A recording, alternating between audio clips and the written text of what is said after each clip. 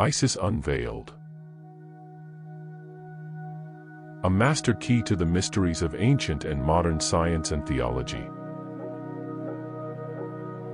By H.P Blavatsky. Originally published in 1877. Continuation of Part 1, Science.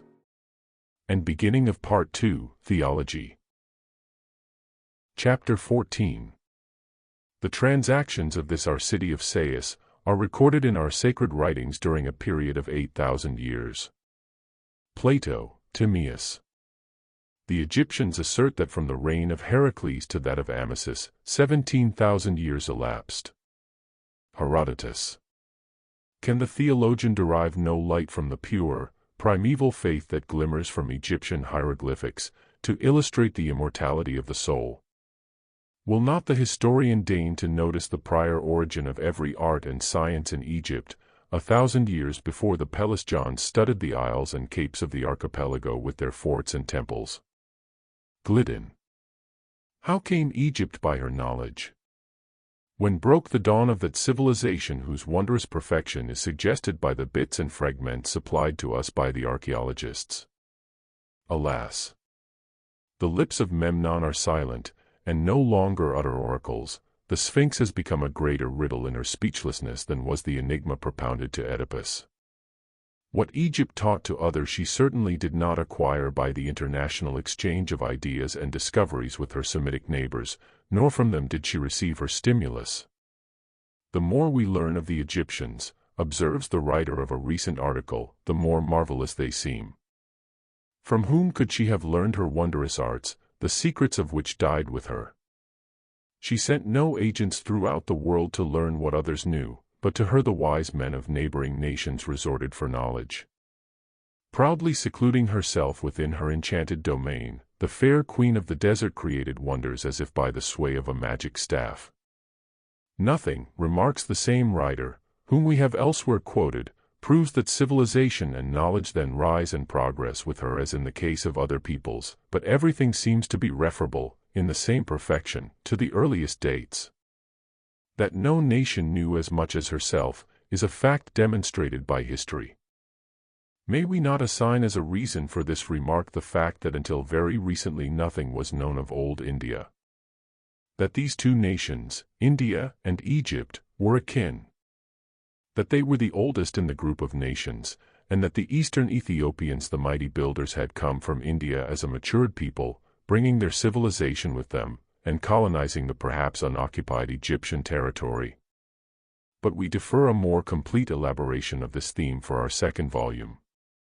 Mechanism, says Eusebe Salvert, was carried by the ancients to a point of perfection that has never been attained in modern times. We would inquire if their inventions have been surpassed in our age.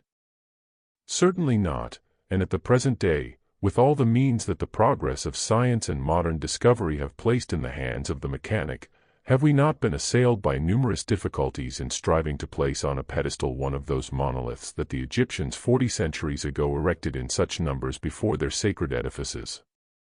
As far back as we can glance into history, to the reign of Menes, the most ancient of the kings that we know anything about, we find proofs that the Egyptians were far better acquainted with hydrostatics and hydraulic engineering than ourselves. The gigantic work of turning the course of the Nile, or rather of its three principal branches, and bringing it to Memphis, was accomplished during the reign of that monarch, who appears to us as distant in the abyss of time as a far glimmering star in the heavenly vault.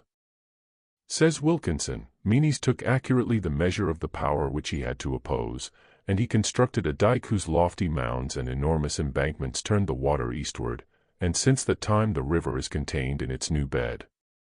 Herodotus has left us a poetical, but still accurate description of the lake Moeris, so called after the pharaoh who caused this artificial sheet of water to be formed. The historian has described this lake as measuring 450 miles in circumference, and 300 feet in depth. It was fed through artificial channels by the Nile, and made to store a portion of the annual overflow for the irrigation of the country, for many miles round. Its numerous floodgates, dams, locks, and convenient engines were constructed with the greatest skill.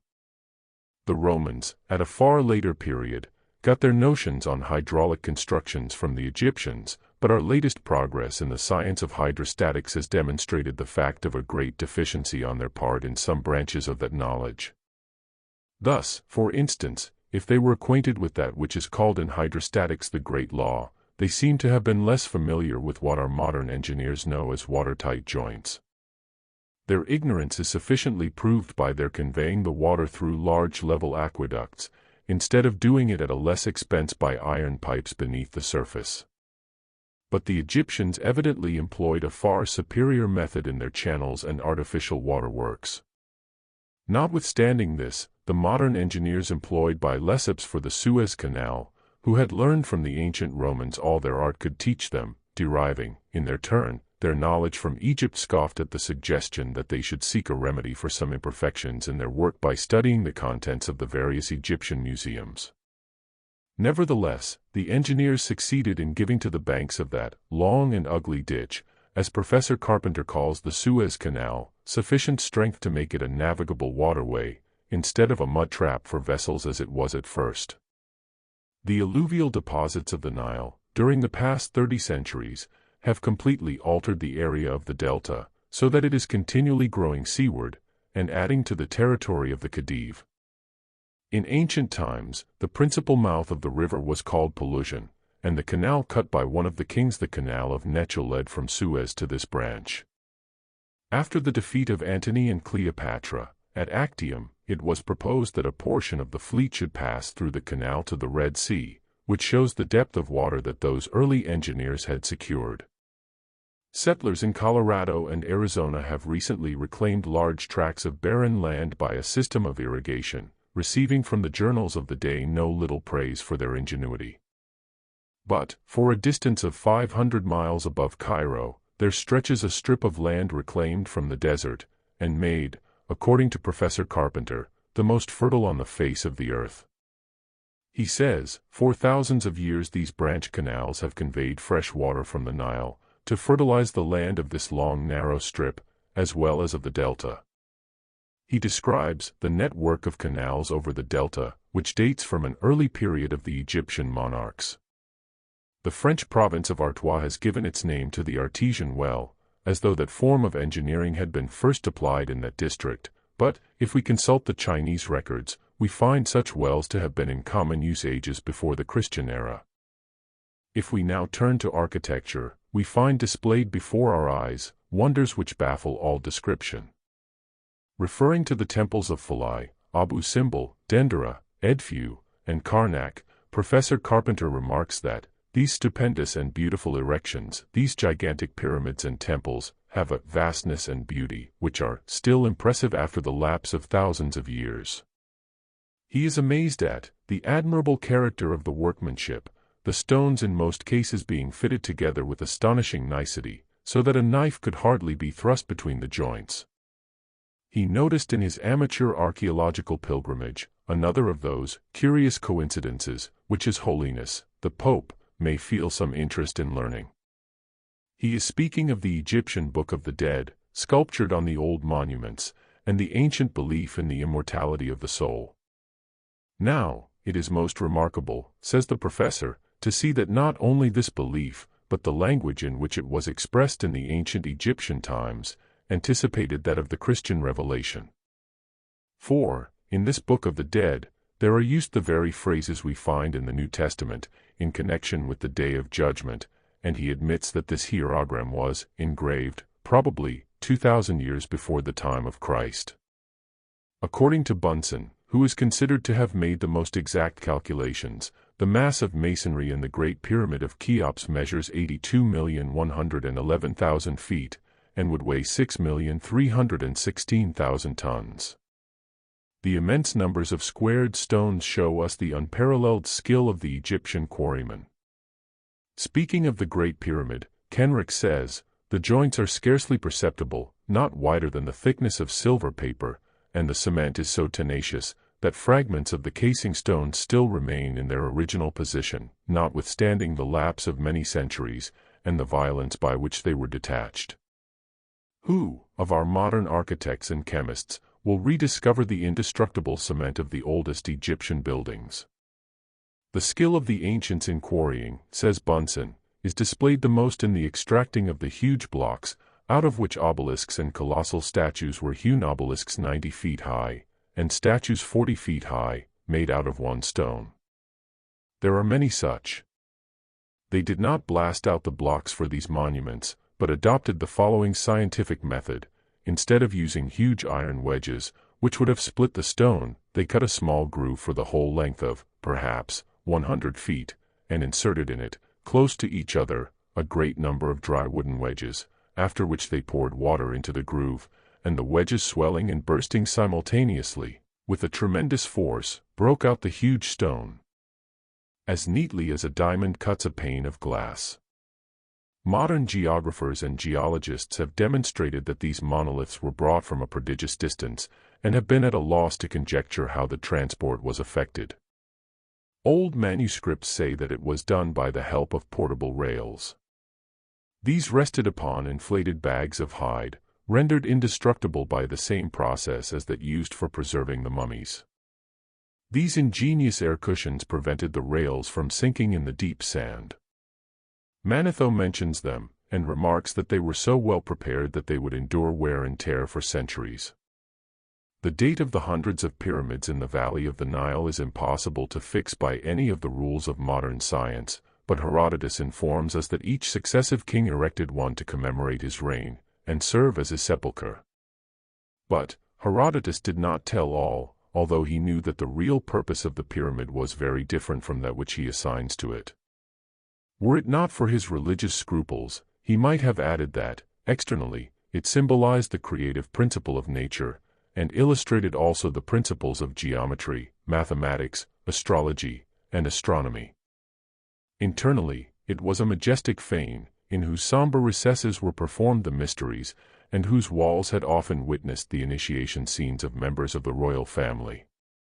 The porphyry sarcophagus, which Professor Piazzi Smith, Astronomer Royal of Scotland, degrades into a corn bin, was the baptismal font, upon emerging from which, the neophyte was born again, and became an adept. Herodotus gives us, however, a just idea of the enormous labor expended in transporting one of these gigantic blocks of granite. It measured 32 feet in length, 21 feet in width, and 12 feet in height. Its weight he estimates to be rising 300 tons, and it occupied 2,000 men for 3 years to move it from Syene to the delta, down the Nile. Gliddon, in his Ancient Egypt, quotes from Pliny a description of the arrangements for moving the obelisk erected at Alexandria by Ptolemaeus Philadelphus. A canal was dug from the Nile to the place where the obelisk lay. 2 boats were floated under it. They were weighted with stones containing 1 cubic foot each, and the weight of the obelisk having been calculated by the engineers, the cargo of the boats was exactly proportioned to it, so that they should be sufficiently submerged to pass under the monolith as it lay across the canal. Then, the stones were gradually removed, the boats rose, lifted the obelisk, and it was floated down the river. In the Egyptian section of the Dresden, or Berlin Museum, we forget which, is a drawing which represents a workman ascending an unfinished pyramid, with a basket of sand upon his back. This has suggested to certain Egyptologists the idea that the blocks of the pyramids were chemically manufactured in loco. Some modern engineers believe that Portland cement, a double silicate of lime and alumina, is the imperishable cement of the ancients. But, on the other hand, Professor Carpenter asserts that the pyramids, with the exception of their granite casing, is formed of what geologists call nummulitic limestone. This is newer than the old chalk, and is made of the shells of animals called nummulites, like little pieces of money about the size of a shilling. However this moot question may be decided, no one, from Herodotus and Pliny down to the last wandering engineer who has gazed upon these imperial monuments of long-crumbled dynasties, has been able to tell us how the gigantic masses were transported and set up in place. Bunsen concedes to Egypt an antiquity of 20,000 years. But even in this matter we would be left to conjecture if we depended upon modern authorities. They can neither tell us for what the pyramids were constructed, under what dynasty the first was raised, nor the material of which they are built. All is conjecture with them.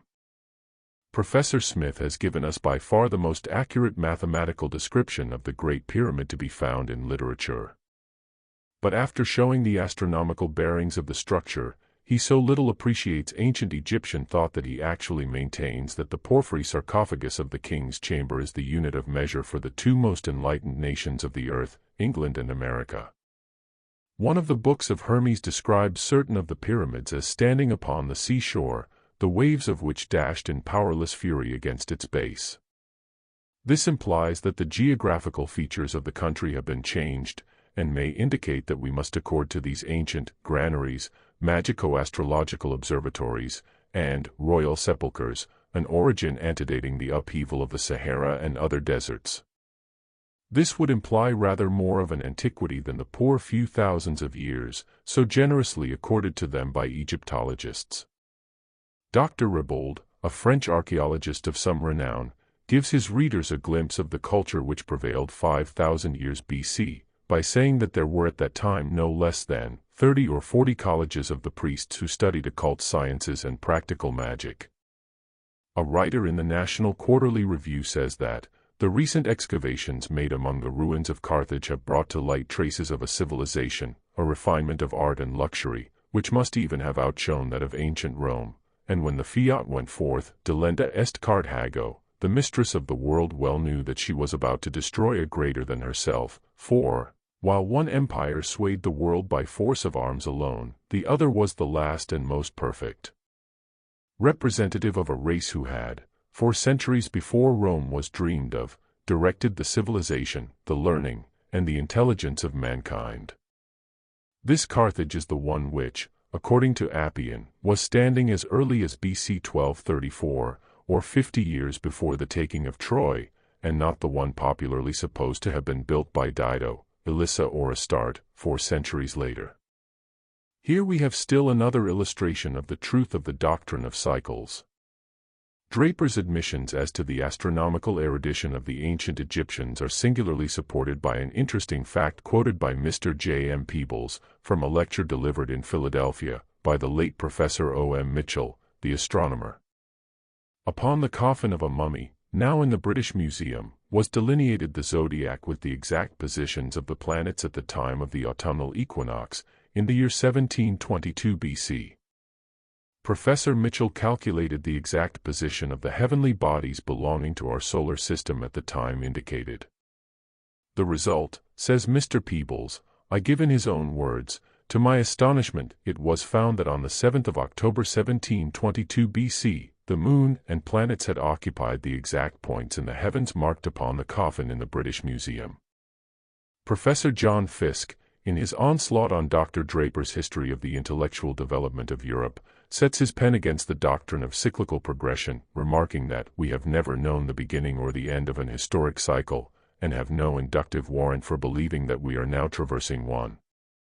He chides the author of that eloquent and thoughtful work for the odd disposition exhibited throughout his work, not only to refer the best part of Greek culture to an Egyptian source, but uniformly to exalt the non-European civilization at the expense of the European.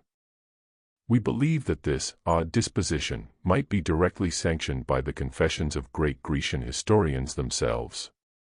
Professor Fiske might, with profit, read Herodotus over again. The father of history confesses more than once that Greece owes everything to Egypt. As to his assertion that the world has never known the beginning or the end of an historical cycle, we have but to cast a retrospective glance on the many glorious nations which have passed away, i.e., reached the end of their great national cycle. Compare the Egypt of that day, with its perfection of art, science, and religion, its glorious cities and monuments, and its swarming population, with the Egypt of today, peopled with strangers, its ruins the abode of bats and snakes, and a few Copts the sole surviving heirs to all this grandeur, and see whether the cyclical theory does not reassert itself. Says Glidden, who is now contradicted by Mr. Fiske, philologists, astronomers, chemists, painters, architects, physicians, must return to Egypt to learn the origin of language and writing, of the calendar and solar motion, of the art of cutting granite with a copper chisel, and of giving elasticity to a copper sword, of making glass with the variegated hues of the rainbow, of moving single blocks of polished syenite, 900 tons in weight, for any distance, by land and water, of building arches, rounded and pointed, with Masonic precision unsurpassed at the present day, and antecedent by 2,000 years to the Cloaca Magna of Rome, of sculpturing a Doric column 1,000 years before the Dorians are known in history, of fresco painting in imperishable colors, of practical knowledge in anatomy, and of time-defying pyramid building.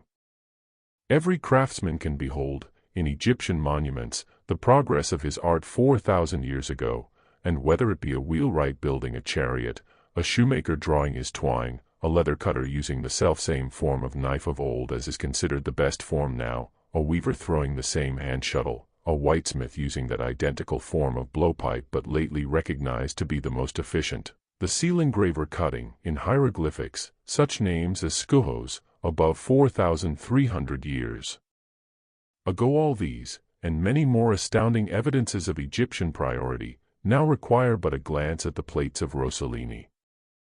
Truly, exclaims Mr. Peebles, these Ramseyan temples and tombs were as much a marvel to the Grecian Herodotus as they are to us. But, even then, the merciless hand of time had left its traces upon their structures, and some of them, whose very memory would be lost were it not for the books of Hermes, had been swept away into the oblivion of the ages. King after king, and dynasty after dynasty had passed in a glittering pageant before the eyes of succeeding generations, and their renown had filled the habitable globe. The same pall of forgetfulness had fallen upon them and their monuments alike, before the first of our historical authorities, Herodotus, preserved for posterity the remembrance of that wonder of the world, the great labyrinth. The long-accepted biblical chronology has so cramped the minds of not only the clergy, but even our scarce unfettered scientists, that in treating of prehistoric remains in different parts of the world, a constant fear is manifested on their part to trespass beyond the period of 6,000 years, hitherto allowed by theology as the age of the world. Herodotus found the labyrinth already in ruins, but nevertheless his admiration for the genius of its builders knew no bounds. He regarded it as far more marvelous than the pyramids themselves, and, as an eyewitness, minutely describes it. The French and Prussian savants, as well as other Egyptologists, agree as to the emplacement, and identified its noble ruins. Moreover, they confirm the account given of it by the old historian. Herodotus says that he found therein 3,000 chambers, half subterranean and the other half above ground. The upper chambers, he says, I myself passed through and examined in detail. In the underground ones, which may exist till now, for all the archaeologists know, the keepers of the building would not let me in, for they contain the sepulchres of the kings who built the labyrinth, and also those of the sacred crocodiles. The upper chambers I saw and examined with my own eyes, and found them to excel all other human productions. In Rawlinson's translation, Herodotus is made to say, the passages through the houses and the varied windings of the paths across the courts excited in me infinite admiration as I passed from the courts into the chambers, and from thence into colonnades, and from colonnades into other houses, and again into courts unseen before. The roof was throughout of stone like the walls, and both were exquisitely carved all over with figures. Every court was surrounded with a colonnade, which was built of white stones, sculptured most exquisitely. At the corner of the labyrinth stands a pyramid 40 fathoms high, with large figures engraved on it, and it is entered by a vast subterranean passage. If such was the labyrinth, when viewed by Herodotus, what, in such a case, was ancient Thebes, the city destroyed far earlier than the period of Psammetichus, who himself reigned 530 years after the destruction of Troy? We find that in his time Memphis was the capital, while of the glorious Thebes there remained but ruins. Now, if we, who are enabled to form our estimate only by the ruins of what was already ruined so many ages before our era, are stupefied in their contemplation, what must have been the general aspect of Thebes in the days of its glory? Karnak temple, palace, ruins, or whatsoever the archaeologists may term it, is now its only representative. But solitary and alone as it stands, fit emblem of majestic empire, as if forgotten by time in the onward march of the centuries, it testifies to the art and skill of the ancients. He must be indeed devoid of the spiritual perception of genius, who fails to feel as well as to see the intellectual grandeur of the race that planned and built it. Champollion, who passed almost his entire life in the exploration of archaeological remains, gives vent to his emotions in the following descriptions of Karnak. The ground covered by the mass of remaining buildings is square, and each side measures 1,800 feet. One is astounded and overcome by the grandeur of the sublime remnants, the prodigality and magnificence of workmanship to be seen everywhere. No people of ancient or modern times has conceived the art of architecture upon a scale so sublime, so grandiose as it existed among the ancient Egyptians, and the imagination, which in Europe soars far above our porticos, arrests itself and falls powerless at the foot of the 140 columns of the hypostyle of Karnak. In one of its halls, the Cathedral of Notre Dame might stand and not touch the ceiling, but be considered as a small ornament in the center of the hall. A writer in a number of an English periodical, of 1870, evidently speaking with the authority of a traveler who describes what he has seen, expresses himself as follows: courts, halls, gateways, pillars, obelisks, monolithic figures, sculptures, long rows of sphinxes, are found in such profusion at Karnak, that the sight is too much for modern comprehension. Says Denon, the French traveler, it is hardly possible to believe, after seeing it, in the reality of the existence of so many buildings collected together on a single point, in their dimensions, in the resolute perseverance which their construction required, and in the incalculable expenses of so much magnificence. It is necessary that the reader should fancy what is before him to be a dream, as he who views the objects themselves occasionally yields to the doubt whether he be perfectly awake.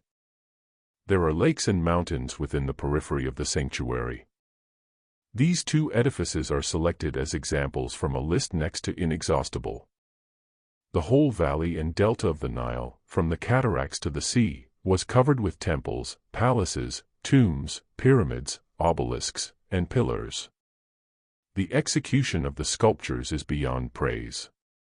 The mechanical perfection with which artists wrought in granite, serpentine, breccia, and basalt is wonderful. According to all the experts, animals and plants look as good as natural, and artificial objects are beautifully sculptured. Battles by sea and land, and scenes of domestic life are to be found in all their bas-reliefs. The monuments, says an English author, which there strike the traveler, fill his mind with great ideas. At the sight of the colossuses and superb obelisks, which seem to surpass the limits of human nature, he cannot help exclaiming, "This was the work of men," and this sentiment seems to ennoble his existence.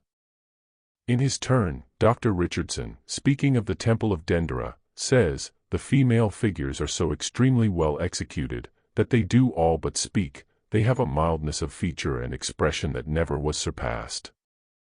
Every one of these stones is covered with hieroglyphics, and the more ancient they are, the more beautifully we find them chiseled." Does not this furnish a new proof that history got its first glimpse of the ancients when the arts were already fast degenerating among them? The obelisks have their inscriptions cut 2 inches, and sometimes more, in depth, and they are cut with the highest degree of perfection. Some idea may be formed of their depth, from the fact that the Arabs, for a small fee, will climb sometimes to the very top of an obelisk, by inserting their toes and fingers in the excavations of the hieroglyphics. That all of these works, in which solidity rivals the beauty of their execution, were done before the days of the Exodus, there remains no historical doubt whatever. All the archaeologists now agree in saying that, the further back we go in history, the better and finer become these arts. These views clash again with the individual opinion of Mr. Fiske, who would have us believe that the sculptures upon these monuments, of Egypt, Hindustan, and Assyria, moreover, betoken a very undeveloped condition of the artistic faculties. Nay, the learned gentleman goes farther. Joining his voice in the opposition against the claims of learning which belongs by right to the sacerdotal castes of antiquity to that of Lewis, he contemptuously remarks that the extravagant theory of a profound science possessed by the Egyptian priesthood from a remote antiquity, and imparted to itinerant Greek philosophers, has been utterly destroyed by Sir G.C. Lewis, while, with regard to Egypt and Hindustan, as well as Assyria, it may be said that the colossal monuments which have adorned these countries since prehistoric times bear witness to the former prevalence of a barbaric despotism, totally incompatible with social nobility, and, therefore, with well-sustained progress. A curious argument, indeed. If the size and grandeur of public monuments are to serve to our posterity as a standard by which to approximately estimate the progress of civilization attained by their builders, it may be prudent, perhaps, for America, so proud of her alleged progress and freedom, to dwarf her buildings at once to one story. Otherwise, according to Professor Fiske's theory, the archaeologists of AD 3877 will be applying to the ancient America of 1877 the rule of Lewis and say the ancient United States may be considered as a great latifundium, or plantation, cultivated by the entire population, as the kings, presidents, slaves. Is it because the white-skinned Aryan races were never born builders, like the Eastern Ethiopians, or dark-skinned Caucasians, and, therefore, never able to compete with the latter in such colossal structures, that we must jump at the conclusion that these grandiose temples and pyramids could only have been erected under the whip of a merciless despot? Strange logic. It would really seem more prudent to hold to the rigorous canons of criticism laid down by Lewis and Grote, and honestly confess at once that we really know little about these ancient nations, and that, except so far as purely hypothetical speculations go, unless we study in the same direction as the ancient priests did, we have as little chance in the future. We only know what they allowed the uninitiated to know, but the little we do learn of them by deduction ought to be sufficient to assure us that, even in the 19th century, with all our claims to supremacy in arts and sciences, we are totally unable, we will not say to build anything like the monuments of Egypt, Hindustan, or Assyria, but even to rediscover the least of the ancient lost arts. Besides, Sir Gardner Wilkinson gives forcible expression to this view of the exhumed treasures of old, by adding that, he can trace no primitive mode of life, no barbarous customs, but a sort of stationary civilization from the most remote periods. Thus far, archaeology disagrees with geology, which affirms that the further they trace the remains of men, the more barbarous they find them. It is doubtful if geology has even yet exhausted the field of research afforded her in the caves, and the views of geologists, which are based upon present experience, may be radically modified when they come to discover the remains of the ancestors of the people whom they now style the cave dwellers. What better illustrates the theory of cycles than the following fact? Nearly 700 years B.C., in the schools of Thales and Pythagoras was taught the doctrine of the true motion of the earth, its form, and the whole heliocentric system. And in 317 A.D., we find Lactantius, the preceptor of Crispus Caesar, son of Constantine the Great, teaching his pupil that the earth was a plain surrounded by the sky, which is composed of fire and water, and warning him against the heretical doctrine of the earth's globular form. Whenever, in the pride of some new discovery, we throw a look into the past, we find, to our dismay, certain vestiges which indicate the possibility, if not certainty, that the alleged discovery was not totally unknown to the ancients. It is generally asserted that neither the early inhabitants of the Mosaic times, nor even the more civilized nations of the Ptolemaic period were acquainted with electricity. If we remain undisturbed in this opinion, it is not for lack of proofs to the contrary. We may disdain to search for a profounder meaning in some characteristic sentences of Servius and other writers, we cannot so obliterate them but that, at some future day, that meaning will appear to us in all its significant truths. The first inhabitants of the earth, says he, never carried fire to their altars, but by their prayers they brought down the heavenly fire. Prometheus discovered and revealed to men the art of bringing down lightning, and by the method which he taught to them, they brought down fire from the region above. If, after pondering these words, we are still willing to attribute them to the phraseology of mythological fables, we may turn to the days of Numa, the king philosopher, so renowned for his esoteric learning, and find ourselves more embarrassed to deal with his case. We can neither accuse him of ignorance, superstition, nor credulity, For, if history can be believed at all, he was intently bent on destroying polytheism and idol worship. He had so well dissuaded the Romans from idolatry that for nearly 2 centuries neither statues nor images appeared in their temples. On the other hand, old historians tell us that the knowledge which Numa possessed in natural physics was remarkable. Tradition says that he was initiated by the priests of the Etruscan divinities, and instructed by them in the secret of forcing Jupiter, the Thunderer, to descend upon earth. Ovid shows that Jupiter Elicius began to be worshipped by the Romans from that time. Salvert is of the opinion that before Franklin discovered his refined electricity, Numa had experimented with it most successfully, and that Tullus Hostilius was the first victim of the dangerous, heavenly guest, recorded in history. Titus Livy and Pliny narrate that this prince, having found in the books of Numa instructions on the secret sacrifices offered to Jupiter Elicius, made a mistake, and, in consequence of it, he was struck by lightning and consumed in his own palace. Salvert remarks that Pliny, in the exposition of Numa's scientific secrets, makes use of expressions which seem to indicate 2 distinct processes: the one obtained thunder, impetrare, the other forced it to lightning, cogere. Guided by Numa's book, says Lucius, quoted by Pliny, Tullus undertook to invoke the aid of Jupiter. But having performed the rite imperfectly, he perished, struck by thunder.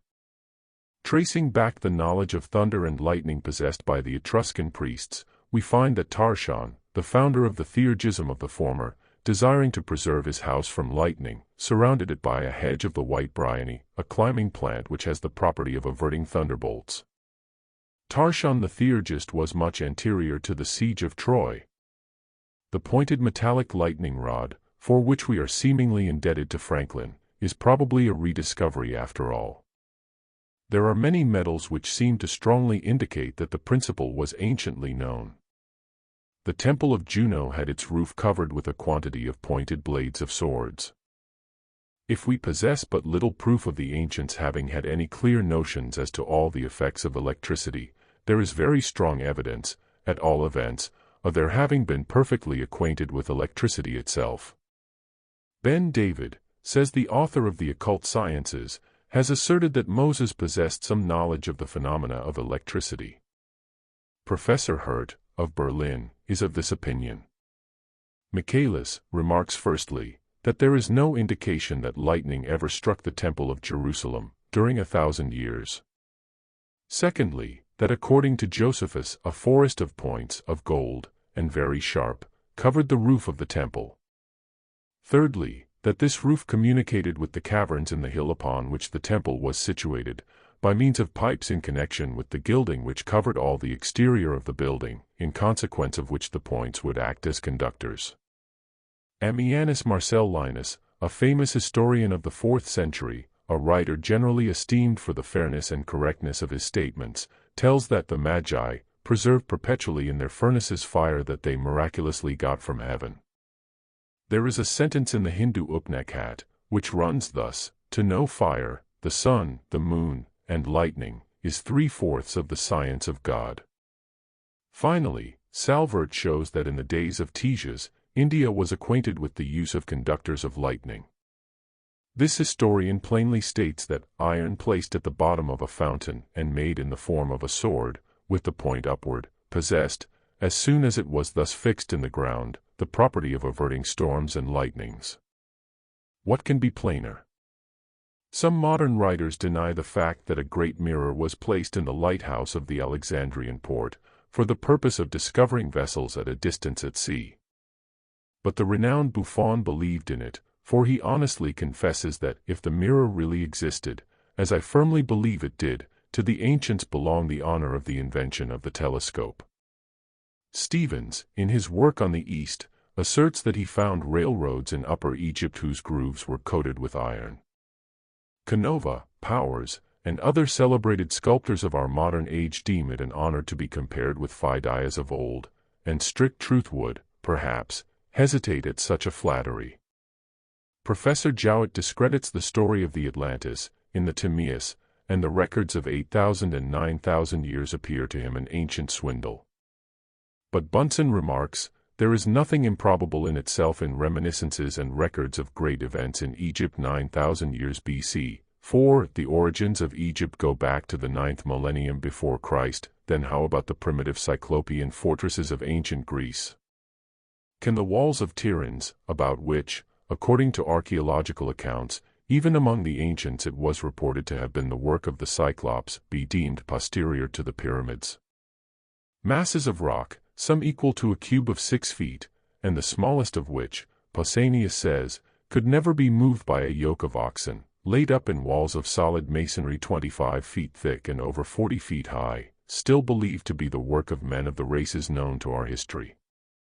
Wilkinson's researches have brought to light the fact that many inventions of what we term modern, and upon which we plume ourselves, were perfected by the ancient Egyptians. The newly discovered papyrus of Ebers, the German archaeologist, proves that neither our modern chignons, skin-beautifying pearl powders, nor os dentifrices were secrets to them. More than one modern physician, even among those who advertise themselves as having made a speciality of nervous disorders, may find his advantage in consulting the medical books of Hermes, which contain prescriptions of real therapeutic value. The Egyptians, as we have seen, excelled in all arts. They made paper so excellent in quality as to be time-proof. They took out the pith of the papyrus, says our anonymous writer, previously mentioned, dissected and opened the fiber, and flattening it by a process known to them, made it as thin as our foolscap paper, but far more durable. They sometimes cut it into strips and glued it together. Many of such written documents are yet in existence. The papyrus found in the tomb of the Queen's mummy, and another one found in the sarcophagus of the Chambre de la Reine, at Gizeh, present the appearance of the finest glossy white muslin, while it possesses the durability of the best calf parchment. For a long time the savants believed the papyrus to have been introduced by Alexander the Great, as they erroneously imagined a good many more things, but Lepsius found rolls of papyri in tombs and monuments of the 12th dynasty. Sculptured pictures of papyri were found later, on monuments of the 4th dynasty, and now it is proved that the art of writing was known and used as early as the days of Menes, the proto-monarch, and thus it was finally discovered that the art and their system of writing were perfect and complete from the very first. It is to Champollion that we owe the first interpretation of their weird writing, and, but for his lifelong labor, we would till now remain uninformed as to the meaning of all these pictured letters, and the ancients would still be considered ignorant by the moderns whom they so greatly excelled in some arts and sciences. He was the first to find out what wondrous tale the Egyptians had to tell, for one who could read their endless manuscripts and records. They left them on every spot and object capable of receiving characters. They engraved, and chiseled, and sculptured them on monuments. They traced them on furniture, rocks, stones, walls, coffins, and tombs, as on the papyrus. The pictures of their daily lives, in their smallest details, are being now unraveled before our dazzled eyes in the most wondrous way. Nothing, of what we know, seems to have been overlooked by the ancient Egyptians. The history of Sesostris shows us how well he and his people were versed in the art and practice of war. The pictures show how formidable they were when encountered in battle. They constructed war engines. Horner says that through each of the 100 gates of Thebes issued 200 men with horses and chariots. The latter were magnificently constructed, and very light in comparison with our modern heavy, clumsy, and uncomfortable artillery wagons. Kenrick describes them in the following terms: in short, as all the essential principles which regulate the construction and draft of carriages are exemplified in the war chariots of the pharaohs, so there is nothing which modern taste and luxury have devised for their decoration to which we do not find a prototype in the monuments of the 18th dynasty. Metallic springs have been found in them, and, notwithstanding Wilkinson's superficial investigation in that direction, and description of these in his studies, we find proofs that such were used to prevent the jolting in the chariots in their too rapid course. The bas-reliefs show us certain melees and battles in which we can find and trace their uses and customs to the smallest details. The heavily armed men fought in coats of mail, the infantry had quilted tunics and felt helmets, with metallic coverings to protect them the better. Muratori, the modern Italian inventor who, some 10 years ago, introduced his impenetrable cuirass, has but followed in his invention what he could make out of the ancient method which suggested to him the idea. The process of rendering such objects as cardboard, felt, and other tissues, impenetrable to the cuts and thrusts of any sharp weapon, is now numbered among the lost arts. Muratori succeeded but imperfectly in preparing such felt cuirasses, and, notwithstanding the boasted achievements of modern chemistry, he could derive from it no preparation adequate to effect his object, and failed. To what perfection chemistry had reached in ancient times may be inferred from a fact mentioned by Vieri. In his dissertations, he shows that Asclepiodotus, a general of Mithridates, reproduced chemically the deleterious exhalations of the sacred grotto. These vapors, like those of Kearney, threw the Pythoness into the mantic frenzy. Egyptians used bows, double-edged swords and daggers, javelins, spears, and pikes. The light troops were armed with darts and slings, charioteers wielded maces and battle-axes, in siege operations they were perfect. The assailants, says the anonymous writer, advanced, forming a narrow and long line, the point being protected by a triple-sided, impenetrable engine pushed before them on a kind of roller, by an invisible squad of men. They had covered underground passages with trapdoors, scaling ladders, and the art of escalade and military strategy was carried by them to perfection. The battering ram was familiar to them as other things, being such experts in quarrying they knew how to set a mine to a wall and bring it down. The same writer remarks that it is a great deal safer for us to mention what the Egyptians did than what they did not know, for every day brings some new discovery of their wonderful knowledge, and if, he adds, we were to find out that they used Armstrong guns, this fact would not be much more astonishing than many of the facts brought out to light already. The proof that they were proficient in mathematical sciences lies in the fact that those ancient mathematicians whom we honor as the fathers of geometry went to Egypt to be instructed.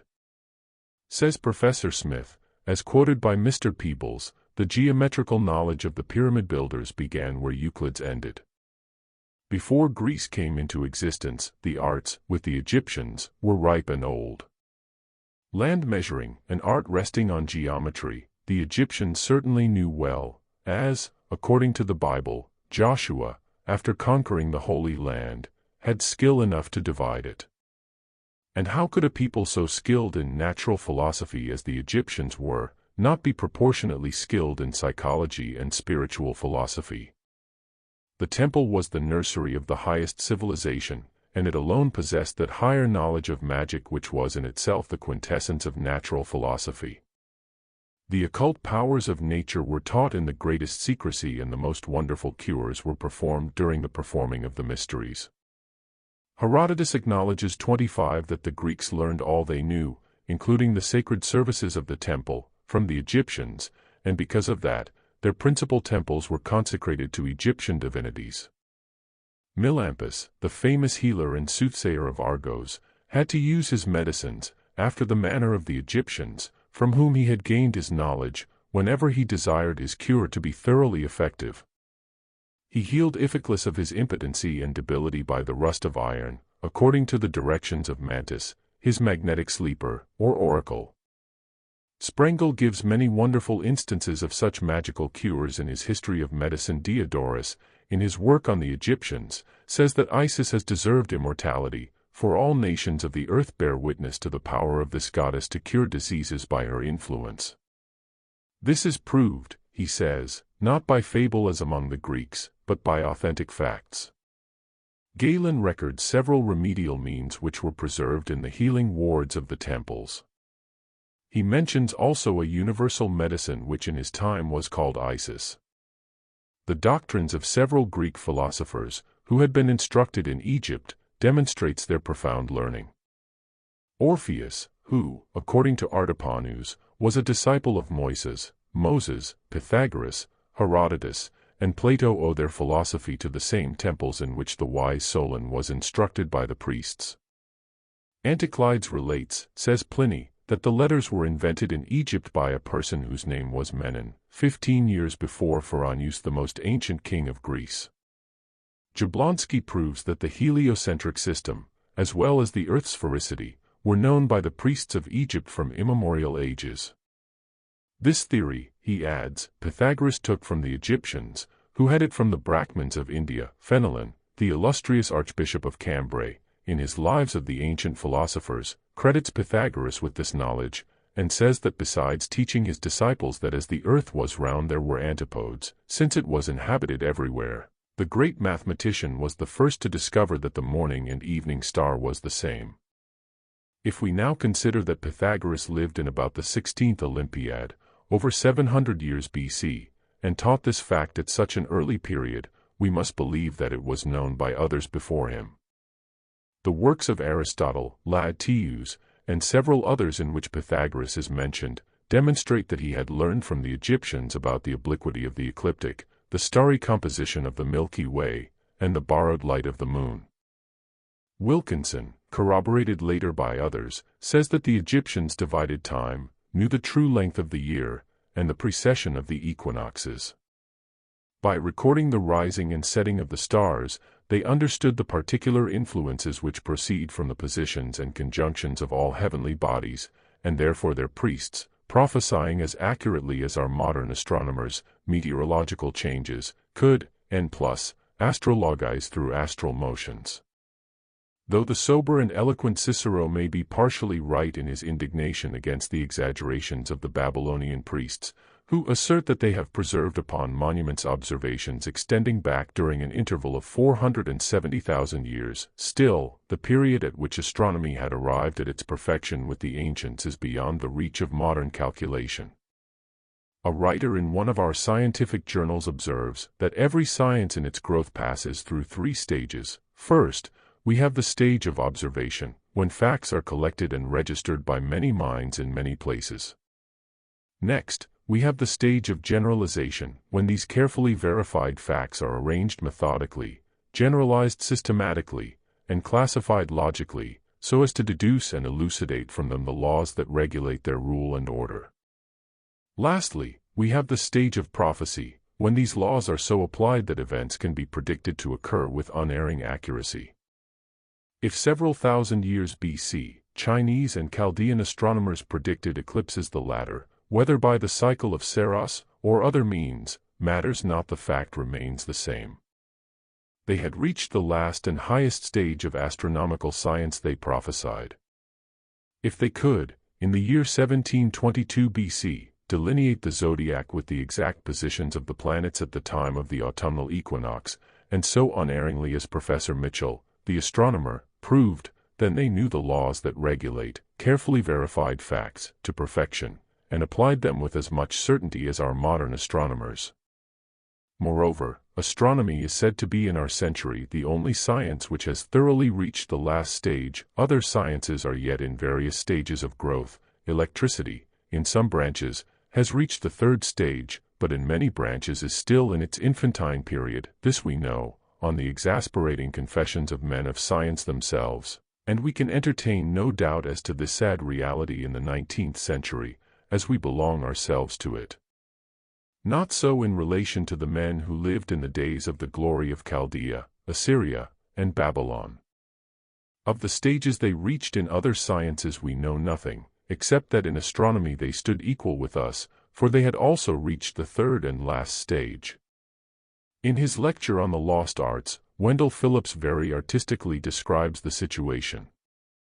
We seem to imagine, says he, that whether knowledge will die with us or not, it certainly began with us. We have a pitying estimate, a tender pity for the narrowness, ignorance, and darkness of the bygone ages. To illustrate our own idea with the closing sentence of the favorite lecturer, we may as well confess that we undertook this chapter, which in one sense interrupts our narrative, to inquire of our men of science, whether they are sure that they are boasting on the right line. Thus we read of a people, who, according to some learned writers, had just emerged from the Bronze Age into the succeeding age of iron. If Chaldea, Assyria, and Babylon presented stupendous and venerable antiquities reaching far back into the night of time, Persia was not without her wonders of a later date. The pillared halls of Persepolis were filled with miracles of art carvings, sculptures, enamels, alabaster libraries, obelisks, sphinxes, colossal bulls. Ecbatana, in Media, the cool summer retreat of the Persian kings, was defended by 7 encircling walls of hewn and polished blocks, the interior ones in succession of increasing height, and of different colors, in astrological accordance with the 7 planets. The palace was roofed with silver tiles, its beams were plated with gold. At midnight, in its halls, the sun was rivaled by many a row of naphtha cressets. A paradise, that luxury of the monarchs of the East, was planted in the midst of the city. The Persian Empire was truly the garden of the world. In Babylon there still remained its walls, once more than 60 miles in compass and, after the ravages of 3 centuries and 3 conquerors, still more than 80 feet in height, there were still the ruins of the temple of the cloud-encompassed Bel. On its top was planted the observatory wherein the weird Chaldean astronomers had held nocturnal communion with the stars. Still there were vestiges of the 2 palaces with their hanging gardens, in which were trees growing in mid-air, and the wreck of the hydraulic machinery that had supplied them from the river. Into the artificial lake, with its vast apparatus of aqueducts and sluices, the melted snows of the Armenian mountains found their way and were confined in their course through the city by the embankments of the Euphrates. Most wonderful of all, perhaps, was the tunnel under the riverbed. In his first Traces of Men in Europe, Albrecht Müller proposes a name descriptive of the age in which we live, and suggests that the age of paper is perhaps as good as any that can be discussed.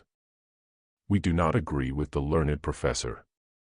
Our firm opinion is that succeeding generations will term ours, at best, the age of brass, at worst, that of Albada or of Orowide. The thought of the present-day commentator and critic as to the ancient learning is limited to and runs round the exoterism of the temples. His insight is either unwilling or unable to penetrate into the solemn adit of old, where the Hierophant instructed the neophyte to regard the public worship in its true light. No ancient sage would have taught that man is the king of creation, and that the starry heaven and our mother earth were created for his sake. He, who doubts the assertion, may turn to the magical and philosophical precepts of Zoroaster, and find its corroboration in the following: direct not thy mind to the vast measures of the earth, for the plant of truth is not upon ground.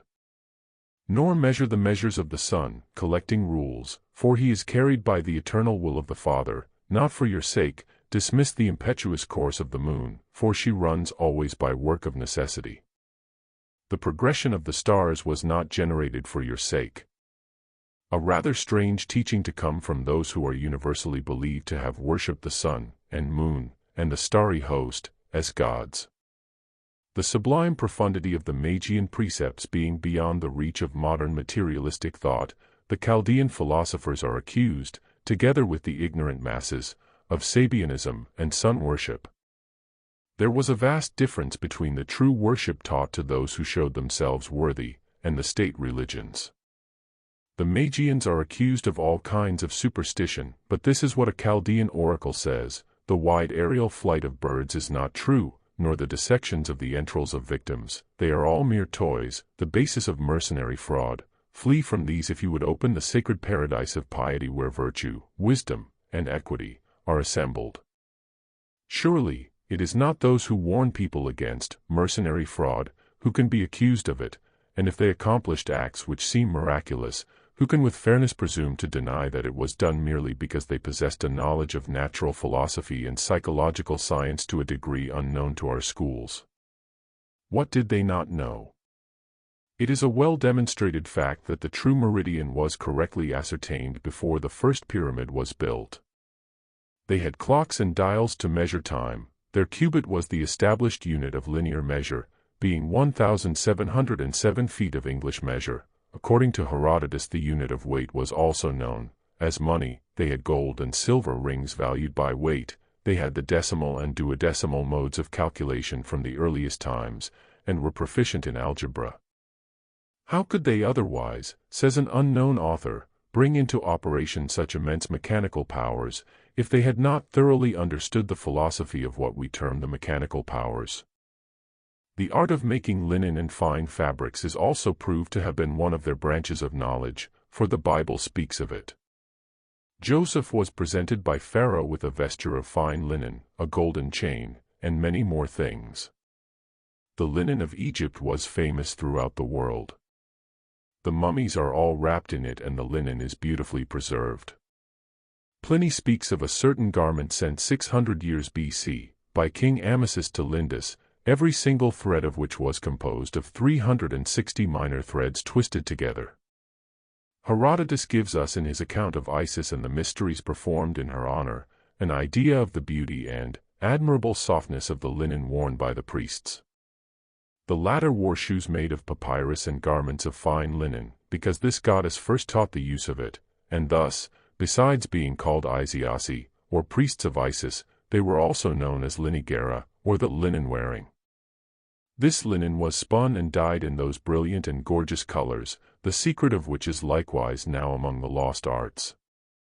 On the mummies we often find the most beautiful embroidery and beadwork ornamenting their shirts. Several of such can be seen in the Museum of Bialak, Cairo, and are unsurpassable in beauty. The designs are exquisite, and the labor seems immense.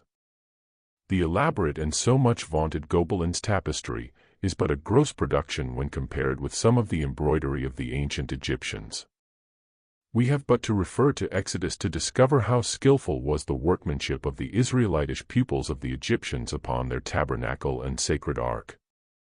The sacerdotal vestments, with their decorations of pomegranates and golden bells, and the thummim, or jeweled breastplate of the high priest, are described by Josephus as being of unparalleled beauty and of wonderful workmanship, and yet we find beyond doubt that the Jews adopted their rites and ceremonies, and even the special dress of their Levites, from the Egyptians. Clemens Alexandrinus acknowledges it very reluctantly, and so does Origen and other fathers of the Church, some of whom, as a matter of course, attribute the coincidence to a clever trick of Satan in anticipation of events. Proctor, the astronomer, says in one of his books, the remarkable breastplate worn by the Jewish high priest was derived directly from the Egyptians. The word thummim itself is evidently of Egyptian origin, borrowed by Moses, like the rest, for further on the same page, Mr. Proctor says that, in the often repeated picture of judgment the deceased Egyptian is seen conducted by the god Horus, while Anubis places on one of the balances a vase supposed to contain his good actions, and in the other is the emblem of truth, a representation of Thme, the goddess of truth, which was also worn on the judicial breastplate.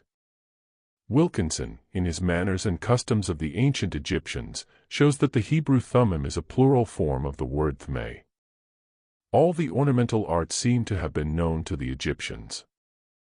Their jewelry of gold, silver, and precious stones are beautifully wrought, so was the cutting, polishing, and setting of them executed by their lapidaries in the finest style.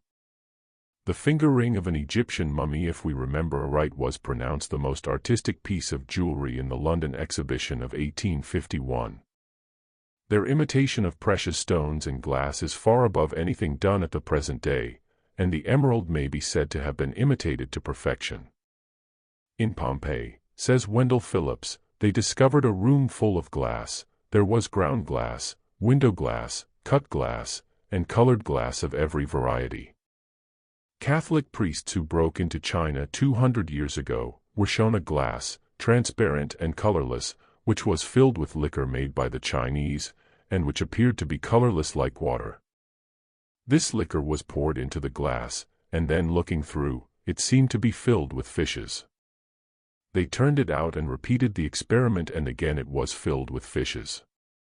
In Rome they show a bit of glass, a transparent glass, which they light up so as to show you that there is nothing concealed, but in the center of the glass is a drop of colored glass, perhaps as large as a pea, modeled like a duck, and which even a miniature pencil could not do more perfectly. It is manifest that this drop of liquid glass must have been poured, because there is no joint. This must have been done by a greater heat than the annealing process, because that process shows breaks. In relation to their wonderful art of imitating precious stones, the lecturer speaks of the celebrated vase of the Genoa Cathedral, which was considered for long centuries a solid emerald. The Roman Catholic legend of it was that it was one of the treasures that the Queen of Sheba gave to Solomon, and that it was the identical cup out of which the Savior drank at the Last Supper. Subsequently it was found not to be an emerald, but an imitation, and when Napoleon brought it to Paris and gave it to the Institute, the scientists were obliged to confess that it was not a stone, and that they could not tell what it was. Further, speaking of the skill of the ancients in metal works, the same lecturer narrates that, when the English plundered the summer palace of the Emperor of China, the European artists were surprised at seeing the curiously wrought metal vessels of every kind, far exceeding all the boasted skill of the workmen of Europe. African tribes in the interior of the country gave travelers better razors than they had. George Thompson told me, he adds, he saw men in Calcutta throw a handful of floss silk into the air, and a Hindu sever it into pieces with his saber of native steel. He concludes by the apt remark that, the steel is the greatest triumph of metallurgy, and metallurgy is the glory of chemistry. So with the ancient Egyptians and Semitic races. They dug gold and separated it with the utmost skill. Copper, lead, and iron were found in abundance near the Red Sea. In a lecture delivered in 1873, on the cavemen of Devonshire, Mr. W. Pangeli stated on the authority of some Egyptologists that the first iron used in Egypt was meteoric iron, as the earliest mention of this metal is found in an Egyptian document, in which it is called the stone from heaven. This would imply the idea that the only iron which was in use in days of old was meteorite. This may have been the case at the commencement of the period embraced in our present geological explorations, but till we can compute with at least approximate accuracy the age of our excavated relics, who can tell but that we are making a blunder of possibly several 100,000 years? The injudiciousness of dogmatizing upon what the ancient Chaldeans and Egyptians did not know about mining and metallurgy is at least partially shown by the discoveries of Colonel Howard Weiss. Moreover, many of such precious stones as are only found at a great depth in mines are mentioned in Homer and the Hebrew Scriptures. Have scientists ascertained the precise time when mining shafts were first sunk by mankind? According to Dr. A. C. Hamlin, in India, the arts of the goldsmith and lapidary have been practiced from an unknown antiquity. That the Egyptians either knew from the remotest ages how to temper steel, or possessed something still better and more perfect than the implement necessary in our days for chiseling, is an alternative from which the archaeologists cannot escape. How else could they have produced such artistic chiseling, or wrought such sculpture as they did? The critics may take their choice of either, according to them, steel tools of the most exquisite temper, or some other means of cutting syenite, granite, and basalt, which, in the latter case, must be added to the long catalogue of lost arts. Professor Albrecht Müller says, we may ascribe the introduction of bronze manufacture into Europe to a great race immigrant from Asia some 6,000 years ago, called Aryas or Aryans. Civilization of the East preceded that of the West by many centuries. There are many proofs that a considerable degree of culture existed at its very beginning. Bronze was yet in use, but iron as well. Pottery was not only shaped on the lathe, but burned a good red. Manufactures in glass, gold, and silver are found for the first time. In lonely mountain places are yet found dross, and the remains of iron furnaces. To be sure, this dross is sometimes ascribed to volcanic action, but it is met with where volcanoes never could have existed. But it is in the process of preparing mummies that the skill of this wonderful people is exemplified in the highest degree. None but those who have made special study of the subject can estimate the amount of skill, patience, and knowledge exacted for the accomplishment of this indestructible work, which occupied several months. Both chemistry and surgery were called into requisition. The mummies, if left in the dry climate of Egypt, seem to be practicably imperishable, and even when removed after a repose of several thousand years, show no signs of change. The body, says the anonymous writer, was filled with myrrh, cassia, and other gums, and after that, saturated with natron. Then followed the marvelous swathing of the embalmed body, so artistically executed, that professional modern bondagists are lost in admiration at its excellency. Says Dr. Granville, there is not a single form of bandage known to modern surgery, of which far better and cleverer examples are not seen in the swathings of the Egyptian mummies.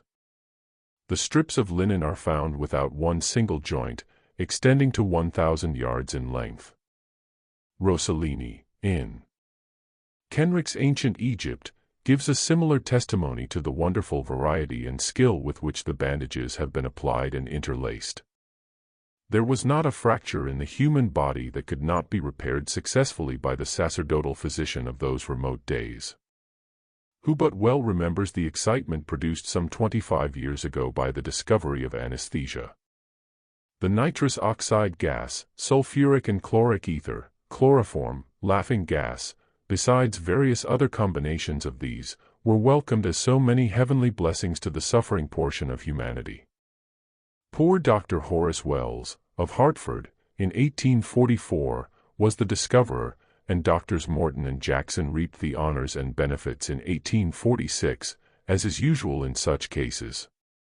The anesthetics were proclaimed the greatest discovery ever made. And, though the famous lithion of Morton and Jackson, a compound of sulfuric ether, the chloroform of Sir James Simpson, and the nitrous oxide gas, introduced by Colton, in 1843, and by Dunham and Smith, were occasionally checked by fatal cases, it still did not prevent these gentlemen from being considered public benefactors. The patient successfully put to sleep sometimes awoke no more. What matters that, so long as others were relieved? Physicians assure us that accidents are now but rarely apprehended. Perhaps it is because the beneficent anesthetic agents are so parsimoniously applied as to fail in their effects one half of the time, leaving the sufferer paralyzed for a few seconds in his external movements, but feeling the pain as acutely as ever. On the whole, however, chloroform and laughing gas are beneficent discoveries. But, are they the first anesthetics ever discovered, strictly speaking? Dioscorides speaks of the stone of Memphis, lapis memphiticus, and describes it as a small pebble round, polished, and very sparkling. When ground into powder, and applied as an ointment to that part of the body on which the surgeon was about to operate, either with his scalpel or fire, it preserved that part, and only that part from any pain of the operation. In the meantime, it was perfectly harmless to the constitution of the patient, who retained his consciousness throughout, in no way dangerous from its effects, and acted so long as it was kept on the affected part. When taken in a mixture of wine or water, all feeling of suffering was perfectly deadened. Pliny gives also a full description of it. From time immemorial, the Brahmins have had in their possession secrets quite as valuable. The widow, bent on the self-sacrifice of concremation, called Sahamaranya, has no dread of suffering the least pain, for the fiercest flames will consume her, without one pang of agony being experienced by her. The holy plants which crown her brow, as she is conducted in ceremony to the funeral pile, the sacred root culled at the midnight hour on the spot where the Ganges and the Yamuna mingle their waters, and the process of anointing the body of the self-appointed victim with ghee and sacred oils, after she has bathed in all her clothes and finery, are so many magical anesthetics. Supported by those she is going to part with in body, she walks thrice around her fiery couch, and, after bidding them farewell, is cast on the dead body of her husband, and leaves this world without a single moment of suffering. The semi-fluid, says a missionary writer, an eyewitness of several such ceremonies, the ghee, is poured upon the pile, it is instantly inflamed, and the drugged widow dies quickly of suffocation before the fire reaches her body.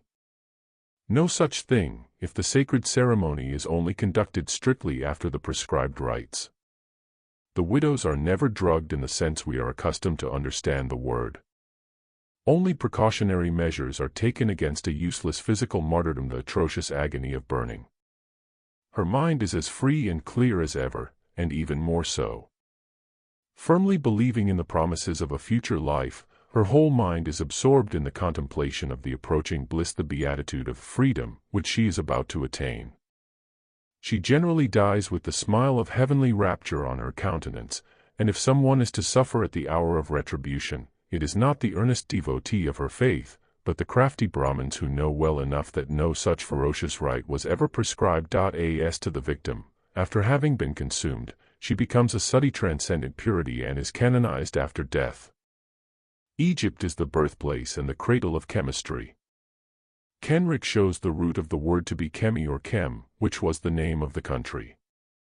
The chemistry of color seems to have been thoroughly well known in that country. Facts are facts. Where among our painters are we to search for the artist who can decorate our walls with imperishable colors? Ages after our pygmy buildings will have crumbled into dust, and the cities enclosing them will themselves have become shapeless heaps of brick and mortar, with forgotten names. Long after that will the halls of Karnak and Luxor, El-Luxor, be still standing, and the gorgeous mural paintings of the latter will doubtless be as bright and vivid 4,000 years hence, as they were 4,000 years ago, and are today. Embalming and fresco painting, says our author, was not a chance discovery with the Egyptians, but brought out from definitions and maxims like any induction of Faraday. Our modern Italians boast of their Etruscan vases and paintings. The decorative borders found on Greek vases provoke the admiration of the lovers of antiquity, and are ascribed to the Greeks, while in fact, they were but copies from the Egyptian vases. Their figures can be found any day on the walls of a tomb of the age of Amenoph I, a period at which Greece was not even in existence. Where, in our age, can we point to anything comparable to the rock temples of Ipsambel in Lower Nubia? There may be seen sitting figures 70 feet high, carved out of the living rock. The torso of the statue of Ramesses, at Thebes, measures 60 feet around the shoulders, and elsewhere in proportion. Beside such titanic sculpture our own seems that of pygmies. Iron was known to the Egyptians at least long before the construction of the first pyramid, which is over 20,000 years ago, according to Bunsen. The proof of this had remained hidden for many thousands of years in the Pyramid of Cheops, until Colonel Howard Weiss found it in the shape of a piece of iron, in one of the joints, where it had evidently been placed at the time this pyramid was first built. Egyptologists adduce many indications that the ancients were perfectly well acquainted with metallurgy in prehistoric times. To this day we can find at Sinai large heaps of scoriae, produced by smelting. Metallurgy and chemistry, as practiced in those days, were known as alchemy, and were at the bottom of prehistoric magic. Moreover, Moses proved his knowledge of alchemical chemistry by pulverizing the golden calf, and strewing the powder upon the water. If now we turn to navigation, we will find ourselves able to prove, on good authorities, that Necho II fitted out a fleet on the Red Sea and dispatched it for exploration. The fleet was absent above 2 years and instead of returning through the Straits of Bab el-Mandeb, as was wont, sailed back through the Straits of Gibraltar. Herodotus was not at all swift to concede to the Egyptians a maritime achievement so vast as this. They had, he says, been spreading the report that, returning homewards, they had the sunrise on their right hands, a thing which to me is incredible. And yet, remarks the author of the heretofore mentioned article, this incredible assertion is now proved incontestable, as may well be understood by any one who has doubled the Cape of Good Hope. Thus it is proved that the most ancient of these people performed a feat which was attributed to Columbus many ages later. They say they anchored twice on their way, sowed corn, reaped it and, sailing away, steered in triumph through the Pillars of Hercules and eastward along the Mediterranean. There was a people, he adds, much more deserving of the term vetters than the Romans and Greeks. The Greeks, young in their knowledge, sounded a trumpet before these and called upon all the world to admire their ability. Old Egypt, grown gray in her wisdom, was so secure of her acquirements that she did not invite admiration and cared no more for the opinion of the flippant Greek than we do today for that of a Fiji islander. "O Solon, Solon," said the oldest Egyptian priest to that sage, "you Greeks are ever childish, having no ancient opinion, no discipline of any long standing." And very much surprised, indeed, was the great Solon, when he was told by the priests of Egypt that so many gods and goddesses of the Grecian pantheon were but the disguised gods of Egypt. Truly spoke Sonaras, all these things came to us from Chaldea to Egypt, and from thence were derived to the Greeks. Sir David Brewster gives a glowing description of several automata, and the 18th century takes pride in that masterpiece of mechanical art, the Flute Player of Vaucanson. The little we can glean of positive information on that subject, from ancient writers, warrants the belief that the learned mechanicians in the days of Archimedes, and some of them much anterior to the great Syracusan, were in no wise more ignorant or less ingenious than our modern inventors. Archytas, a native of Tarentum, in Italy, the instructor of Plato, a philosopher distinguished for his mathematical achievements and wonderful discoveries in practical mechanics, constructed a wooden dove. It must have been an extraordinarily ingenious mechanism, as it flew, fluttered its wings, and sustained itself for a considerable time in the air. This skillful man, who lived 400 years BC, invented besides the wooden dove, the screw, the crane, and various hydraulic machines. Egypt pressed her own grapes and made wine. Nothing remarkable in that, so far, but she brewed her own beer, and in great quantity, our Egyptologist goes on to say. The Ebers manuscript proves now, beyond doubt, that the Egyptians used beer 2,000 years BC. Their beer must have been strong and excellent like everything they did. Glass was manufactured in all its varieties. In many of the Egyptian sculptures we find scenes of glass blowing in bottles. Occasionally, during archaeological researches, glasses and glassware are found, and very beautiful they seem to have been. Sir Gardner Wilkinson says that the Egyptians cut, ground, and engraved glass, and possessed the art of introducing gold between the two surfaces of the substance. They imitated with glass, pearls, emeralds, and all the precious stones to a great perfection. Likewise, the most ancient Egyptians cultivated the musical arts, and understood well the effect of musical harmony and its influence on the human spirit. We can find on the oldest sculptures and carvings scenes in which musicians play on various instruments. Music was used in the healing department of the temples for the cure of nervous disorders. We discover on many monuments men playing in bands in concert, the leader beating time by clapping his hands. Thus far we can prove that they understood the laws of harmony. They had their sacred music, domestic and military. The lyre, harp, and flute were used for the sacred concerts. For festive occasions they had the guitar, the single and double pipes, and castanets, for troops, and during military service they had trumpets, tambourines, drums, and cymbals. Various kinds of harps were invented by them, such as the lyre, sambuk, ashur. Some of these had upward of 20 strings. The superiority of the Egyptian lyre over the Grecian is an admitted fact. The material out of which were made such instruments was often of very costly and rare wood, and they were beautifully carved. They imported it sometimes from very distant countries. Some were painted, inlaid with mother-of-pearl, and ornamented with colored leather. They used catgut for strings as we do. Pythagoras learned music in Egypt and made a regular science of it in Italy. But the Egyptians were generally considered in antiquity as the best music teachers in Greece. They understood thoroughly well how to extract harmonious sounds out of an instrument by adding strings to it, as well as the multiplication of notes by shortening the strings upon its neck, which knowledge shows a great progress in the musical art. Speaking of harps, in a tomb at Thebes, Bruce remarks that they overturn all the accounts hitherto given of the earliest state of music and musical instruments in the East, and are altogether, in their form, ornaments, and compass, an incontestable proof, stronger than 1,000 Greek quotations, that geometry, drawing, mechanics, and music were at the greatest perfection when these instruments were made, and that the period from which we date the invention of these arts was only the beginning of the era of their restoration. On the walls of the palace of Amenhotep II. At Thebes, the king is represented as playing chess with the queen. This monarch reigned long before the Trojan War. In India the game is known to have been played at least 5,000 years ago.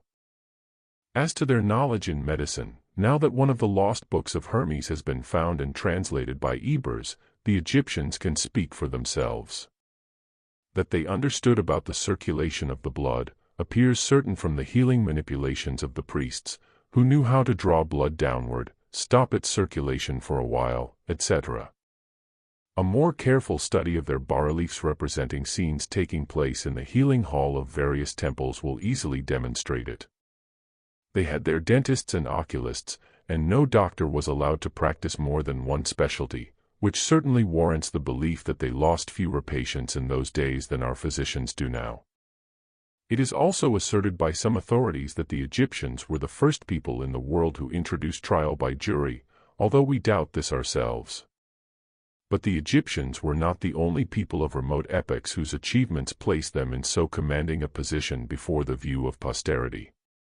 Besides others whose history is at present shut in behind the mists of antiquity, such as the prehistoric races of the two Americas, of Crete, of the Troad, of the Lacustrians, of the submerged continent of the fabled Atlantis, now classed with myths, the deeds of the Phoenicians stamp them with almost the character of demigods.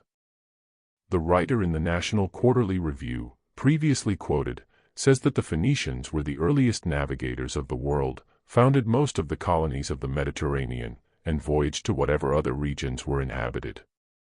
They visited the Arctic regions, whence they brought accounts of eternal days without a night, which Homer has preserved for us in the Odyssey. From the British Isles they imported tin into Africa, and Spain was a favorite site for their colonies. The description of Charybdis so completely answers to the maelstrom that, as this writer says, it is difficult to imagine it to have had any other prototype. Their explorations, it seems, extended in every direction, their sails whitening the Indian Ocean, as well as the Norwegian fjords. Different writers have accorded to them the settlement of remote localities, while the entire southern coast of the Mediterranean was occupied by their cities. A large portion of the African territory is asserted to have been peopled by the races expelled by Joshua and the children of Israel. At the time when Procopius wrote, columns stood in Mauritania Tingitana, which bore the inscription, in Phoenician characters, "We are those who fled before the brigand Joshua, the son of Nun or Knave." Some suppose these hardy navigators of Arctic and Antarctic waters have been the progenitors of the races which built the temples and palaces of Palenque and Uxmal, of Copan and Arica. Brasser de Bourbourg gives us much information about the manners and customs, architecture and arts, and especially of the magic and magicians of the ancient Mexicans. He tells us that Wotan, their fabulous hero and the greatest of their magicians, returning from a long voyage, visited King Solomon at the time of the building of the temple. This Wotan appears to be identical with the dreaded Quetzalcoatl who appears in all the Mexican legends, and curiously enough these legends bear a striking resemblance, insomuch as they relate to the voyages and exploits of the Hittim, with the Hebrew Bible accounts of the Hivites, the descendants of Hate, son of Shinon. The record tells us that Wotan furnished to Solomon the most valuable particulars as to the men, animals, and plants, the gold and precious woods of the Occident, but refused point-blank to afford any clue to the route he sailed, or the manner of reaching the mysterious continent. Solomon himself gives an account of this interview in his History of the Wonders of the Universe, the chief Wotan figuring under the allegory of the navigating serpent. Stevens, indulging in the anticipation that a key surer than that of the Rosetta Stone will be discovered, by which the American hieroglyphs may be read, says that the descendants of the caciques and the Aztec subjects are believed to survive still in the inaccessible fastnesses of the Cordilleras wildernesses, which have never yet been penetrated by a white man, living as their fathers did, erecting the same buildings, with ornaments of sculpture and plastered, large courts, and lofty towers with high ranges of steps, and still carving on tablets of stone the same mysterious hieroglyphics. He adds, I turn to that vast and unknown region, untraversed by a single road, wherein fancy pictures that mysterious city seen from the topmost range of the Cordilleras of unconquered, unvisited, and unsought aboriginal inhabitants. Apart from the fact that this mysterious city has been seen from a great distance by daring travelers, there is no intrinsic improbability of its existence, for who can tell what became of the primitive people who fled before the rapacious brigands of Cortés and Pizarro? Dr. Scuddy, in his work on Peru, tells us of an Indian legend that a train of 10,000 llamas, laden with gold to complete the unfortunate Inca's ransom, was arrested in the Andes by the tidings of his death, and the enormous treasure was so effectually concealed that not a trace of it has ever been found. He, as well as Prescott and other writers, informs us that the Indians to this day preserve their ancient traditions and sacerdotal caste, and obey implicitly the orders of rulers chosen among themselves, while at the same time nominally Catholics and actually subject to the Peruvian authorities. Magical ceremonies practiced by their forefathers still prevail among them, and magical phenomena occur. So persistent are they in their loyalty to the past, that it seems impossible but that they should be in relations with some central source of authority which constantly supports and strengthens their faith, keeping it alive. May it not be that the sources of this undying faith lie in this mysterious city, with which they are in secret communication? Or must we think that all of the above is again but a curious coincidence? The story of this mysterious city was told to Stevens by a Spanish padre in 1838 to 1839. The priest swore to him that he had seen it with his own eyes, and gave Stevens the following details, which the traveler firmly believed to be true. The padre of the little village near the ruins of Santa Cruz del Quiche had heard of the unknown city at the village of Chagil. He was then young, and climbed with much labor to the naked summit of the topmost ridge of the Sierra of the Cordillera. When arrived at a height of 10 or 12,000 feet, he looked over an immense plain extending to Yucatan and the Gulf of Mexico, and saw, at a great distance, a large city spread over a great space, and with turrets white and glittering in the sun. Tradition says that no white man has ever reached this city, that the inhabitants speak the Maya language, know that strangers have conquered their whole land, and murder any white man who attempts to enter their territory.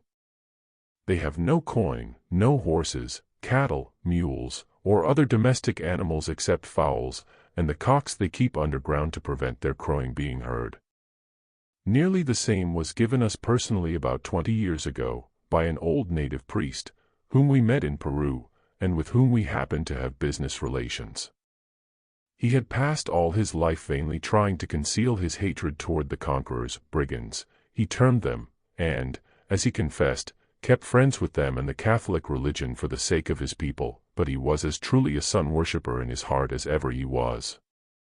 He had traveled in his capacity of a converted native missionary, and had been at Santa Cruz, and, as he solemnly affirmed, had been also to see some of his people by a subterranean passage leading into the mysterious city. We believe his account, for a man who is about to die will rarely stop to invent idle stories, and this one we have found corroborated in Stevens' travels. Besides, we know of 2 other cities utterly unknown to European travelers, not that the inhabitants particularly desire to hide themselves, for people from Buddhistic countries come occasionally to visit them. But their towns are not set down on the European or Asiatic maps, and, on account of the 2 zealous and enterprising Christian missionaries, and perhaps for more mysterious reasons of their own, the few natives of other countries who are aware of the existence of these 2 cities never mention them. Nature has provided strange nooks and hiding places for her favorites, and unfortunately it is but far away from so-called civilized countries that man is free to worship the deity in the way that his fathers did. Even the erudite and sober Max Muller is somehow unable to get rid of coincidences. To him they come in the shape of the most unexpected discoveries. These Mexicans, for instance, whose obscure origin, according to the laws of probability, has no connection with the Aryans of India, nevertheless, like the Hindus, represent an eclipse of the moon as the moon being devoured by a dragon. And though Professor Muller admits that an historical intercourse between the 2 people was suspected by Alexander von Humboldt, and he himself considers it possible, still the occurrence of such a fact, he adds, need not be the result of any historical intercourse. As we have stated above, the origin of the aborigines of America is a very vexed question for those interested in tracing out the affiliation and migrations of peoples. Notwithstanding the labor of Brasser de Bourbourg, and his elaborate translation of the famous Popol Vuh, alleged to be written by Ixtlahuaxtli, after weighing its contents, the antiquarian remains as much in the dark as ever. We have read the Popol Vuh in its original translation, and the review of the same by Max Muller, and out of the former find shining a light of such brightness, that it is no wonder that the matter-of-fact, skeptical scientists should be blinded by it. But so far as an author can be judged by his writings, Professor Max Muller is no unfair skeptic, and, moreover, very little of importance escapes his attention. How is it then that a man of such immense and rare erudition, accustomed as he is to embrace at one eagle glance the traditions, religious customs, and superstitions of a people, detecting the slightest similarity, and taking in the smallest details, failed to give any importance or perhaps even suspect what the humble author of the present volume, who has neither scientific training nor erudition, to any extent, apprehended at first view? Fallacious and unwarranted as to many may seem this remark, it appears to us that science loses more than she gains by neglecting the ancient and even medieval esoteric literature, or rather what remains of it. To one who devotes himself to such study, many a coincidence is transformed into a natural result of demonstrable antecedent causes. We think we can see how it is that Professor Muller confesses that now and then one imagines one sees certain periods and landmarks, but in the next page all is chaos again. May it not be barely possible that this chaos is intensified by the fact that most of the scientists, directing the whole of their attention to history, skip that which they treat as vague, contradictory, miraculous, absurd? Notwithstanding the feeling that there was a groundwork of noble conceptions which has been covered and distorted by an aftergrowth of fantastic nonsense, Professor Muller cannot help comparing this nonsense to the tales of the Arabian Nights. Far be from us the ridiculous pretension of criticizing a scientist so worthy of admiration for his learning as Max Muller. But we cannot help saying that even among the fantastic nonsense of the Arabian Nights entertainments anything would be worthy of attention, if it should help toward the evolving of some historical truth. Homer's Odyssey surpasses in fantastic nonsense all the tales of the Arabian Nights combined, and notwithstanding that, many of his myths are now proved to be something else besides the creation of the old poet's fancy. The Laestrygonians, who devoured the companions of Ulysses, are traced to the huge cannibal race, said in primitive days to inhabit the caves of Norway. Geology verified through her discoveries some of the assertions of Homer, supposed for so many ages to have been but poetical hallucinations. The perpetual daylight enjoyed by this race of Laestrygonians indicates that they were inhabitants of the North Cape, where, during the whole summer, there is perpetual daylight. The Norwegian fjords are perfectly described by Homer in his Odyssey, and the gigantic stature of the Laestrygonians is demonstrated by human bones of unusual size found in caves situated near this region, and which the geologists suppose to have belonged to a race extinct long before the Aryan immigration. Charybdis, as we have seen, has been recognized in the Maelstrom, and the wandering rocks in the enormous icebergs of the Arctic seas. If the consecutive attempts at the creation of men described in the Quiche cosmogony suggests no comparison with some apocrypha, with the Jewish sacred books, and the Kabbalistic theories of creation, it is indeed strange. Even the Book of Jasher, condemned as a gross forgery of the 12th century, may furnish more than one clue to trace a relation between the population of Ur of the Castilians, where magism flourished before the days of Abraham, and those of Central and North America. The divine beings, brought down to the level of human nature, performed no feats or tricks more strange or incredible than the miraculous performances of Moses and of Pharaoh's magicians, while many of these are exactly similar in their nature. And when, moreover, in addition to this latter fact, we find so great a resemblance between certain Kabbalistic terms common to both hemispheres, there must be something else than mere accident to account for the circumstance. Many of such feats have clearly a common parentage. The story of the two brothers of Central America, who, before starting on their journey to Xibalba, plant each a cane in the middle of their grandmother's house, that she may know by its flourishing or withering whether they are alive or dead, finds its analogy in the beliefs of many other countries. In the popular tales and traditions, by Sacharov, Russia, one can find a similar narrative, and trace this belief in various other legends. And yet these fairy tales were current in Russia many centuries before America was discovered. In recognizing in the gods of Stonehenge the divinities of Delphos and Babylon, one need feel little surprised. Bel and the dragon, Apollo and Python, Osiris and Typhon, are all one under many names, and have traveled far and wide. The Bothal of Ireland points directly to its first parent, the Batelos of the Greeks and the Bethel of Shannon. History, says H. de la Villemarque, which took no notes at those distant ages, can plead ignorance, but the science of languages affirms. Philology, with a daily increasing probability, has again linked together the chain hardly broken between the Orient and the Occident. No more remarkable is the discovery of a like resemblance between the Oriental myths and ancient Russian tales and traditions, for it is entirely natural to look for a similarity between the beliefs of the Semitic and Aryan families. But when we discover an almost perfect identity between the character of Tsarevna Militrissa, with a moon in her forehead, who is in constant danger of being devoured by Zmei Gorenech, the serpent or dragon, who plays such a prominent part in all popular Russian tales, and similar characters in the Mexican legends extending to the minutest details, we may well pause and ask ourselves whether there be not here more than a simple coincidence. This tradition of the dragon and the sun occasionally replaced by the moon has awakened echoes in the remotest parts of the world. It may be accounted for with perfect readiness by the once universal heliolatrous religion.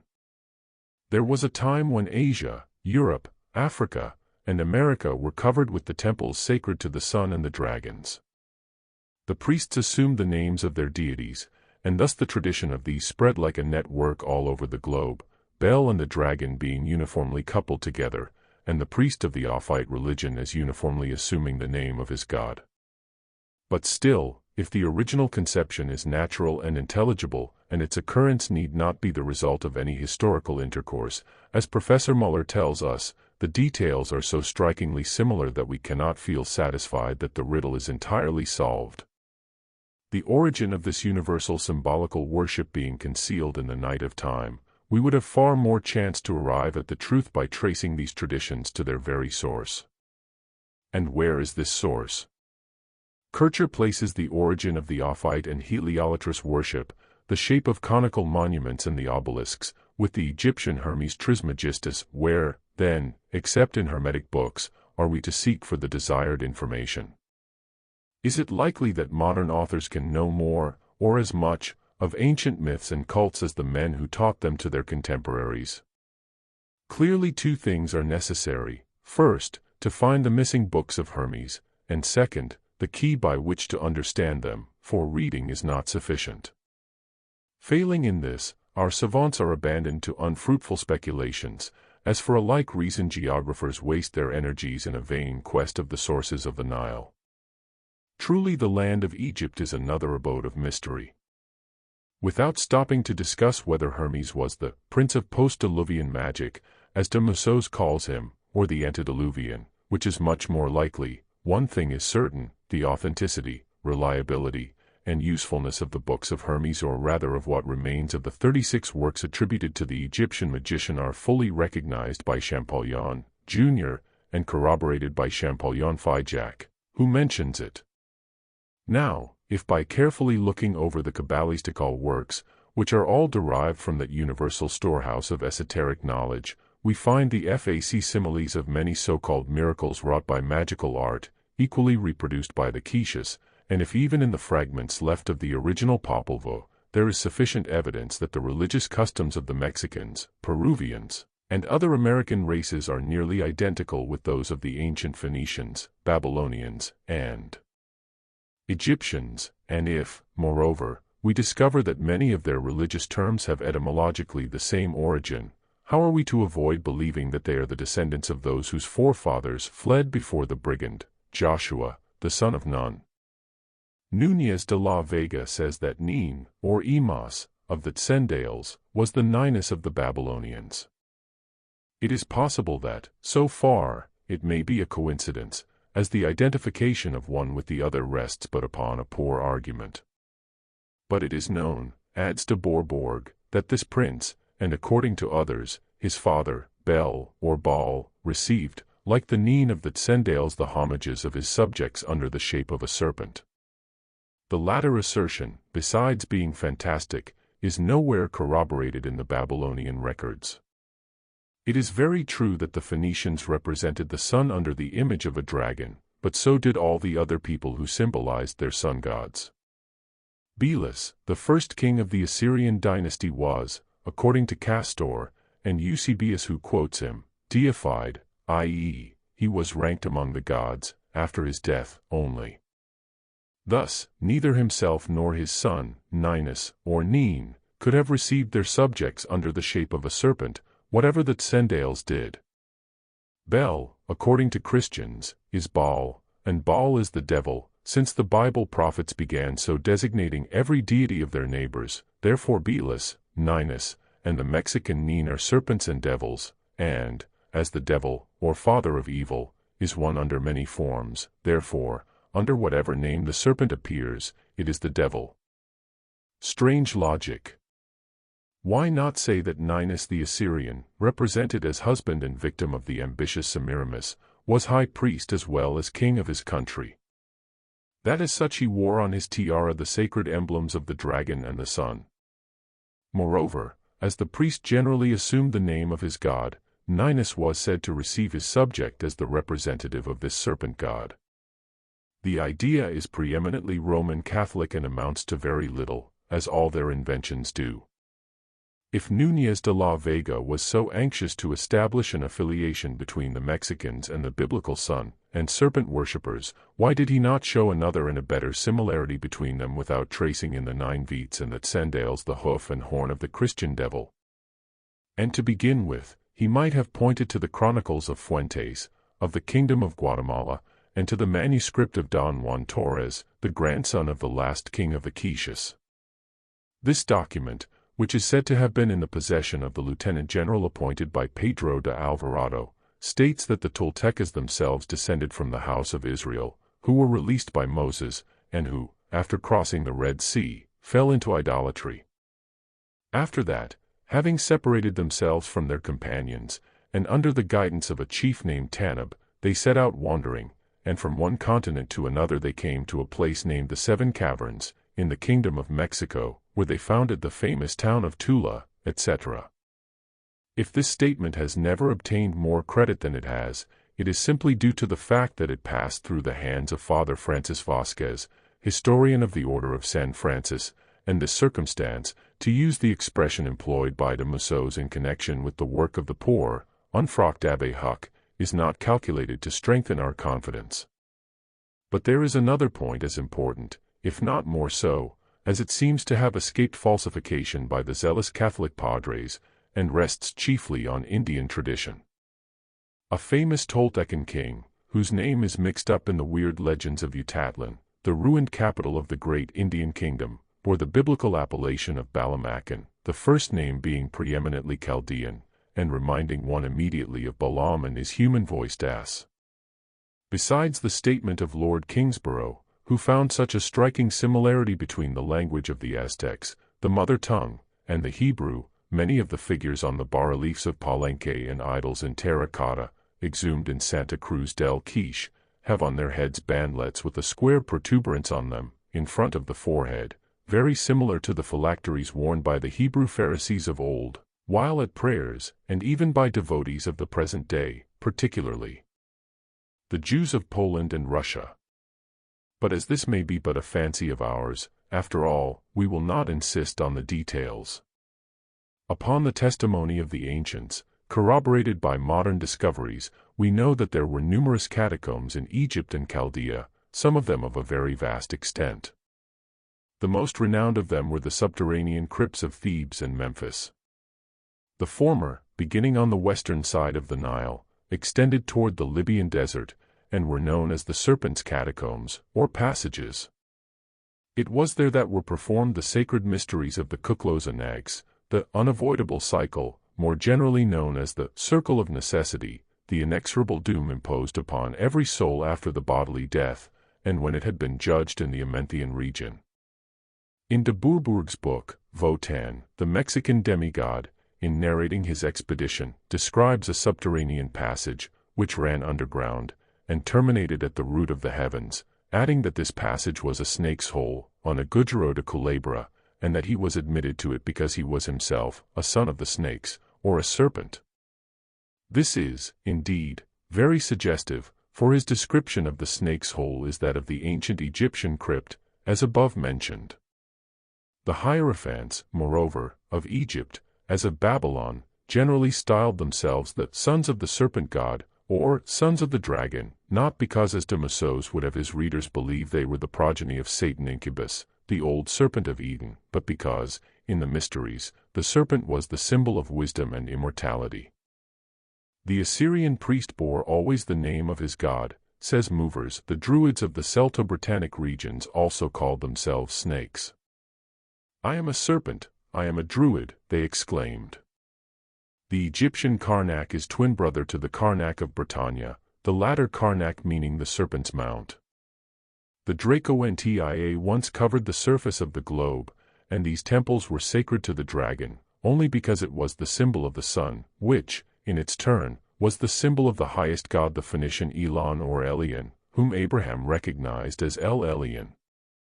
Besides the surname of serpents, they were called the builders, the architects, for the immense grandeur of their temples and monuments was such, that even now the pulverized remains of them frighten the mathematical calculations of our modern engineers, says Taliesin.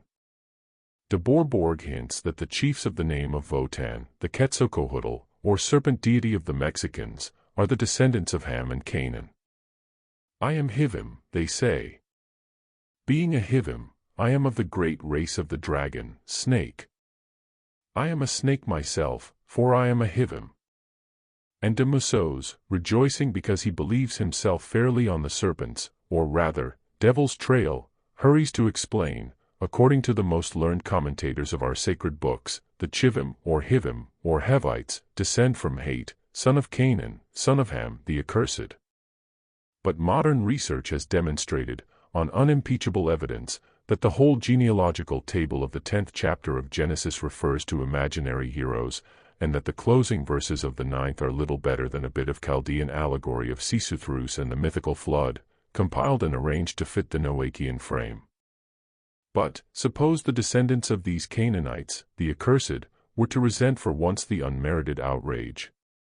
It would be an easy matter for them to reverse the tables, and answer to this fling, based on a fable, by a fact proved by archaeologists and symbologists, namely, that Seth, Adam's third son, and the forefather of all Israel, the ancestor of Noah, and the progenitor of the chosen people, is but Hermes, the god of wisdom, called also Thoth, Tat, Seth, Set, and Saturn, and that he was, furthermore, when viewed under his bad aspect, Typhon, the Egyptian Satan, who was also Set.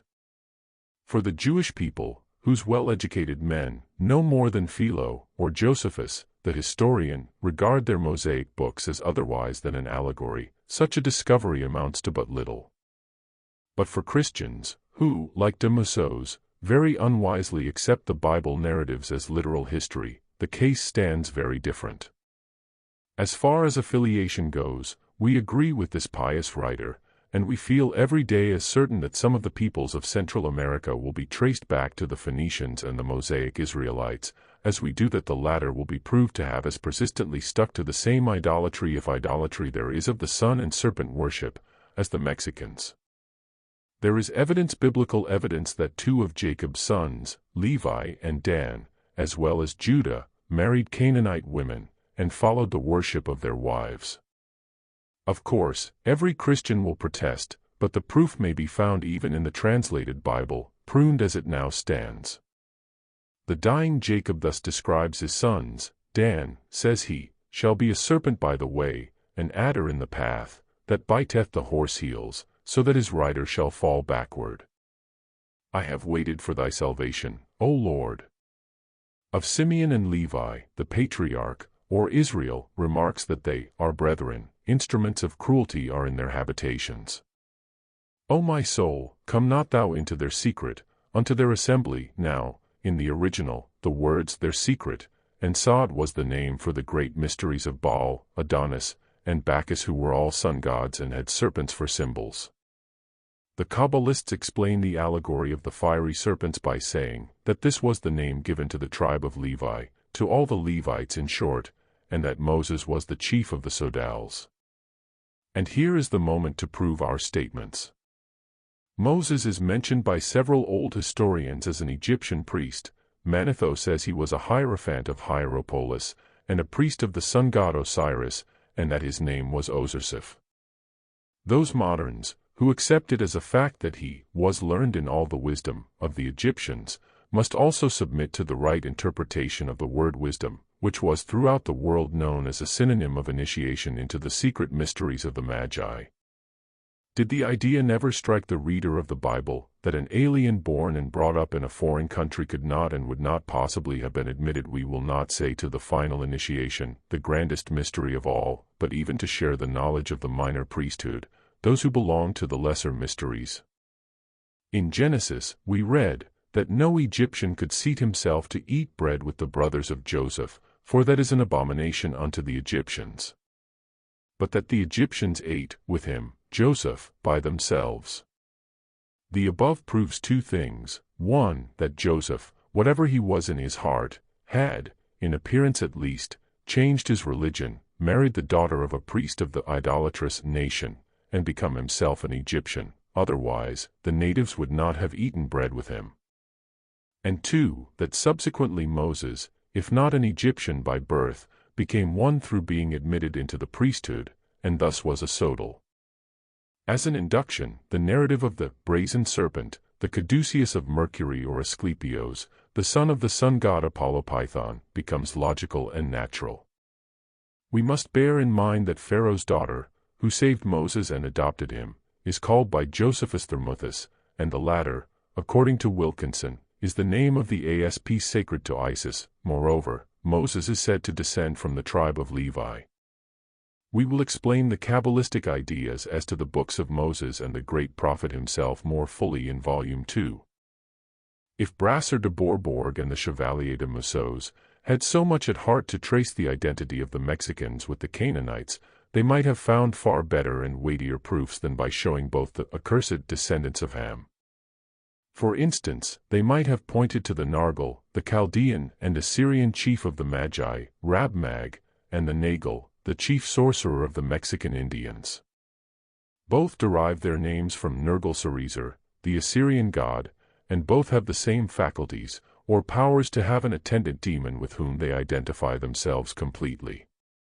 The Chaldean and Assyrian Nargal kept his demon, in the shape of some animal considered sacred, inside the temple. The Indian Nagal keeps his wherever he can in the neighboring lake, or wood, or in the house, under the shape of a household animal. We find the Catholic World newspaper, in a recent number, bitterly complaining that the old pagan element of the aboriginal inhabitants of America does not seem to be utterly dead in the United States. Even where tribes have been for long years under the care of Christian teachers, heathen rites are practiced in secret, and crypto-paganism, or Nawalism, flourishes now, as in the days of Montezuma.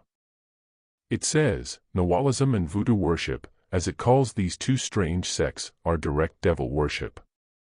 A report addressed to the Cortes in 1812, by Don Pedro Baptista Pino, says, all the pueblos have their artufas, so the natives call subterranean rooms with only a single door, where they assemble to perform their feasts, and hold meetings. These are impenetrable temples, and the doors are always closed on the Spaniards. All these pueblos, in spite of the sway which religion has had over them, cannot forget a part of the beliefs which have been transmitted to them, and which they are careful to transmit to their descendants. Hence come the adoration they render the sun and moon, and other heavenly bodies, the respect they entertain for fire, etc. The Pueblo chiefs seem to be at the same time priests. They perform various simple rites, by which the power of the sun and of Montezuma is recognized, as well as the power, according to some accounts, of the great snake, to whom, by order of Montezuma, they are to look for life. They also officiate in certain ceremonies with which they pray for rain. There are painted representations of the great snake, together with that of a misshapen, red-haired man, declared to stand for Montezuma. Of this last there was also, in the year 1845, in the pueblo of Laguna, a rude effigy or idol, intended, apparently, to represent only the head of the deity. The perfect identity of the rites, ceremonies, traditions, and even the names of the deities, among the Mexicans and ancient Babylonians and Egyptians, are a sufficient proof of South America being peopled by a colony which mysteriously found its way across the Atlantic. When? At what period? History is silent on that point, but those who consider that there is no tradition, sanctified by ages, without a certain sediment of truth at the bottom of it, believe in the Atlantis legend. There are, scattered throughout the world, a handful of thoughtful and solitary students, who pass their lives in obscurity, far from the rumors of the world, studying the great problems of the physical and spiritual universes. They have their secret records in which are preserved the fruits of the scholastic labors of the long line of recluses whose successors they are. The knowledge of their early ancestors, the sages of India, Babylonia, Nineveh, and the imperial Thebes, the legends and traditions commented upon by the masters of Solon, Pythagoras, and Plato, in the marble halls of Heliopolis and Sais, traditions which, in their days, already seemed to hardly glimmer from behind the foggy curtain of the past. All this, and much more, is recorded on indestructible parchment, and passed with jealous care from one adept to another.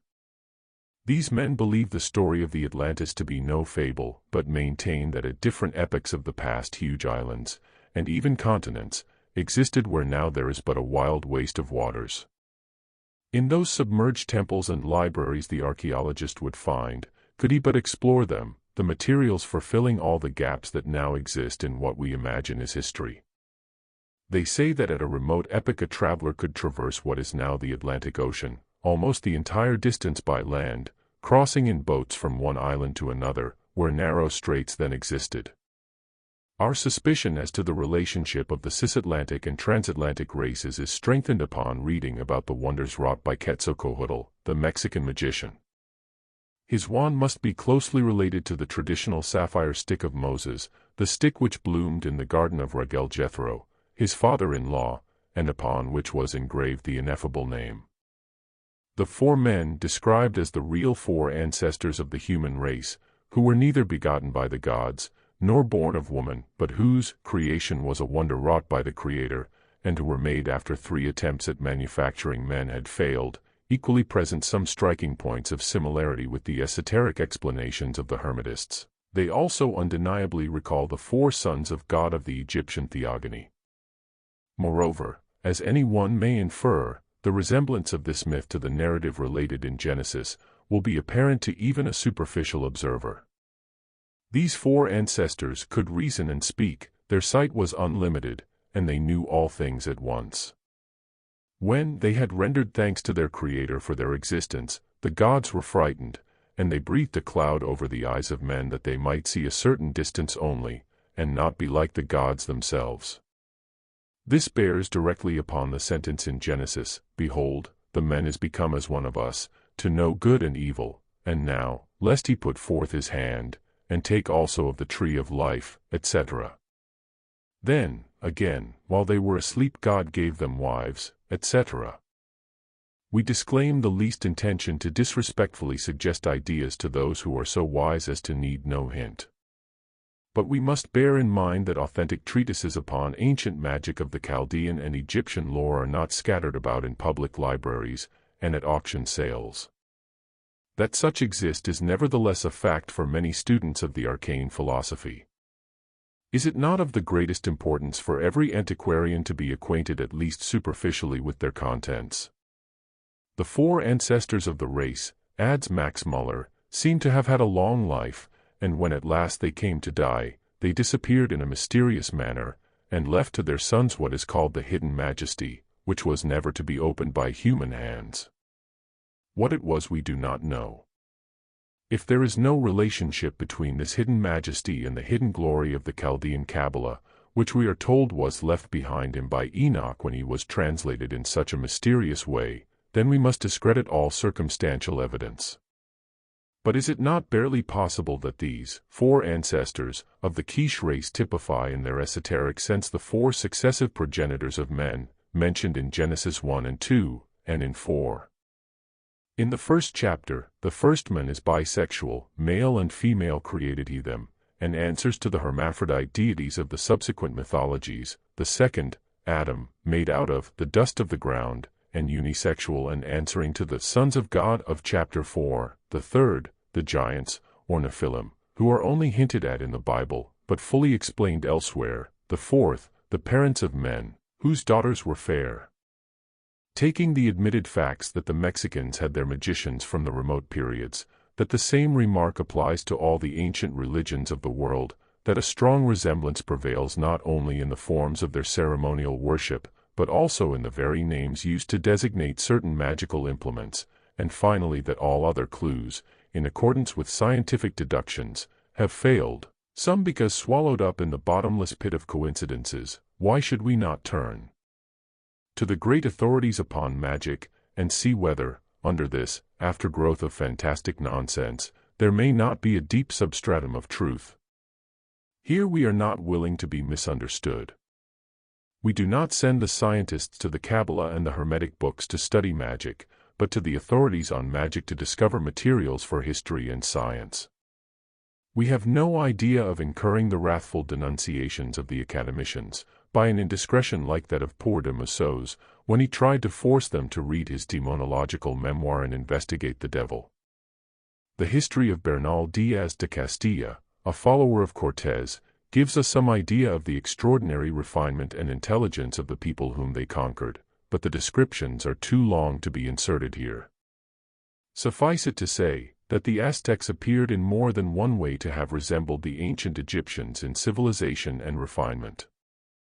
Among both peoples magic or the arcane natural philosophy was cultivated to the highest degree. Add to this that Greece, the later cradle of the arts and sciences, and India, cradle of religions, were and are still devoted to its study and practice, and who shall venture to discredit its dignity as a study, and its profundity as a science? There never was, nor can there be more than one universal religion, for there can be but one truth concerning God. Like an immense chain whose upper end, the alpha, remains invisibly emanating from a deity in statu abscondito, with every primitive theology it encircles our globe in every direction, it leaves not even the darkest corner unvisited, before the other end, the omega, turns back on its way to be again received where it first emanated. On this divine chain was strung the exoteric symbology of every people. Their variety of form is powerless to affect their substance, and under their diverse ideal types of the universe of matter, symbolizing its vivifying principles, the uncorrupted immaterial image of the spirit of being guiding them is the same. So far as human intellect can go in the ideal interpretation of the spiritual universe, its laws and powers, the last word was pronounced ages since, and, if the ideas of Plato can be simplified for the sake of easier comprehension, the spirit of their substance can neither be altered, nor removed without material damage to the truth. Let human brains submit themselves to torture for thousands of years to come, let theology perplex faith and mime it with the enforcing of incomprehensible dogmas in metaphysics, and science strengthen skepticism, by pulling down the tottering remains of spiritual intuition in mankind, with her demonstrations of its fallibility, eternal truth can never be destroyed. We find its last possible expression in our human language in the Persian logos, the Anover, or the living manifested Word of God. The Zoroastrian Enochveri is identical with the Jewish I Am, and the Great Spirit of the poor, untutored Indian, is the manifested Brahma of the Hindu philosopher. One of the latter, Charaka, a Hindu physician, who is said to have lived 5,000 years BC, in his treatise on the origin of things, called USA, thus beautifully expresses himself: our earth is, like all the luminous bodies that surround us, one of the atoms of the immense whole of which we show a slight conception by terming it the infinite. There is but one light, and there is but one darkness, says a Siamese proverb. Demon est deus inversus, the devil is the shadow of God, states the universal Kabbalistic axiom. Could light exist but for primeval darkness? And did not the brilliant, sunny universe first stretch its infant arms from the swaddling bands of dark and dreary chaos? If the Christian, fullness of him that filleth all in all, is a revelation, then we must admit that, if there is a devil, he must be included in this fullness, and be a part of that which filleth all in all. From time immemorial the justification of the deity, and his separation from the existing evil was attempted, and the object was reached by the old Oriental philosophy and the foundation of the Theodic, but their metaphysical views on the fallen spirit have never been disfigured by the creation of an anthropomorphic personality of the devil as was done subsequently by the leading lights of Christian theology. A personal fiend, who opposes the deity, and impedes progress on its way to perfection, is to be sought only on earth amid humanity, not in heaven. Thus is it that all the religious monuments of old, in whatever land or under whatever climate, are the expression of the same identical thoughts, the key to which is in the esoteric doctrine. It would be vain, without studying the latter, to seek to unriddle the mysteries enshrouded for centuries in the temples and ruins of Egypt and Assyria, or those of Central America, British Columbia, and the Nag and Wat of Cambodia. If each of these was built by a different nation, and neither nation had had intercourse with the others for ages, it is also certain that all were planned and built under the direct supervision of the priests. And the clergy of every nation, though practicing rites and ceremonies which may have differed externally, had evidently been initiated into the same traditional mysteries which were taught all over the world. In order to institute a better comparison between the specimens of prehistoric architecture to be found at the most opposite points of the globe, we have but to point to the grandiose Hindu ruins of Ellora in the Deccan, the Mexican Chichen Itza, in Yucatan, and the still grander ruins of Copan, in Guatemala.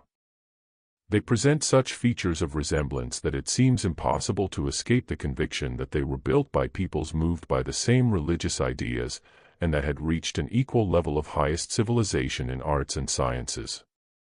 There is not, perhaps, on the face of the whole globe, a more imposing mass of ruins than Nag and Wat, the wonder and puzzle of European archaeologists who venture into Siam. And when we say ruins, the expression is hardly correct, for nowhere are there buildings of such tremendous antiquity to be found in a better state of preservation than Nag and Wat, and the ruins of Angkor Thom, the great temple. Hidden far away in the province of Siam Reap, eastern Siam, in the midst of a most luxuriant tropical vegetation, surrounded by almost impenetrable forests of palms, cocoa trees, and betel nut, the general appearance of the wonderful temple is beautiful and romantic, as well as impressive and grand, says Mr. Vincent, a recent traveler.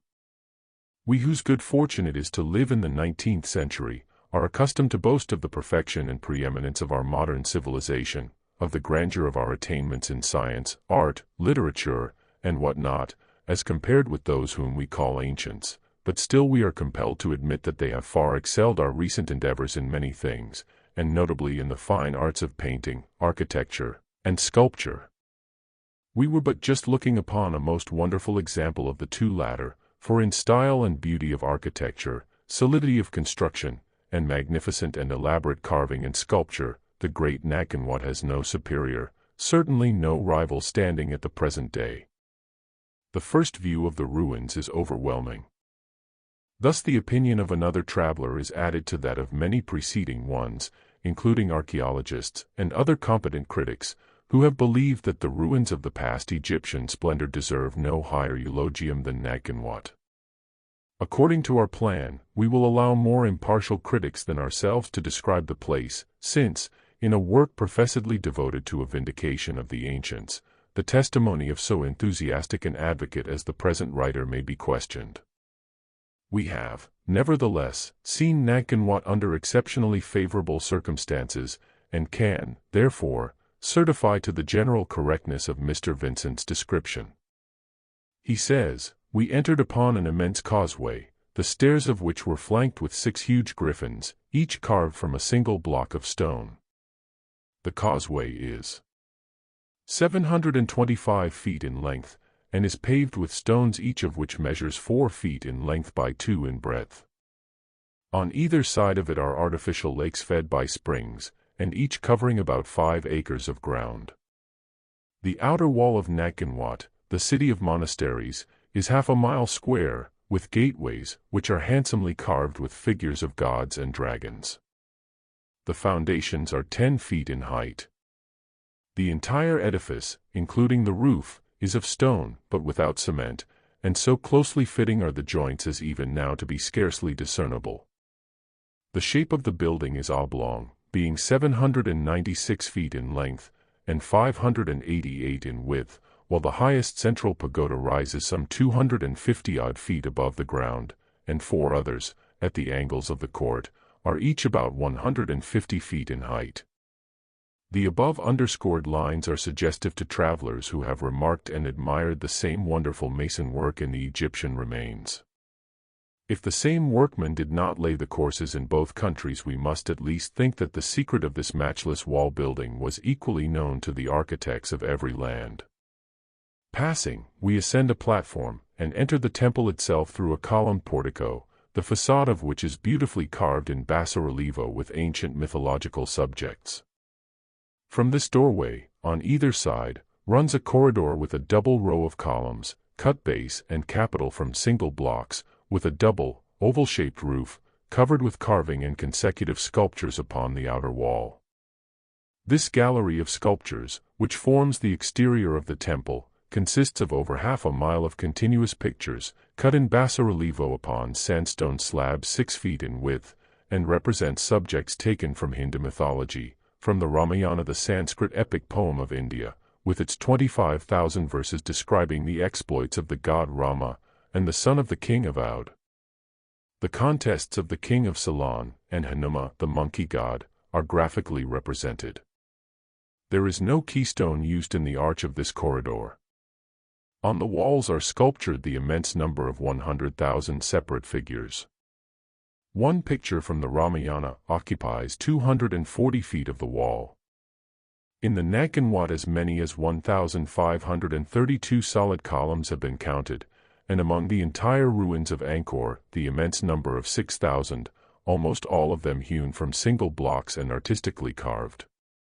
But who built Nagkanwat? And when was it built? Learned men have attempted to form opinions from studies of its construction, and especially ornamentation, and have failed. Native Cambodian historians, adds Vincent, reckon 2,400 from the building of the temple.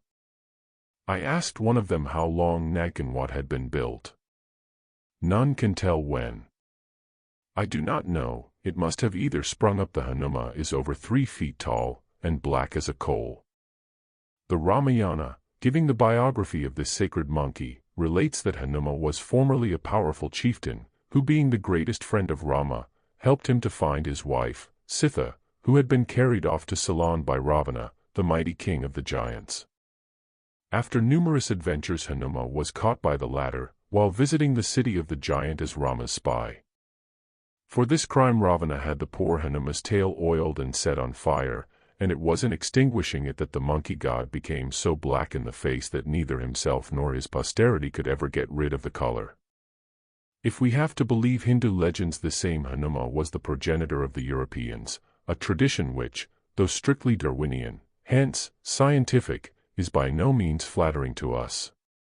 The legend states that for services rendered, Rama, the hero and demigod, gave in marriage to the monkey warriors of his army the daughters of the giants of Ceylon, the Rakshasas, and granted them, moreover, as a dowry, all western parts of the world.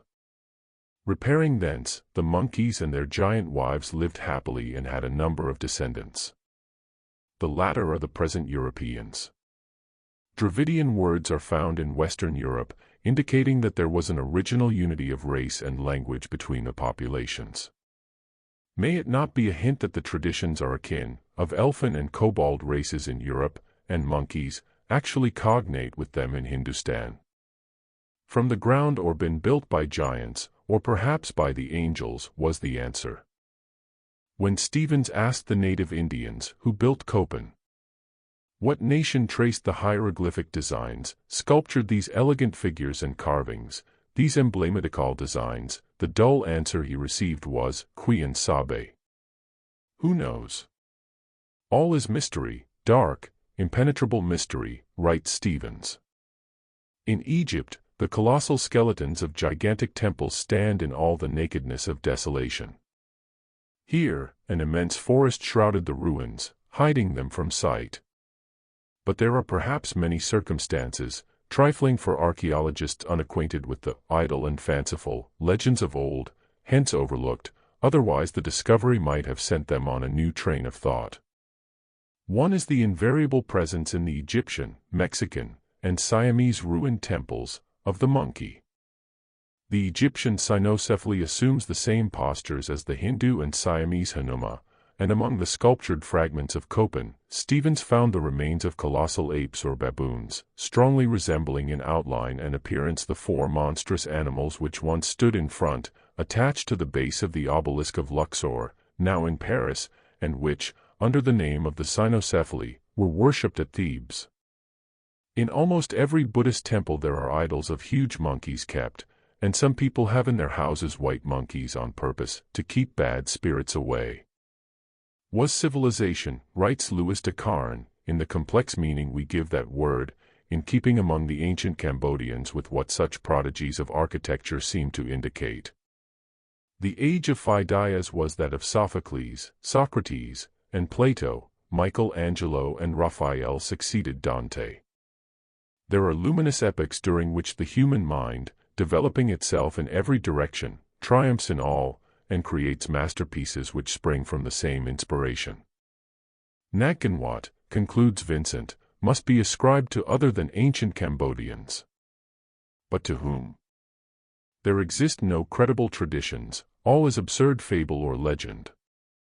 The latter sentence has become of late a sort of cant phrase in the mouths of travelers and archaeologists.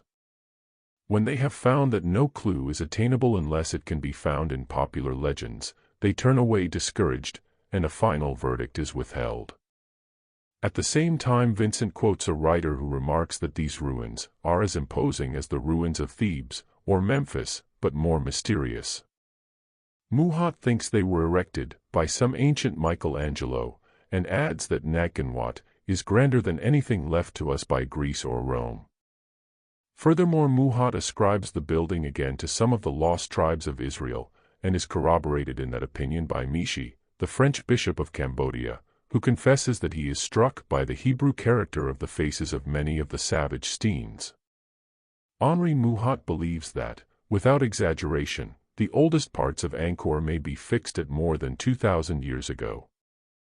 This, then, in comparison with the pyramids, would make them quite modern. The date is the more incredible, because the pictures on the walls may be proved to belong to those archaic ages when Poseidon and the Kabari were worshipped throughout the continent. Had Nat Wat been built, as Dr. Adolphe Bastien 74 will have it, for the reception of the learned patriarch, Buddhaghosa, who brought the holy books of the Tripitych from Ceylon, or, as Bishop Palagoix, who refers the erection of this edifice to the reign of Phra Pathom Surivang, when the sacred books of the Buddhists were brought from Ceylon, and Buddhism became the religion of the Cambodians, how is it possible to account for the following?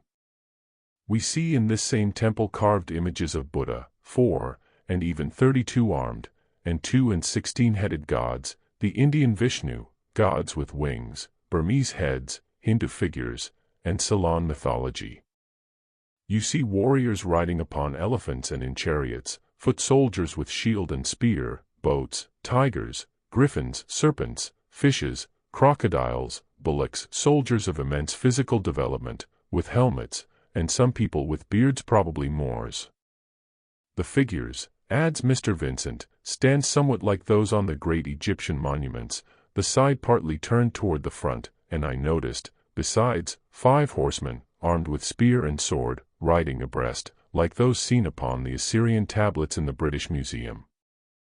For our part, we may add, that there are on the walls several repetitions of Dagon, the man-fish of the Babylonians, and of the Kabirian gods of Samothrace.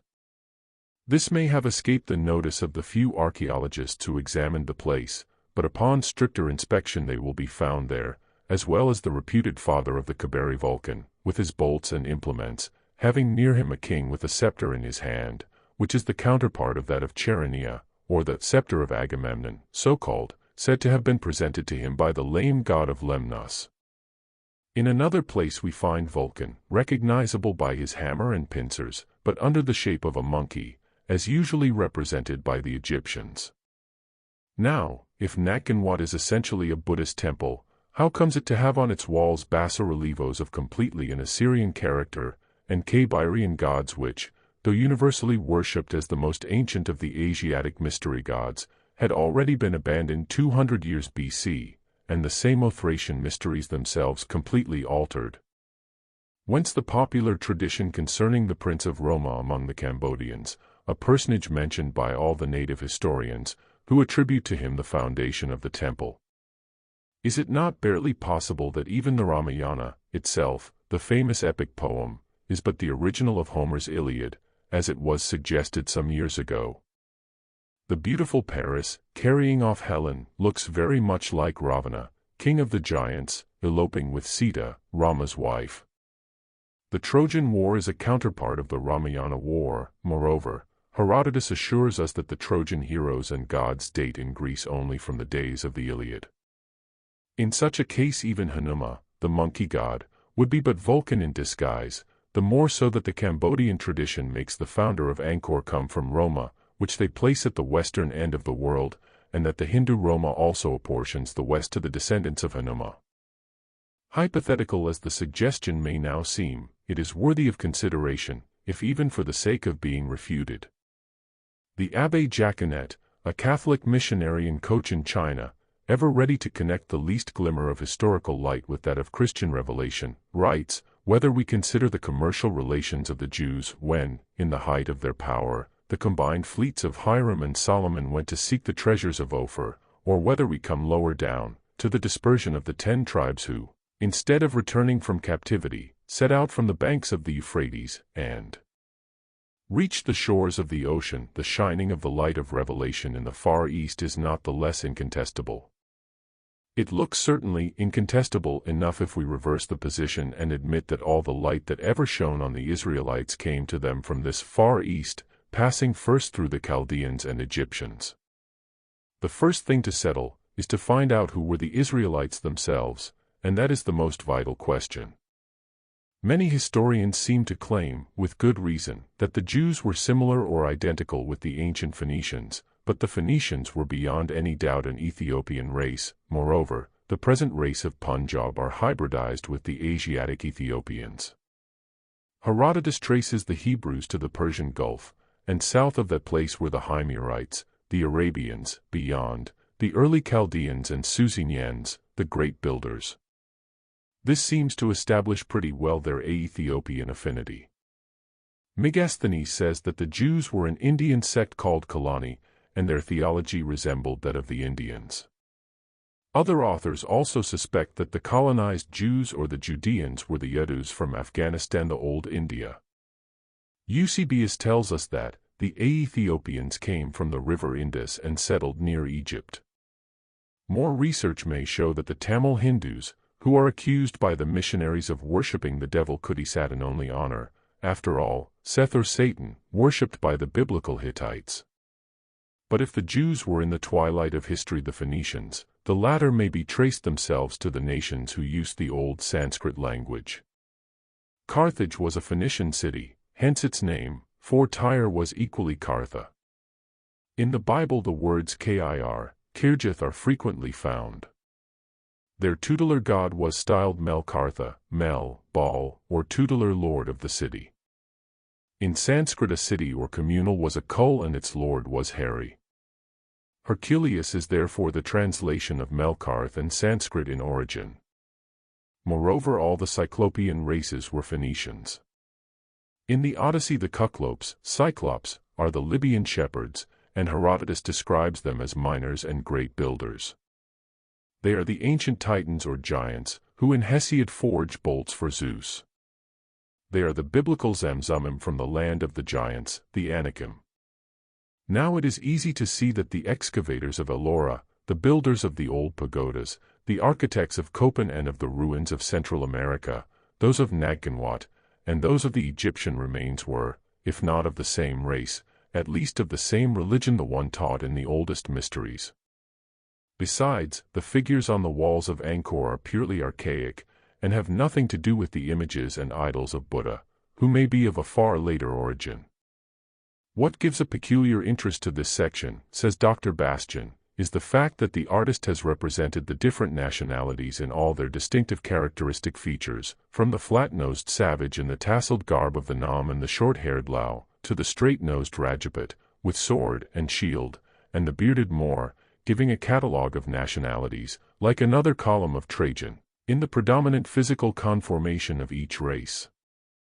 On the whole, there is such a prevalence of Hellenic caste in features and profiles, as well as in the elegant attitude of the horseman, that one might suppose Xenocrates of old, after finishing his labors in Bombay, had made an excursion to the east. Therefore, if we allow the tribes of Israel to have had a hand in the building of Nag and Wat, it cannot be as the tribes numbered and sent from the wilderness of Paran in search of the land of Canaan, but as their earlier ancestors, which amounts to the rejection of such tribes, as the casting of a reflection of the Mosaic revelation. And where is the outside historical evidence that such tribes were ever heard of at all, before the compilation of the Old Testament by Ezra? There are archaeologists who strongly regard the 12 tribes as utterly mythical, for there never was a tribe of Simeon, and that of Levi was a caste. There still remains the same problem to solve whether the Judeans had ever been in Palestine before Cyrus. From the sons of Jacob, who had all married Canaanites, except Joseph, whose wife was the daughter of an Egyptian priest of the sun, down to the legendary book of Judges, there was an acknowledged general intermarrying between the said tribes and the idolatrous races, and the children of Israel dwelt among the Canaanites, Hittites, and Amorites, and Perizzites, and Hivites, and Jebusites, and they took their daughters to be their wives, and gave their daughters to their sons, and served their gods, says the 3rd chapter of Judges, and the children of Israel forgat their God and served Baalim, and the groves. This Baal was Moloch, Mlch Carta, or Hercules. He was worshipped wherever the Phoenicians went. How could the Israelites possibly keep together as tribes, while, on the authority of the Bible itself, whole populations were from year to year uprooted violently by Assyrian and other conquerors? So was Israel carried away out of their own land to Assyria unto this day. And the king of Assyria brought men from Babylon, and from Cutha, and from Ava, and from Hamath, and from Sepharvaim, and placed them in the cities of Samaria instead of the children of Israel. If the language of Palestine became in time Semitic, it is because of Assyrian influence, for Phoenicia had become a dependency as early as the days of Hiram, and the Phoenicians evidently changed their language from Hamitic to Semitic. Assyria was the land of Nimrod, from Nimr spotted, and Nimrod was Bacchus, with his spotted leopard skin. This leopard skin is a sacred appendage of the mysteries. It was used in the Eleusinian as well as in the Egyptian mysteries. It is found sculptured on the bas-relievos of Central American ruins, covering the backs of the sacrificers. It is mentioned in the earliest speculations of the Brahmins on the meaning of their sacrificial prayers, the Aitareya Brahmanam. It is used in the Anishtoma, the initiation rites of the Soma mystery. When the neophyte is to be born again, he is covered with a leopard skin, out of which he emerges as from his mother's womb. The Kaberi were also Assyrian gods. They had different names. In the common language they were known as Jupiter and Bacchus, and sometimes as Achiochersus, Askyros, Achiochersa, and Cadmilus, and even the true number of these deities was uncertain with the people. They had other names in the sacred language, known but to the hierophants and priests, and it was not lawful to mention them. How is it then that we find them reproduced in their Samothracian postures on the walls of Nag and Wat? How is it again that we find them pronounced, albeit slightly disfigured, as known in that same sacred language, by the populations of Siam, Thibet, and India? The name Kaberi may be a derivation from Abir, great, Abir, an astrologer, or Chabir, an associate, and they were worshipped at Hebron, the city of the Anax the giants. The name Abraham, according to Dr. Wilder, has a very Kabirian look.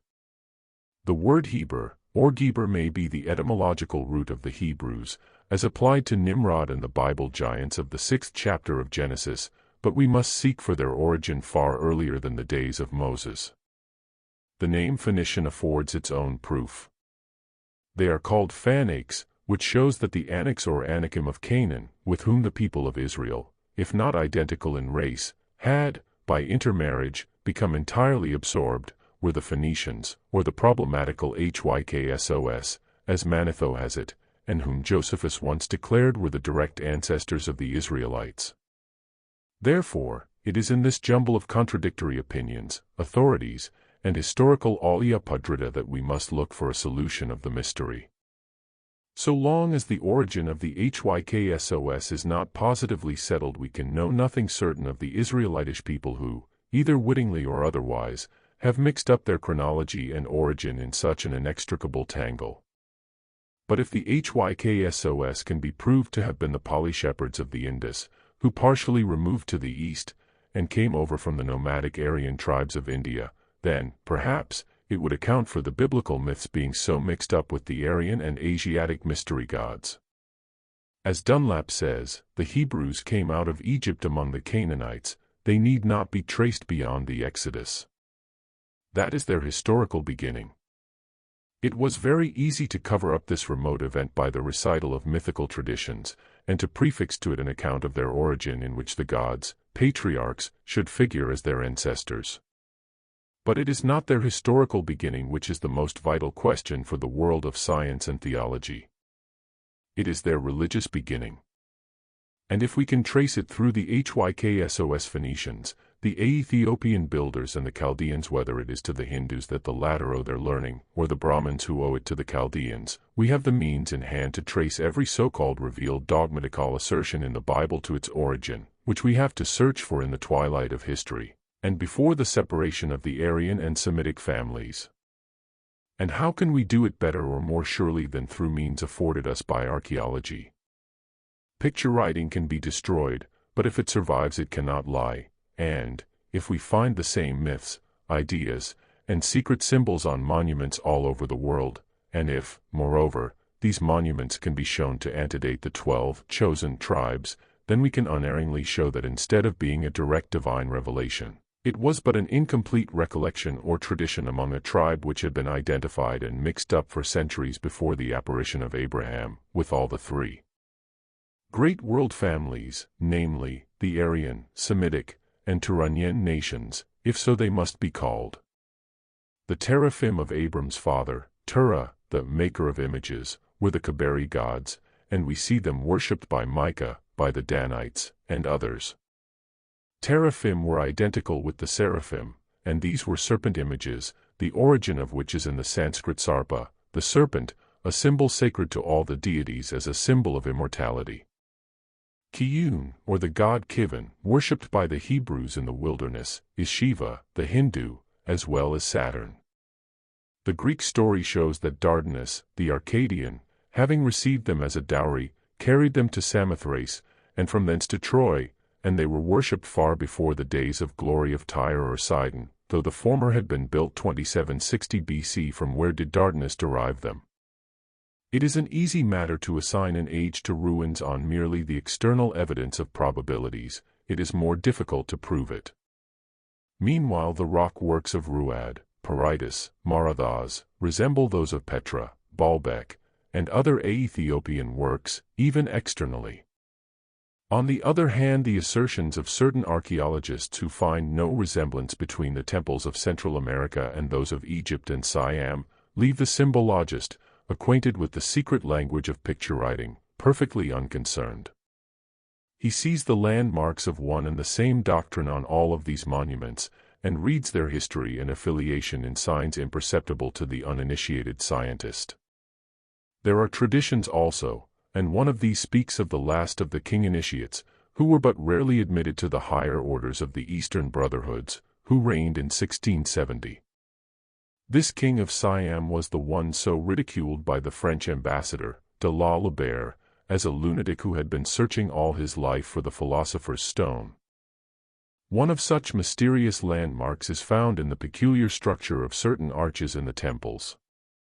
The author of The Land of the White Elephant remarks as curious, the absence of the keystone in the arches of the building, and the undecipherable inscriptions. In the ruins of Santa Cruz del Quiche an arched corridor was found by Stevens, equally without a keystone. Describing the desolate ruins of Palenque, and remarking that the arches of the corridors were all built on this model, and the ceilings in this form, he supposes that the builders were evidently ignorant of the principles of the arch, and the support was made by stones lapping over as they rose, as at Ocosingo, and among Cyclopean remains in Greece and Italy. In other buildings, though they belong to the same group. The traveler found the missing keystone, which is a sufficient proof that its omission elsewhere was premeditated. May we not look for the solution of the mystery in the Masonic manual? The keystone has an esoteric meaning which ought to be, if it is not, well appreciated by high Masons. The most important subterranean building mentioned in the description of the origin of Freemasonry is the one built by Enoch. The patriarch is led by the deity, whom he sees in a vision, into the 9 vaults. After that, with the assistance of his son, Methuselah, he constructs in the land of Canaan, in the bowels of the mountain, 9 apartments on the models that were shown to him in the vision. Each was roofed with an arch, and the apex of each formed a keystone, having inscribed on it the mirific characters. Each of the latter, furthermore, represented one of the 9 names, traced in characters emblematical of the attributes by which the deity was, according to ancient Freemasonry, known to the antediluvian brethren. Then Enoch constructed 2 deltas of the purest gold, and tracing 2 of the mysterious characters on each, he placed one of them in the deepest arch, and the other entrusted to Methuselah, communicating to him, at the same time, other important secrets now lost to Freemasonry. And so, among these arcane secrets, now lost to their modern successors, may be found also the fact that the keystones were used in the arches only in certain portions of the temples devoted to special purposes. Another similarity presented by the architectural remains of the religious monuments of every country can be found in the identity of parts, courses, and measurements. All these buildings belong to the age of Hermes Trismegistus, and however comparatively modern or ancient the temple may seem, their mathematical proportions are found to correspond with the Egyptian religious edifices. There is a similar disposition of courtyards, addenda, passages, and steps, hence, despite any dissimilarity in architectural style, it is a warrantable inference that like religious rites were celebrated in all. Says Dr. Stukely, concerning Stonehenge, this structure was not erected upon any Roman measure, and this is demonstrated by the great number of fractions which the measurement of each part, according to European scales, gives. On the contrary, the figures become even, as soon as we apply to it the measurement of the ancient cubit, which was common to the Hebrew children of Shem, as well as to the Phoenicians and Egyptians, children of Ham, and imitators of the monuments of unhewn and oracular stones. The presence of the artificial lakes, and their peculiar disposition on the consecrated grounds, is also a fact of great importance. The lakes inside the precincts of Karnak, and those enclosed in the grounds of Nagkanwat, and around the temples in the Mexican Copan and Santa Cruz del Quiche, will be found to present the same peculiarities. Besides possessing other significances, the whole area was laid out with reference to cyclic calculations. In the Druidical structures the same sacred and mysterious numbers will be found. The circle of stones generally consists of either 12, or 21, or 36. In these circles the center place belongs to Asur, Azon, or the god in the circle, by whatever other name he might have been known. The 13 Mexican serpent gods bear a distant relationship to the 13 stones of the Druidical ruins. The Tau and the astronomical cross of Egypt are conspicuous in several apertures of the remains of Palenque. In one of the bas-relievos of the Palace of Palenque, on the west side, sculptured on a hieroglyphic, right under the seated figure, is a Tau. The standing figure, which leans over the first one, is in the act of covering its head with the left hand with the veil of initiation, while it extends its right with the index and middle finger pointing to heaven. The position is precisely that of a Christian bishop giving his blessing, or the one in which Jesus is often represented while at the Last Supper. Even the Hindu elephant-headed god of wisdom, or magic learning, Ganesha, may be found among the stucco figures of the Mexican ruins. What explanation can the archaeologists, philologists in short, the chosen host of academicians give us? None whatever. At best they have but hypotheses, every one of which is likely to be pulled down by its successor, a pseudo-truth, perhaps, like the first. The keys to the biblical miracles of old, and to the phenomena of modern days, the problems of psychology, physiology, and the many missing links which have so perplexed scientists of late, are all in the hands of secret fraternities. This mystery must be unveiled some day. But till then dark skepticism will constantly interpose its threatening, ugly shadow between God's truths and the spiritual vision of mankind, and many are those who, infected by the mortal epidemic of our century, hopeless materialism, will remain in doubt and mortal agony as to whether, when man dies, he will live again, although the question has been solved by long bygone generations of sages. The answers are there. They may be found on the time-worn granite pages of cave temples, on sphinxes, propylons, and obelisks. They have stood there for untold ages, and neither the rude assault of time, nor the still ruder assault of Christian hands, have succeeded in obliterating their records. All covered with the problems which were solved, who can tell? Perhaps by the archaic forefathers of their builders the solution follows each question, and this the Christian could not appropriate, for, except the initiates, no one has understood the mystic writing. The key was in the keeping of those who knew how to commune with the invisible presence, and who had received, from the lips of Mother Nature herself, her grand truths. And so stand these monuments like mute forgotten sentinels on the threshold of that unseen world, whose gates are thrown open but to a few elect. Defying the hand of time, the vain inquiry of profane science, the insults of the revealed religions, they will disclose their riddles to none but the legatees of those by whom they were entrusted with the mystery. The cold, stony lips of the once vocal Memnon, and of these hardy sphinxes, keep their secrets well. Who will unseal them? Who of our modern, materialistic dwarfs and unbelieving Sadducees will dare to lift the veil of Isis? Chapter 15. Have we devils here? Do you put tricks upon us with savages, and men of Ind? The Tempest.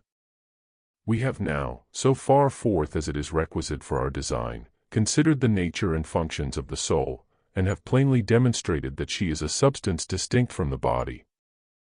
Dr. Henry Moore, Immortality of the Soul. 1659. Knowledge is power, ignorance is imbecility. Author of Art Magic, Ghostland. The secret doctrine has for many centuries been like the symbolical men of sorrows of the prophet Isaiah. Who hath believed our report? Its martyrs have repeated from one generation to another. The doctrine has grown up before its persecutors, as a tender plant and as a root out of a dry ground. It hath no form, nor comeliness, it is despised and rejected of men, and they hid their faces from it. They esteemed him not. There need be no controversy as to whether this doctrine agrees or not with the iconoclastic tendency of the skeptics of our times.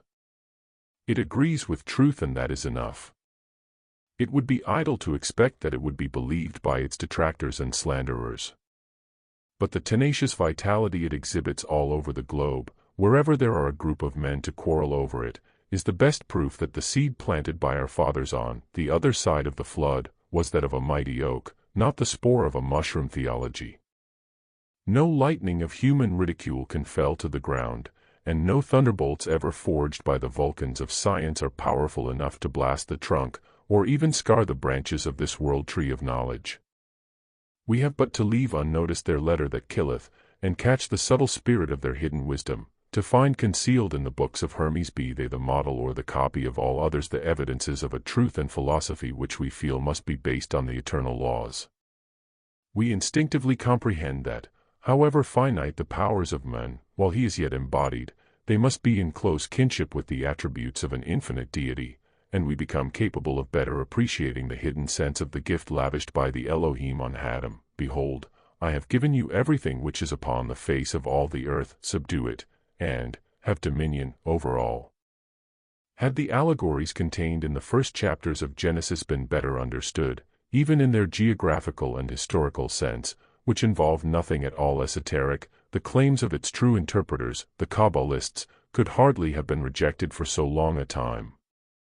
Every student of the Bible must be aware that the first and second chapters of Genesis could not have proceeded from the same pen.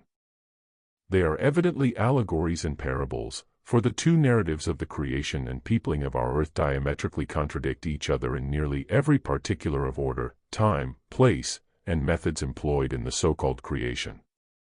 In accepting the narratives literally, and as a whole, we lower the dignity of the unknown deity.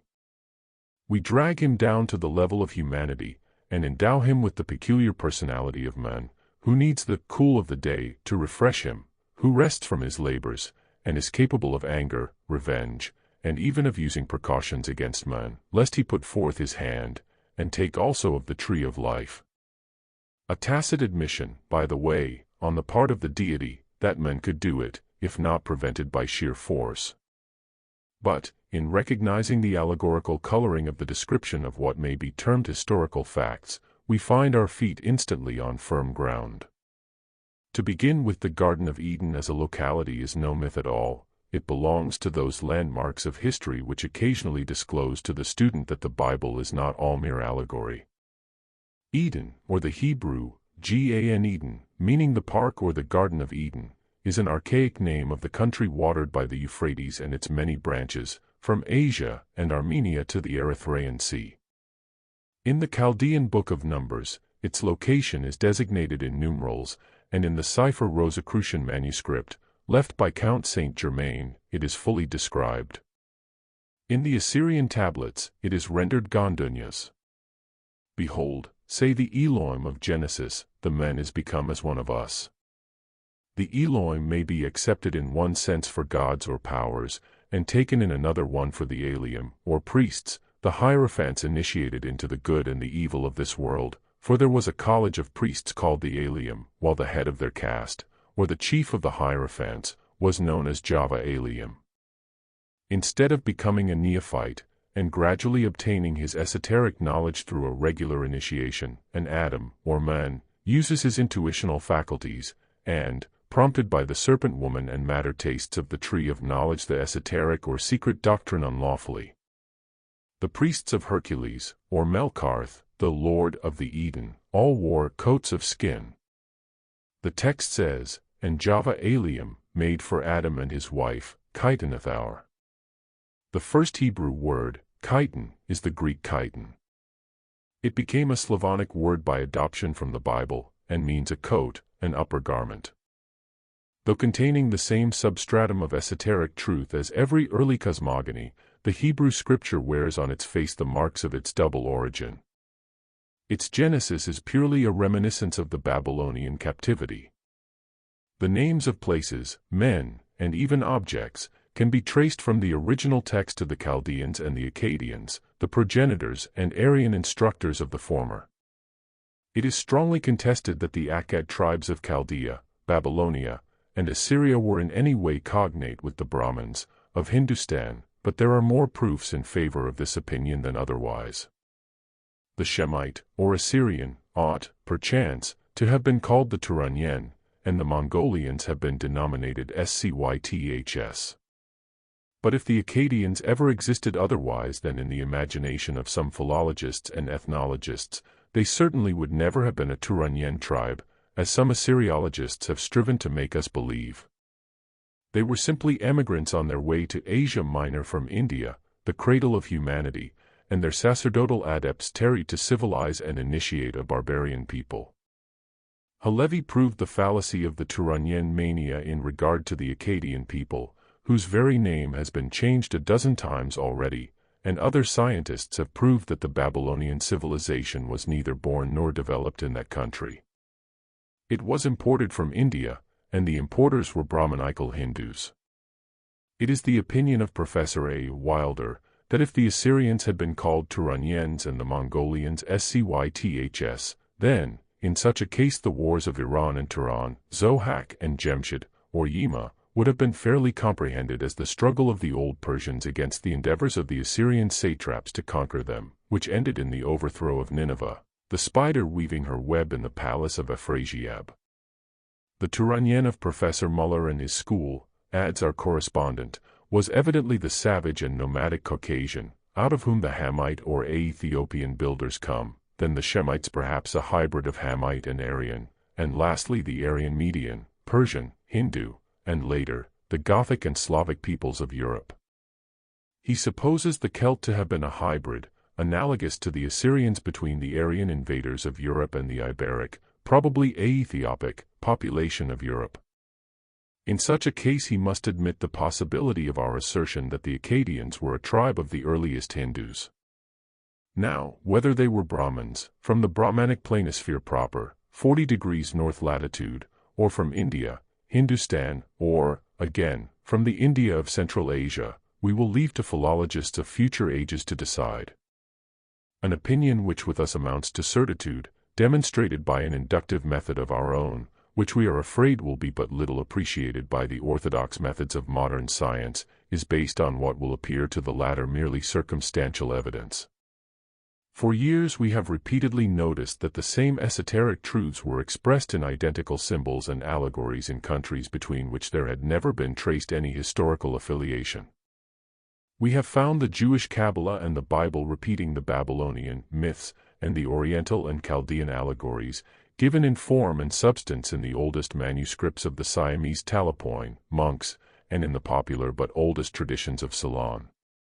In the latter place we have an old and valued acquaintance whom we have also met in other parts of the globe, a Pali scholar, and a native Sinhalese, who has in his possession a curious palm leaf, to which, by chemical processes, a time-proof durability has been given, and an enormous conch, or rather one half of a conch, for it has been split in two. On the leaf we saw the representation of a giant of Ceylonian antiquity and fame, blind, and pulling down with his outstretched arms, which are embracing the 4 central pillars of a pagoda, the whole temple, on a crowd of armed enemies. His hair is long and reaches nearly to the ground. We were informed by the possessor of this curious relic that the blind giant was Somona, the Little, so called in contradistinction with Somonakadam, the Siamese savior.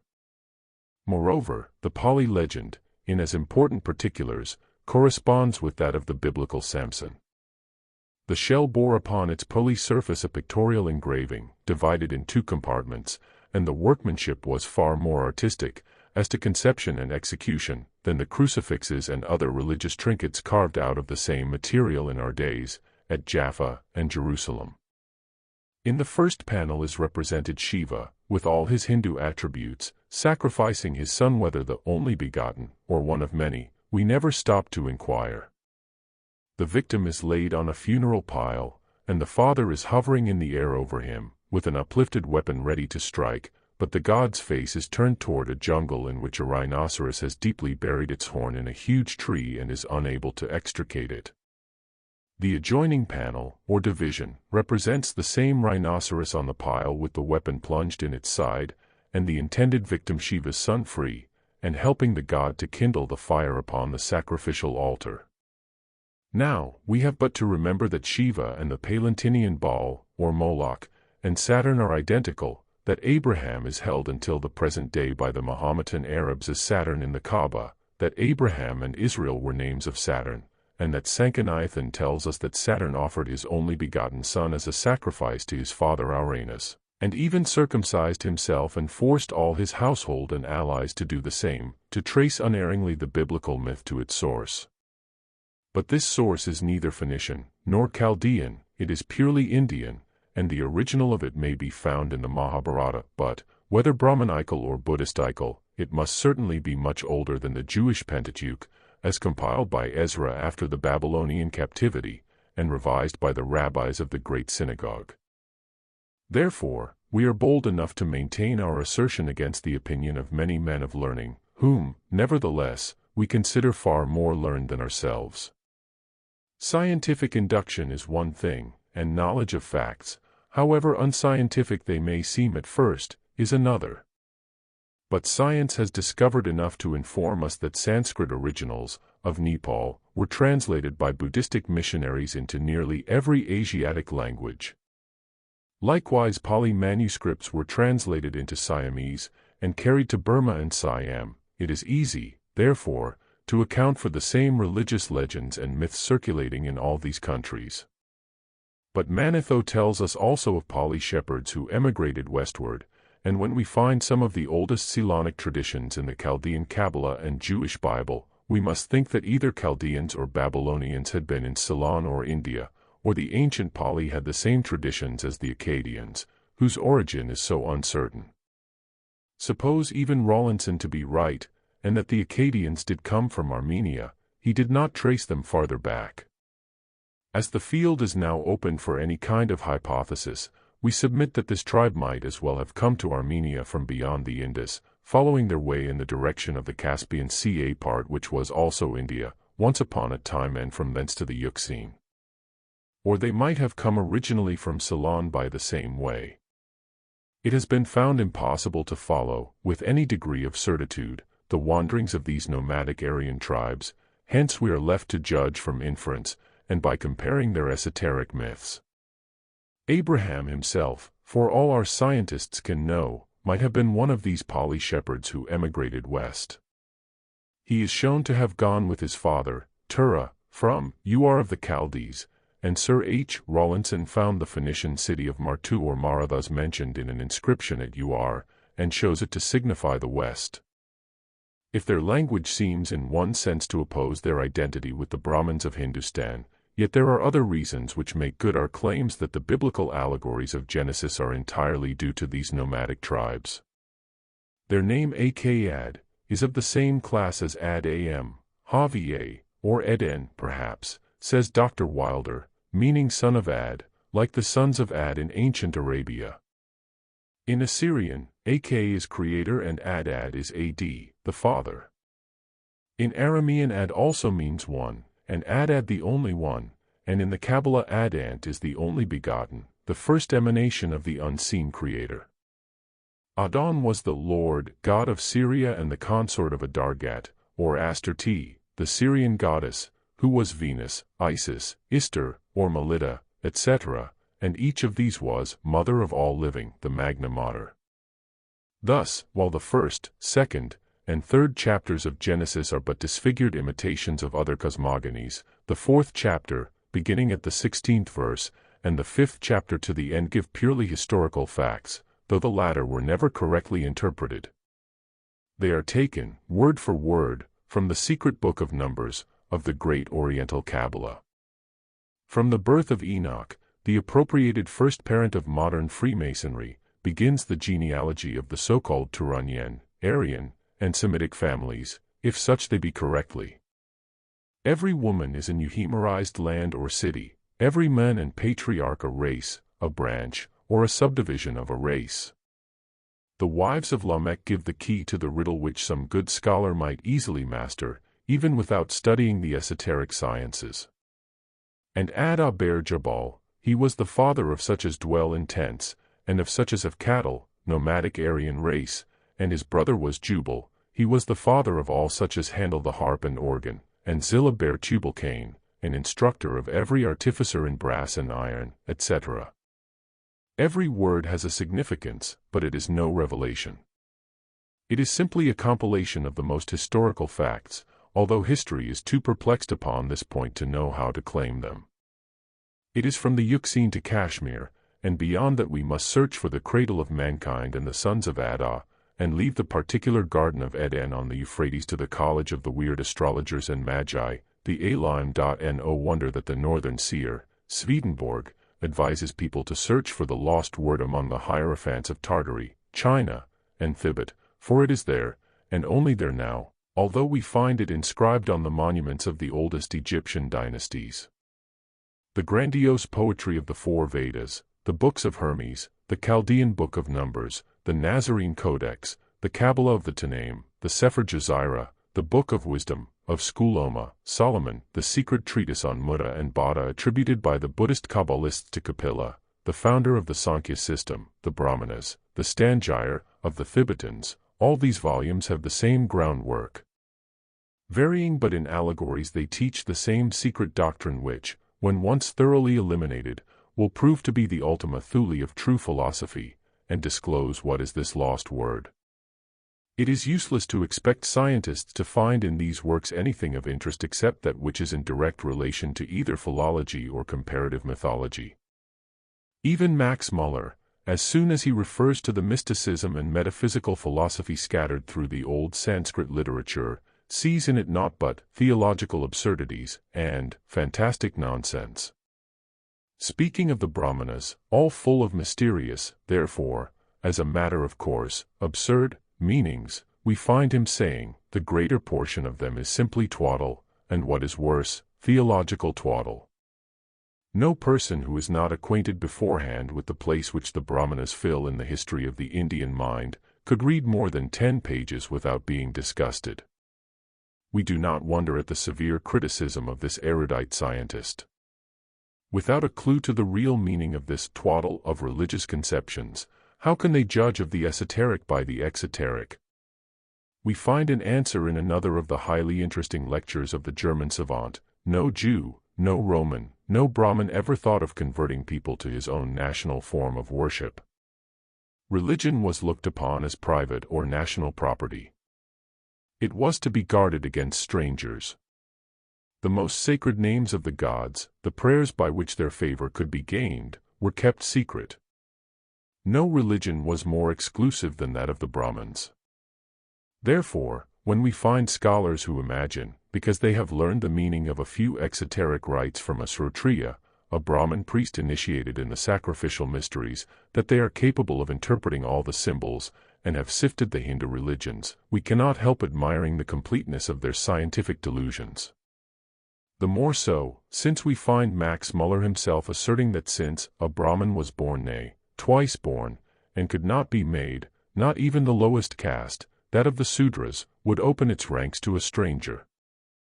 How much less likely that he would allow that stranger to unveil to the world his most sacred religious mysteries, the secret of which has been guarded so jealously from profanation throughout untold ages. No, our scientists do not, nay, cannot understand correctly the old Hindu literature, any more than an atheist or materialist is able to appreciate at their just value the feelings of a seer, a mystic, whose whole life is given to contemplation.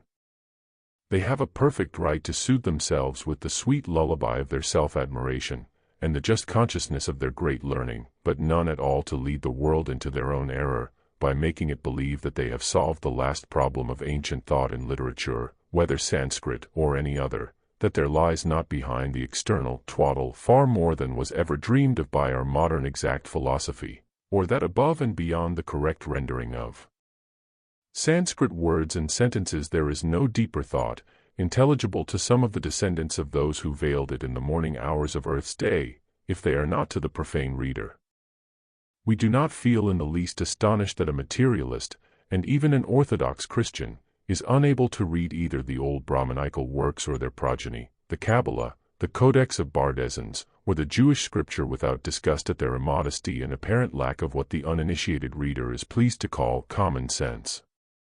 But if we can hardly blame them for such a feeling, especially in the case of the Hebrew, and even the Greek and Latin literature, and are quite ready to agree with Professor Fiske that it is a mark of wisdom to be dissatisfied with imperfect evidence, on the other hand we have a right to expect that they should recognize that it is no less a mark of honesty to confess one's ignorance in cases where there are two sides to the question, and in the solution of which the scientist may as easily blunder as any ignoramus.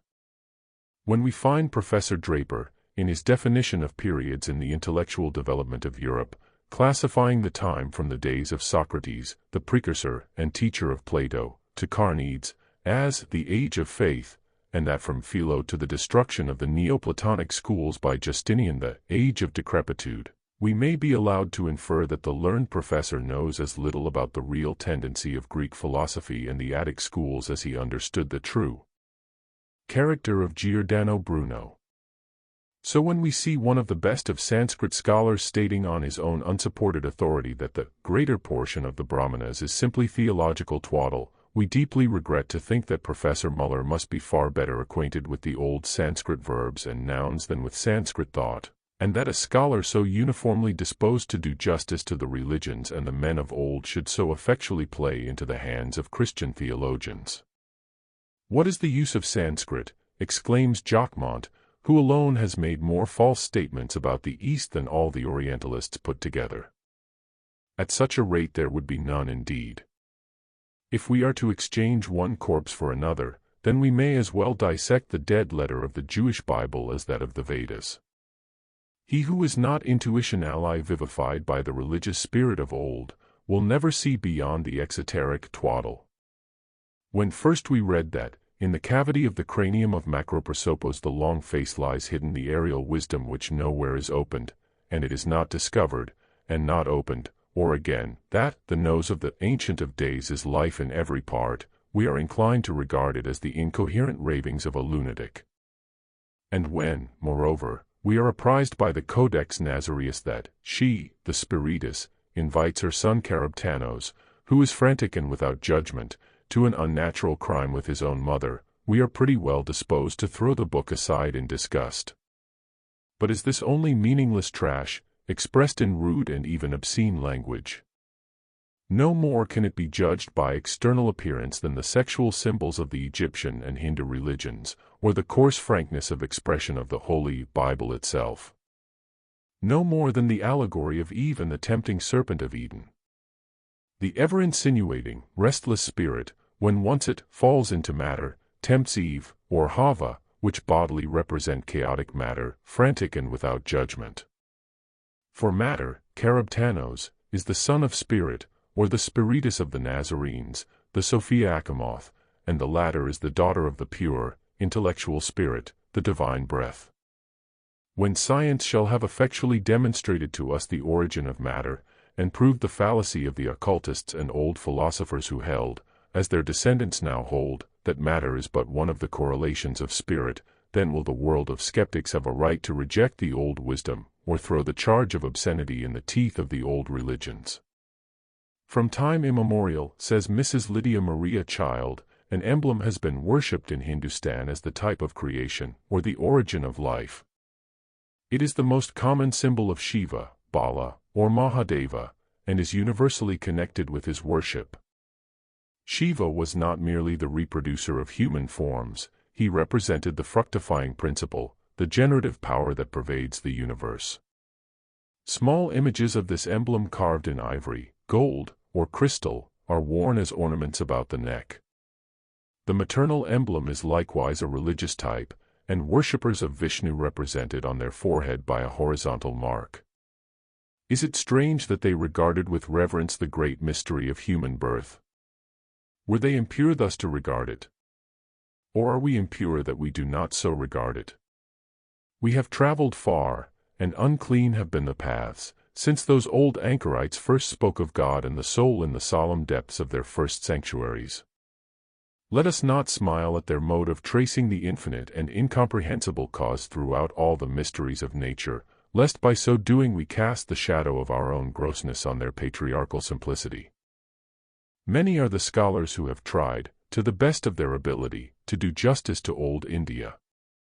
Colebrook, Sir William Jones, Barthélemy St. Hilaire, Lasson, Weber, Strange, Burnouf, Hardy, and finally Jacqueliot, have all brought forward their testimony to her achievements in legislation, ethics, philosophy, and religion. No people in the world have ever attained to such a grandeur of thought and ideal conceptions of the deity and its offspring, man, as the Sanskrit metaphysicians and theologians. My complaint against many translators and Orientalists, says Jacqueliot, while admiring their profound knowledge is, that not having lived in India, they fail in exactness of expression and in comprehension of the symbolical sense of poetic chants, prayers, and ceremonies, and thus too often fall into material errors, whether of translation or appreciation. Further, this author who, from a long residence in India, and the study of its literature, is better qualified to testify than those who have never been there, tells us that the life of several generations would scarce suffice merely to read the works that ancient India has left us on history, ethics, morale, poetry, philosophy, religion, different sciences, and medicine. And yet Louis Jacqueliot is able to judge but by the few fragments, access to which had ever depended on the complaisance and friendship of a few Brahmins with whom he succeeded in becoming intimate. Did they show him all their treasures? Did they explain to him all he desired to learn? We doubt it, otherwise he would not himself have judged their religious ceremonies so hastily as he has upon several occasions merely upon circumstantial evidence. Still, no traveler has shown himself fairer in the main or more impartial to India than Jacqueliot. If he is severe as to her present degradation, he is still severed to those who were the cause of it, the sacerdotal caste of the last few centuries, and his rebuke is proportionate to the intensity of his appreciation of her past grandeur.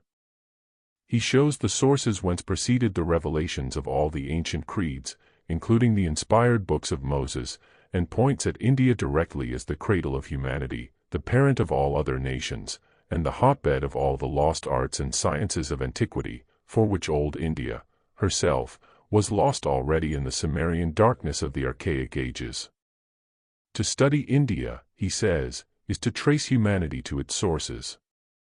In the same way as modern society jostles antiquity at each step, he adds, as our poets have copied Homer and Virgil, Sophocles and Euripides, Plautus and Terence, as our philosophers have drawn inspiration from Socrates, Pythagoras, Plato, and Aristotle, as our historians take Titus Livius, Sallust, or Tacitus, as models, our orators, Demosthenes or Cicero, our physicians study Hippocrates, and our codes transcribe Justinian. So had antiquity's self also an antiquity to study, to imitate, and to copy. What more simple and more logical? Do not peoples precede and succeed each other? Does the knowledge, painfully acquired by one nation, confine itself to its own territory, and die with the generation that produced it? Can there be any absurdity in the suggestion that the India of 6,000 years ago, brilliant, civilized, overflowing with population, impressed upon Egypt, Persia, Judea, Greece, and Rome, a stamp as ineffaceable, impressions as profound, as these last have impressed upon us?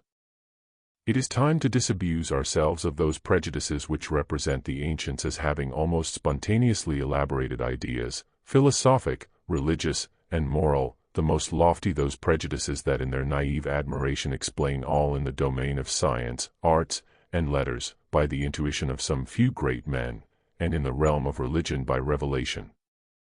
We believe that the day is not far off when the opponents of this fine and erudite writer will be silenced by the force of irrefutable evidence. And when facts shall once have corroborated his theories and assertions, what will the world find?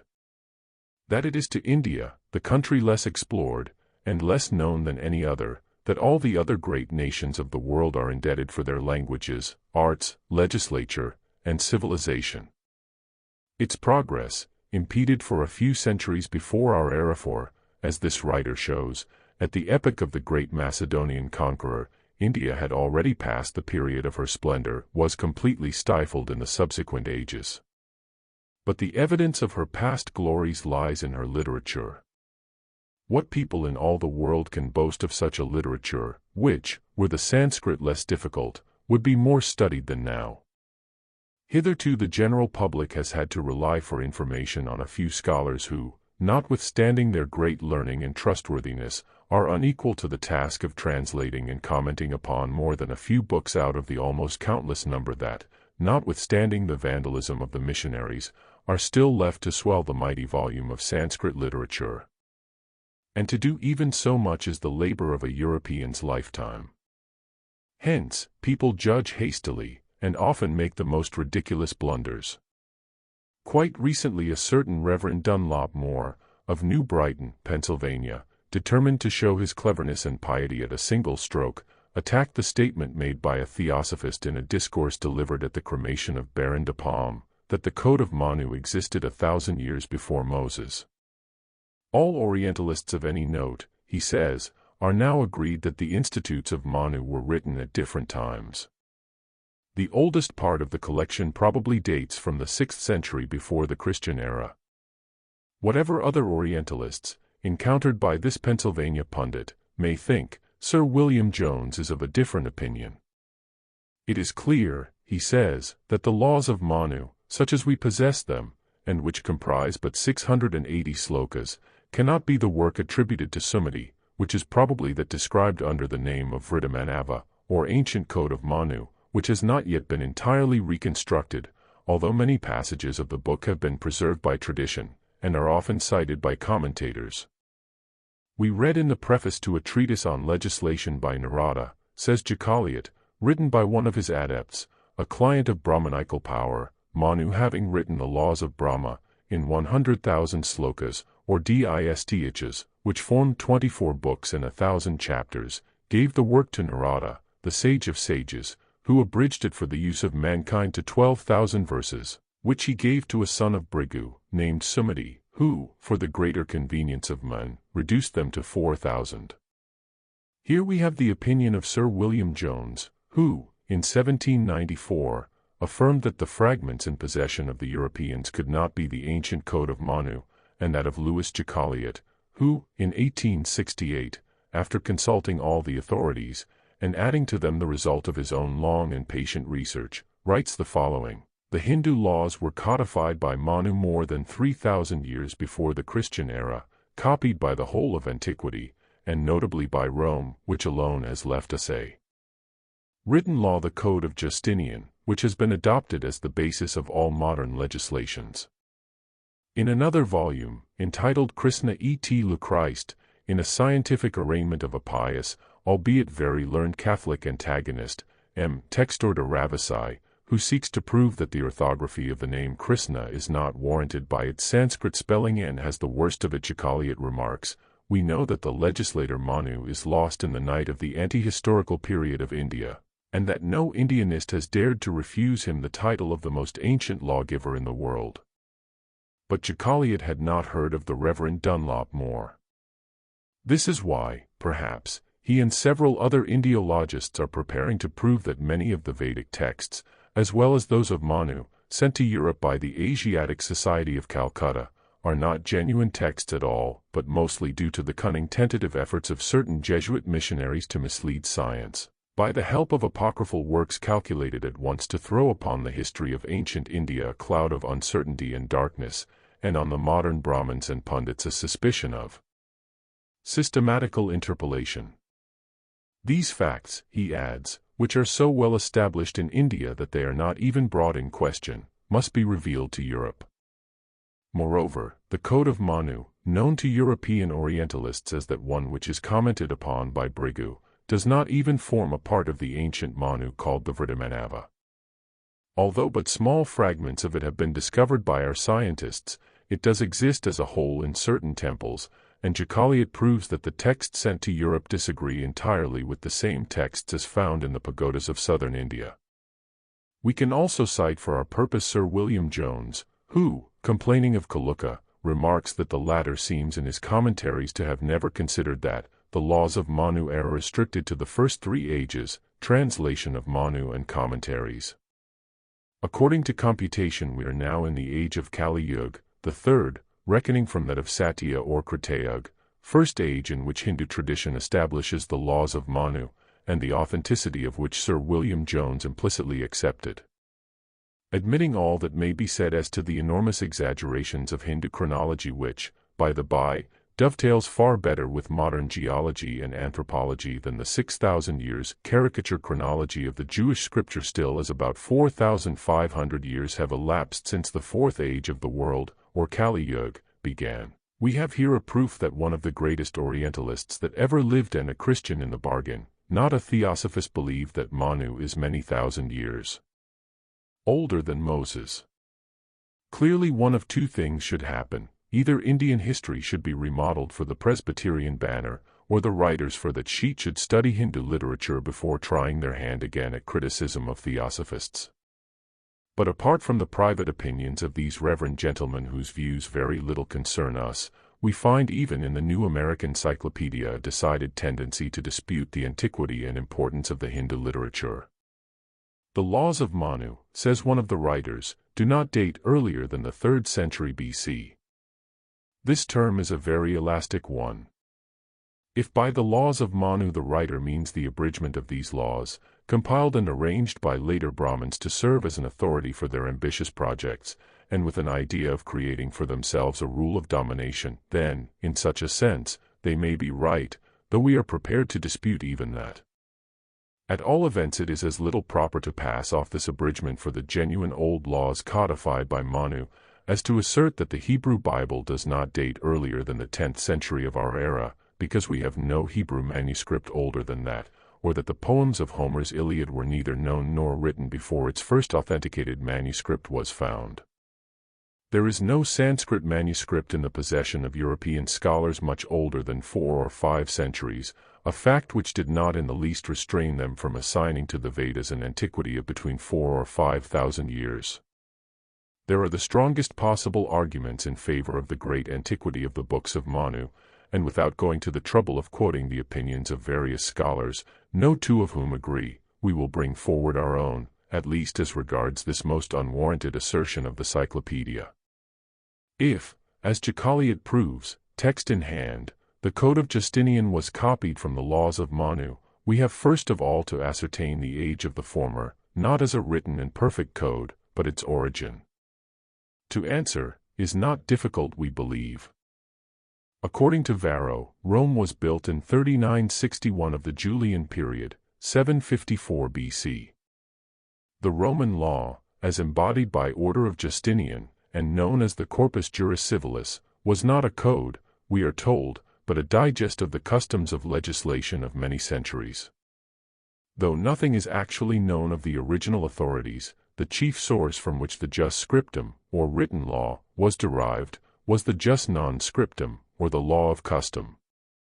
Now it is just on this law of custom that we are prepared to base our arguments. The law of the 12 tables, moreover, was compiled about AUC 300, and even this as respects private law was compiled from still earlier sources. Therefore, if these earlier sources are found to agree so well with the laws of Manu, which the Brahmins claim to have been codified in the Kritayug, an age anterior to the actual Kali Yuga, then we must suppose that this source of the 12 tables, as laws of custom and tradition, are at least, by several hundred years, older than their copyists. This, alone, carries us right back to more than 1,000 years BC. The Manava Dharmasastra, embodying the Hindu system of cosmogony, is recognized as next to the Vedas in antiquity, and even Colebrook assigns the latter to the 15th century BC. And, now, what is the etymology of the name of Manava Dharmasastra? It is a word compounded of Manu, Dharma, institute, and Sastra, command or law. How then can Manu's laws date only since the 3rd century before our Christian era? The Hindu code had never laid any claims to be divinely revealed. The distinction made by the Brahmins themselves between the Vedas and every other sacred book of however respectable in antiquity, is a proof of it. While every sect holds the Vedas as the direct word of God, revelation, the Code of Manu is designated by them simply as the Smrti, a collection of oral traditions. Still these traditions, or recollections, are among the oldest as well as the most revered in the land. But, perhaps, the strongest argument in favor of its antiquity, and the general esteem in which it is held, lies in the following fact. The Brahmins have undeniably remodeled these traditions at some distant period, and made many of the actual laws, as they now stand in the Code of Manu, to answer their ambitious views. Therefore, they must have done it at a time when the burning of widows, sati, was neither practiced nor intended to be, which it has been for nearly 2,500 years. No more than in the Vedas is there any such atrocious law mentioned in the Code of Manu.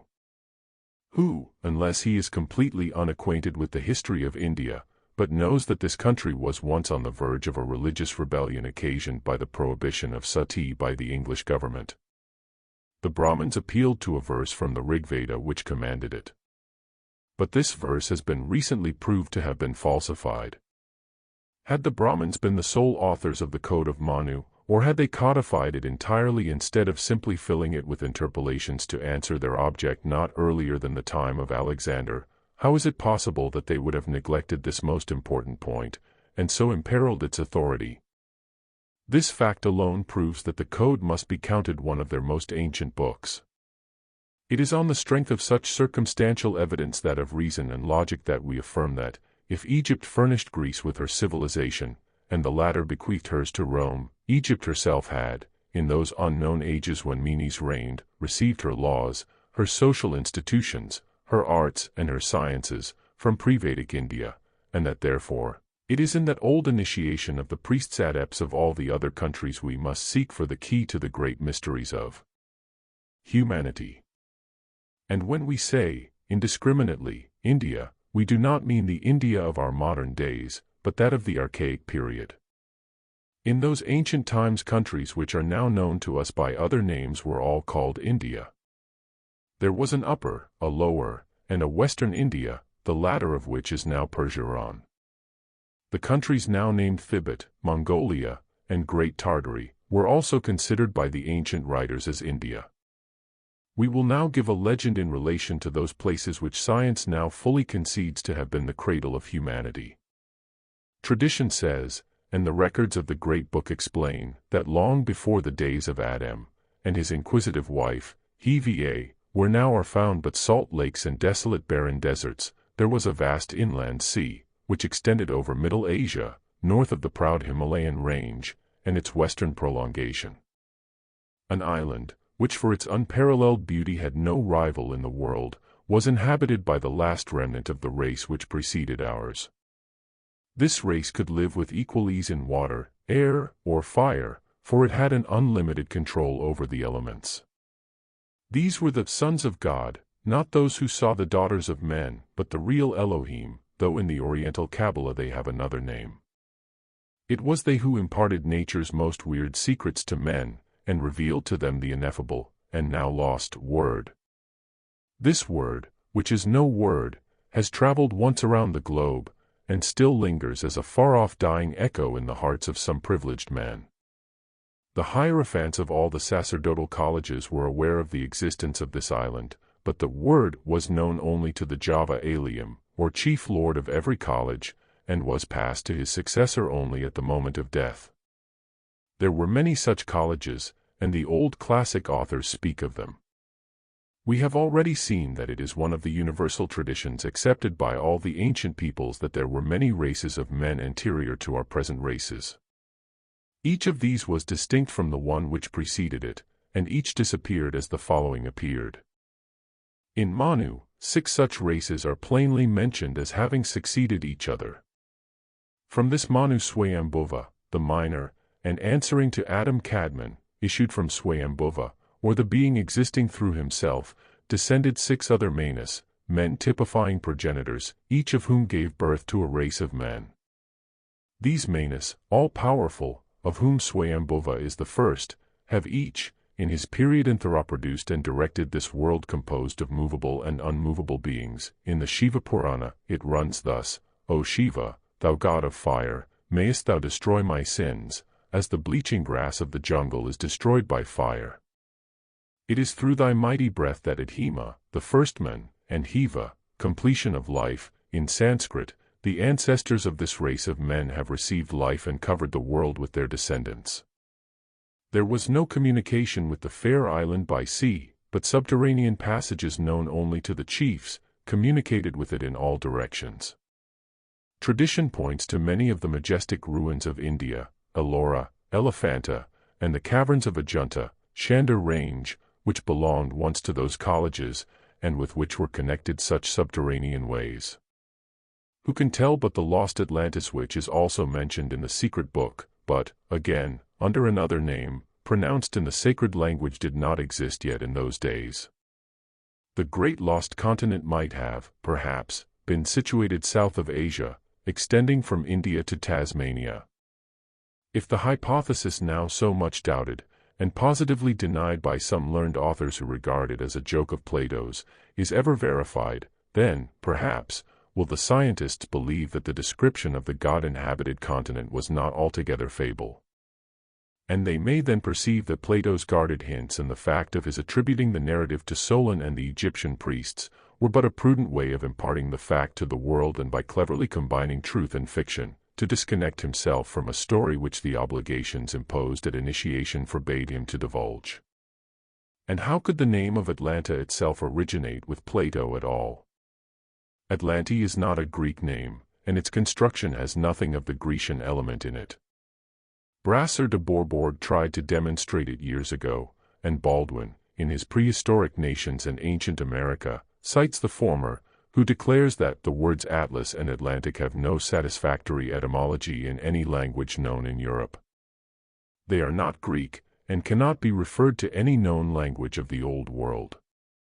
But in the Nahuatl, or Toltec, language we find immediately the radical atl, which signifies water, war, and the top of the head. From this comes a series of words, such as Atlan, or the border of or amid the water, from which we have the adjective Atlantic. We have also Atlica, to combat. A city named Atlan existed when the continent was discovered by Columbus, at the entrance of the Gulf of Uraha, in Darien, with a good harbor. It is now reduced to an unimportant pueblo, village, named Aklo.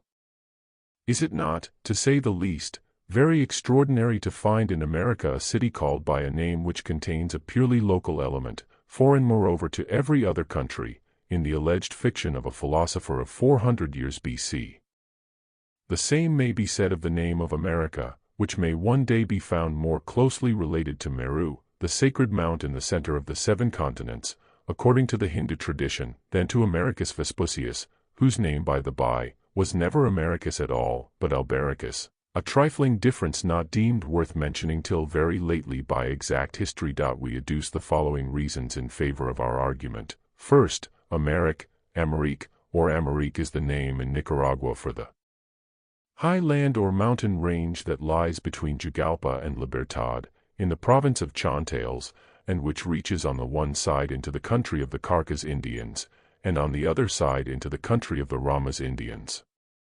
Ic or Eek, as a terminal, means great, as Kazik, etc. Columbus mentions, in his 4th voyage, the village Carii, probably Tsaitsai.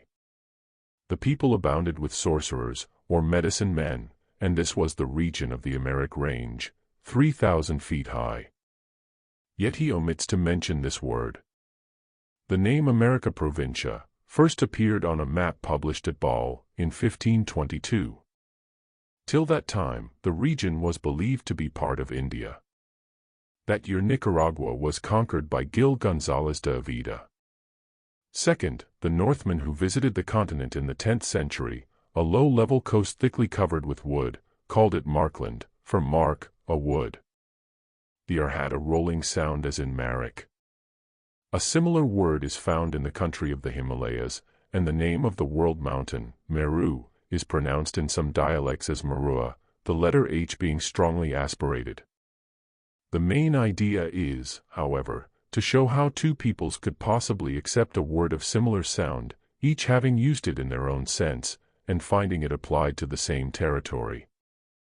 It is most plausible, says Professor Wilder, that the state of Central America, where we find the name Americ signifying, like the Hindu Meru we may add, Great Mountain, gave the continent its name.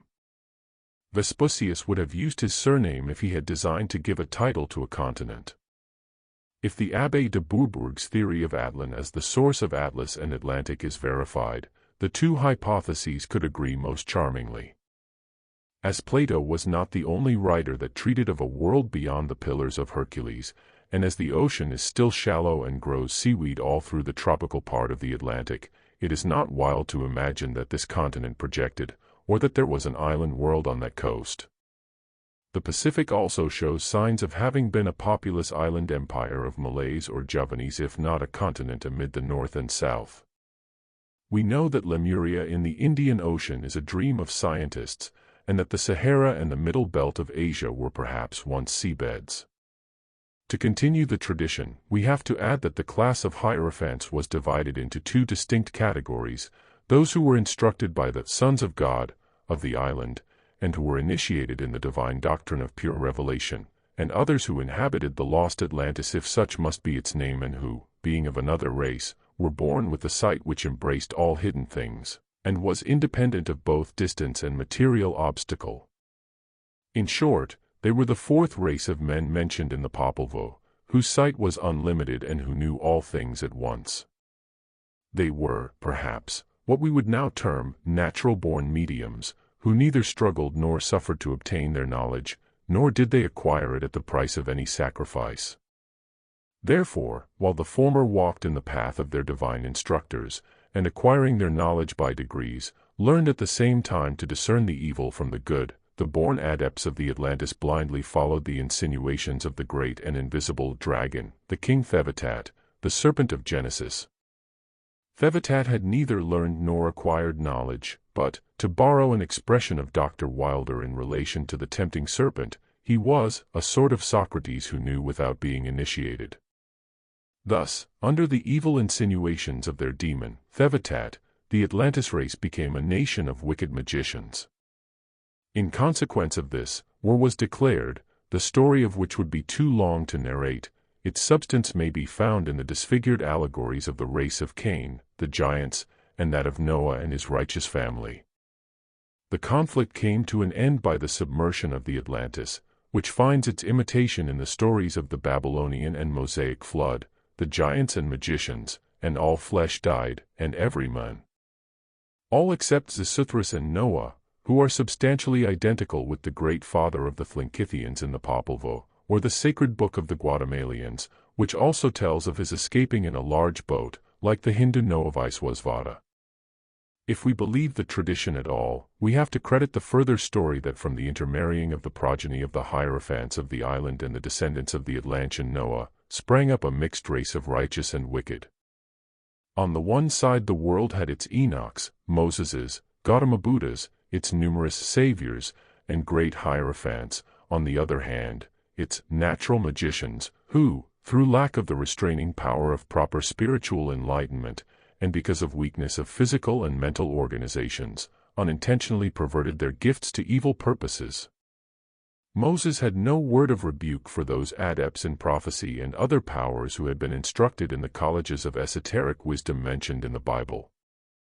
His denunciations were reserved for such as either wittingly or otherwise debased the powers inherited from their Atlantean ancestors to the service of evil spirits, to the injury of humanity. His wrath was kindled against the spirit of Ob, not that of Od.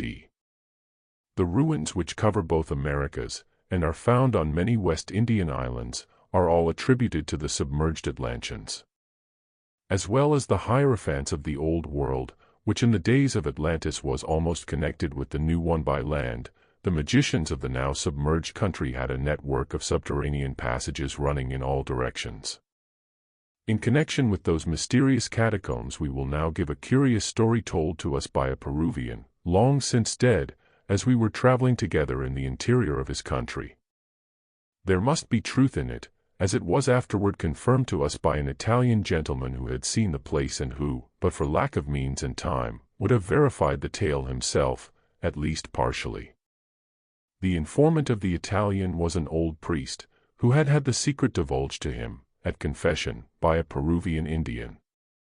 We may add, moreover, that the priest was compelled to make the revelation, being at the time completely under the mesmeric influence of the traveler.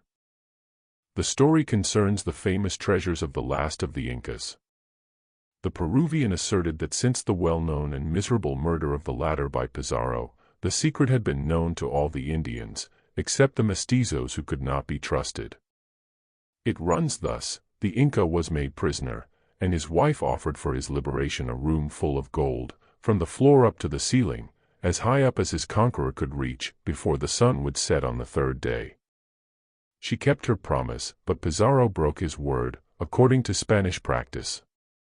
Marveling at the exhibition of such treasures, the conqueror declared that he would not release the prisoner, but would murder him, unless relates to a struggle between the sons of God and the sons of giants, or the inhabitants and magicians of the Atlantis.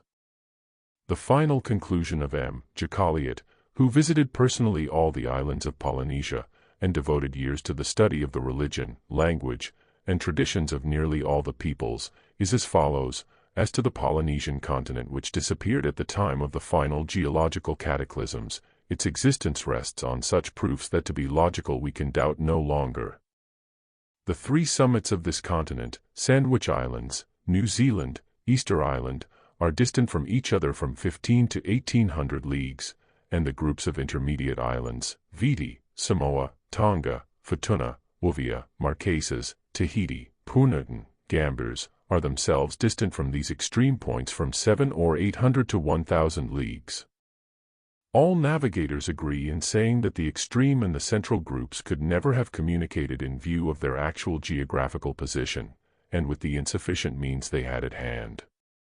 It is physically impossible to cross such distances in a pirogue, without a compass, and travel months without provisions. On the other hand, the Aborigines of the Sandwich Islands, of Fiji, of New Zealand, of the Central Groups, of Samoa, Tahiti, etc., had never known each other, had never heard of each other before the arrival of the Europeans.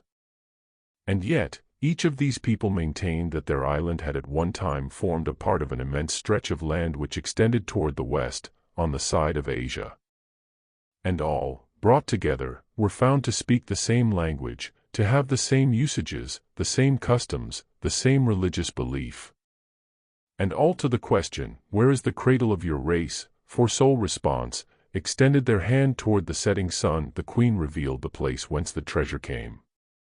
He had heard that the Incas had somewhere an inexhaustible mine, a subterranean road or tunnel running many miles underground, where were kept the accumulated riches of the country. The unfortunate queen begged for delay, and went to consult the oracles. During the sacrifice, the chief priest showed her in the consecrated black mirror the unavoidable murder of her husband, whether she delivered the treasures of the crown to Pizarro or not. Then the queen gave the order to close the entrance, which was a door cut in the rocky wall of a chasm. Under the direction of the priest and magicians, the chasm was accordingly filled to the top with huge masses of rock, and the surface covered over so as to conceal the work. The Inca was murdered by the Spaniards and his unhappy queen committed suicide. Spanish greed overreached itself and the secret of the buried treasures was locked in the breasts of a few faithful Peruvians. Our Peruvian informant added that in consequence of certain indiscretions at various times, persons had been sent by different governments to search for the treasure under the pretext of scientific exploration. They had rummaged the country through, but without realizing their object. So far this tradition is corroborated by the reports of Dr. Scuddy and other historians of Peru. But there are certain additional details which we are not aware have been made public before now. Several years after hearing the story, and its corroboration by the Italian gentleman, we again visited Peru. Going southward from Lima, by water, we reached a point near Arica at sunset, and were struck by the appearance of an enormous rock, nearly perpendicular, which stood in mournful solitude on the shore, apart from the range of the Andes. It was the tomb of the Incas. As the last rays of the setting sun strike the face of the rock, one can make out, with an ordinary opera glass, some curious hieroglyphics inscribed on the volcanic surface. When Cusco was the capital of Peru, it contained a temple of the sun, famed far and near for its magnificence. It was roofed with thick plates of gold, and the walls were covered with the same precious metal. The eave troughs were also of solid gold. In the west wall the architects had contrived an aperture in such a way that when the sunbeams reached it, it focused them inside the building. Stretching like a golden chain from one sparkling point to another, they encircled the walls, illuminating the grim idols, and disclosing certain mystic signs at other times invisible. It was only by understanding these hieroglyphics identical with those which may be seen to this day on the tomb of the Incas that one could learn the secret of the tunnel and its approaches. Among the latter was one in the neighborhood of Cusco, now masked beyond discovery. This leads directly into an immense tunnel which runs from Cusco to Lima, and then, turning southward, extends into Bolivia. At a certain point it is intersected by a royal tomb. Inside this sepulchral chamber are cunningly arranged two doors, or, rather, two enormous slabs which turn upon pivots, and close so tightly as to be only distinguishable from the other portions of the sculptured walls by the secret signs, whose key is in the possession of the faithful custodians. One of these turning slabs covers the southern mouth of the Liman Tunnel, the other, the northern one of the Bolivian corridor. The latter, running southward, passes through Trapaca and Cabillo, for Arica is not far away from the little river called Pequina, which is the boundary between Peru and Bolivia. Not far from this spot stand three separate peaks which form a curious triangle. They are included in the chain of the Andes. According to tradition, the only practicable entrance to the corridor leading northward is in one of these peaks, but without the secret of its landmarks, a regiment of Titans might rend the rocks in vain in the attempt to find it. But even were someone to gain an entrance and find his way as far as the turning slab in the wall of the sepulchre, and attempt to blast it out, the superincumbent rocks are so disposed as to bury the tomb, its treasures, and as the mysterious Peruvian expressed it to us, 1,000 warriors, in one common ruin. There is no other access to the Arica chamber but through the door in the mountain near Pequina. Along the entire length of the corridor, from Bolivia to Lima and Cusco, are smaller hiding places filled with treasures of gold and precious stone, the accumulations of many generations of Incas, the aggregate value of which is incalculable. We have in our possession an accurate plan of the tunnel, the sepulchre, and the doors, given to us at the time by the old Peruvian.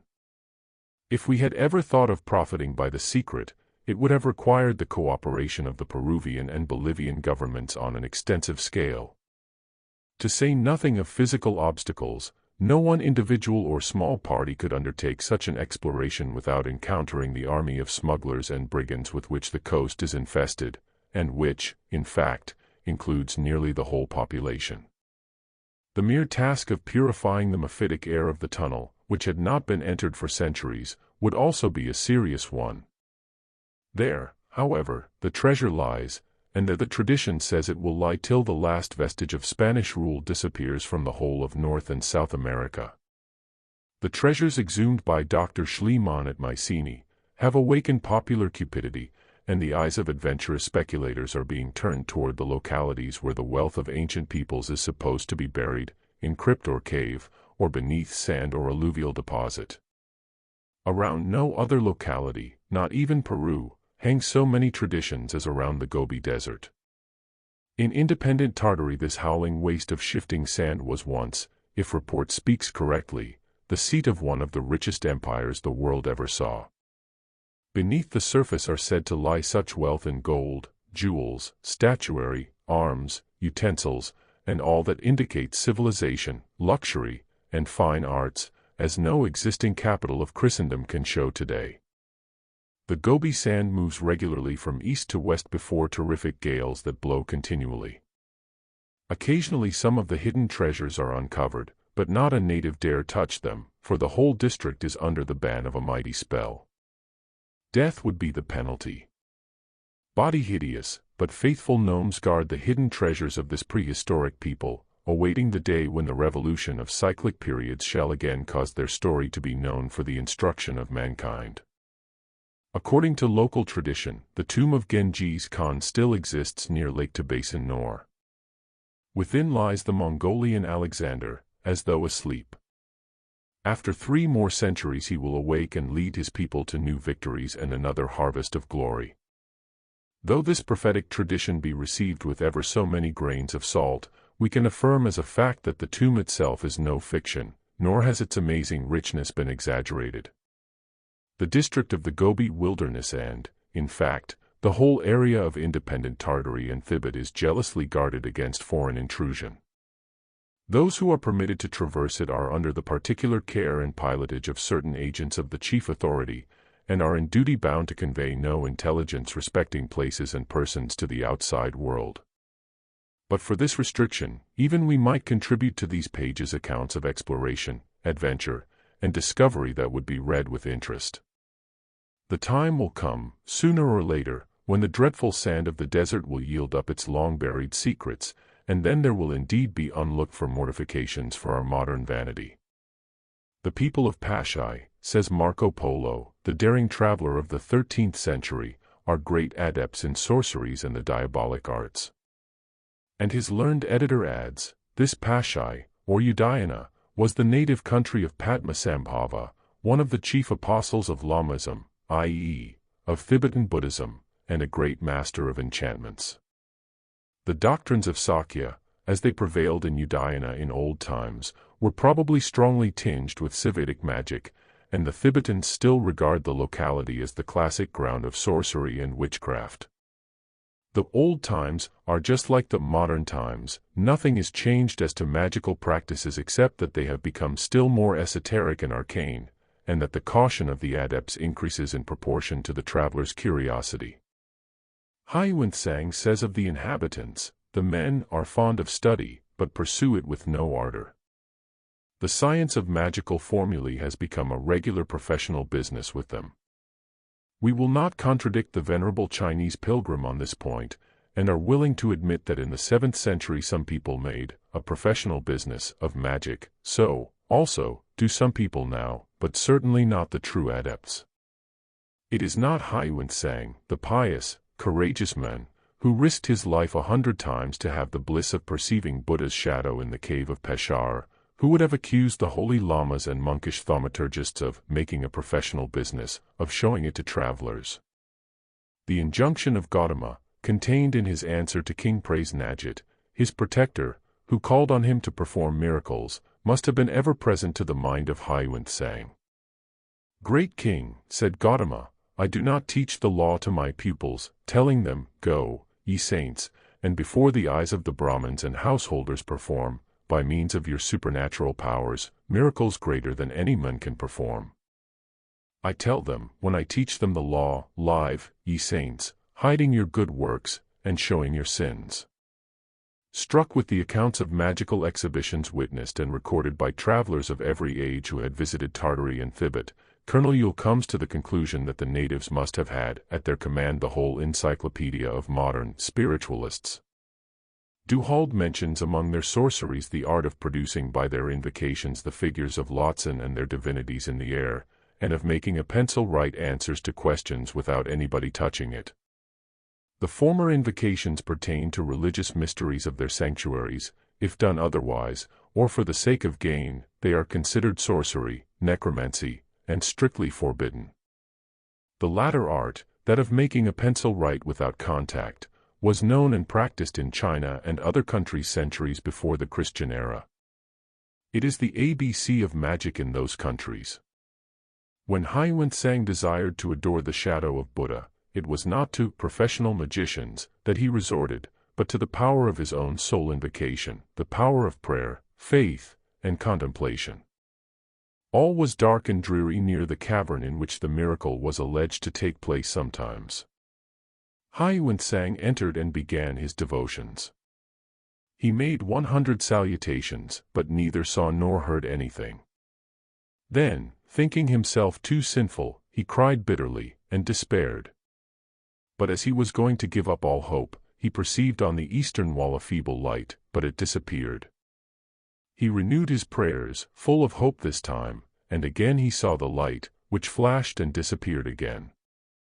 After this he made a solemn vow: he would not leave the cave till he had the rapture to see at last the shadow of the venerable of the age. He had to wait longer after this, for only after 200 prayers was the dark cave suddenly bathed in light, and the shadow of Buddha, of a brilliant white color, rose majestically on the wall, as when the clouds suddenly open, and, all at once, display the marvelous image of the mountain of light. A dazzling splendor lighted up the features of the divine countenance. Haiwen-tsang was lost in contemplation and wonder, and would not turn his eyes away from the sublime and incomparable object. Haiwen-tsang adds in his own diary, "Cuk, that it is only when man prays with sincere faith, and if he has received from above a hidden impression, that he sees the shadow clearly, but he cannot enjoy the sight for any length of time." Those who are so ready to accuse the Chinese of irreligion will do well to read Schott's essays on Buddhism in China and Upper Asia. In the years Yuan Yu of the Sung, AD 1086 to 1093, a pious matron with her 2 servants lived entirely to the land of enlightenment. One of the maids said one day to her companion, "Tonight I shall pass over to the realm of Amida, Buddha." The same night a balsamic odor filled the house, and the maid died without any preceding illness. On the following day the surviving maid said to her lady, "Yesterday my deceased companion appeared to me in a dream, and said, 'Thanks to the persevering supplications of our dear mistress, I am become an inhabitant of paradise, and my blessedness is past all expression in words.' The matron replied, 'If she will appear to me also, then will I believe all you say.' The next night the deceased really appeared to her. The lady asked, 'May I, for once, visit the land of enlightenment?' 'Yea,' answered the blessed soul, 'thou hast but to follow thine handmaiden.' The lady followed her, in her dream, and soon perceived a lake of immeasurable expanse, overspread with innumerable red and white lotus flowers, of various sizes, some blooming, some fading. She asked what those flowers might signify. The maiden replied, "These are all human beings on the earth whose thoughts are turned to the land of enlightenment."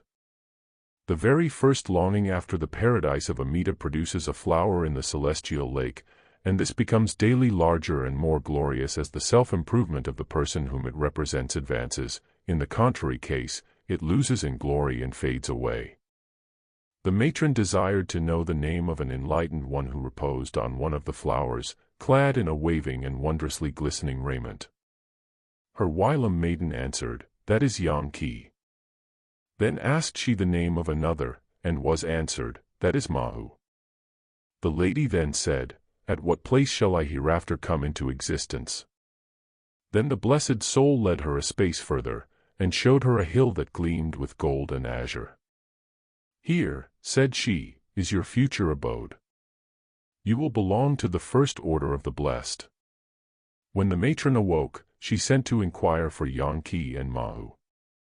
The first was already departed, the other still alive and well. And thus the lady learned that the soul of one who advances in holiness and never turns back, may be already a dweller in the land of enlightenment, even though the body still sojourn in this transitory world. In the same essay, another Chinese story is translated, and to the same effect. "I knew a man," says the author, "who during his life had killed many living beings, and was at last struck with an apoplexy. The sorrows in store for his sin-laden soul pained me to the heart. I visited him, and exhorted him to call on the Amida, but he obstinately refused.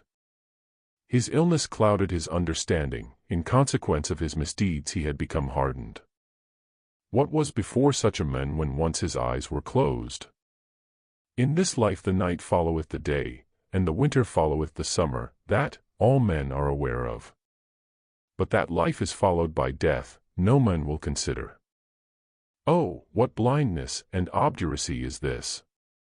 These two instances of Chinese literature hardly strengthen the usual charge of irreligion and total materialism brought against the nation.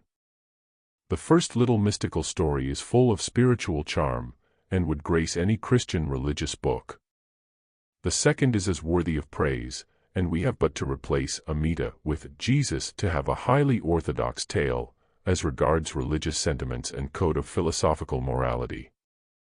The following instance is still more striking, and we quote it for the benefit of Christian revivalists. Hong Tatai, of Tanshan, who lived under the sun, followed the craft of a blacksmith.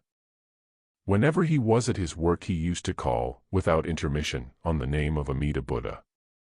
One day he handed to his neighbors the following verses of his own composition to be spread about. Ding dong. The hammer strokes fall long and fast, until the iron turns to steel at last. Now shall the long, long day of rest begin, the land of bliss eternal calls me in. Thereupon he died. But his verses spread all over Honan, and many learned to call upon Buddha.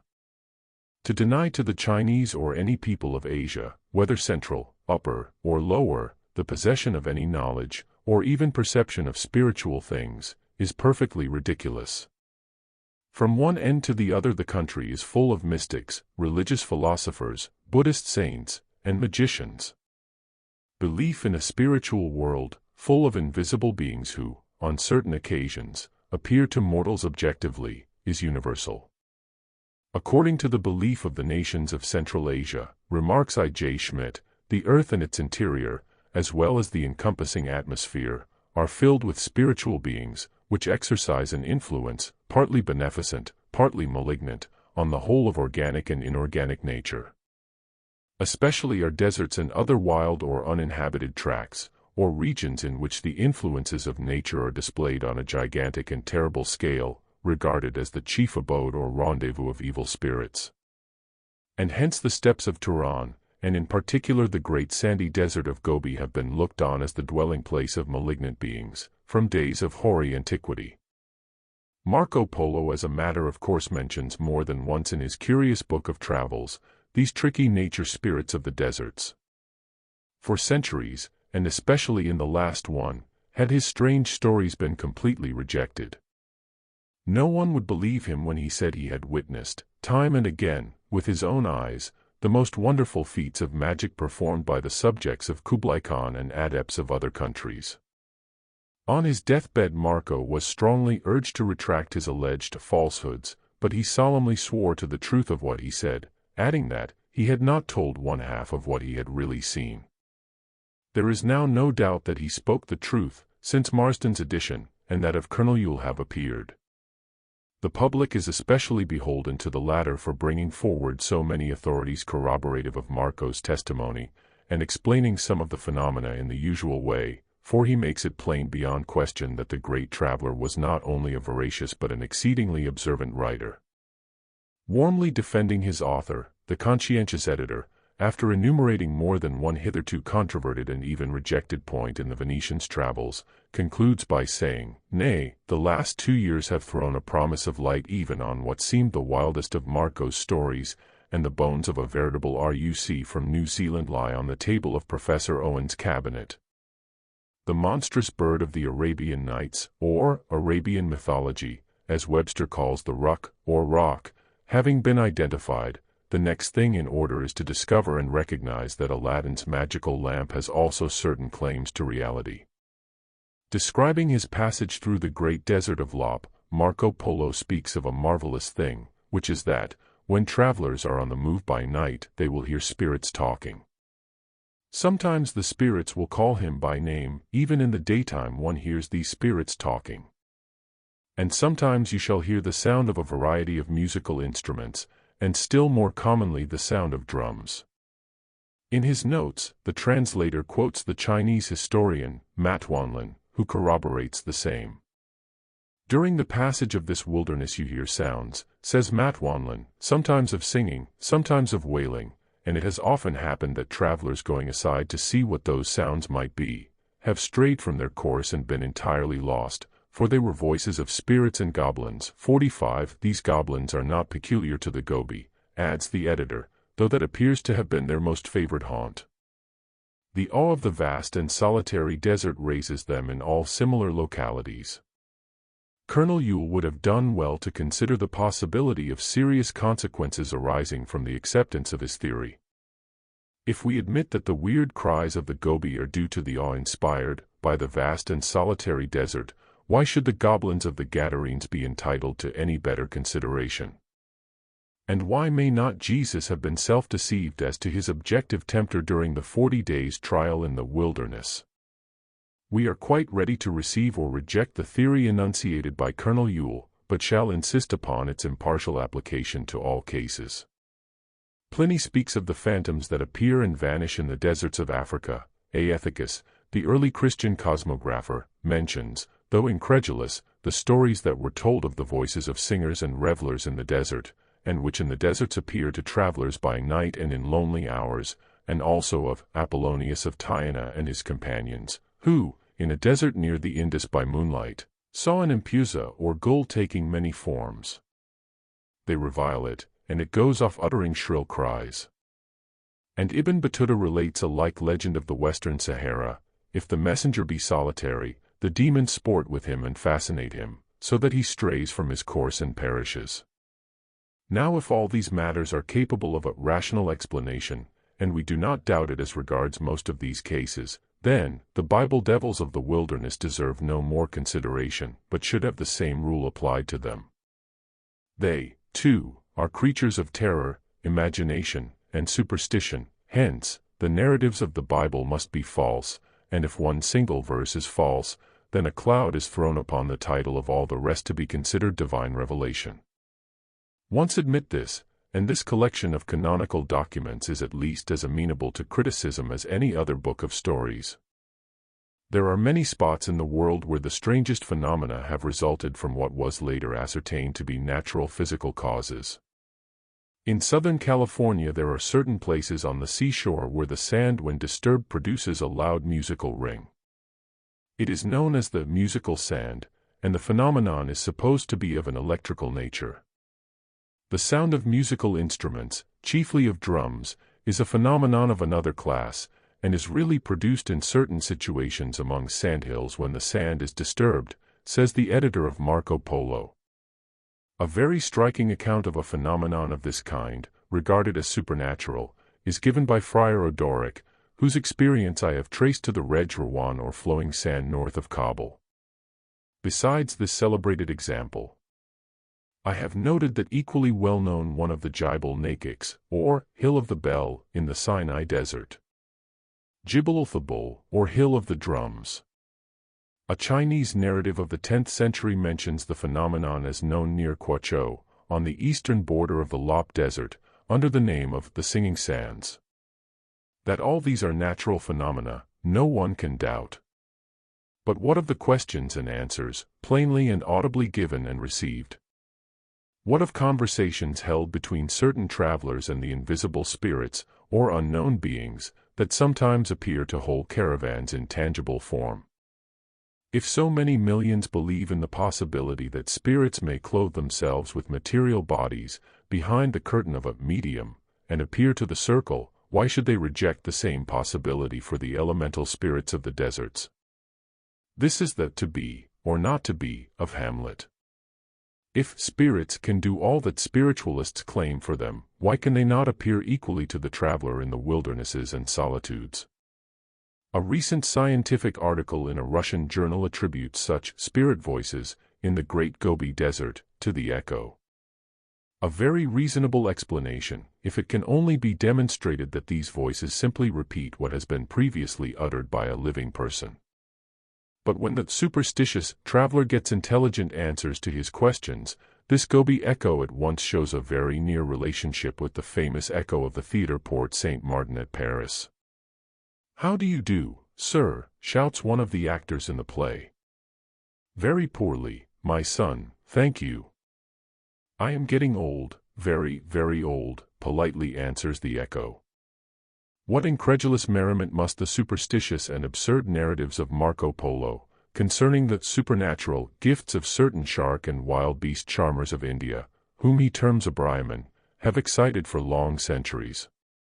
Describing the pearl fishery of Ceylon, as it was in his time, he says that the merchants are obliged also to pay those men who charm the great fishes to prevent them from injuring the divers whilst engaged in seeking pearls under water 1/20th part of all that they take. These fish charmers are termed a Brahmin, and their charm holds good for the day only, for at night they dissolve the charm, so that the fishes can work mischief at their will. These a Brahmin know also how to charm beasts and birds, and every living thing. And this is what we find in the explanatory notes of Colonel Yule, in relation to this degrading Asiatic superstition. Marco's account of the pearl fishery is still substantially correct. At the diamond mines of the northern Sirkars, Brahmins are employed in the analogous office of propitiating the tutelary genii. The shark charmers are called in Tamil, Kadalkati, sea binders, and in Hindustani, Hai Banda, or shark binders. At Aripo they belong to one family, supposed to have the monopoly of the charm. 51 The chief operator is, or was, not many years ago, paid by the government, and he also received 10 oysters from each boat daily during the fishery.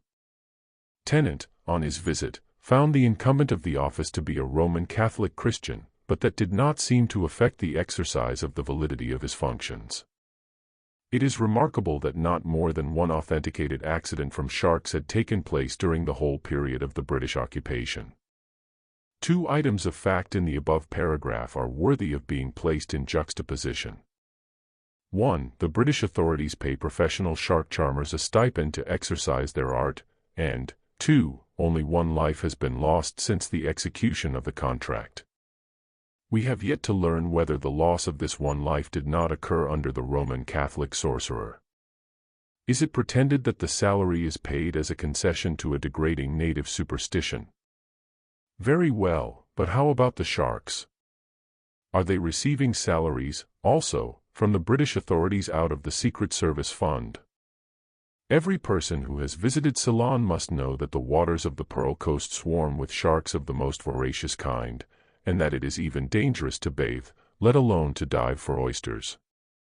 We might go further, if we chose, and give the names of British officials of the highest rank in the Indian service, who, after resorting to native magicians and sorcerers to assist them in recovering things lost, or in unraveling vexatious mysteries of one kind or another, and being successful, and at the time secretly expressing their gratitude, have gone away, and shown their innate cowardice before the world's Areopagus, by publicly denying the truth of magic, and leading the jest against Hindu superstition. Not many years ago, one of the worst of superstitions scientists held to be that of believing that the murderer's portrait remained impressed on the eye of the murdered person, and that the former could be easily recognized by examining carefully the retina. The superstition asserted that the likeness could be made still more striking by subjecting the murdered man to certain old women's fumigations, and the like gossip. And now an American newspaper, of March 26, 1877, says, a number of years ago attention was attracted to a theory which insisted that the last effort of vision materialized itself and remained as an object imprinted on the retina of the eye after death. This has been proved a fact by an experiment tried in the presence of Dr. Gamgee, of Birmingham, England, and Professor Bunsen, the subject being a living rabbit. The means taken to prove the merits of the question were most simple, the eyes being placed near an opening in a shutter, and retaining the shape of the same after the animal had been deprived of life. If, from the regions of idolatry, ignorance, and superstition, as India is termed by some missionaries, we turn to the so-called center of civilization, Paris, we find the same principles of magic exemplified there under the name of occult spiritualism. The Honorable John L. O'Sullivan, ex-minister plenipotentiary of the United States to Portugal, has kindly furnished us with the strange particulars of a semi-magical séance which he recently attended with several other eminent men, at Paris. Having his permission to that effect, we print his letter in full. New York, February 7, 1877. I cheerfully obey your request for a written statement of what I related to you orally, as having been witnessed by me in Paris, last summer, at the house of a highly respectable physician, whose name I have no authority to use, but whom, after the usual French fashion of anonymizing, I will call Dr. X. I was introduced there by an English friend, well known in the spiritualist circles in London, Mr. Gledstanes. Some 8 or 10 other visitors were present, of both sexes. We were seated in fauteuils, occupying half of a long drawing-room, flush with a spacious garden. In the other half of the room was a grand piano, a considerable open space between it and us, and a couple of fauteuils in that space, evidently placed there to be occupied by other sitters. A door near them opened into the private apartments. Dr. X came in, and discoursed to us for about 20 minutes with rapid and vehement French eloquence, which I could not undertake to report. He had, for over 25 years, investigated occult mysteries, of which he was about to exhibit some phenomena. His object was to attract his brethren of the scientific world, but few or none of them came to see for themselves. He intended before long to publish a book. He presently led in 2 ladies, the younger one his wife, the other, whom I will call Madame Y. A medium or sensitive, with whom he had worked through all that period in the prosecution of these studies, and who had devoted and sacrificed her whole life to this work with him. Both these ladies had their eyes closed, apparently in trance. He stood them at the opposite ends of the long grand piano, which was shut, and directed them to put their hands upon it. Sounds soon began to issue from its chords, marching, galloping, drums, trumpets, rolling musketry, cannon, cries, and groans, in one word, a battle. This lasted, I should say, some 5 to 10 minutes. I should have mentioned that before the 2 mediums were brought in I had written in pencil, on a small bit of paper, by direction of Mr. Gledstanes, who had been there before, the names of 3 objects, to be known to myself alone, viz., some musical composer, deceased, a flower, and a cake. I chose Beethoven, a marguerite, daisy, and a kind of French cake called plombières, and rolled the paper into a pellet, which I kept in my hand, without letting even my friend know its contents. When the battle was over, he placed Madame Y. in one of the 2 fauteuils, Madame X being seated apart at one side of the room, and I was asked to hand my folded, or rolled, paper to Madame Y. She held it, unopened, between her fingers, on her lap. She was dressed in white merino, flowing from her neck and gathered in at the waist, under a blaze of light from chandeliers on the right and left. After a while she dropped the little roll of paper to the floor, and I picked it up. Dr. X then raised her to her feet and told her to make the evocation of the dead. He withdrew the photillas and placed in her hand a steel rod of about 4.5 or 5 feet in length, the top of which was surmounted with a short crosspiece, the Egyptian Tau. With this she traced a circle round herself, as she stood, of about 6 feet in diameter. She did not hold the crosspiece as a handle, but, on the contrary, she held the rod at the opposite end. She presently handed it back to Dr. X. There she stood for some time, her hands hanging down and folded together in front of her, motionless, and with her eyes directed slightly upward toward one of the opposite corners of the long salon. Her lips presently began to move, with muttered sounds, which after a while became distinct in articulation, in short broken sentences or phrases, very much like the recitation of a litany. Certain words, seeming to be names, would recur from time to time. It sounded to me somewhat as I have heard Oriental languages sound. Her face was very earnest and mobile with expression, with sometimes a slight frown on the brow. I suppose it lasted about 15 or 20 minutes, amidst the motionless silence of all the company, as we gazed on the weird scene. Her utterance finally seemed to increase in vehemence and rapidity. At last she stretched forth one arm toward the space on which her eyes had been fixed, and, with a loud cry, almost a scream, she exclaimed, "Beethoven!"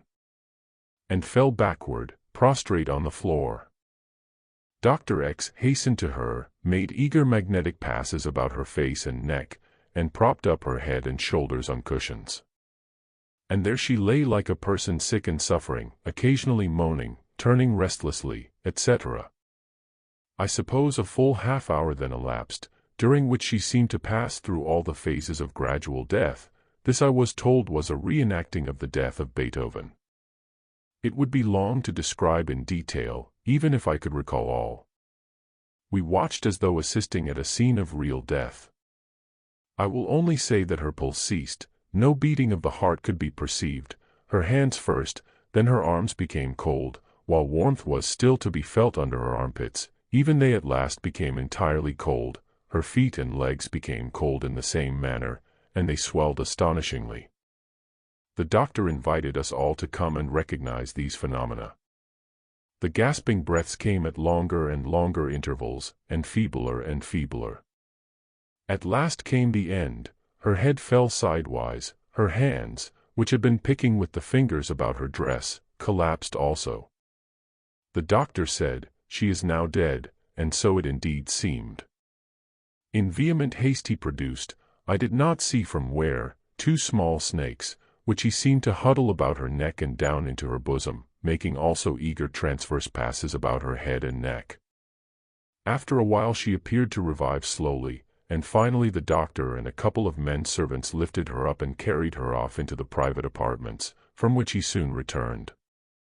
He told us that this was all very critical, but perfectly safe, but that no time was to be lost, for otherwise the death, which he said was real, would be permanent.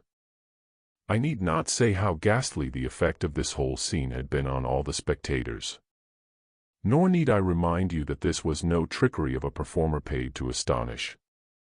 The scene passed in the elegant drawing-room of a respectable physician, to which access without introduction is impossible, while, outside of the phenomenal facts, 1,000 indescribable details of language, manner, expression, and action presented those minute guarantees of sincerity and earnestness which carry conviction to those who witness, though it may be transmitted to those who only hear or read of them. After a time Madame Y. returned and was seated in one of the 2 fauteuils before mentioned, and I was invited to the other by her side. I had still in my hand the unopened pellet of paper containing the 3 words privately written by me, of which Beethoven had been the first. She sat for a few minutes with her open hands resting on her lap. They presently began to move restlessly about. "Ah, it burns," she said, and her features contracted with an expression of pain. In a few moments she raised one of them, and it contained a marguerite, the flower I had written as my second word. I received it from her, and after it had been examined by the rest of the company, I preserved it. Dr. X said it was of a species not known in that part of the country, an opinion in which he was certainly mistaken, as a few days afterwards I saw the same in the flower market of the Madeleine. Whether this flower was produced under her hands, or was simply an apport, as in the phenomenon we are familiar with in the experiences of spiritualism, I do not know. It was the one or the other, for she certainly did not have it as she sat there by my side, under a strong light, before it made its appearance. The flower was perfectly fresh in every one of its delicate petals. The third word I had written on my bit of paper was the name of a cake Plombières. She presently began to go through the motions of eating, though no cake was visible, and asked me if I would not go with her to Plombières the name of the cake I had written. This might have been simply a case of mind-reading. After this followed a scene in which Madame X, the doctor's wife, was said, and seemed to be, possessed by the spirit of Beethoven. The doctor addressed her as Monsieur Beethoven. She took no notice until he called the name aloud in her ear. She then responded with polite bows, etc. You may remember that Beethoven was extremely deaf. After some conversation he begged her to play, and she seated herself at the piano and performed magnificently both some of his known music and some improvisations which were generally recognized by the company as in his style. I was told afterwards, by a lady friend of Madame X, that in her normal state she was a very ordinary amateur performer. After about half an hour spent in music and in dialogue in the character of Beethoven, to whom her face and expression, and her tumbled hair, seemed to acquire a strange resemblance, the doctor placed in her hands a sheet of paper and a crayon, and asked her to sketch the face of the person she saw before her. She produced very rapidly a profile sketch of a head and face resembling Beethoven's busts, though as a younger man, and she dashed off a rapid name under it, as though a signature, Beethoven. I have preserved the sketch, though how the handwriting may correspond with Beethoven's signature I cannot say. The hour was now late, and the company broke up, nor had I any time to interrogate Dr. X upon what we had thus witnessed. But I called on him with Mr. Gledstanes a few evenings afterwards. I found that he admitted the action of spirits, and was a spiritualist, but also a great deal more, having studied long and deeply into the occult mysteries of the Orient. So I understood him to convey, while he seemed to prefer to refer me to his book, which he would probably publish in the course of the present year. I observed a number of loose sheets on a table all covered with Oriental characters unknown to me, the work of Madame Y, in trance, as he said, in answer to an inquiry. He told us that in the scene I had witnessed, she became, i.e., as I presumed, was possessed by, a priestess of one of the ancient Egyptian temples, and that the origin of it was this: a scientific friend of his had acquired in Egypt possession of the mummy of a priestess, and had given him some of the linen swathings with which the body was enveloped, and from the contact with this cloth of 2,000 or 3,000 years old, the devotion of her whole existence to this occult relation, and 20 years' seclusion from the world, his medium, as sensitive Madame Y, had become what I had seen. The language I had heard her speak was the sacred language of the temples in which she had been instructed, not so much by inspiration but very much as we now study languages, by dictation, written exercises, etc., being even chided and punished when she was dull or slow. He said that Jacaliot had heard her in a similar scene, and recognized sounds and words of the very oldest sacred language as preserved in the temples of India, anterior, if I remember right, to the epoch of the Sanskrit. Respecting the snakes he had employed in the hasty operation of restoring her to life, or rather perhaps arresting the last consummation of the process of death, he said there was a strange mystery in their relation to the phenomena of life and death. I understood that they were indispensable. Silence and inaction on our part were also insisted upon throughout, and any attempt at questioning him at the time was peremptorily, almost angrily, suppressed. We might come and talk afterward, or wait for the appearance of his book, but he alone seemed entitled to exercise the faculty of speech throughout all these performances, which he certainly did with great volubility, the while, with all the eloquence and precision of diction of a Frenchman, combining scientific culture with vividness of imagination. I intended to return on some subsequent evening, but learned from Mr. Gledstanes that he had given them up for the present, disgusted with his ill success in getting his professional colleagues and men of science to come and witness what it was his object to show them. This is about as much as I can recall of this strange, weird evening, excepting some uninteresting details. I have given you the name and address of Dr. X confidentially, because he would seem to have gone more or less far on the same path as you pursue in the studies of your Theosophical Society. Beyond that, I feel bound to keep it private, not having his authority to use it in any way which might lead to publicity. Very respectfully, your friend and obedient servant, J. L. O'Sullivan. In this interesting case, simple spiritualism has transcended its routine and encroached upon the limits of magic. The features of mediumship are there, in the double life led by the sensitive Madame Y, in which she passes an existence totally distinct from the normal one, and by reason of the subordination of her individuality to a foreign will, becomes the permutation of a priestess of Egypt, and in the personation of the spirit of Beethoven, and in the unconscious and cataleptic state into which she falls. On the other hand, the willpower exercised by Dr. X upon is sensitive, the tracing of the mystic circle, the evocations, the materialization of the desired flower, the seclusion and education of Madame Y, the employment of the wand and its form, the creation and use of the serpents, the evident control of the astral forces, all these pertain to magic. Such experiments are of interest and value to science, but liable to abuse in the hands of a less conscientious practitioner than the eminent gentleman designated as Dr. X. A true Oriental Kabbalist would not recommend their duplication. Spheres unknown below our feet, spheres still more unknown and still more unexplored above us, between the two a handful of moles, blind to God's great light, and deaf to the whispers of the invisible world, boasting that they lead mankind. Where? Onward, they claim, but we have a right to doubt it.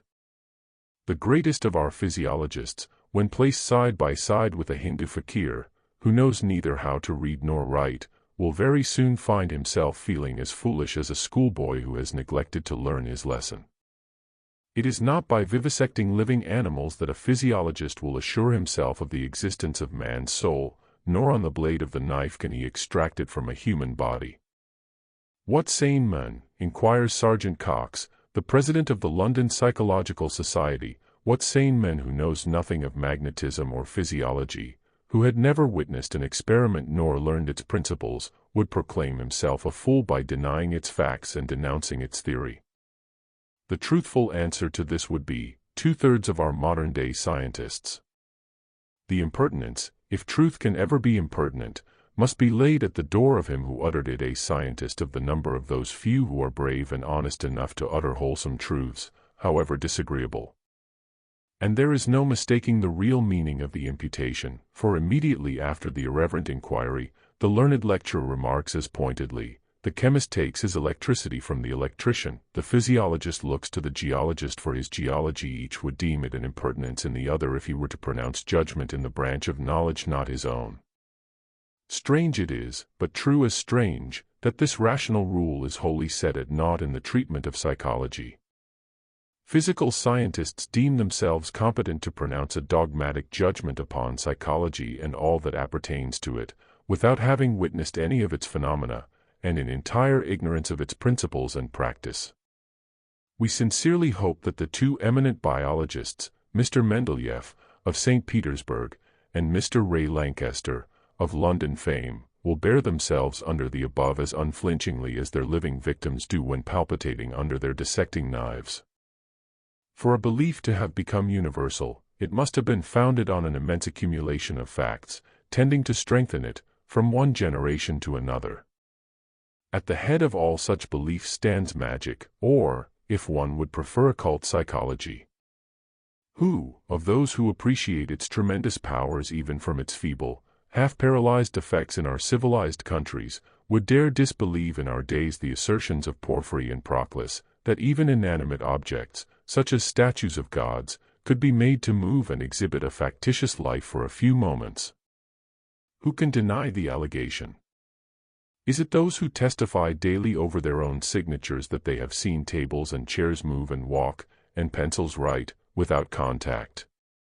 Diogenes Laertius tells us of a certain philosopher, Stilpo, who was exiled from Athens by the Areopagus, for having dared to deny publicly that the Minerva of Phidias was anything else than a block of marble. But our own age, after having mimicked the ancients in everything possible, even to their very names, such as senates, prefects, and consuls, etc., and after admitting that Napoleon the Great conquered 3/4 of Europe by applying the principles of war taught by the Caesars and the Alexanders, knows so much better than its preceptors about psychology, that it would vote every believer in animated tables into Bedlam. Be this as it may, the religion of the ancients is the religion of the future. A few centuries more, and there will linger no sectarian beliefs in either of the great religions of humanity. Brahmanism and Buddhism, Christianity and Mohammedanism will all disappear before the mighty rush of facts. I will pour out my spirit upon all flesh, writes the prophet Joel. Verily I say unto you, greater works than these shall you do, promises Jesus. But this can only come to pass when the world returns to the grand religion of the past, the knowledge of those majestic systems which preceded, by far, Brahmanism, and even the primitive monotheism of the ancient Chaldeans. Meanwhile, we must remember the direct effects of the revealed mystery. The only means by which the wise priests of old could impress upon the grosser senses of the multitudes the idea of the omnipotency of the creative will or first cause, namely, the divine animation of inert matter, the soul infused into it by the potential will of man, the microcosmic image of the great architect, and the transportation of ponderous objects through space and material obstacles. Why should the pious Roman Catholic turn away in disgust at the heathen practices of the Hindu Tamil, for instance? We have witnessed the miracle of San Gennaro, in good old Naples, and we have seen the same in Nagercoil, in India. Where is the difference? The coagulated blood of the Catholic saint is made to boil and fume in its crystal bottle, to the gratification of the Lazzaroni, and from its jeweled shrine the martyr's idol beams radiant smiles and blessings at the Christian congregation. On the other hand, a ball of clay filled with water is stuffed into the open breast of the god Saran, and while the padre shakes his bottle and produces his miracle of blood, the Hindu priest plunges an arrow into the god's breast, and produces his miracle, for the blood gushes forth in streams, and the water is changed into blood. Both Christians and Hindus fall in raptures at the sight of such a miracle. So far, we do not see the slightest difference. But can it be that the pagan learned the trick from San Gennaro?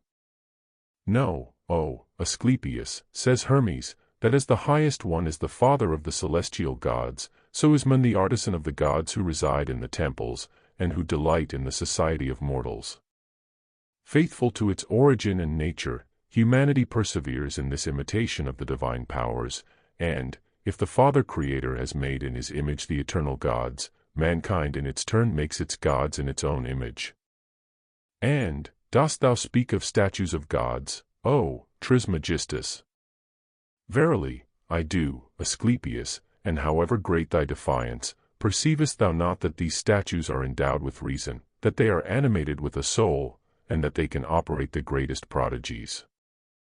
How can we reject the evidence, when we find these gods possessing the gift of predicting the future, which they are compelled to tell, when forced to it by magic spells, as through the lips of the divines and their visions? It is the marvel of marvels that men could have invented and created gods.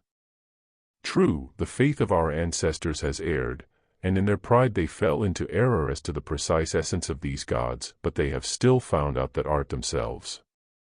Powerless to create soul and spirit, they evoke the souls of angels and demons in order to introduce them into the consecrated statues, and so make them preside at their mysteries, by communicating to idols their own faculty to do good as well as evil. It is not antiquity alone which is full of evidence that the statues and idols of the gods at times exhibited intelligence and locomotive powers. Full in the 19th century, we see the papers recording the capers played by the statue of the Madonna of Lourdes. This gracious lady, the French Notre Dame, runs away several times to the woods adjoining her usual residence, the parish church. The sexton is obliged to hunt after the runaway, and bring her home more than once. After this begins a series of miracles, healing, prophesying, letter dropping from on high, and what not.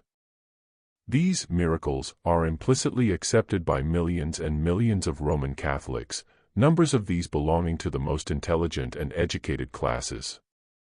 Why, then, should we disbelieve in testimony of precisely the same character, given as to contemporary phenomena of the same kind, by the most accredited and esteemed historians, by Titus Livy, for instance? Juno, would you please abandon the walls of Veii, and change this abode for that of Rome? Inquires of the goddess a Roman soldier, after the conquest of that city. Juno consents, and nodding her head in token of acquiescence, her statue answers, "Yes, I will." Furthermore, upon their carrying off the figure, it seems to instantly lose its immense weight, adds the historian, and the statue seems rather to follow them than otherwise. With naivete, and a faith bordering on the sublime, de Mussos bravely rushes into the dangerous parallels, and gives a number of instances of Christian as well as heathen miracles of that kind. He prints a list of such walking statues of saints and Madonnas, who lose their weight, and move about as so many living men and women, and presents unimpeachable evidence of the same, from classical authors, who describe their miracles. He has but one thought, one anxious and all-overpowering desire to prove to his readers that magic does exist, and that Christianity beats it flat. Not that the miracles of the latter are either more numerous, or more extraordinary, or suggestive than those of the pagans. Not at all, and he is a fair historian as to facts and evidence. But it is his arguments and reflections that are priceless. One kind of miracle is produced by God, the other by the devil. He drags down the deity and, placing him face to face with Satan, allows the archenemy to beat the Creator by long odds. Not a word of solid, evident proof to show the substantial difference between the two kinds of wonders. Would we inquire the reason why he traces in one the hand of God and in the other the horn and hoof of the devil? Listen to the answer. The Holy Roman Catholic and Apostolical Church declares the miracles wrought by her faithful sons produced by the will of God, and all others the work of the spirits of hell. Very well, but on what ground? We are shown an endless list of holy writers, of saints who fought during their whole lives with the fiends, and of fathers whose word and authority are accepted as word of God by the same church. Your idols, your consecrated statues are the abode of demons, exclaims Saint Cyprian. Yes, it is these spirits who inspire your divines, who animate the bowels of your victims, who govern the flight of birds, and who, mixing incessantly falsehood with truth, render oracles, and operate prodigies, their object being to bring you invincibly to their worship. Fanaticism in religion, fanaticism in science, or fanaticism in any other question becomes a hobby, and cannot but blind our senses. It will ever be useless to argue with a fanatic. And here we cannot help admiring once more the profound knowledge of human nature which dictated to Mr. Sergeant Cox the following words, delivered in the same address as before alluded to: "There is no more fatal fallacy than that the truth will prevail by its own force, that it has only to be seen to be embraced. In fact, the desire for the actual truth exists in very few minds, and the capacity to discern it in fewer still. When men say that they are seeking the truth, they mean that they are looking for evidence to support some prejudice or prepossession. Their beliefs are molded to their wishes. They see all, and more than all, that seems to tell for that which they desire. They are blind as bats to whatever tells against them. The scientists are no more exempt from this common failing than are others. We know that from the remotest ages there has existed a mysterious, awful science, under the name of Theopoeia. This science taught the art of endowing the various symbols of gods with temporary life and intelligence. Statues and blocks of inert matter became animated under the potential will of the Hierophant. The fire stolen by Prometheus had fallen down in the struggle to earth. It embraced the lower regions of the sky, and settled in the waves of the universal ether as the potential akasa of the Hindu rites. We breathe and imbibe it into our organic system with every mouthful of fresh air. Our organism is full of it from the instant of our birth. But it becomes potential only under the influx of will and spirit. Left to itself, this life principle will blindly follow the laws of nature, and, according to conditions, will produce health and an exuberance of life, or cause death and dissolution. But, guided by the will of the adept, it becomes obedient. Its currents restore the equilibrium in organic bodies, they fill the waste, and produce physical and psychological miracles, well known to mesmerizers. Infused in inorganic and inert matter, they create an appearance of life, hence motion. If to that life an individual intelligence, a personality, is wanting, then the operator must either send his sinleka, his own astral spirit, to animate it, or use his power over the region of nature spirits to force one of them to infuse his entity into the marble, wood, or metal, or, again, be helped by human spirits. But the latter, except the vicious, earthbound class, will not infuse their essence into these inanimate objects. They leave the lower kinds to produce the similitude of life and animation, and only send their influence through the intervening spheres like a ray of divine light, when the so-called miracle is required for a good purpose. The condition, and this is a law in spiritual nature, is purity of motive, purity of the surrounding magnetic atmosphere, personal purity of the operator. Thus is it, that a pagan miracle may be by far holier than a Christian one. Who that has seen the performance of the fakirs of southern India, can doubt the existence of Theopeia in ancient times? An inveterate skeptic, though more than anxious to attribute every phenomenon to jugglery, still finds himself compelled to testify to facts, and facts that are to be witnessed daily if one chooses.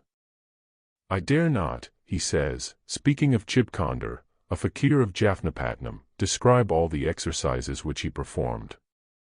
There are things one dares not say even after having witnessed them, for fear of being charged with having been under an inexplicable hallucination. And yet, 10, nay, 20 times, I saw and saw again the fakir obtain similar results over inert matter.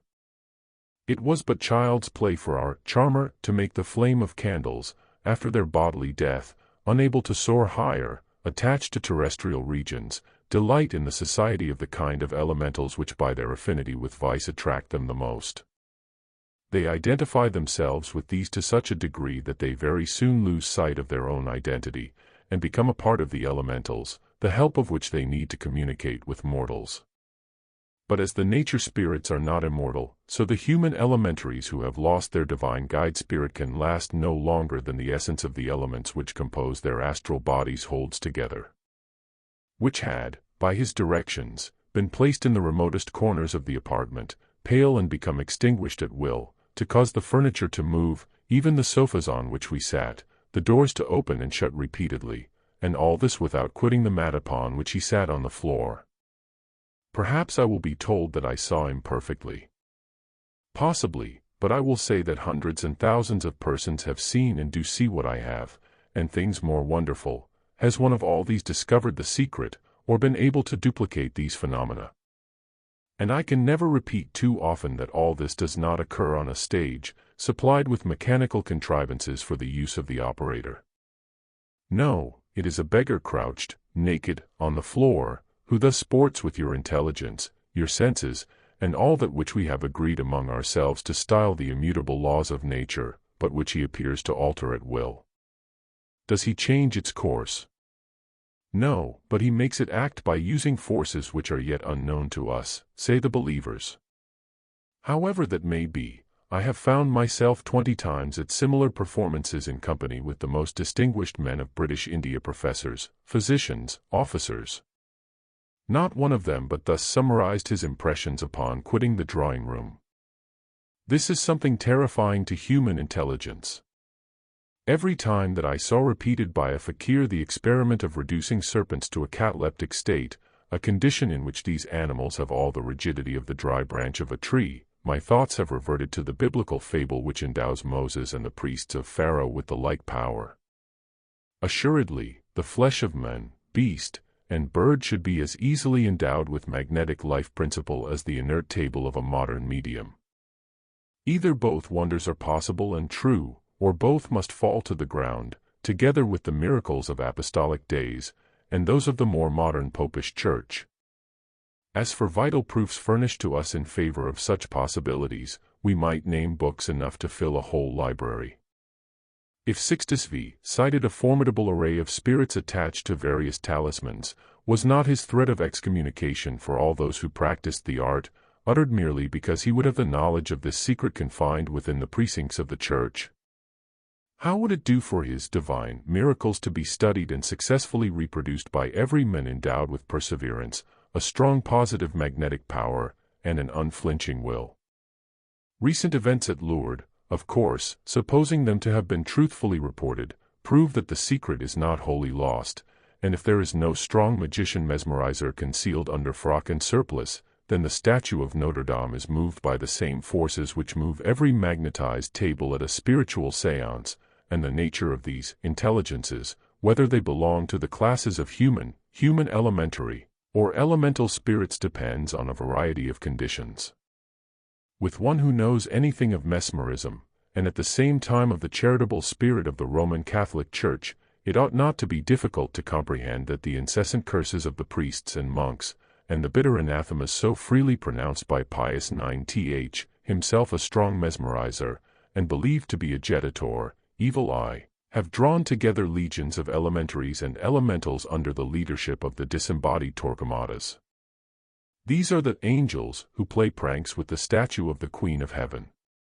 Any one who accepts the miracle and thinks otherwise blasphemes.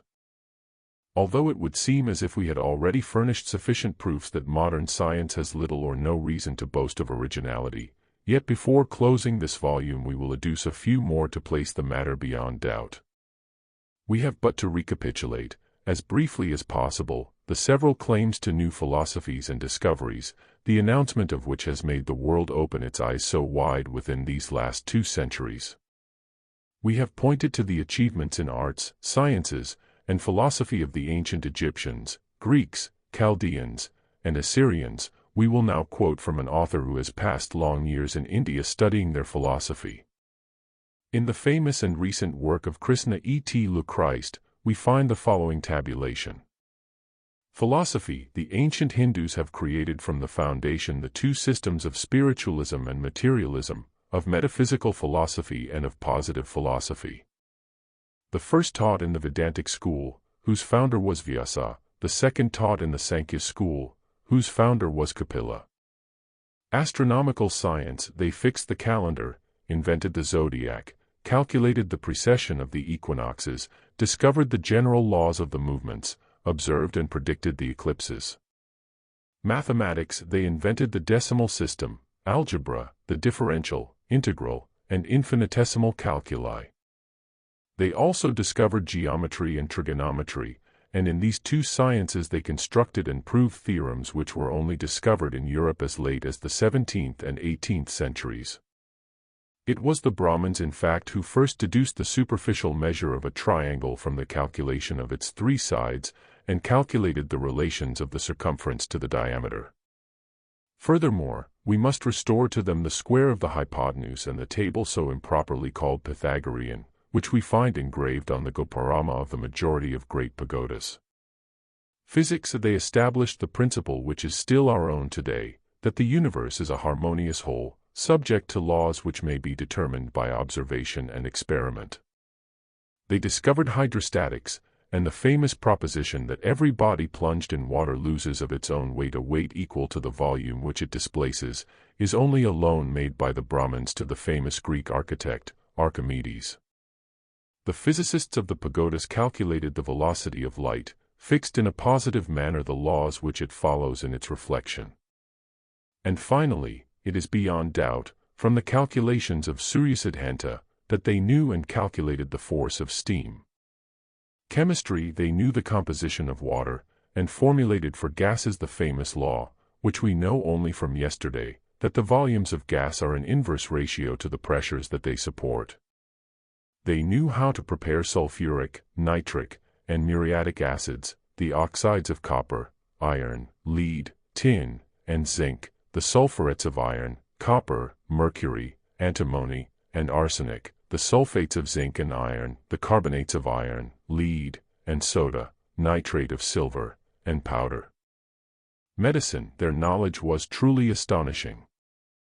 In Charaka and Suruta, the two princes of Hindu medicine, is laid down the system which Hippocrates appropriated later.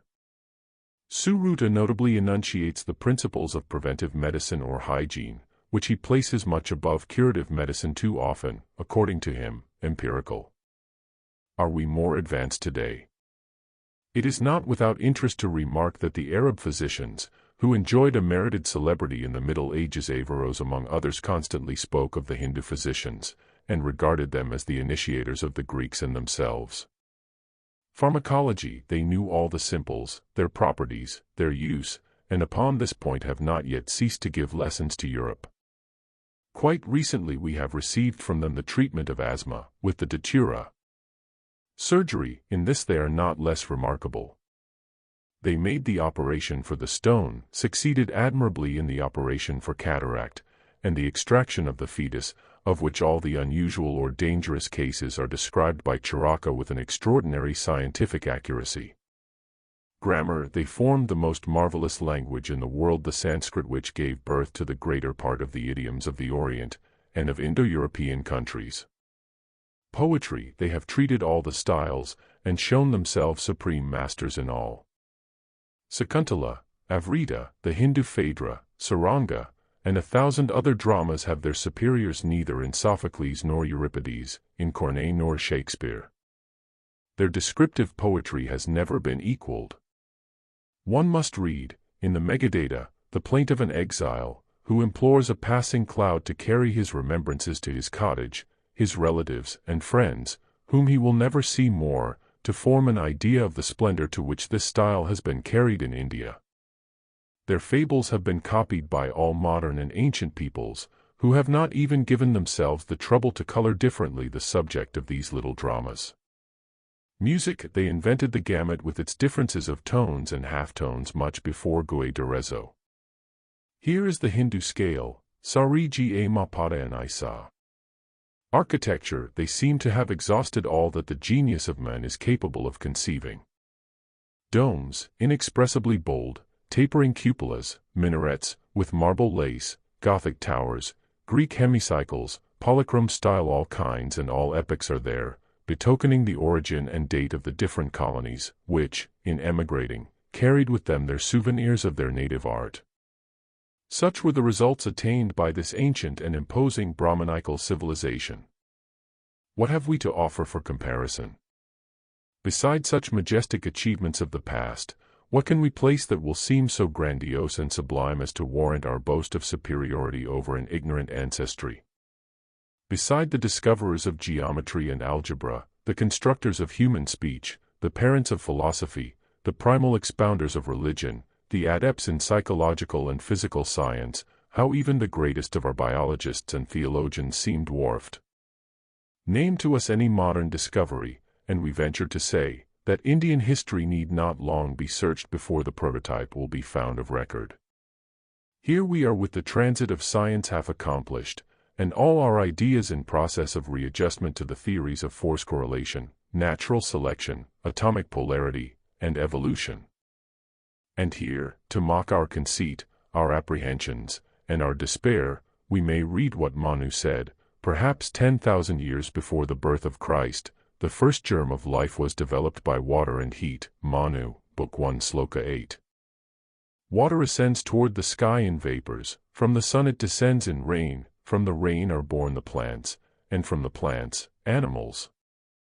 Each being acquires the qualities of the one which immediately precedes it, in such a manner that the farther a being gets away from the primal atom of its series, the more he is possessed of qualities and perfections. Men will traverse the universe, gradually ascending, and passing through the rocks, the plants, the worms, insects, fish, serpents, tortoises, wild animals, cattle, and higher animals. Such is the inferior degree. These are the transformations declared, from the plant up to Brahma, which have to take place in his world. The Greek, says Jacaliot, is but the Sanskrit. Phidias and Praxiteles have studied in Asia the chefs d'oeuvre of Dayanthia, Ramana, and Aryavasta. Plato disappears before Gemini and Vedavyasa, whom he literally copies. Aristotle is thrown into the shade by the Purvamimamsa and the Uttaramimamsa, in which one finds all the systems of philosophy which we are now occupied in re-editing, from the spiritualism of Socrates and his school, the skepticism of Pyrrho, Montaigne, and Kant, down to the positivism of Littra. Let those who doubt the exactness of the latter assertion read this phrase, extracted textually from the Uttaramimamsa, or Vedanta, of Vyasa, who lived at an epoch which the Brahmanical chronology fixes at 10,400 years before our era. We can only study phenomena, verify them, and hold them to be relatively true, but nothing in the universe, neither by perception nor by induction, nor by the senses, nor by reasoning, being able to demonstrate the existence of a supreme cause, which could, at a fixed point of time, have given birth to the universe. Science has to discuss neither the possibility nor impossibility of this supreme cause. Thus, gradually but surely, will the whole of antiquity be vindicated.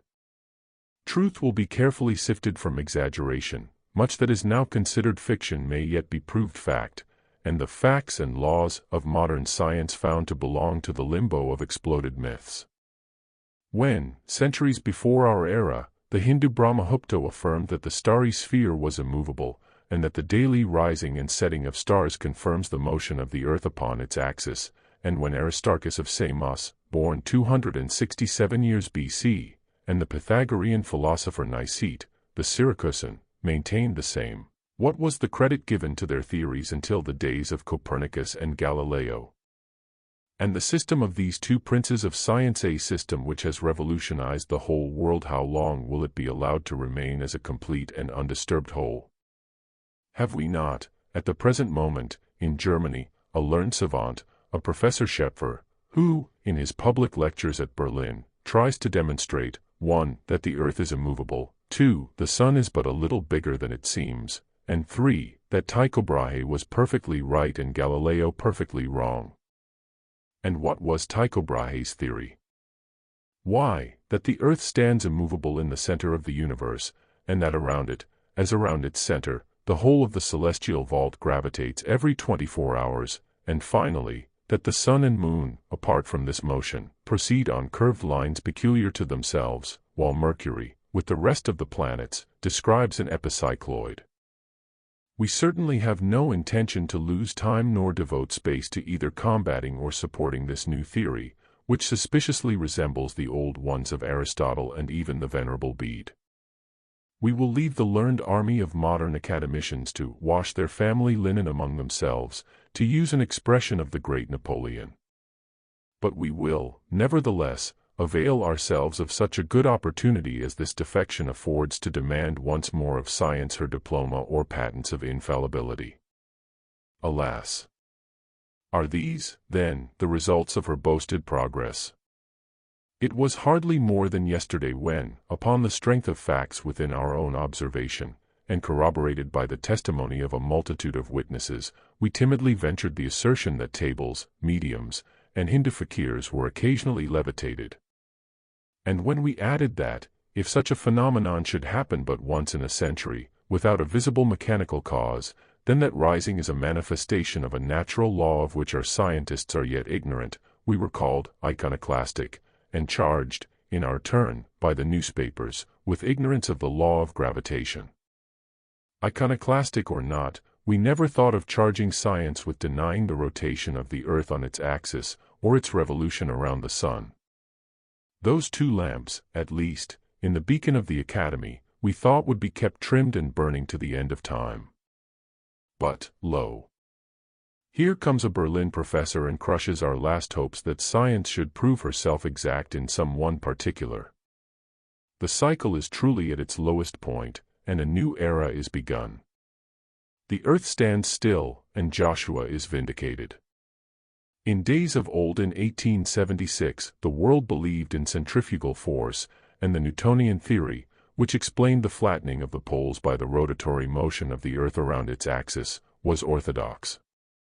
Upon this hypothesis, the greater portion of the globular mass was believed to gravitate toward the equator, and in its turn the centrifugal force, acting on the mass with its mightiest power, forced this mass to concentrate itself on the equator. Thus is it that the credulous scientists believed the earth to rotate around its axis, for, were it otherwise, there would exist no centrifugal force, and without this force there could be no gravitation toward the equatorial latitudes. It has been one of the accepted proofs of the rotation of the earth, and it is this deduction, with several others, that the Berlin professor declares that, in common with many other scientists, he rejects. Is this not ridiculous, gentlemen, he concludes, that we, confiding in what we were taught at school, have accepted the rotation of the earth around its axis as a fact fully demonstrated, while there is nothing at all to prove it, and it cannot be demonstrated? Is it not cause of astonishment that the scientists of the whole educated world, commencing with Copernicus and Kepler, should have begun by accepting such a movement of our planet, and then 3.5 centuries later be searching for such proofs? But, alas! Though we search, we find none, as was to be expected. All is vain. And thus it is that at one stroke the world loses its rotation, and the universe is bereaved of its guardians and protectors, the centrifugal and centripetal forces. Nay, ether itself, blown out of space, is but a fallacy, a myth born of a bad habit of using empty words. The sun is a pretender to dimensions to which it was never entitled, the stars are twinkling dots, and were so expressly disposed at considerable distances from one another by the Creator of the universe, probably with the intention that they should simultaneously illumine the vast spaces on the face of our globe, says Dr. Schepfer. And is it so that even 3.5 centuries have not sufficed the men of exact science to construct one theory that not a single university professor would dare challenge? If astronomy, the one science built on the adamantine foundation of mathematics, the one of all others deemed as infallible and unassailable as truth itself, can be thus irreverently indicted for false pretenses, what have we gained by cheapening Plato to the profit of the bobby-nets? How, then, do they venture to flout at the humblest observer who, being both honest and intelligent, may say he has seen a mediumistic, or magical phenomenon? And how dare they prescribe the limits of philosophical inquiry, to pass beyond which is not lawful? And these quarreling hypothesists still arraign as ignorant and superstitious those giant intellects of the past, who handled natural forces like world-building titans, and raised mortality to an eminence where it allied itself with the gods. Strange fate of a century boasting to have elevated exact science to its apex of fame, and now invited to go back and begin its ABC of learning again. Recapitulating the evidence contained in this work, if we begin with the archaic and unknown ages of the Hermetic Pomander, and come down to 1876, we find that one universal belief in magic has run through all these centuries. We have presented the ideas of Trismegistus in his dialogue with Asclepius, and without mentioning the 1,001 proofs of the prevalence of this belief in the first centuries of Christianity, to achieve our purpose we have but to quote from an ancient and a modern author. The first will be the great philosopher Porphyry, who several thousand years after the days of Hermes, remarks in relation to the prevailing skepticism of his century, the following: "We need not be amazed in seeing the vulgar masses perceive in statues merely stone and wood. Thus it is generally with those who, ignorant in letters, find naught in style covered with inscriptions but stone, and in written books naught but the tissue of the papyrus." And 1,500 years later, we see Mr. Sergeant Cox, in stating the case of the shameful prosecution of a medium by just such a blind materialist, thus expressing his ideas: whether the medium is guilty or guiltless, certain it is that the trial has had the unlooked-for effect of directing the attention of the whole public to the fact that the phenomena are asserted to exist, and by a great number of competent investigators are declared to be true, and of the reality of which every person may, if he pleases, satisfy himself by actual inspection, thus sweeping away, thus and forever, the dark and debasing doctrines of the materialists. Still, in harmony with Porphyry and other theurgists, who affirmed the different natures of the manifesting spirits and the personal spirit or will of man, Mr. Sergeant Cox adds, without committing himself any further to a personal decision, true, there are differences of opinions, and perhaps ever will be, as to the sources of the power that is exhibited in these phenomena, but whether they are the product of the psychic force of the circle or, if spirits of the dead be the agents, as others say, or elemental spirits, whatever it may be, as asserted by a third party, this fact at least is established that man is not wholly material, that the mechanism of man is moved and directed by some non-material, that is, some non-molecular structure, which possesses not merely intelligence, but can exercise also a force upon matter, that something to which, for lack of a better title, we have given the name of soul. These glad tidings have by this trial been borne to thousands and tens of thousands, whose happiness here, and hopes of a hereafter, have been blighted by the materialists, who have preached so persistently that soul was but a superstition, man but an automaton, mind but a secretion, present existence purely animal, and the future a blank. Truth alone, says Pimander, is eternal and immutable. Truth is the first of blessings, but truth is not and cannot be on earth. It is possible that God sometimes gifts a few men together with the faculty of comprehending divine things with that of rightly understanding truth, but nothing is true on earth, for everything has matter on it, clothed with a corporeal form subject to change, to alteration, to corruption, and to new combinations. Man is not the truth, for only that which has drawn its essence from itself, and remains itself, and unchangeable, is true. How can that which changes so as not to finally be recognized, be ever true? Truth, then, is that only which is immaterial and not enclosed within a corporeal envelope, that which is colorless and formless, exempt from change and alteration, that which is eternal. All of that which perishes is a lie. Earth is but dissolution and generation. Every generation proceeds from a dissolution. The things of earth are but appearances and imitations of truth. They are what the picture is to reality. The things of earth are not the truth. Death, for some persons, is an evil which strikes them with profound terror. This is ignorance. Death is the destruction of the body, the being in it dies not. The material body loses its form, which is disintegrated in course of time. The senses which animated it return to their source and resume their functions, but they gradually lose their passions and their desires, and the spirit ascends to heaven to become a harmony. In the first zone, it leaves behind itself the faculty of increasing and decreasing. In the second, the power of doing evil and the frauds of idleness. In the third, deceptions and concupiscence. In the fourth, insatiable ambition. In the fifth, arrogance, audacity, and temerity. In the sixth, all yearning after dishonest acquisitions. And in the seventh, untruthfulness. The spirit thus purified by the effect on him of the celestial harmonies, returns once more to its primitive state, strong of a merit and power self-acquired, and which belongs to it properly, and only then he begins to dwell with those that sing eternally their praises of the Father. Hitherto, he is placed among the powers, and as such has attained to the supreme blessing of knowledge. He is become a god. No, the things of earth are not the truth.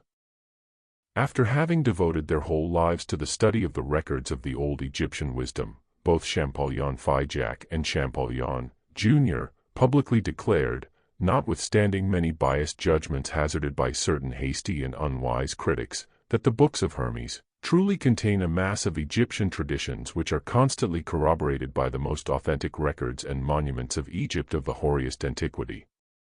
Closing up his voluminous summary of the psychological doctrines of the Egyptians, the sublime teachings of the sacred Hermetic books, and the attainments of the initiated priests in metaphysical and practical philosophy, Champollion Figeac inquires, as he well may, in view of the then attainable evidence, whether there ever was in the world another association or caste of men which could equal them in credit, power, learning, and capability, in the same degree of good or evil.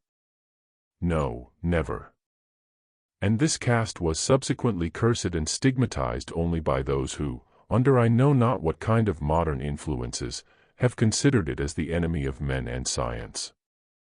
At the time when Champollion wrote these words, Sanskrit was, we may say, almost an unknown tongue for science.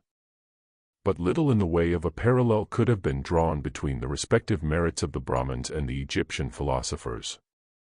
Since then, however, it has been discovered that the very same ideas, expressed in almost identical language, may be read in the Buddhistic and Brahmanical literature. This very philosophy of the unreality of mundane things and the illusion of the senses whose whole substance has been plagiarized in our own times by the German metaphysicians forms the groundwork of Kapila's and Vyasa's philosophies, and may be found in Gautama Buddha's enunciation of the Four Truths, the cardinal dogmas of his doctrine. Pimander's expression, he has become a god, is epitomized in the one word, nirvana, which our learned Orientalists most incorrectly consider as the synonym of annihilation. This opinion of the two eminent Egyptologists is of the greatest value to us if it were only as an answer to our opponents. The Champollions were the first in Europe to take the student of archaeology by the hand, and, leading him on into the silent crypts of the past, prove that civilization did not begin with our generations, for, though the origins of ancient Egypt are unknown, she is found to have been at the most distant periods within the reach of historical research, with her great laws, her established customs, her cities, her kings, and gods, and behind, far behind, these same epochs we find ruins, belonging to other still more distant and higher periods of civilization. At Thebes, portions of ruined buildings allow us to recognize remnants of still anterior structures, the materials of which had served for the erection of the very edifices which have now existed for 36 centuries. Everything told us by Herodotus and the Egyptian priests is found to be exact, and has been corroborated by modern scientists, adds Champollion. Whence the civilization of the Egyptians came, will be shown in Volume 2, and in this respect it will be made to appear that our deductions, though based upon the traditions of the secret doctrine, run parallel with those of a number of most respected authorities. There is a passage in a well-known Hindu work which may well be recalled in this connection. Under the reign of Visvamitra, first king of the dynasty of Somavanga, in consequence of a battle which lasted 5 days, Manuvina, heir of the ancient kings, being abandoned by the Brahmins, emigrated with all his companions, passing through Arya, and the countries of Bharya, till he came to the shores of Masra, history of India, by Kalukabada. Unquestionably this Manuvina and Menes, the first Egyptian king, are identical. Arya is Aaron, Persia, Bharya is Arabia, and Masra was the name of Cairo, which to this day is called Masra and Misro. Phoenician history names Mazer as one of the ancestors of Hermes. And now we will bid farewell to thaumadophobia and its advocates, and consider thaumadomania under its multifarious aspects. In Vol 2, we intend to review the miracles of paganism and weigh the evidence in their favor in the same scales with Christian theology. There is a conflict not merely impending but already begun between science and theology, on the one hand, and spirit and its hoary science, magic, on the other. Something of the possibilities of the latter have already been displayed, but more is to come. The petty, mean world, for whose approving nod scientists and magistrates, priests and Christians compete, have begun their latter-day crusade by sentencing in the same year 2 innocent men, one in France, the other in London, in defiance of law and justice. Like the apostle of circumcision, they are ever ready to thrice deny an unpopular connection for fear of ostracism by their own fellows. The psychomantics and the psychophobists must soon meet in fierce conflict. The anxiety to have their phenomena investigated and supported by scientific authorities has given place with the former to a frigid indifference. As a natural result of so much prejudice and unfairness as have been exhibited, their respect for scientists is waning fast, and the reciprocal epithets bandied between the two parties are becoming far from complimentary to either. Which of them is right and which wrong, time will soon show and future generations understand. It is at least safe to prophesy that the ultima thule of God's mysteries, and the key to them are to be sought elsewhere than in the whirl of Avogadro's molecules. People who either judge superficially, or, by reason of their natural impatience would gaze at the blazing sun before their eyes are well fitted to bear lamplight, are apt to complain of the exasperating obscurity of language which characterizes the works of the ancient Hermetists and their successors. They declare their philosophical treatises on magic incomprehensible. Over the first class we can afford to waste no time. The second, we would beg to moderate their anxiety, remembering those sayings of Espagnet, truth lies hid in obscurity, and philosophers never write more deceitfully than when plainly, nor ever more truly than when obscurely. Furthermore, there is a third class, whom it would compliment too much to say that they judge the subject at all. They simply denounce ex cathedra. The ancients they treat as dreamy fools, and though but physicists and thaumatophobic positivists, they commonly claim a monopoly of spiritual wisdom.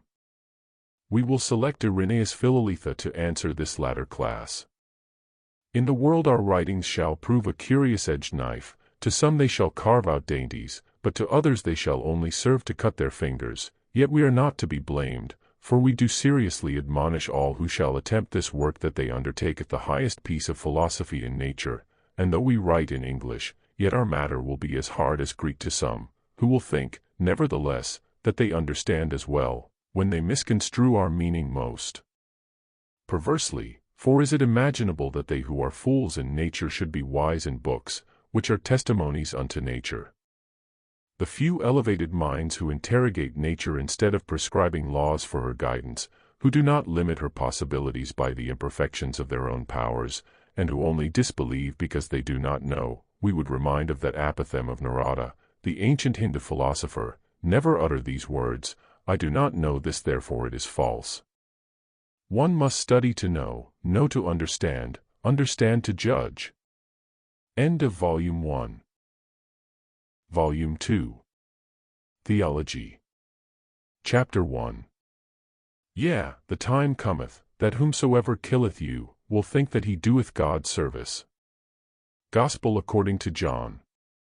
Let him be anathema, who shall say that human sciences ought to be pursued in such a spirit of freedom that one may be allowed to hold as true their assertions even when opposed to revealed doctrines.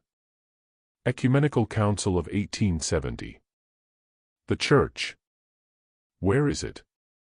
King Henry IV. In the United States of America, 60,428 men are paid salaries to teach the science of God and his relations to his creatures. These men contract to impart to us the knowledge which treats of the existence, character, and attributes of our Creator, his laws and government, the doctrines we are to believe and the duties we are to practice. 5,141 of them, with the prospect of 1,273 theological students to help them in time, teach this science according to a formula prescribed by the Bishop of Rome, to 5 million people. 55,287 local and traveling ministers, representing 15 different denominations, each contradicting the other upon more or less vital theological questions, instruct, in their respective doctrines, 33,500,000 other persons. Many of these teach according to the canons of the cisatlantic branch of an establishment which acknowledges a daughter of the late Duke of Kent as its spiritual head. There are many 100,000 Jews, some thousands of Orientals of all kinds, and a very few who belong to the Greek Church.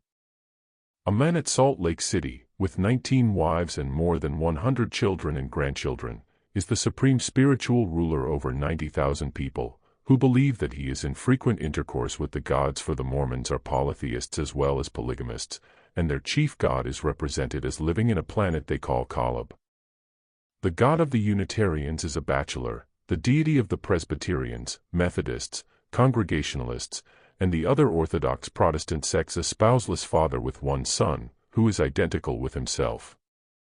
In the attempt to outvie each other in the erection of their 62,000 and odd churches, prayer houses, and meeting halls, in which to teach these conflicting theological doctrines, $354,485,581 have been spent. The value of the Protestant parsonages alone, in which are sheltered the disputants and their families, is roughly calculated to approximate $54,115,297. $16,179,387 are, moreover, contributed every year for current expenses of the Protestant denominations only. One Presbyterian church in New York cost around $1 million, a Catholic altar alone, 1/4 as much. We will not mention the multitude of smaller sects, communities, and extravagantly original little heresies in this country which spring up one year to die out the next, like so many spores of fungi after a rainy day. We will not even stop to consider the alleged millions of spiritualists, for the majority lack the courage to break away from their respective religious denominations. These are the backdoor Nicodemuses. And now, with Pilate, let us inquire, what is truth? Where is it to be searched for amid this multitude of warring sects? Each claims to be based upon divine revelation, and each to have the keys of the celestial gates. Is either in possession of this rare truth? Or, must we exclaim with the Buddhist philosopher, there is but one truth on earth, and it is unchangeable, and this is that there is no truth on it. Though we have no disposition whatever to trench upon the ground that has been so exhaustively gleaned by those learned scholars who have shown that every Christian dogma has its origin in a heathen rite, still the facts which they have exhumed, since the enfranchisement of science, will lose nothing by repetition. Besides, we propose to examine these facts from a different and perhaps rather novel point of view, that of the old philosophies as esoterically understood. These we have barely glanced at in our first volume. We will use them as the standard by which to compare Christian dogmas and miracles with the doctrines and phenomena of ancient magic, and the modern, new dispensation, as spiritualism is called by its votaries. Since the materialists deny the phenomena without investigation, and since the theologians in admitting them offer us the poor choice of two palpable absurdities, the devil and miracles, we can lose little by applying to the theurgists, and they may actually help us to throw a great light upon a very dark subject. Professor A. Buttelroff, of the Imperial University of St. Petersburg, remarks in a recent pamphlet, entitled Mediumistic Manifestations, as follows: let the facts of modern spiritualism belong, if you will, to the number of those which were more or less known by the ancients. Let them be identical with those which in the Dark Ages gave importance to the office of Egyptian priest or Roman augur. Let them even furnish the basis of the sorcery of our Siberian shaman. Let them be all these. And, if they are real facts, it is no business of ours. All the facts in nature belong to science, and every addition to the store of science enriches instead of impoverishing her. If humanity has once admitted a truth, and then in the blindness of self-conceit denied it, to return to its realization is a step forward and not backward. Since the day that modern science gave what may be considered the death blow to dogmatic theology, by assuming the ground that religion was full of mystery, and mystery is unscientific, the mental state of the educated class has presented a curious aspect. Society seems from that time to have been ever balancing itself upon one leg, on an unseen tightrope stretched from our visible universe into the invisible one, uncertain whether the end hooked on faith in the latter might not suddenly break, and hurl it into final annihilation. The great body of nominal Christians may be divided into three unequal portions: materialists, spiritualists, and Christians proper. The materialists and spiritualists make common cause against the hierarchical pretensions of the clergy, who, in retaliation, denounce both with equal acerbity.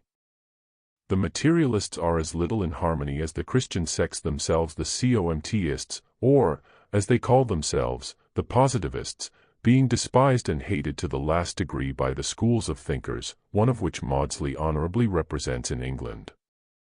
Positivism, be it remembered, is that religion of the future about whose founder even Huxley has made himself wrathful in his famous lecture, The Physical Basis of Life, and Maudsley felt obliged, in behalf of modern science, to express himself thus: it is no wonder that scientific men should be anxious to disclaim Kant as their lawgiver, and to protest against such a king being set up to reign over them.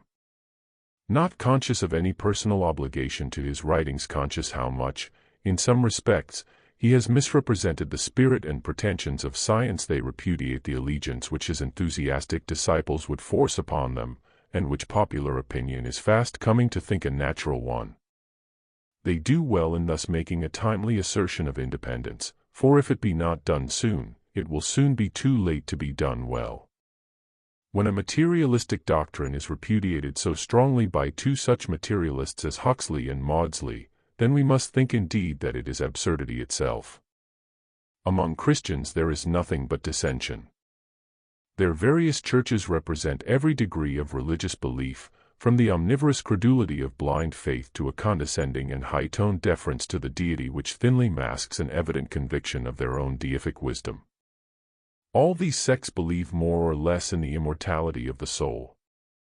Some admit the intercourse between the two worlds as a fact, some entertain the opinion as a sentiment, some positively deny it, and only a few maintain an attitude of attention and expectancy. Impatient of restraint, longing for the return of the Dark Ages, the Romish Church frowns at the diabolical manifestations, and indicates what she would do to their champions had she but the power of old. Were it not for the self-evident fact that she herself is placed by science on trial, and that she is handcuffed, she would be ready at a moment's notice to repeat in the 19th century the revolting scenes of former days. As to the Protestant clergy, so furious is their common hatred towards spiritualism, that as a secular paper very truly remarks, they seem willing to undermine the public faith in all the spiritual phenomena of the past, as recorded in the Bible, if they can only see the pestilent modern heresy stabbed to the heart. Summoning back the long-forgotten memories of the Mosaic laws, the Romish Church claims the monopoly of miracles, and of the right to sit in judgment over them, as being the sole heir thereto by direct inheritance. The Old Testament, exiled by Colenso, his predecessors and contemporaries, is recalled from its banishment. The prophets, whom His Holiness the Pope condescends at last to place, if not on the same level with himself, at least at a less respectful distance, are dusted and cleaned. The memory of all the diabolical abracadabra is evoked anew. The blasphemous horrors perpetrated by paganism, its phallic worship, thaumaturgical wonders wrought by Satan, human sacrifices, incantations, witchcraft, magic, and sorcery are recalled, and demonism is confronted with spiritualism for mutual recognition and identification. Our modern demonologists conveniently overlook a few insignificant details, among which is the undeniable presence of heathen phallism in the Christian symbols. A strong spiritual element of this worship may be easily demonstrated in the dogma of the Immaculate Conception of the Virgin Mother of God, and a physical element equally proved in the fetish worship of the holy limbs of Sts Cosmo and Damiano, at Isernia, near Naples, a successful traffic in which ex voto in wax was carried on by the clergy, annually, until barely a half-century ago. We find it rather unwise on the part of Catholic writers to pour out their vials of wrath in such sentences as these: in a multitude of pagodas, the phallic stone, ever and always assuming, like the Grecian batellows, the brutally indecent form of the lingam, the Mahadeva. Before casting slurs on a symbol whose profound metaphysical meaning is too much for the modern champions of that religion of sensualism par excellence, Roman Catholicism, to grasp, they are in duty bound to destroy their oldest churches, and change the form of the cupolas of their own temples. The Mahadi of Elephanta, the round tower of Bangbalpur, the minarets of Islam either rounded or pointed are the originals of the campanile column of San Marco, at Venice, of the Rochester Cathedral, and of the modern Duomo of Milan. All of these steeples, turrets, domes, and Christian temples are the reproductions of the primitive idea of Thelathos, the upright phallus. The western tower of St. Paul's Cathedral, London, says the author of the Rosicrucians, is one of the double lithoi placed always in front of every temple, Christian as well as heathen. Moreover, in all Christian churches, particularly in Protestant churches, where they figure most conspicuously, the two tables of stone of the Mosaic dispensation are placed over the altar, side by side, as a united stone, the tops of which are rounded. The right stone is masculine, the left feminine. Therefore neither Catholics nor Protestants have a right to talk of the indecent forms of heathen monuments so long as they ornament their own churches with the symbols of the lingam and yoni, and even write the laws of their God upon them. Another detail not redounding very particularly to the honor of the Christian clergy might be recalled in the word Inquisition. The torrents of human blood shed by this Christian institution, and the number of its human sacrifices, are unparalleled in the annals of paganism. Another still more prominent feature in which the clergy surpassed their masters, the heathen, is sorcery. Certainly in no pagan temple was black magic, in its real and true sense, more practiced than in the Vatican. While strongly supporting exorcism as an important source of revenue, they neglected magic as little as the ancient heathen. It is easy to prove that the sortilegium, or sorcery, was widely practiced among the clergy and monks so late as the last century, and is practiced occasionally even now. Anathematizing every manifestation of occult nature outside the precincts of the Church, the clergy, notwithstanding proofs to the contrary, call it the work of Satan, the snares of the fallen angels, who rush in and out from the bottomless pit, mentioned by John in his Kabbalistic revelation, from whence arises a smoke as the smoke of a great furnace. Intoxicated by its fumes, around this pit are daily gathering millions of spiritualists, to worship at the abyss of Baal. More than ever arrogant, stubborn, and despotic, now that she has been nearly upset by modern research, not daring to interfere with the powerful champions of science, the Latin Church revenges herself upon the unpopular phenomena. A despot without a victim is a word void of sense, a power which neglects to assert itself through outward, well-calculated effects, risks being doubted in the end. The Church has no intention to fall into the oblivion of the ancient myths, or to suffer her authority to be too closely questioned.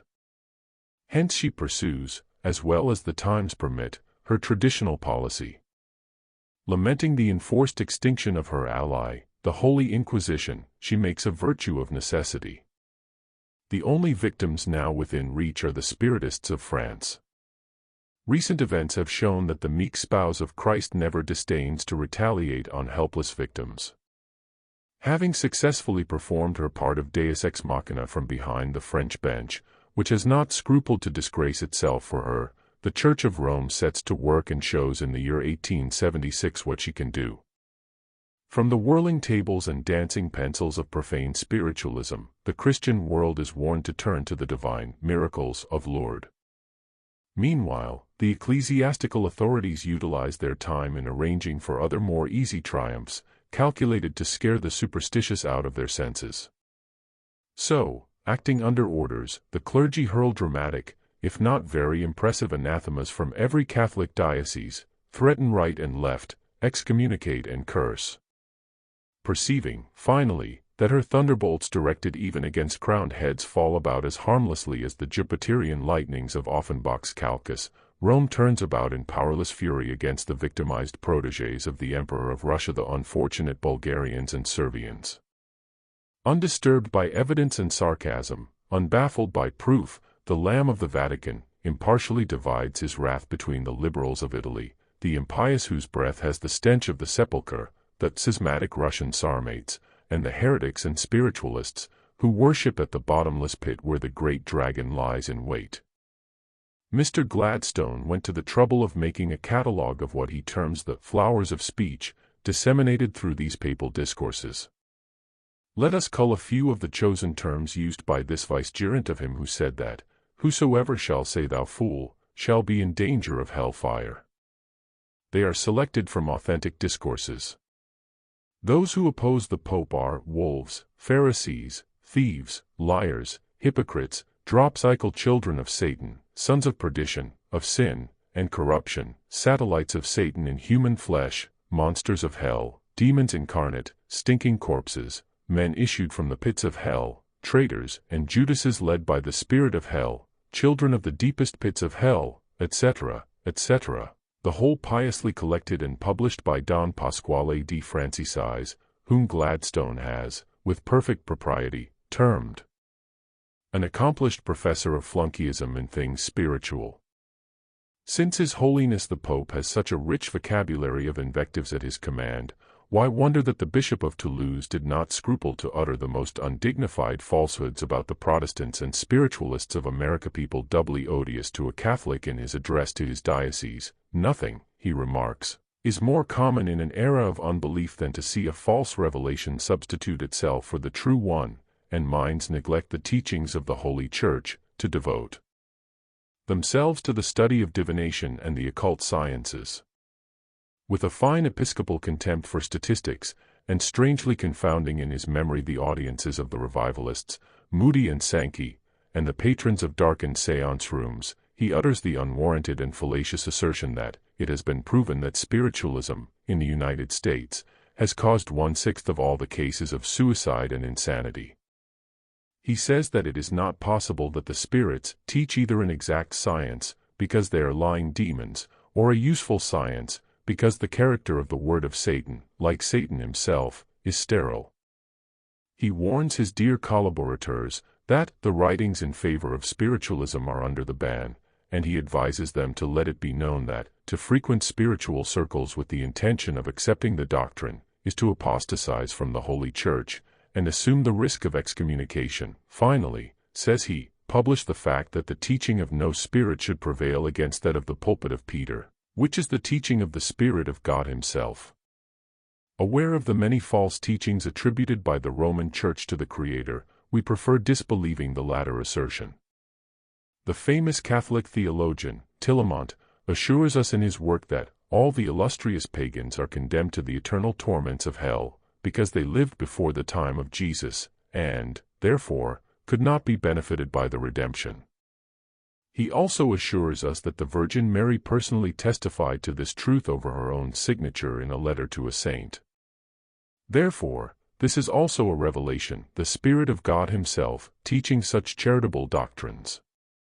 We have also read with great advantage the topographical descriptions of hell and purgatory in the celebrated treatise under that name by a Jesuit, the Cardinal Bellarmine. A critic found that the author, who gives the description from a divine vision with which he was favored, appears to possess all the knowledge of a land measurer about the secret tracks and formidable divisions of the bottomless pit. Justin Martyr, having actually committed to paper the heretical thought that after all Socrates might not be altogether fixed in hell, his Benedictine editor criticizes this too benevolent father very severely. Whoever doubts the Christian charity of the Church of Rome in this direction is invited to peruse the censure of the Sorbonne on Marmontel's Belisarius. The Odium Theologicum blazes in it on the dark sky of orthodox theology like an aurora borealis, the precursor of God's wrath, according to the teaching of certain medieval divines. We have attempted in the first part of this work to show, by historical examples, how completely men of science have deserved the stinging sarcasm of the late Professor de Morgan, who remarked of them that they were the priest's cast-off garb, dyed to escape detection. The Christian clergy are, in like manner, attired in the cast-off garb of the heathen priesthood, acting diametrically in opposition to their God's moral precepts, but nevertheless, sitting in judgment over the whole world. When dying on the cross, the martyred man of sorrows forgave his enemies. His last words were a prayer in their behalf. He taught his disciples to curse not, but to bless, even their foes. But the heirs of St. Peter, the self-constituted representatives on earth of that same meek Jesus, unhesitatingly curse whoever resists their despotic will. Besides, was not the Son long since crowded by them into the background? They make their obeisance only to the Dowager Mother, for according to their teaching again through the direct Spirit of God, she alone acts as a mediatrix. The Ecumenical Council of 1870 embodied the teaching into a dogma, to disbelieve which is to be doomed forever to the bottomless pit. The work of Don Pasquale di Franciscis is positive on that point, for he tells us that, as the Queen of Heaven owes to the present Pope the finest gem in her coronet, since he has conferred on her the unexpected honor of becoming suddenly immaculate, there is nothing she cannot obtain from her Son for her Church. Some years ago, certain travelers saw in Bari, Italy, a statue of the Madonna, arrayed in a flounced pink skirt over a swelling crinoline. Pious pilgrims who may be anxious to examine the regulation wardrobe of their God's Mother may do so by going to southern Italy, Spain, and Catholic North and South America. The Madonna of Bari must still be there between two vineyards and a lacanda, gin shop. When last seen, a half-successful attempt had been made to clothe the infant Jesus. They had covered his legs with a pair of dirty, scallop-edged pantaloons. An English traveller having presented the mediatrix with a green silk parasol, the grateful population of the contadini, accompanied by the village priest, went in procession to the spot. They managed to stick the sunshade, opened, between the infant's back and the arm of the Virgin which embraced him. The scene and ceremony were both solemn and highly refreshing to our religious feelings. For there stood the image of the goddess in its niche, surrounded with a row of ever-burning lamps, the flames of which, flickering in the breeze, infect God's pure air with an offensive smell of olive oil. The mother and son truly represent the two most conspicuous idols of monotheistic Christianity. For a companion to the idol of the poor contadini of Bari, go to the rich city of Rio Janeiro. In the church of the Duomo del Candelaria, in a long hall running along one side of the church, there might be seen, a few years ago, another Madonna. Along the walls of the hall there is a line of saints, each standing on a contribution box, which thus forms a fit pedestal. In the center of this line, under a gorgeously rich canopy of blue silk, is exhibited the Virgin Mary leaning on the arm of Christ. Our Lady is arrayed in a very décolleté blue satin dress with short sleeves, showing, to great advantage, a snow-white, exquisitely molded neck, shoulders, and arms. The skirt, equally of blue satin with an overskirt of rich lace and gauze puffs, is as short as that of a ballet dancer, hardly reaching the knee. It exhibits a pair of finely shaped legs covered with flesh-colored silk tights, and blue satin French boots with very high red heels. The blonde hair of this Mother of God is arranged in the latest fashion, with a voluminous chignon and curls. As she leans on her son's arm, her face is lovingly turned toward her only begotten, whose dress and attitude are equally worthy of admiration. Christ wears an evening dress coat, with swallowtail, black trousers, and low-cut white vest, varnished boots, and white kid gloves, over one of which sparkles a rich diamond ring, worth many thousands, we must suppose a precious Brazilian jewel. Above this body of a modern Portuguese dandy, is a head with the hair parted in the middle, a sad and solemn face, and eyes whose patient look seems to reflect all the bitterness of this last insult flung at the majesty of the crucified. The Egyptian Isis was also represented as a virgin mother by her devotees, and as holding her infant son, Horus, in her arms. In some statues and basso-relievos, when she appears alone she is either completely nude or veiled from head to foot. But in the mysteries, in common with nearly every other goddess, she is entirely veiled from head to foot, as a symbol of a mother's chastity. It would not do us any harm were we to borrow from the ancients some of the poetic sentiment in their religions, and the innate veneration they entertained for their symbols. It is but fair to say at once that the last of the true Christians died with the last of the direct apostles. Max Muller forcibly asks, how can a missionary in such circumstances meet the surprise and questions of his pupils, unless he may point to that seed, and tell them what Christianity was meant to be? Unless he may show that, like all other religions, Christianity too has had its history, that the Christianity of the 19th century is not the Christianity of the Middle Ages, and that the Christianity of the Middle Ages was not that of the early councils, that the Christianity of the early councils was not that of the apostles, and that what has been said by Christ, that alone was well said. Thus we may infer that the only characteristic difference between modern Christianity and the old heathen faiths is the belief of the former in a personal devil and in hell. The Aryan nations had no devil, says Max Muller. Pluto, though of a somber character, was a very respectable personage, and Loki, the Scandinavian, though a mischievous person, was not a fiend. The German goddess, Hel, too, like Proserpine, had once seen better days. Thus, when the Germans were indoctrinated with the idea of a real devil, the Semitic Seth, Satan, or Diabolus, they treated him in the most good-humored way. The same may be said of hell. Hades was quite a different place from our region of eternal damnation, and might be termed rather an intermediate state of purification. Neither does the Scandinavian hell or Hela imply either a state or a place of punishment, for when Frigga, the grief-stricken mother of Baldur, the white god, who died and found himself in the dark abodes of the shadows, Hades, sent Hermod, a son of Thor, in quest of her beloved child, the messenger found him in the inexorable region Alas. But still comfortably seated on a rock, and reading a book. 16 The Norse kingdom of the dead is moreover situated in the higher latitudes of the polar regions. It is a cold and cheerless abode, and neither the gelid halls of Hela, nor the occupation of Baldur present the least similitude to the blazing hell of eternal fire and the miserable, damned sinners with which the Church so generously peoples it. No more is it the Egyptian Amenthus, the region of judgment and purification, nor the Andhra, the abyss of darkness of the Hindus, for even the fallen angels hurled into it by Shiva are allowed by Parabrahma to consider it as an intermediate state, in which an opportunity is afforded them to prepare for higher degrees of purification and redemption from their wretched condition.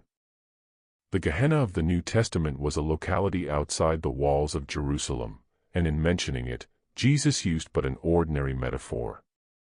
Whence then came the dreary dogma of hell, that Archimedean lever of Christian theology, with which they have succeeded to hold in subjection the numberless millions of Christians for 19 centuries?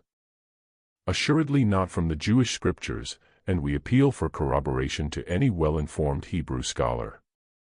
The only designation of something approaching hell in the Bible is Gehenna or Hinnom, a valley near Jerusalem, where was situated Tophet, a place where a fire was perpetually kept for sanitary purposes. The prophet Jeremiah informs us that the Israelites used to sacrifice their children to Moloch Hercules on that spot, and later we find Christians quietly replacing this divinity by their God of mercy, whose wrath will not be appeased, unless the Church sacrifices to him her unbaptized children and sinning sons on the altar of eternal damnation. Whence then did the divine learn so well the conditions of hell, as to actually divide its torments into two kinds, the pena damni and poeni sensus, the former being the privation of the beatific vision, the latter the eternal pains in a lake of fire and brimstone? If they answer us that it is in the Apocalypse, we are prepared to demonstrate whence the theologist John himself derived the idea, and the devil that deceived them was cast into the lake of fire and brimstone, where the beast and the false prophet are and shall be tormented forever and ever, he says. Laying aside the esoteric interpretation that the devil or tempting demon meant our own earthly body, which after death will surely dissolve in the fiery or ethereal elements, the word eternal, by which our theologians interpret the words forever and ever, does not exist in the Hebrew language, either as a word or meaning. There is no Hebrew word which properly expresses eternity. Olam, according to Leclerc, only imports a time whose beginning or end is not known. While showing that this word does not mean infinite duration, and that in the Old Testament the word forever only signifies a long time, Archbishop Tillotson has completely perverted its sense with respect to the idea of hell torments. According to his doctrine, when Sodom and Gomorrah are said to be suffering eternal fire, we must understand it only in the sense of that fire not being extinguished till both cities were entirely consumed. But, as to hell fire, the words must be understood in the strictest sense of infinite duration. Such is the decree of the learned divine. For the duration of the punishment of the wicked must be proportionate to the eternal happiness of the righteous. So he says, these, speaking of the wicked, shall go away into eternal punishment, but the righteous into life eternal. The Reverend T. Herndon, commenting on the speculations of his predecessors, fills a whole volume with unanswerable arguments, tending to show that the locality of hell is in the sun. We suspect that the reverend speculator had read the Apocalypse in bed, and had the nightmare in consequence. There are 2 verses in the Revelation of John reading thus, "And the 4th angel poured out his vial upon the sun, and power was given him to scorch men with fire. And men were scorched with great heat, and blasphemed the name of God." This is simply Pythagorean and Kabbalistic allegory. The idea is new neither with the above-mentioned author nor with John. Pythagoras placed the sphere of purification in the sun, which sun, with its sphere, He moreover locates in the middle of the universe, the allegory having a double meaning. 1. Symbolically, the central, spiritual sun, the supreme deity. Arrived at this region, every soul becomes purified of its sins, and unites itself forever with its spirit, having previously suffered throughout all the lower spheres. 2. By placing the sphere of visible fire in the middle of the universe, he simply taught the heliocentric system which appertained to the mysteries, and was imparted only in the higher degree of initiation. John gives to his word a purely Kabbalistic significance, which no fathers, except those who had belonged to the Neoplatonic school, were able to comprehend. Origen understood it well, having been a pupil of Ammonios Saccas, therefore we see him bravely denying the perpetuity of hell torments. He maintains that not only men, but even devils, by which term he meant disembodied human sinners, after a certain duration of punishment shall be pardoned and finally restored to heaven. In consequence of this and other such heresies, Origen was, as a matter of course, exiled. Many have been the learned and truly inspired speculations as to the locality of hell.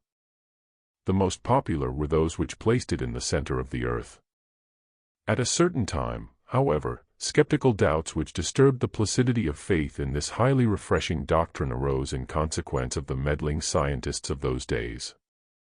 As a Mr. Swindon in our own century observes, the theory was inadmissible because of two objections. First, that a fund of fuel or sulfur sufficient to maintain so furious and constant a fire could not be there supposed, and, second, that it must want the nitrous particles in the air to sustain and keep it alive.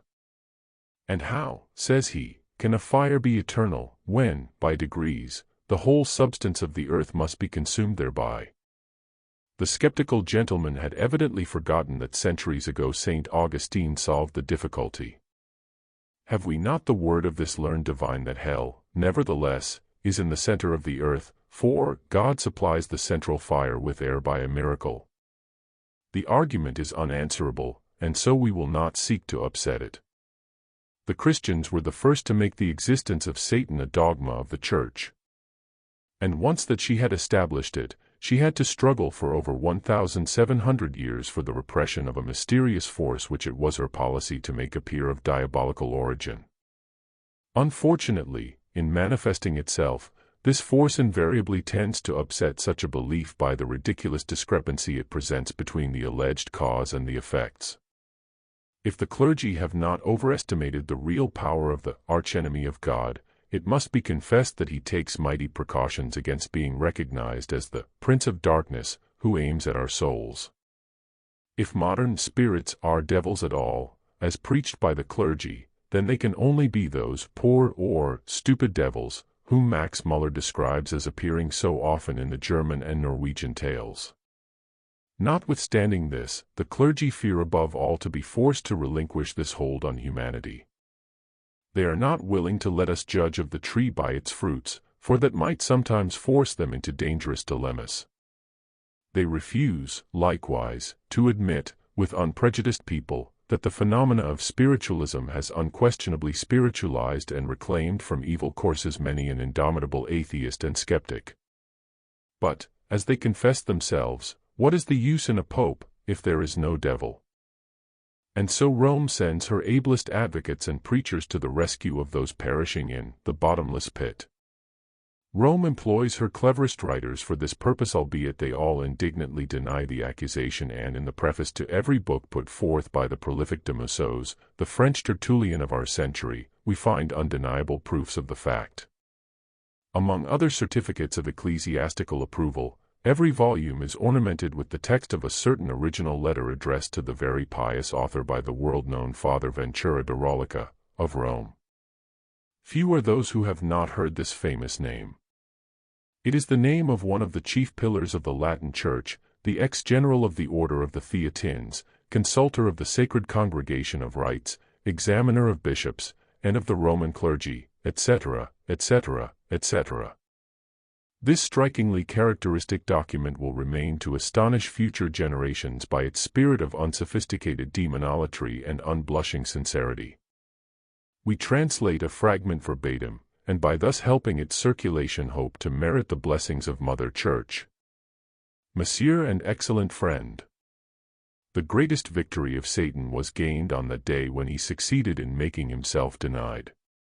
To demonstrate the existence of Satan is to re-establish one of the fundamental dogmas of the Church, which serve as a basis for Christianity, and, without which, Satan would be but a name. Magic, mesmerism, magnetism, somnambulism, spiritualism, spiritism, hypnotism are only other names for Satanism. To bring out such a truth and show it in its proper light is to unmask the enemy, it is to unveil the immense danger of certain practices, reputed innocent, it is to deserve well in the eyes of humanity and of religion. Father Ventura de Rollica. Amen. This is an unexpected honor indeed, for our American controls in general, and the innocent Indian guides in particular. To be thus introduced in Rome as princes of the empire of Eblis is more than they could ever hope for in other lands. Without in the least suspecting that she was working for the future welfare of her enemies the spiritualists and spiritists, the Church, some 20 years since, in tolerating de Mussos and de Merville as the biographers of the devil, and giving her approbation thereto, tacitly confessed the literary copartnership. And the Chevalier Gougenot de Mussos, and his friend and collaborateur, the Marquis Eudes de Merville, to judge by their long titles, must be aristocrats pur sang, and they are, moreover, writers of no small erudition and talent. Were they to show themselves a little more parsimonious of double points of exclamation following every vituperation, and invective against Satan and his worshippers, their style would be faultless. As it is, the crusade against the enemy of mankind was fierce, and lasted for over 20 years. What with the Catholics piling up their psychological phenomena to prove the existence of a personal devil, and the Count de Gasperin, an ancient minister of Louis Philippe, collecting volumes of other facts to prove the contrary, the spiritists of France have contracted an everlasting debt of gratitude toward the disputants. The existence of an unseen spiritual universe peopled with invisible beings has now been demonstrated beyond question. Ransacking the oldest libraries, they have distilled from the historical records the quintessence of evidence.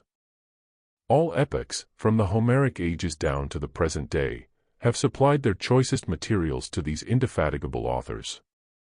In trying to prove the authenticity of the miracles wrought by Satan in the days preceding the Christian era, as well as throughout the Middle Ages, they have simply laid a firm foundation for a study of the phenomena in our modern times.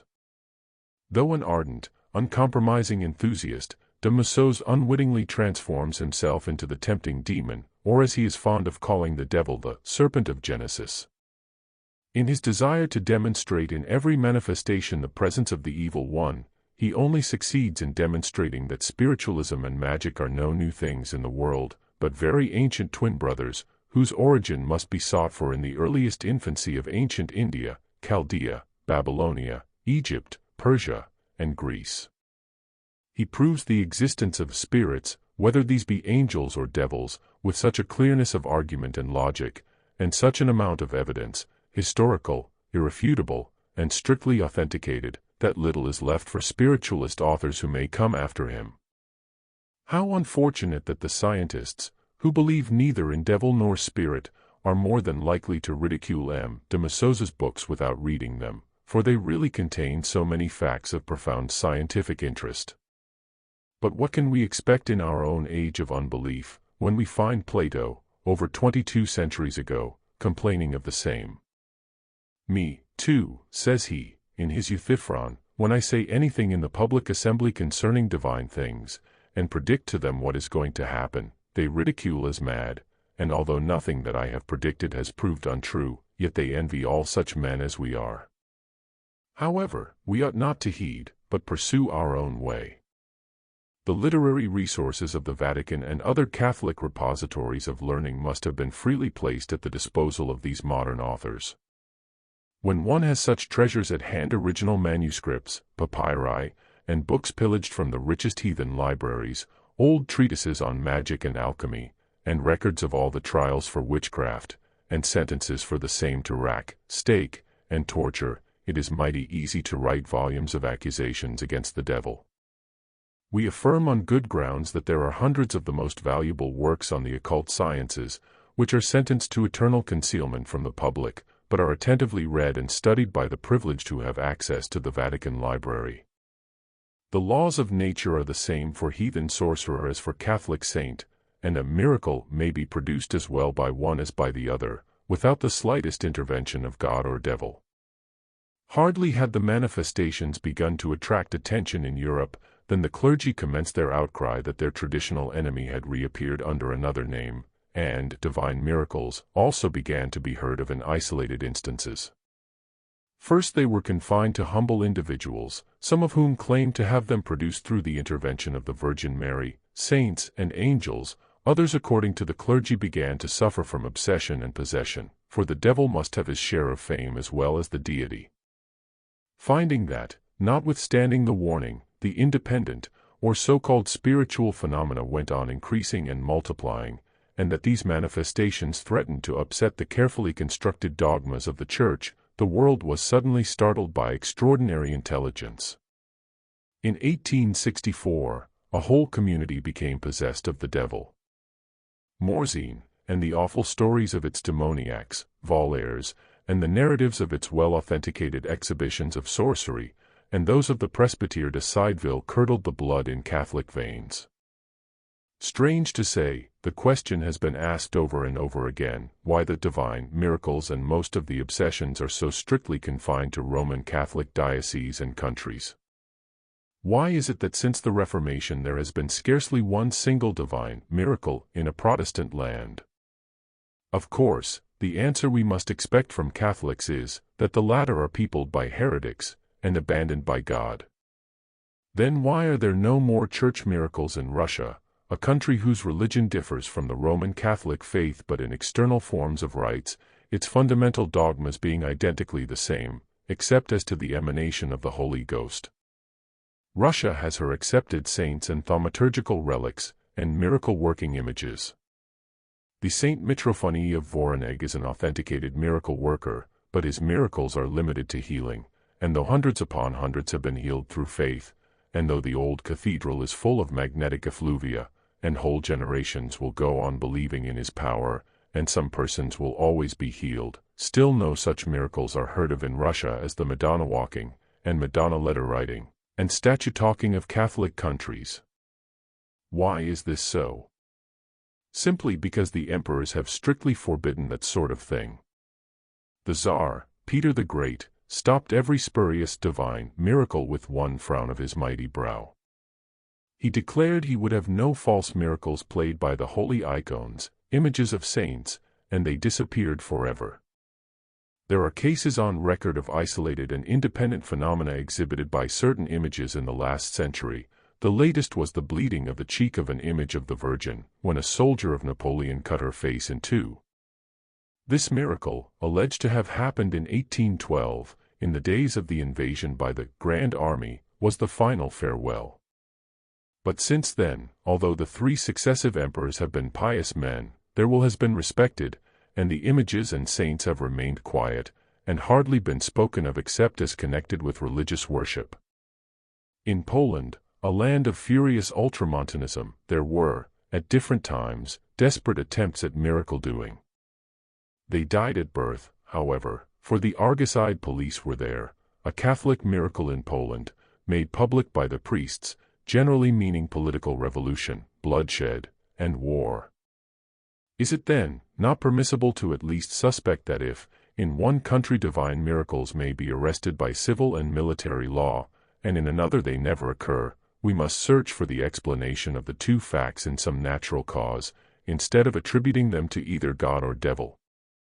In our opinion, if it is worth anything, the whole secret may be accounted for as follows.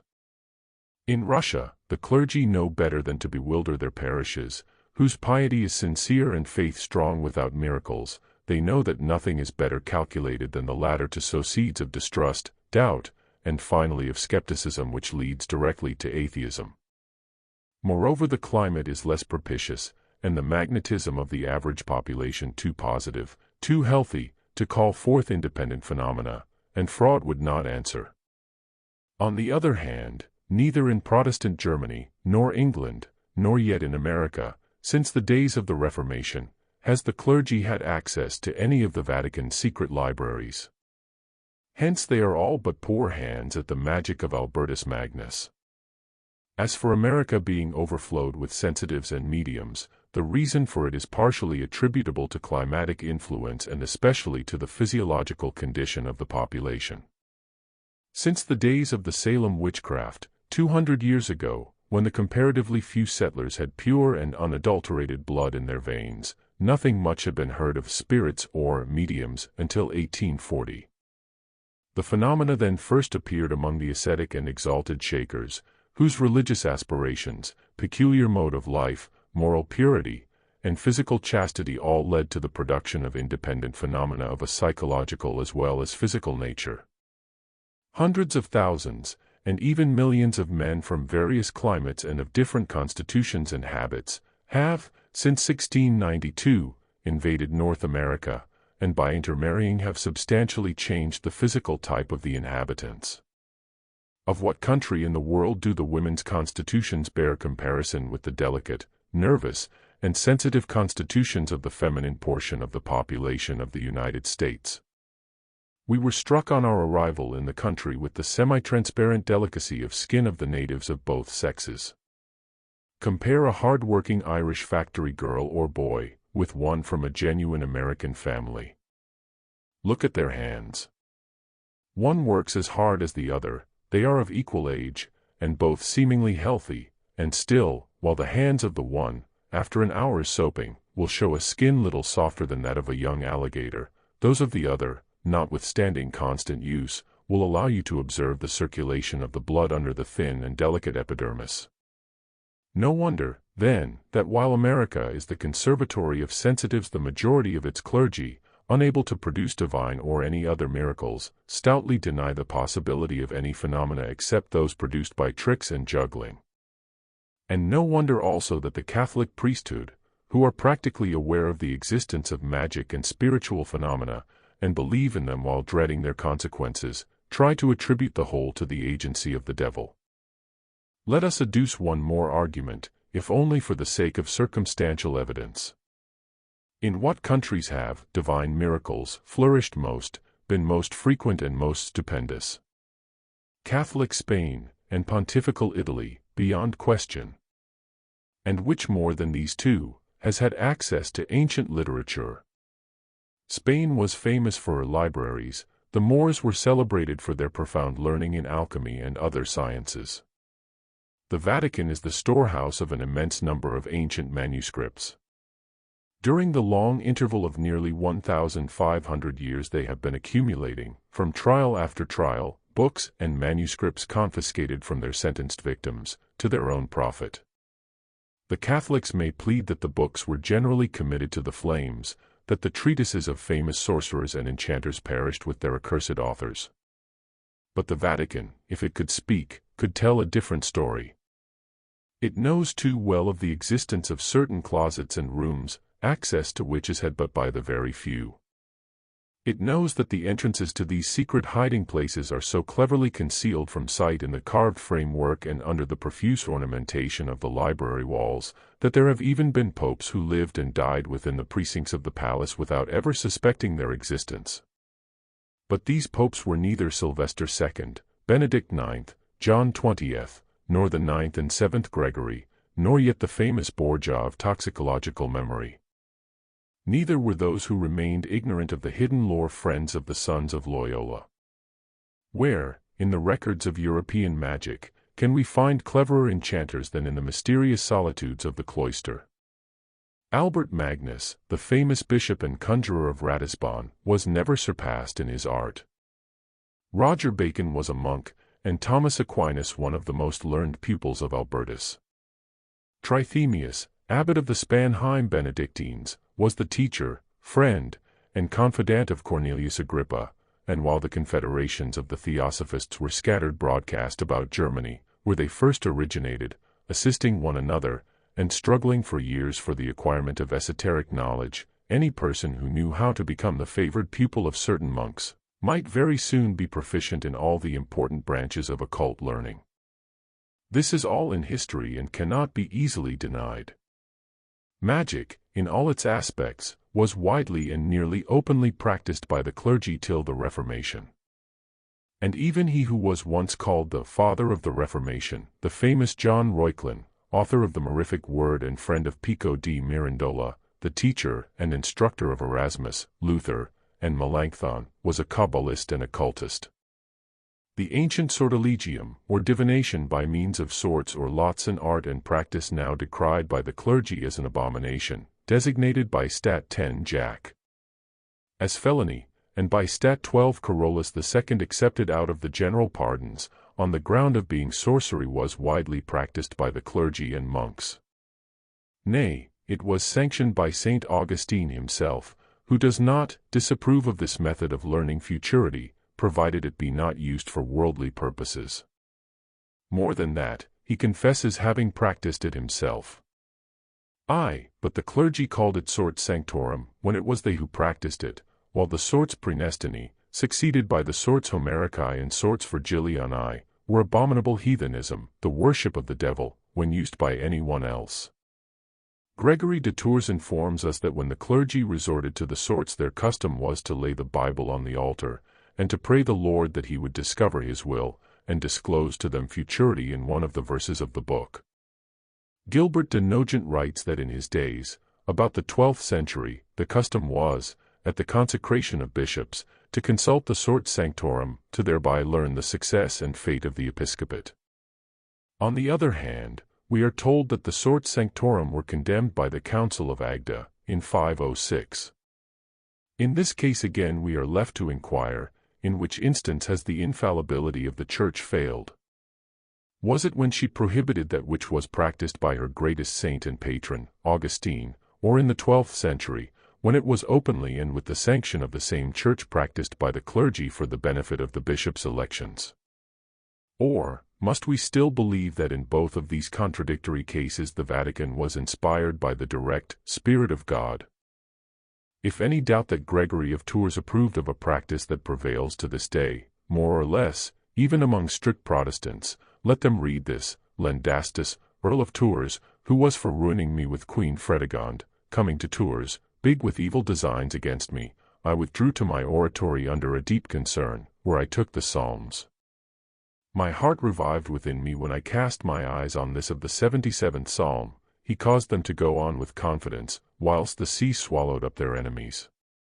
Accordingly, the Count spoke not a word to my prejudice, and leaving Tours that very day, the boat in which he was, sunk in a storm, but his skill in swimming saved him.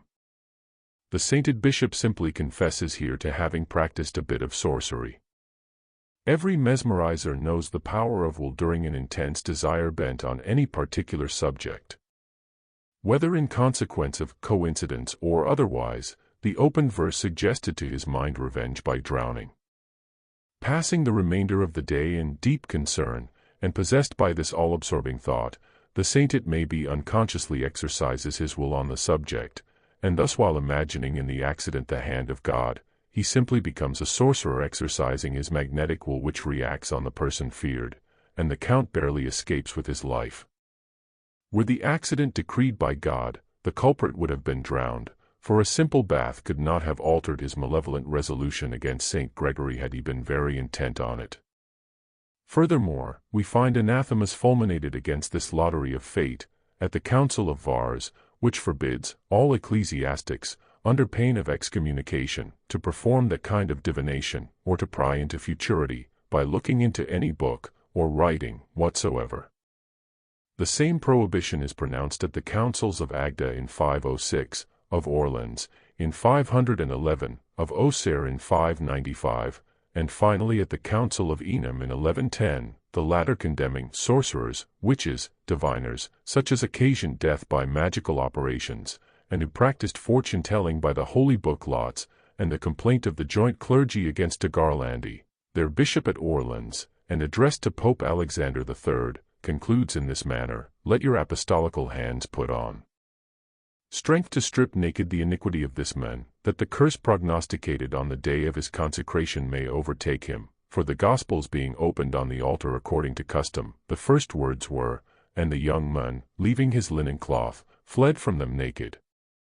Why then roast the lay magicians and consulters of books, and canonize the ecclesiastics?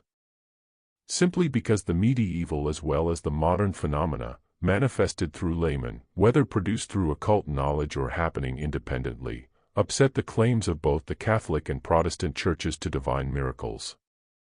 In the face of reiterated and unimpeachable evidence, it became impossible for the former to maintain successfully the assertion that seemingly miraculous manifestations by the good angels and God's direct intervention could be produced exclusively by her chosen ministers and holy saints.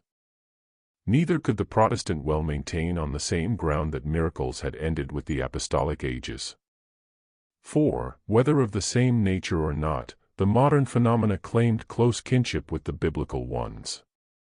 The magnetists and healers of our century came into direct and open competition with the apostles. The Zô Jacob, of France, had outrivaled the prophet Elijah in recalling to life persons who were seemingly dead, and Alexis, the somnambulist, mentioned by Mr. Wallace in his work, was, by his lucidity, putting to shame apostles, prophets, and the sibyls of old. Since the burning of the last witch, the great revolution of France, so elaborately prepared by the League of the Secret Societies and their clever emissaries, had blown over Europe and awakened terror in the bosom of the clergy. It had, like a destroying hurricane, swept away in its course those best allies of the Church, the Roman Catholic aristocracy. A sure foundation was now laid for the right of individual opinion. The world was freed from ecclesiastical tyranny by opening an unobstructed path to Napoleon the Great, who had given the death blow to the Inquisition. This great slaughterhouse of the Christian Church wherein she butchered, in the name of the Lamb, all the sheep arbitrarily declared scurvy was in ruins, and she found herself left to her own responsibility and resources. So long as the phenomena had appeared only sporadically, she had always felt herself powerful enough to repress the consequences. Superstition and belief in the devil were as strong as ever, and science had not yet dared to publicly measure her forces with those of supernatural religion. Meanwhile the enemy had slowly but surely gained ground. All at once it broke out with an unexpected violence. Miracles began to appear in full daylight, and passed from their mystic seclusion into the domain of natural law, where the profane hand of science was ready to strip off their sacerdotal mask. Still, for a time, the Church held her position, and with the powerful help of superstitious fear checked the progress of the intruding force. But, when in succession appeared mesmerists and somnambulists, reproducing the physical and mental phenomenon of ecstasy, hitherto believed to be the special gift of saints, when the passion for the turning tables had reached in France and elsewhere its climax of fury, when the psychography alleged spiritual from a simple curiosity had developed itself and settled into an unabated interest, and finally ebbed into religious mysticism, when the echoes aroused by the first raps of Rochester, crossing the oceans, spread until they were repercussed from nearly every corner of the world, then, and only then, the Latin Church was fully awakened to a sense of danger. Wonder after wonder was reported to have occurred in the spiritual circles and the lecture rooms of the mesmerists. The sick were healed, the blind made to see, the lame to walk, the deaf to hear. J.R. Newton in America, and Dupotet in France, were healing the multitude without the slightest claim to divine intervention. The great discovery of Mesmer, which reveals to the earnest inquirer the mechanism of nature, mastered, as if by magical power, organic and inorganic bodies. But this was not the worst. A more direful calamity for the Church occurred in the evocation from the upper and nether worlds of a multitude of spirits, whose private bearing and conversation gave the direct lie to the most cherished and profitable dogmas of the Church. These spirits claimed to be the identical entities, in a disembodied state, of fathers, mothers, sons, and daughters, friends and acquaintances of the persons viewing the weird phenomena.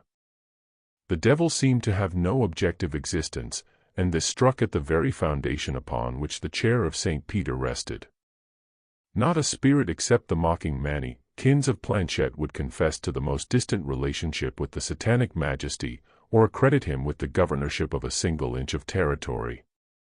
The clergy felt their prestige growing weaker every day, as they saw the people impatiently shaking off, in the broad daylight of truth, the dark veils with which they had been blindfolded for so many centuries.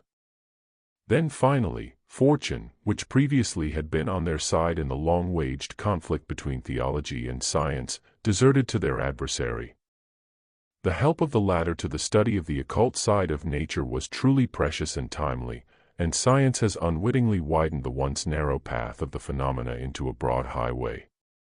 Had not this conflict culminated at the nick of time, we might have seen reproduced on a miniature scale the disgraceful scenes of the episodes of Salem witchcraft and the nuns of Loudun.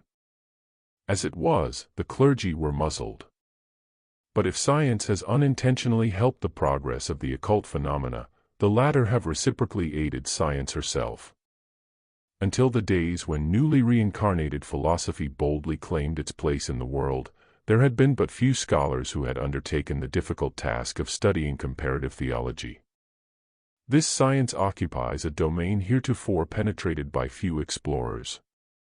The necessity which it involved of being well acquainted with the dead languages necessarily limited the number of students.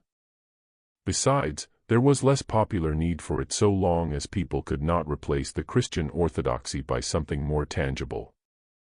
It is one of the most undeniable facts of psychology that the average man can as little exist out of a religious element of some kind as a fish out of the water. The voice of truth, a voice stronger than the voice of the mightiest thunder, speaks to the inner man in the 19th century of the Christian era, as it spoke in the corresponding century BC. It is a useless and unprofitable task to offer to humanity the choice between a future life and annihilation. The only chance that remains for those friends of human progress who seek to establish for the good of mankind a faith, henceforth stripped entirely of superstition and dogmatic fetters, is to address them in the words of Joshua, "Choose ye this day whom you will serve, whether the gods which your fathers served that were on the other side of the flood, or the gods of the Amorites, in whose land ye dwell." The science of religion, wrote Max Muller in 1860, is only just beginning. During the last 50 years the authentic documents of the most important religions in the world have been recovered in a most unexpected and almost miraculous manner.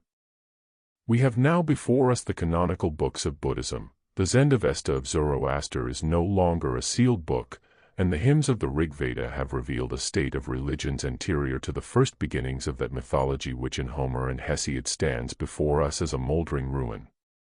In their insatiable desire to extend the dominion of blind faith, the early architects of Christian theology had been forced to conceal, as much as it was possible, the true sources of the same. To this end they are said to have burned or otherwise destroyed all the original manuscripts on the Kabbalah, magic, and occult sciences upon which they could lay their hands. They ignorantly supposed that the most dangerous writings of this class had perished with the last Gnostic, but some day they may discover their mistake. Other authentic and as important documents will perhaps reappear in a most unexpected and almost miraculous manner. There are strange traditions current in various parts of the East on Mount Athos and in the desert of Nitria, for instance among certain monks, and with learned rabbis in Palestine, who pass their lives in commenting upon the Talmud. They say that not all the rolls and manuscripts, reported in history to have been burned by Caesar, by the Christian mob, in 389, and by the Arab general Amru, perished as it is commonly believed, and the story they tell is the following. At the time of the contest for the throne, in 51 BC, between Cleopatra and her brother Dionysius Ptolemy, the Bruchian, which contained over 700,000 rolls, all bound in wood and fireproof parchment, was undergoing repairs, and a great portion of the original manuscripts, considered among the most precious, and which were not duplicated, were stored away in the house of one of the librarians. As the fire which consumed the rest was but the result of accident, no precautions had been taken at the time. But they add that several hours passed between the burning of the fleet, set on fire by Caesar's order, and the moment when the first buildings situated near the harbor caught fire in their turn, and that all the librarians, aided by several hundred slaves attached to the museum, succeeded in saving the most precious of the rolls. So perfect and solid was the fabric of the parchment, that while in some rolls the inner pages and the wood binding were reduced to ashes, of others the parchment binding remained unscorched.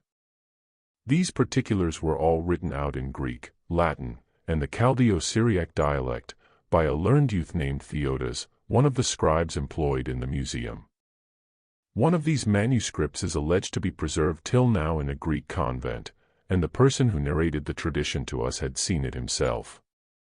He said that many more will see it and learn where to look for important documents, when a certain prophecy will be fulfilled, adding that most of these works could be found in Tartary and India. The monk showed us a copy of the original, which, of course, we could read but poorly, as we claim but little erudition in the matter of dead languages.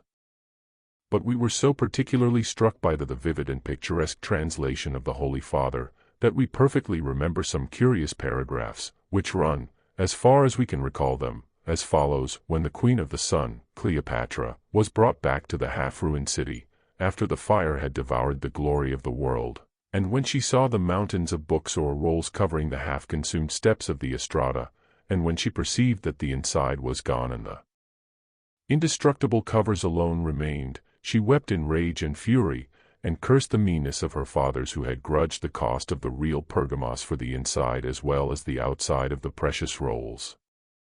Further, our author, Theodas, indulges in a joke at the expense of the Queen for believing that nearly all the library was burned, when, in fact, hundreds and thousands of the choicest books were safely stored in his own house and those of other scribes, librarians, students, and philosophers. No more do sundry very learned Copts scattered all over the East in Asia Minor, Egypt, and Palestine believe in the total destruction of the subsequent libraries. For instance, they say that out of the library of Attalus III of Pergamus, presented by Antony to Cleopatra, not a volume was destroyed.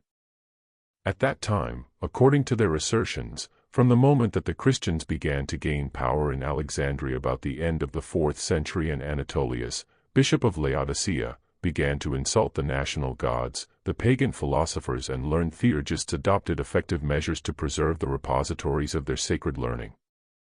Theophilus, a bishop, who left behind him the reputation of a most rascally and mercenary villain, was accused by one named Antoninus, a famous theurgist and eminent scholar of occult science of Alexandria, with bribing the slaves of the Serapion to steal books which he sold to foreigners at great prices. History tells us how Theophilus had the best of the philosophers in AD 389, and how his successor and nephew, the no less infamous Cyril, butchered Hypatia. Suidas gives us some details about Antoninus, whom he calls Antonius, and his eloquent friend Olympus, the defender of the Serapion.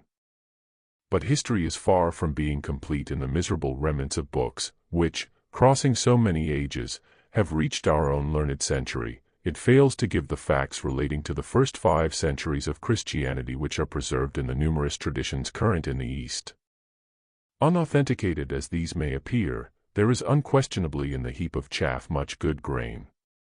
That these traditions are not oftener communicated to Europeans is not strange, when we consider how apt our travelers are to render themselves antagonistic to the natives by their skeptical bearing and, occasionally, dogmatic intolerance. When exceptional men like some archaeologists, who knew how to win the confidence and even friendship of certain Arabs, are favored with precious documents, it is declared simply a coincidence. And yet there are widespread traditions of the existence of certain subterranean and immense galleries in the neighborhood of Ishmonia, the petrified city, in which are stored numberless manuscripts and rolls. For no amount of money would the Arabs go near it. At night, they say, from the crevices of the desolate ruins, sunk deep in the unwatered sands of the desert, stream the rays from lights carried to and fro in the galleries by no human hands. The Afrits study the literature of the antediluvian ages, according to their belief, and the jinn learns from the magic rolls the lesson of the following day. The Encyclopaedia Britannica, in its article on Alexandria, says, when the temple of Serapis was demolished, the valuable library was pillaged or destroyed, and 20 years afterwards the empty shelves excited the regret, etc. But it does not state the subsequent fate of the pillaged books. In rivalry of the fierce Mary worshippers of the 4th century, The modern clerical persecutors of liberalism and heresy would willingly shut up all the heretics and their books in some modern serapeum and burn them alive. The cause of this hatred is natural. Modern research has more than ever unveiled the secret. Is not the worship of saints and angels now, said Bishop Newton, years ago, in all respects the same that the worship of demons was in former times? The name only is different, the thing is identically the same, the very same temples, the very same images, which were once consecrated to Jupiter and the other demons, are now consecrated to the Virgin Mary and other saints. The whole of paganism is converted and applied to popery. Why not be impartial and add that a good portion of it was adopted by Protestant religions also? The very apostolic designation Peter is from the mysteries. The Hierophant or Supreme Pontiff bore the Chaldean title Peter, or interpreter. The names Ta, Pethar, the residence of Balaam, Patara, and Patras, the names of oracle cities, Paters or Pataras and, perhaps, Buddha, all come from the same root. Jesus says, "Upon this Petra I will build my church, and the gates, or rulers of Hades, shall not prevail against it," meaning by Petra the rock temple, and by metaphor, the Christian mysteries, the adversaries to which were the old mystery gods of the underworld, who were worshipped in the rites of Isis, Adonis, Hades, Sabazius, Dionysus, and the Eleusiniae. No apostle Peter was ever at Rome, but the Pope, seizing the scepter of the Pontifex Maximus, the keys of Janus and Cubal, and adorning his Christian head with the cap of the Magna Mater, copied from that of the tiara of Brahmatma, the supreme pontiff of the initiates of old India, became the successor of the pagan high priest, the real Peter Roma, or Patroma. The Roman Catholic Church has two far mightier enemies than the heretics and the infidels, and these are comparative mythology and philology. When such eminent divines as the Reverend James Freeman Clarke go so much out of their way to prove to their readers that critical theology from the time of Origen and Jerome, and the controversial theology during 15 centuries, has not consisted in accepting on authority the opinions of other people, but has shown, on the contrary, much acute and comprehensive reasoning, we can find the account in a paper called The Revelation, published at Alicante, which sensibly adds that the performance was a caricature of the memorable epoch of the Inquisition, but regret that so much scholarship should have been wasted in attempting to prove that which a fair survey of the history of theology upsets at every step. In these controversies and critical treatment of the doctrines of the Church one can certainly find any amount of acute reasoning, but far more of a still acuter sophistry. Recently the mass of cumulative evidence has been reinforced to an extent which leaves little, if any, room for further controversy. A conclusive opinion is furnished by too many scholars to doubt the fact that India was the alma mater, not only of the civilization, arts, and sciences, but also of all the great religions of antiquity, Judaism, and hence Christianity, included. Herder places the cradle of humanity in India, and shows Moses as a clever and relatively modern compiler of the ancient Brahmanical traditions. The river which encircles the country, India, is the sacred Ganges, which all Asia considers as the paradisiacal river. There, also, is the biblical Gyan, which is none else but the industry. The Arabs call it so unto this day, and the names of the countries watered by it are yet existing among the Hindus. Jacaliot claims to have translated every ancient palm leaf manuscript which he had the fortune of being allowed by the Brahmins of the pagodas to see. In one of his translations, we found passages which reveal to us the undoubted origin of the keys of St. Peter, and account for the subsequent adoption of the symbol by their holinesses, the popes of Rome.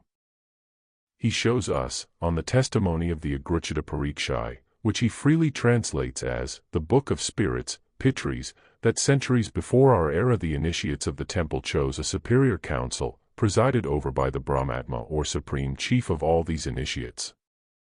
That this pontificate, which could be exercised only by a Brahmin who had reached the age of 80 years, that the Brahmatma was sole guardian of the mystic formula, resume of every science, contained in the three mysterious letters, which signify creation, conservation, and transformation.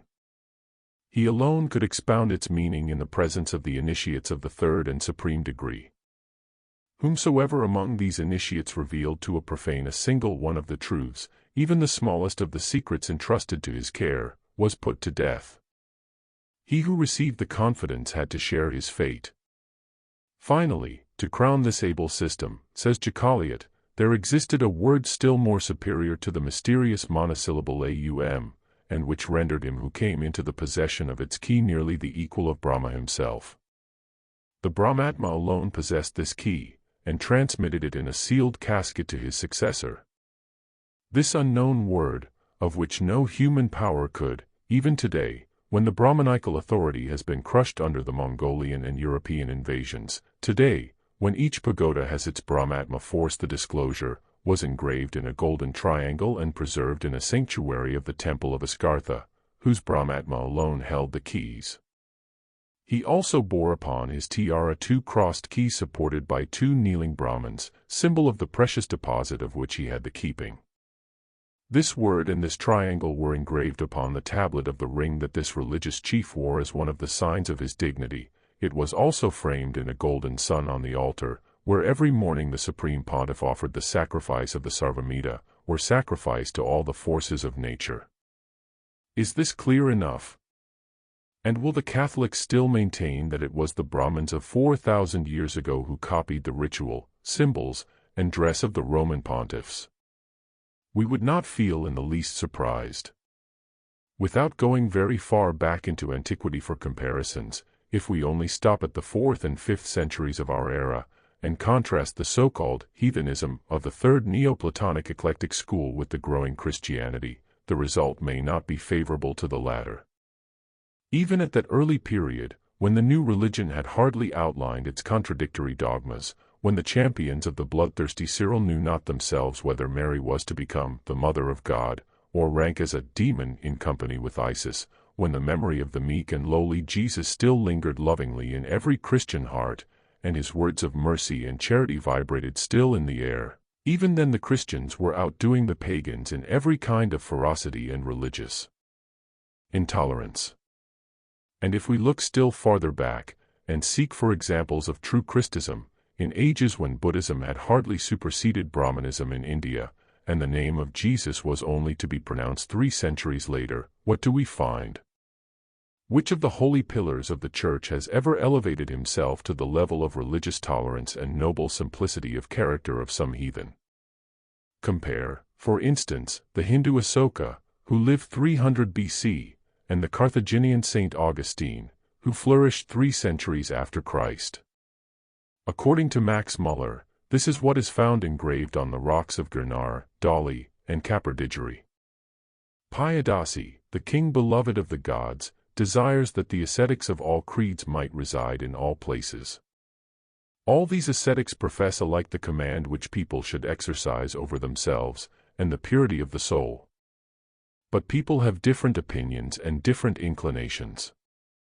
And here is what Augustine wrote after his baptism: wondrous depth of thy words, whose surface, behold, is before us, inviting to little ones, yet are they a wondrous depth, O my God, a wondrous depth.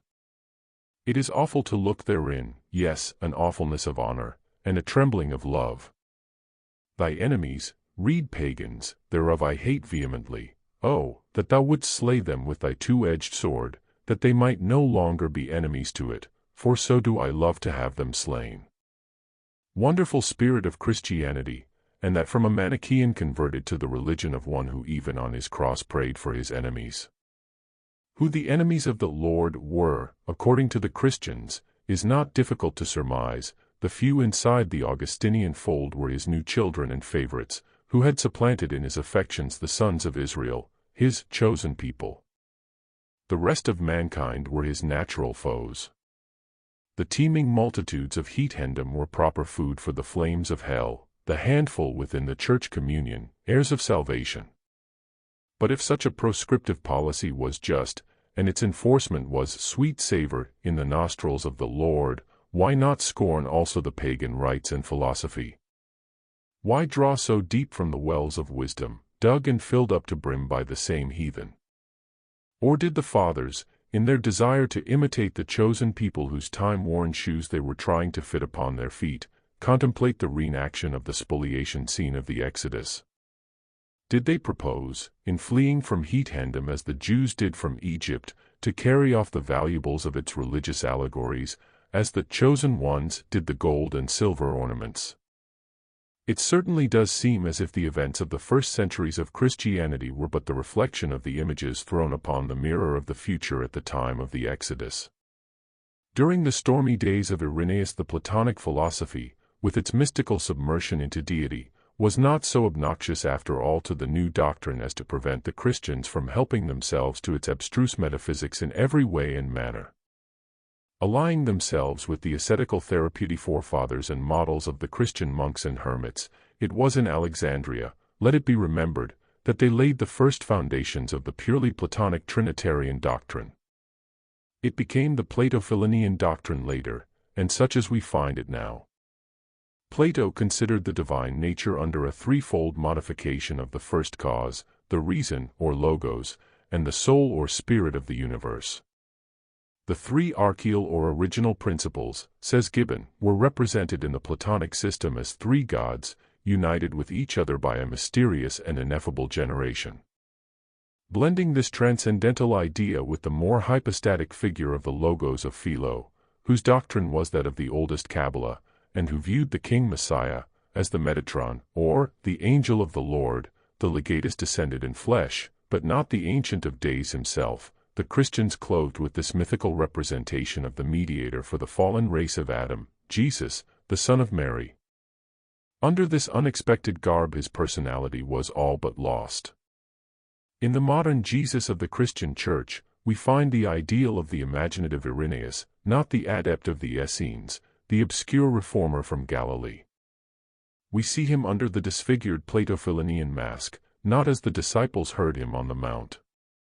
So far then the heathen philosophy had helped them in the building of the principal dogma. But when the theurgists of the third Neoplatonic school, deprived of their ancient mysteries, strove to blend the doctrines of Plato with those of Aristotle, and by combining the two philosophies added to their theosophy the primeval doctrines of the Oriental Kabbalah, then the Christians from rivals became persecutors. Once that the metaphysical allegories of Plato were being prepared to be discussed in public in the form of Grecian dialectics, all the elaborate system of the Christian Trinity would be unraveled and the divine prestige completely upset. The eclectic school, reversing the order, had adopted the inductive method, and this method became its death knell. Of all things on earth, logic and reasonable explanations were the most hateful to the new religion of mystery, for they threatened to unveil the whole groundwork of the Trinitarian conception, to apprise the multitude of the doctrine of emanations, and thus destroy the unity of the whole. It could not be permitted, and it was not. History records the Christ-like means that were resorted to. The universal doctrine of emanations, adopted from time immemorial by the greatest schools which taught the Kabbalistic, Alexandrian, and Oriental philosophers, gives the key to that panic among the Christian fathers.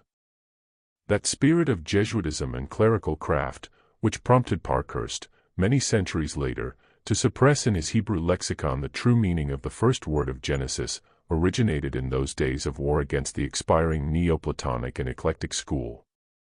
The fathers had decided to pervert the meaning of the word daimon, and they dreaded above all to have the esoteric and true meaning of the word razit unveiled to the multitudes, for if once the true sense of this sentence, as well as that of the Hebrew word ast, translated in the Septuagint, angels, while it means emanations, were understood rightly, the mystery of the Christian Trinity would have crumbled, carrying in its downfall the new religion into the same heap of ruins with the ancient mysteries. This is the true reason why dialecticians, as well as Aristotle himself, the prying philosopher, were ever obnoxious to Christian theology. Even Luther, while on his work of reform, feeling the ground insecure under his feet, notwithstanding that the dogmas had been reduced by him to their simplest expression, gave full vent to his fear and hatred for Aristotle. The amount of abuse he heaped upon the memory of the great logician can only be equaled, never surpassed, by the Pope's anathemas and invectives against the liberals of the Italian government. Compiled together, they might easily fill a copy of a new encyclopedia with models for monkish diatribes. Of course, the Christian clergy can never get reconciled with a doctrine based on the application of strict logic to discursive reasoning. The number of those who have abandoned theology on this account has never been made known. They have asked questions and been forbidden to ask them, hence, separation, disgust, and often a despairing plunge into the abyss of atheism. The Orphean views of ether as chief medium between God and created matter were likewise denounced. The Orphic ether recalled too vividly the archeus, the soul of the world, and the latter was in its metaphysical sense as closely related to the emanations, being the first manifestation Sapphira, or divine light. And when could the latter be more feared than at that critical moment? Origen, Clemens Alexandrinus, Chalcidius, Methodius, and Maimonides, on the authority of the Targum of Jerusalem, the orthodox and greatest authority of the Jews, held that the first two words in the book of Genesis Birazit mean wisdom, or the principle. And that the idea of these words meaning, in the beginning, was never shared but by the profane, who were not allowed to penetrate any deeper into the esoteric sense of the sentence. Beausobre, and after him Godfrey Higgins, have demonstrated the fact. All things, says the Kabbalah, are derived from one great principle, and this principle is the unknown and invisible God. From him a substantial power immediately proceeds, which is the image of God, and the source of all subsequent emanations. This second principle sends forth, by the energy, or will and force, of emanation, other natures, which are more or less perfect, according to their different degrees of distance, in the scale of emanation, from the first source of existence, and which constitute different worlds, or orders of being, all united to the eternal power from which they proceed. Matter is nothing more than the most remote effect of the emanative energy of the deity. The material world receives its form from the immediate agency of powers far beneath the first source of being. Beausobre makes St. Augustine the Manichaean say thus, and if by razit we understand the active principle of the creation, instead of its beginning, in such a case we will clearly perceive that Moses never meant to say that heaven and earth were the first works of God. He only said that God created heaven and earth through the principle, who is his Son. It is not the time he points to, but to the immediate author of the creation. Angels, according to Augustine, were created before the firmament, and according to the esoteric interpretation, the heaven and earth were created after that, evolving from the second principle or the logos, the creative deity. The word principle, says Beausobre, does not mean that the heaven and earth were created before anything else, for, to begin with, the angels were created before that, but that God did everything through his wisdom, which is his verbum, and which the Christian Bible named the beginning, thus adopting the exoteric meaning of the word abandoned to the multitudes. The Kabbalah the Oriental as well as the Jewish shows that a number of emanations, the Jewish Sephiroth, issued from the first principle, the chief of which was wisdom. This wisdom is the logos of Philo, and Michael, the chief of the Gnostic Eons, it is the Ormuzd of the Persians, Minerva, goddess of wisdom, of the Greeks, who emanated from the head of Jupiter, and the second person of the Christian Trinity. The early fathers of the Church had not much to exert their imagination. They found a ready-made doctrine that had existed in every theogony for thousands of years before the Christian era. Their Trinity is but the trio of Sephiroth, the first three Kabbalistic lights of which Moses Nachmanides says, that they have never been seen by any one, there is not any defect in them, nor any disunion. The first eternal number is the Father, or the Chaldean primeval, invisible, and incomprehensible chaos, out of which proceeded the intelligible one. The Egyptian Ta, or the principle of light, not the light itself, and the principle of life, though himself no life. The wisdom by which the Father created the heavens is the Son, or the Kabbalistic androgynous Adam Kadmon. The Son is at once the male Ra, or light of wisdom, prudence or intelligence, Sapphira, the female part of himself, while from this dual being proceeds the third emanation, the Bina, or reason, the second intelligence, the Holy Ghost of the Christians. Therefore, strictly speaking, there is a tetractys or quaternary, consisting of the unintelligible first monad, and its triple emanation, which properly constitute our Trinity.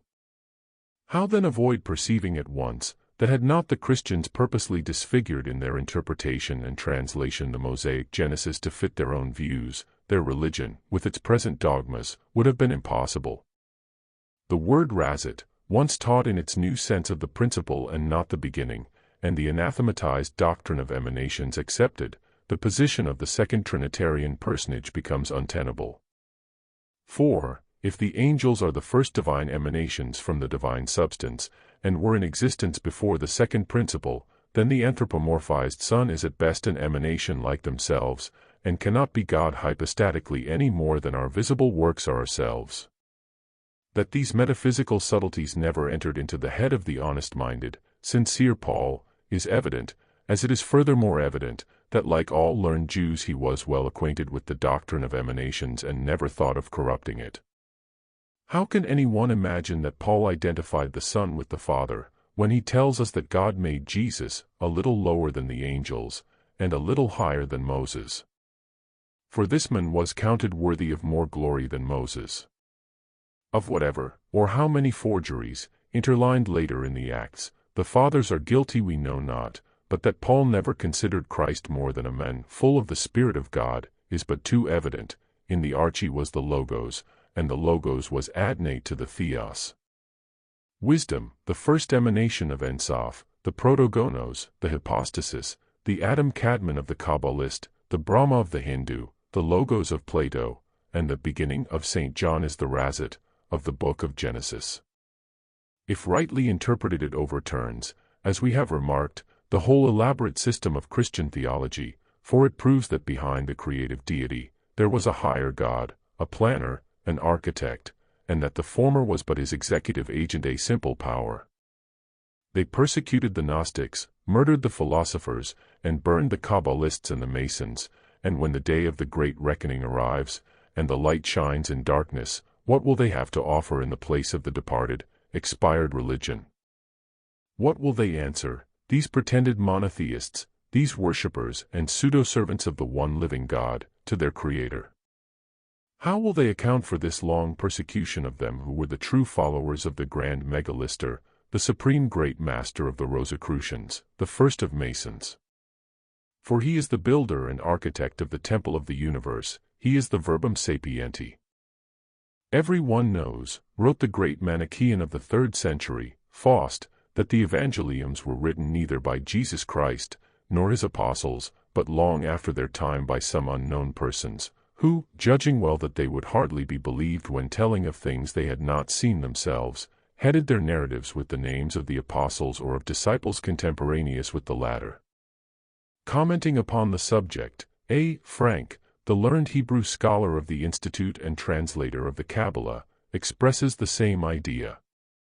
Are we not authorized, he asks, to view the Kabbalah as a precious remnant of religious philosophy of the Orient, which, transported into Alexandria, got mixed to the doctrine of Plato, and under the usurped name of Dionysius the Areopagite, Bishop of Athens, converted and consecrated by St. Paul, was thus enabled to penetrate into the mysticism of the medieval ages?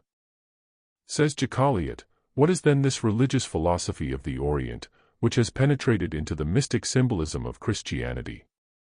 We answer, this philosophy, the traces of which we find among the Magians, the Chaldeans, the Egyptians, the Hebrew Kabbalists and the Christians, is none other than that of the Hindu Brahmins, the sectarians of the Pitris, or the spirits of the invisible worlds which surround us.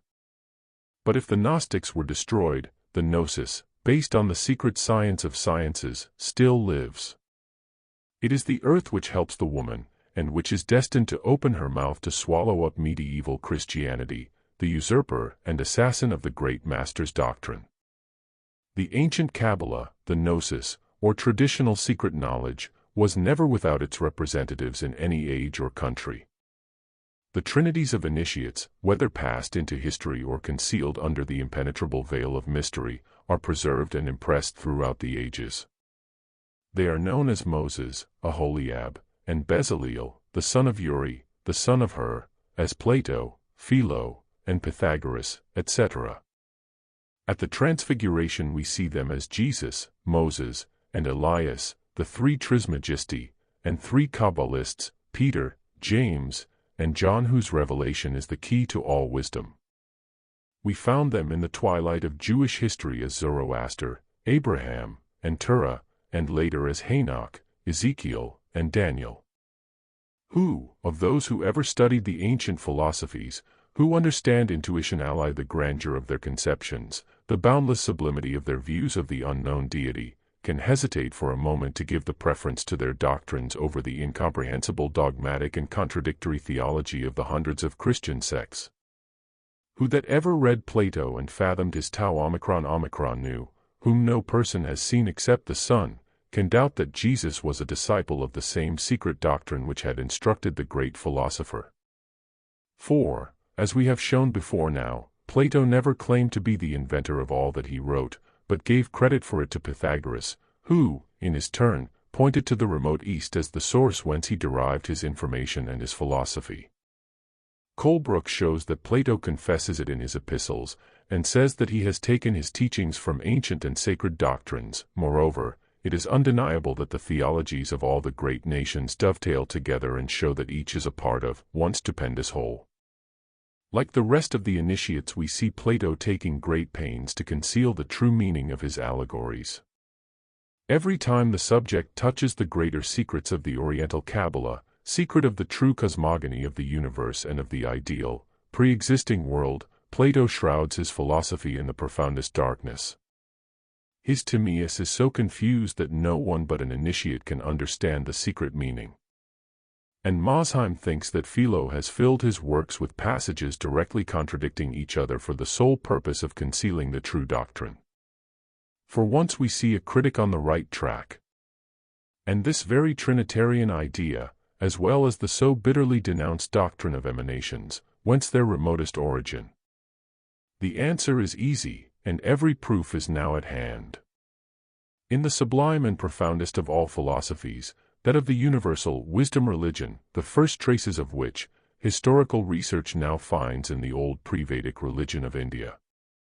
As the much-abused Jacaliot well remarks, it is not in the religious works of antiquity, such as the Vedas, the Zend-Avesta, the Bible, that we have to search for the exact expression of the ennobling and sublime beliefs of those epochs.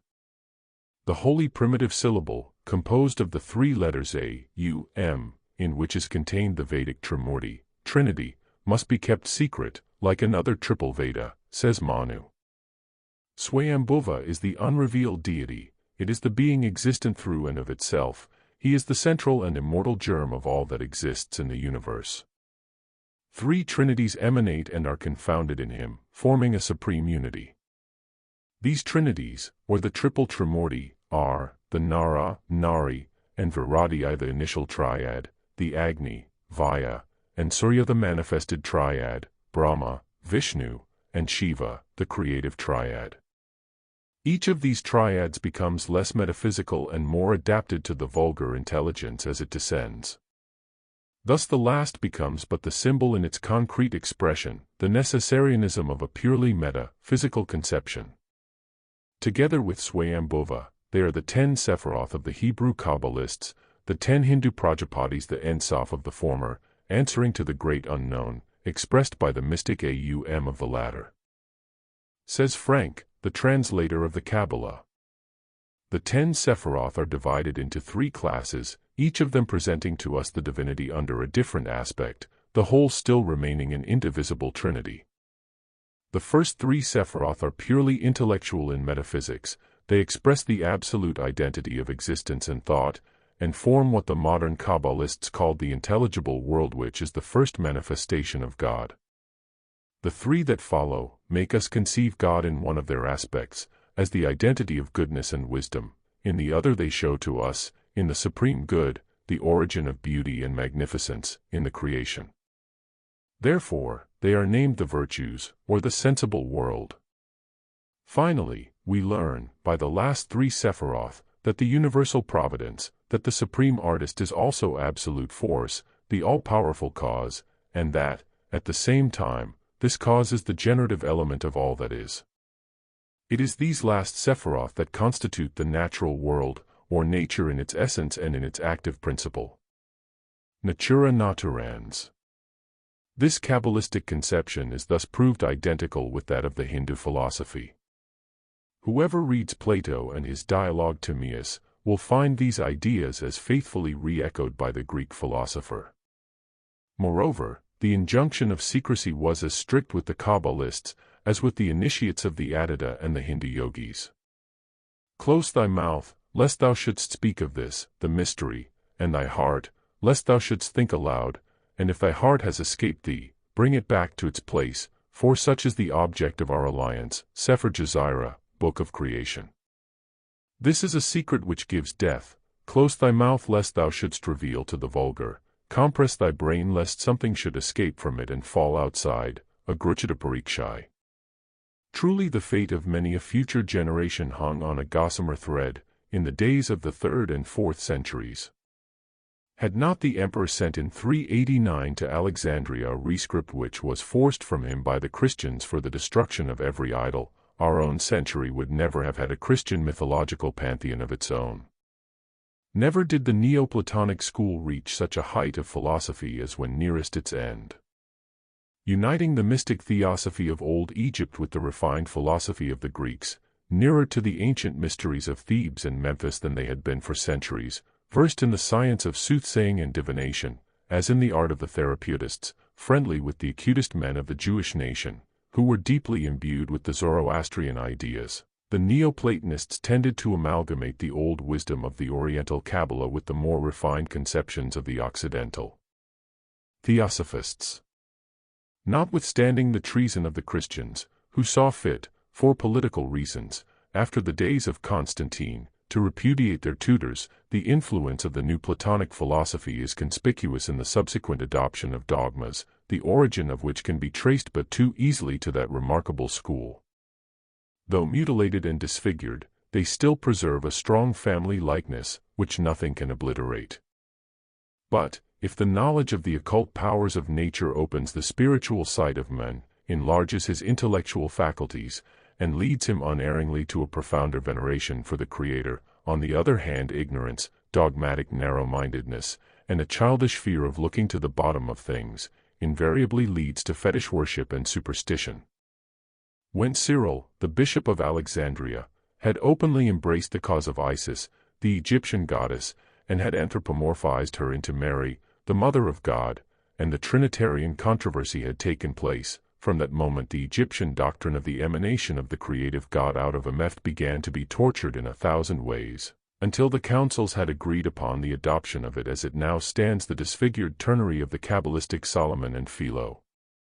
But as its origin was yet too evident, the Word was no longer called the heavenly man, the primal Adam Kadmon, but became the Logos Christ, and was made as old as the Ancient of the Ancient, his Father.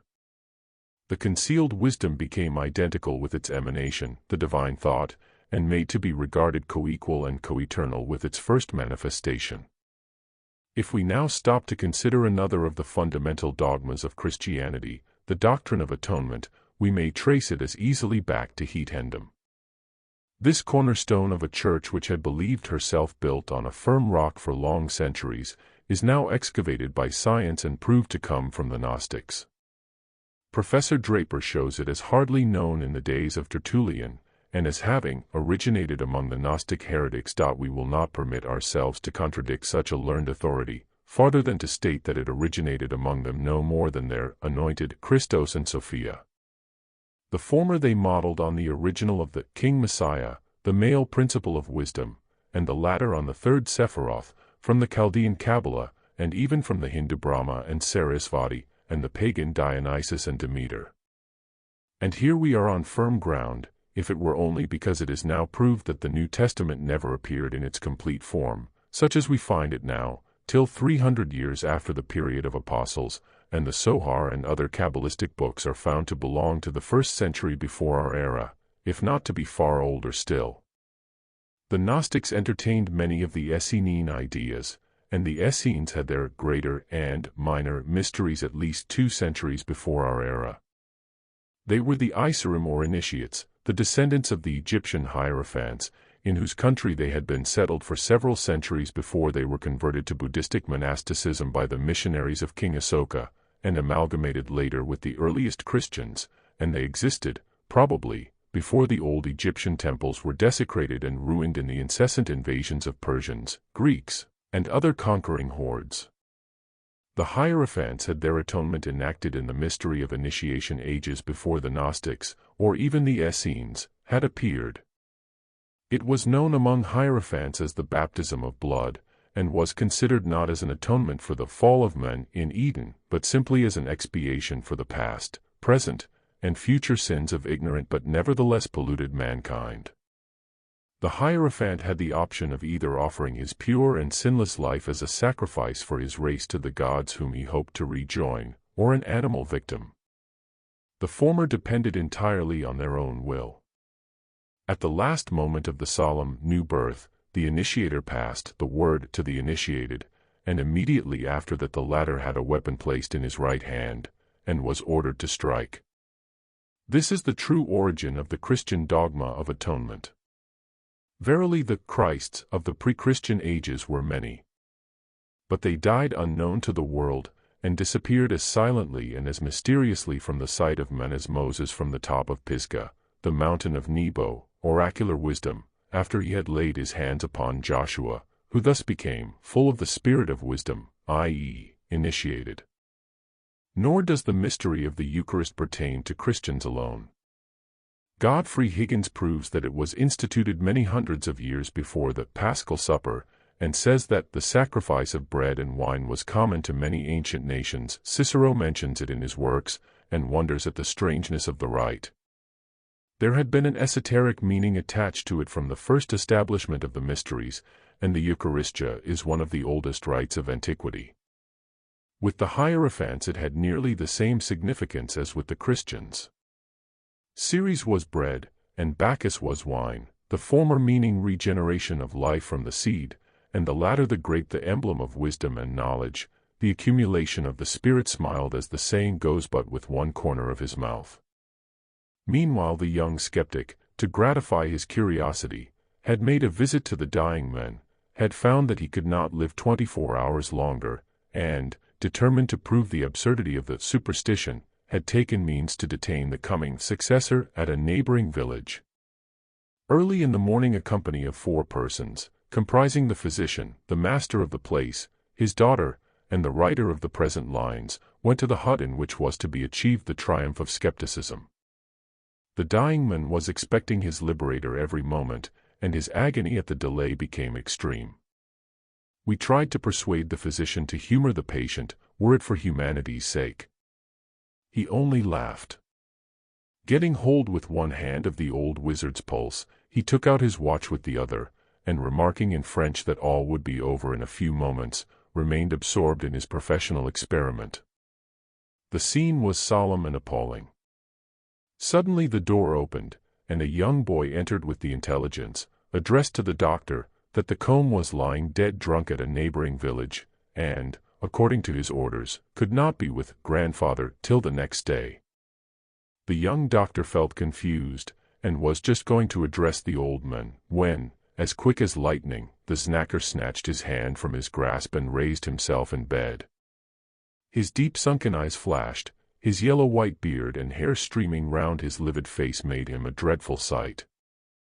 One instant more, and his long, sinewy arms were clasped round the physician's neck, as with a supernatural force he drew the doctor's head closer and closer to his own face, where he held him as in a vice, while whispering words inaudible to us in his ear. The skeptic struggled to free himself, but before he had time to make one effective motion the work had evidently been done, the hands relaxed their grasp, and the old sorcerer fell on his back a corpse.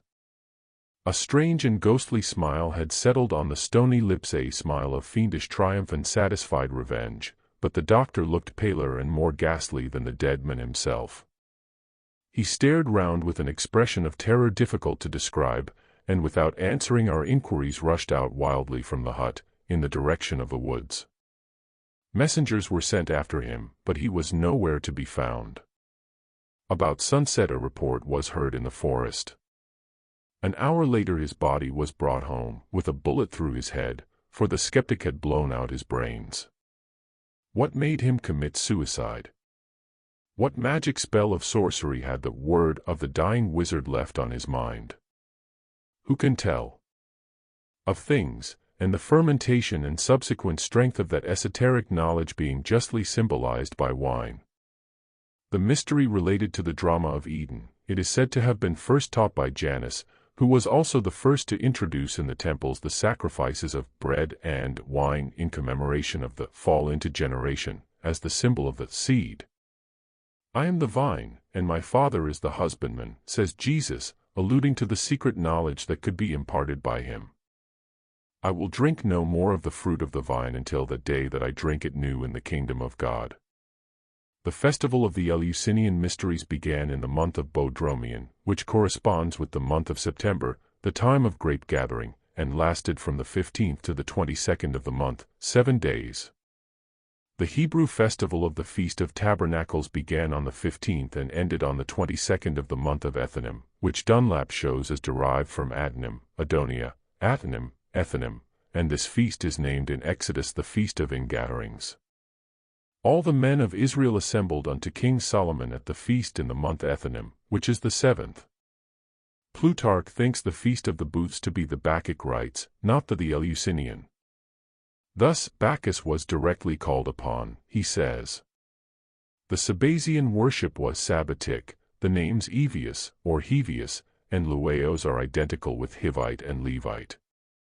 The French name Louis is the Hebrew Levi, Iacchus again is Iao or Jehovah, and Baal or Adon, like Bacchus, was a phallic god.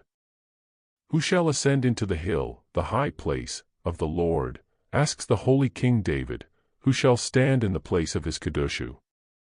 Kadesh may mean in one sense to devote, hallow, sanctify, and even to initiate or to set apart, but it also means the ministers of lascivious rites, the Venus worship, and the true interpretation of the word Kadesh is bluntly rendered in Deuteronomy and Genesis, from verses 15 to 22. The holy Kadeshuth of the Bible were identical as to the duties of their office with the Notch girls of the later Hindu pagodas. The Hebrew Kadeshim or Gali lived by the house of the Lord, where the women wove hangings for the grove, or bust of Venus Astarte, says verse the 7th in the 23rd chapter of 2 Kings. The dance performed by David round the ark was the circle dance said to have been prescribed by the Amazons for the mysteries. Such was the dance of the daughters of Shiloh, and the leaping of the prophets of Baal. It was simply a characteristic of the Sabaean worship, for it denoted the motion of the planets round the sun. That the dance was a Bacchic frenzy is apparent. Sistra were used on the occasion, and the taunt of Michael and the king's reply are very expressive. The king of Israel uncovered himself before his maidservants as one of the vain, or debauched, fellows shamelessly uncovereth himself. And he retorts, I will play, act wantonly, before, and I will be yet more vile than this, and I will be base in my own sight.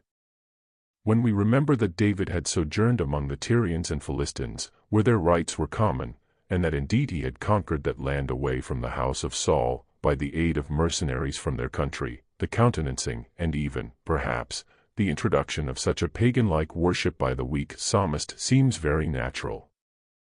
David knew nothing of Moses, it seems, and if he introduced the Jehovah worship it was not in its monotheistic character, but simply as that of one of the many gods of the neighboring nations, a tutelary deity to whom he had given the preference, and chosen among all other gods. Following the Christian dogmas seriatim, if we concentrate our attention upon one which provoked the fiercest battles until its recognition, that of the Trinity, what do we find?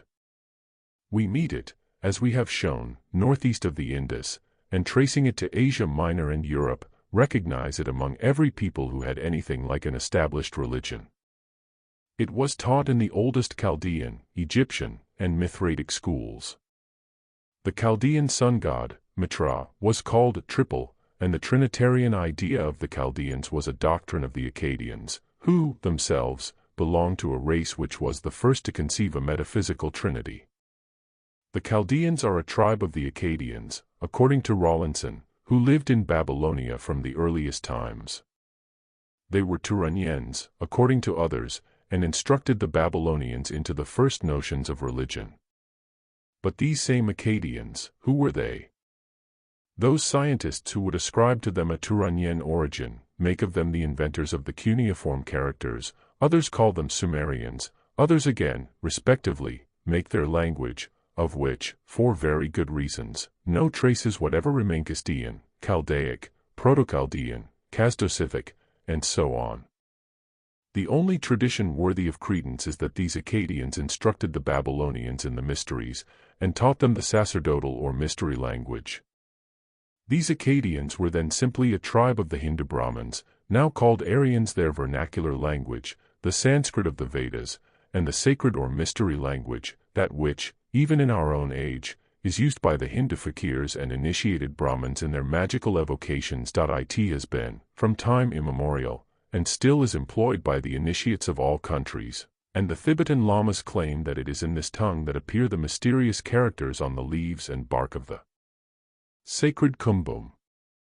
Jacaliot, who took such pains to penetrate the mysteries of the Brahmanical initiation in translating and commenting upon the Agruchita Parikshae, confesses the following: it is pretended also, without our being able to verify the assertion, that the magical evocations were pronounced in a particular language, and that it was forbidden, under pain of death, to translate them into vulgar dialects. The rare expressions that we have been able to catch, like rum, hum, shrum, showrim, are in fact most curious, and do not seem to belong to any known idiom. Those who have seen a fakir or a lama reciting his mantras and conjurations know that he never pronounces the words audibly when preparing for a phenomenon. His lips move, and none will ever hear the terrible formula pronounced, except in the interior of the temples, and then in a cautious whisper. This, then, was the language now respectively baptized by every scientist, and, according to his imaginative and philological propensities, Kasdio-Semitic, Scythic, Proto-Chaldean, and the like. Scarcely two of even the most learned Sanskrit philologists are agreed as to the true interpretation of Vedic words. Let one put forth an essay, a lecture, a treatise, a translation, a dictionary, and straightway all the others fall to quarreling with each other and with him as to his sins of omission and commission. Professor Whitney, greatest of American Orientalists, says that Professor Muller's notes on the Rig Veda Samhita are far from showing that sound and thoughtful judgment, that moderation and economy which are among the most precious qualities of an exegete. Professor Muller angrily retorts upon his critics that, not only is the joy embittered which is the inherent reward of all bona fide work, but selfishness, malignity, even untruthfulness, gain the upper hand, and the healthy growth of science is stunted. He differs, in many cases, from the explanations of Vedic words given by Professor Roth in his Sanskrit dictionary, and Professor Whitney shampoos both their heads by saying that there are, unquestionably, words and phrases, as to which both alike will hereafter be set right. In Volume 1 of his Chips, Professor Muller stigmatizes all the Vedas except the Rik, the Atharva Veda included, as theological twaddle, while Professor Whitney regards the latter as the most comprehensive and valuable of the four collections, next after the Rik. To return to the case of Jacaliot. Professor Whitney brands him as a bungler and a humbug, and, as we remarked above, this is the very general verdict. But when the Bible Don Elend appeared, the Société Académique de Saint-Quentin requested M. Textor de Ravasi, a learned Indianist, 10 years governor of Karakul, India, to report upon its merits. He was an ardent Catholic, and bitterly opposed Jacaliot's conclusions where they discredited the Mosaic and Catholic revelations, but he was forced to say, written with good faith, in an easy, vigorous, and passionate style, of an easy and varied argumentation, the work of M. Jacaliot is of absorbing interest, a learned work on known facts and with familiar arguments. Enough. Let Jacaliot have the benefit of the doubt when such very imposing authorities are doing their best to show up each other as incompetents and literary journeymen. We quite agree with Professor Whitney that the truism, that, for European critics, it is far easier to pull to pieces than to build up, is nowhere truer than in matters affecting the archaeology and history of India. Babylonia happened to be situated on the way of the great stream of the earliest Hindu emigration, and the Babylonians were one of the first peoples benefited thereby. These Chaldee were the worshippers of the moon god, Deus Lunis, from which fact we may infer that the Akkadians, if such must be their name, belonged to the race of the kings of the moon, whom tradition shows as having reigned in Praenau Allahabad. With them the trinity of Deus Lunis was manifested in the 3 lunar phases, completing the quaternary with the 4th, and typifying the death of the moon god in its gradual waning and final disappearance. This death was allegorized by them, and attributed to the triumph of the genius of evil over the light-giving deity, as the later nations allegorized the death of their sun gods, Osiris and Apollo, at the hands of Typhon and the great dragon Python, when the sun entered the winter solstice. Babel, Iraq, and Akkad are names of the sun. The Zoroastrian oracles are full and explicit upon the subject of the divine triad. A triad of deity shines forth throughout the whole world, of which a monad is the head, admits the Reverend Dr. Maurice. For from this triad, in the bosoms, are all things governed, says a Chaldean oracle. The Phos, Pur, and Phlox, of Sanchoniathon are light, fire, and flame, 3 manifestations of the sun who is one. Bel Saturn, Jupiter Bel, and Bel or Balcom are the Chaldean trinity. The Babylonian Bel was regarded in the triune aspect of Belaton, Zeus Belus, the mediator, and Balcom who is Apollo Comius.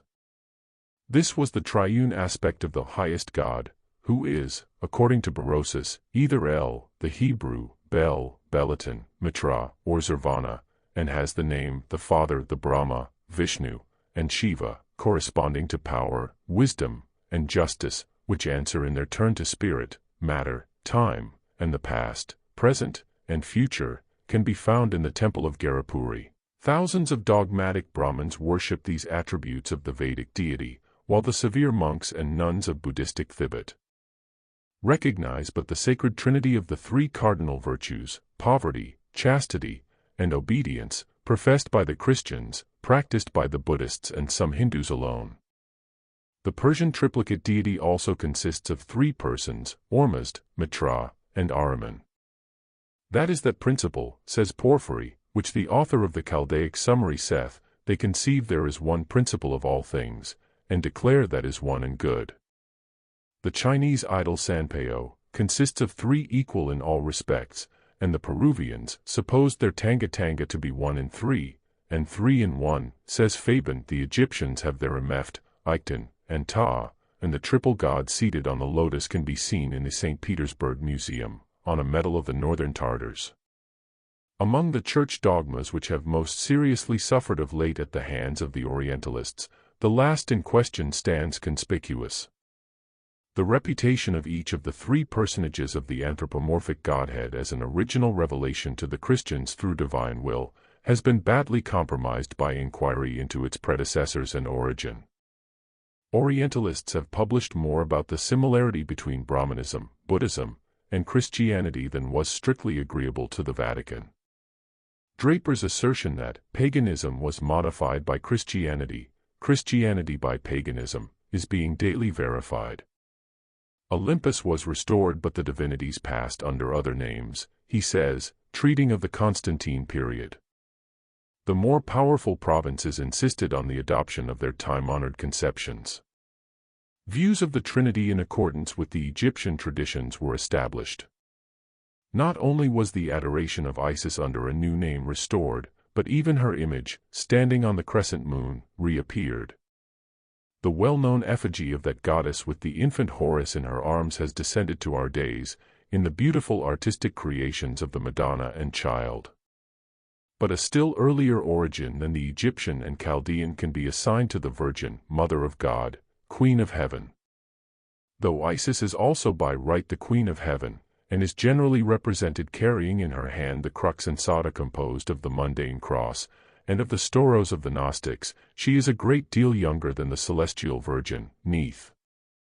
In one of the tombs of the pharaohs Ramses, in the valley of Biban el-Maluk, in Thebes, Champollion, Jr., discovered a picture, according to his opinion the most ancient ever yet found. It represents the heavens symbolized by the figure of a woman bedecked with stars.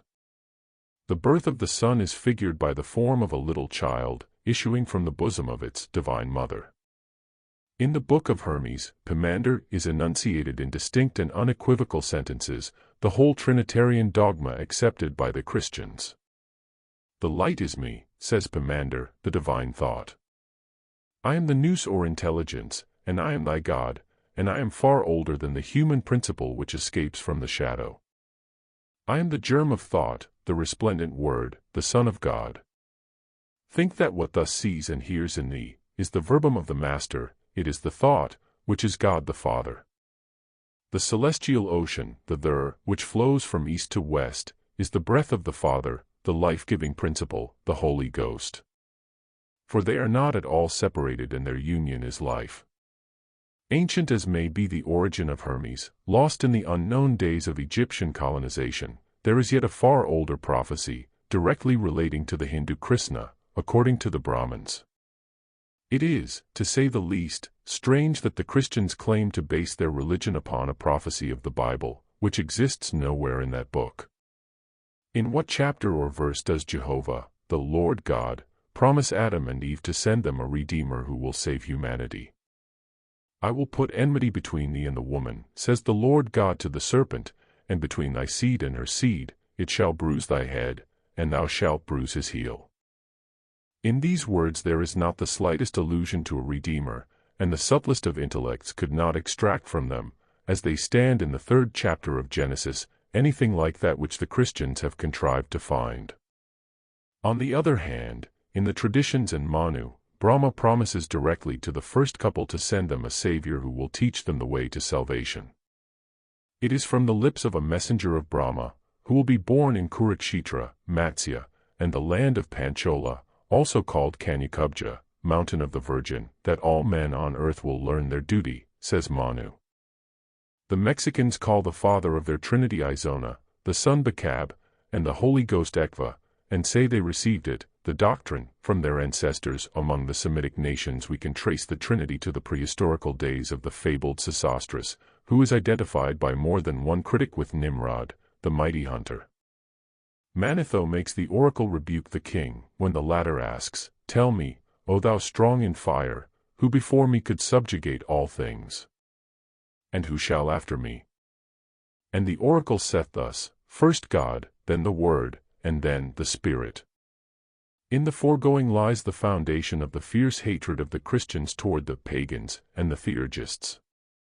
Too much had been borrowed, the ancient religions and the Neoplatonists had been laid by them under contribution sufficiently to perplex the world for several thousand years. Had not the ancient creeds been speedily obliterated, it would have been found impossible to preach the Christian religion as a new dispensation, or the direct revelation from God the Father, through God the Son, and under the influence of God the Holy Ghost. As a political exigence, the fathers had to gratify the wishes of their rich converts, instituted even the festivals of Pan. They went so far as to accept the ceremonies hitherto celebrated by the pagan world in honor of the god of the gardens, in all their primitive sincerity. It was time to sever the connection. Either the pagan worship and the Neoplatonic theurgy, with all ceremonial of magic, must be crushed out forever, or the Christians become Neoplatonists. The fierce polemics and single-handed battles between Irenaeus and the Gnostics are too well known to need repetition. They were carried on for over 2 centuries after the unscrupulous Bishop of Lyons had uttered his last religious paradox. Celsus, the Neoplatonist, and a disciple of the school of Ammonios Saccas, had thrown the Christians into perturbation, and even had arrested for a time the progress of proselytism by successfully proving that the original and purer forms of the most important dogmas of Christianity were to be found only in the teachings of Plato.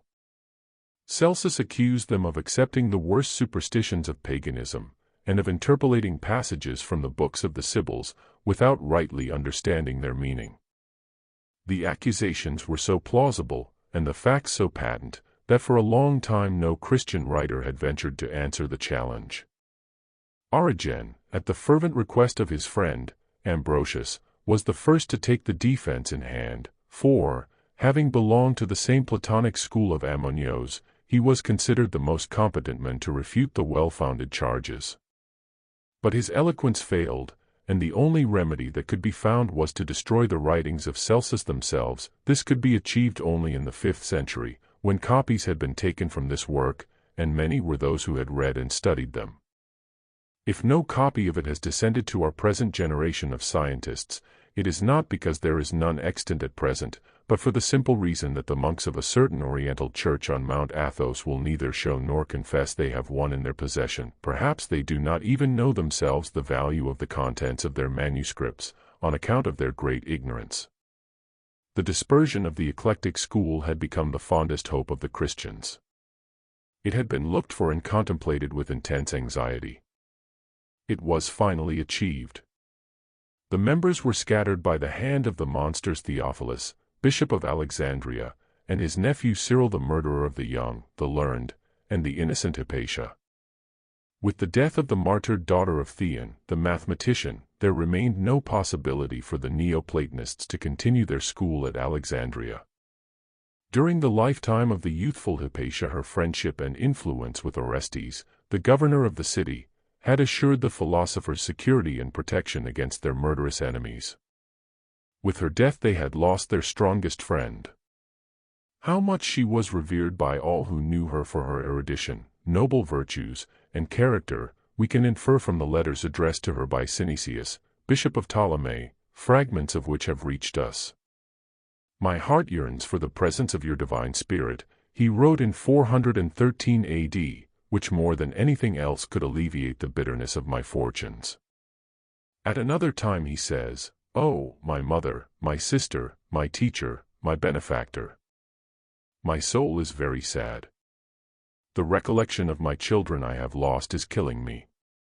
When I have news of you and learn, as I hope, that you are more fortunate than myself, I am at least only half unhappy."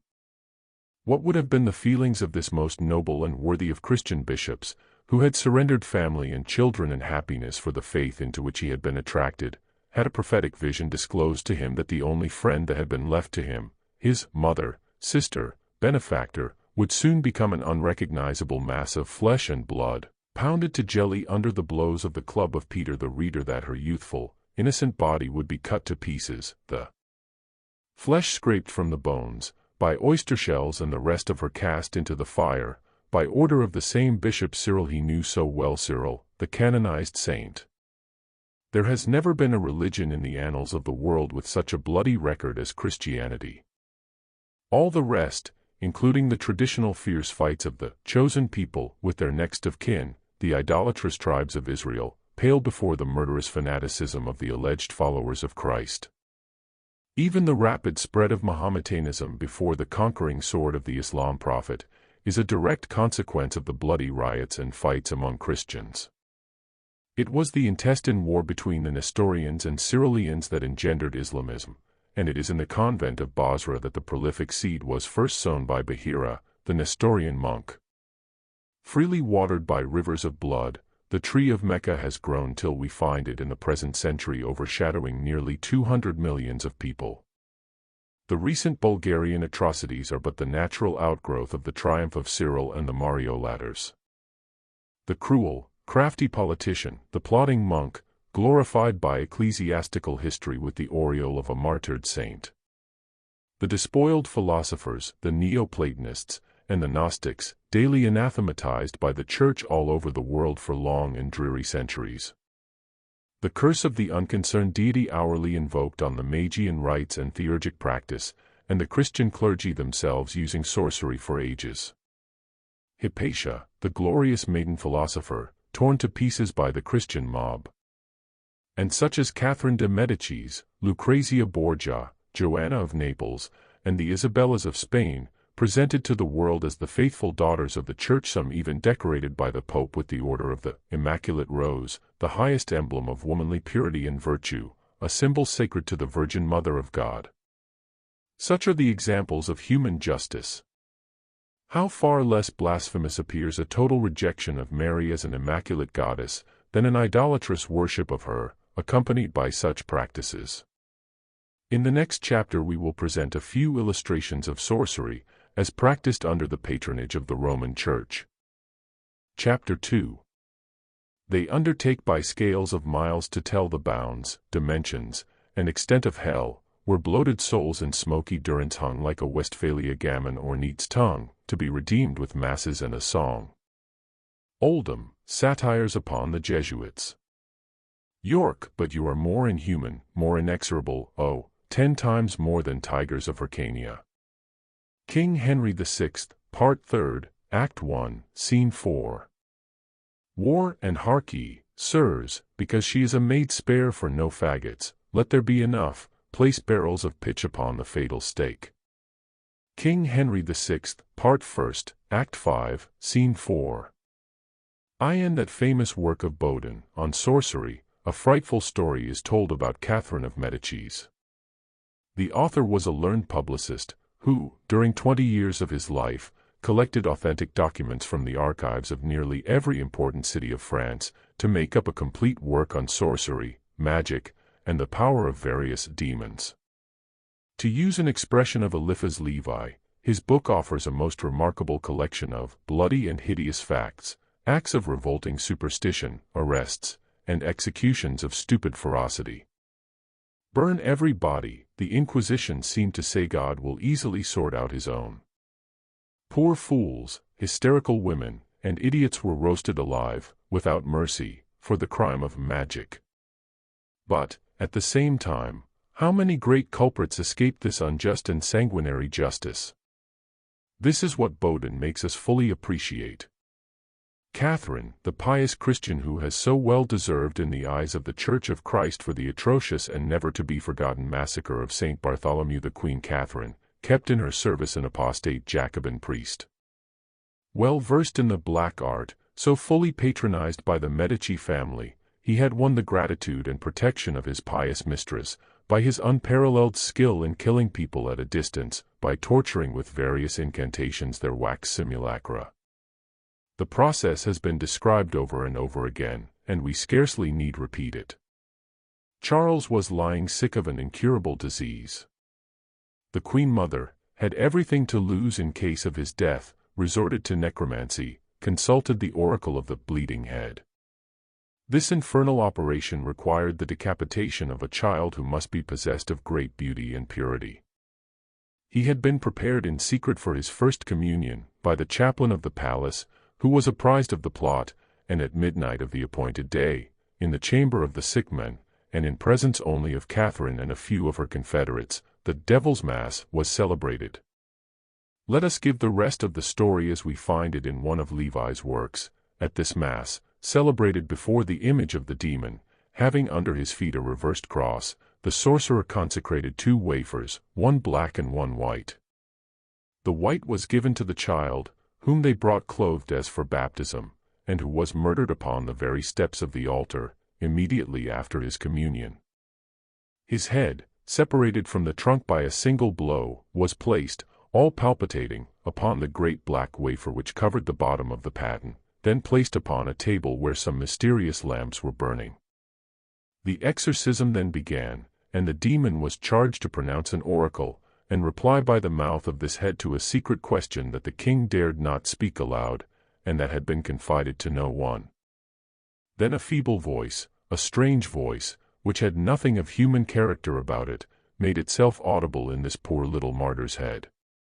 The sorcery availed nothing, the king died, and Catherine remained the faithful daughter of Rome. How strange, that de Mussos, who makes such free use of Bodin's materials to construct his formidable indictment against spiritualists and other sorcerers, should have overlooked this interesting episode. It is a well-attested fact that Pope Sylvester II was publicly accused by Cardinal Benno with being a sorcerer and an enchanter. The brazen, oracular head, made by His Holiness was of the same kind as the one fabricated by Albertus Magnus. The latter was smashed to pieces by Thomas Aquinas, not because it was the work of or inhabited by a demon, but because the spook who was fixed inside, by mesmeric power, talked incessantly, and his verbiage prevented the eloquent saint from working out his mathematical problems. These heads and other talking statues, trophies of the magical skill of monks and bishops, were facsimiles of the animated gods of the ancient temples. The accusation against the Pope was proved at the time. It was also demonstrated that he was constantly attended by demons or spirits. In the preceding chapter we have mentioned Benedict IX, John XX, and the 4th and 7th Gregory, who were all known as magicians. The latter pope, moreover, was the famous Hildebrand, who was said to have been so expert at shaking lightning out of his sleeve.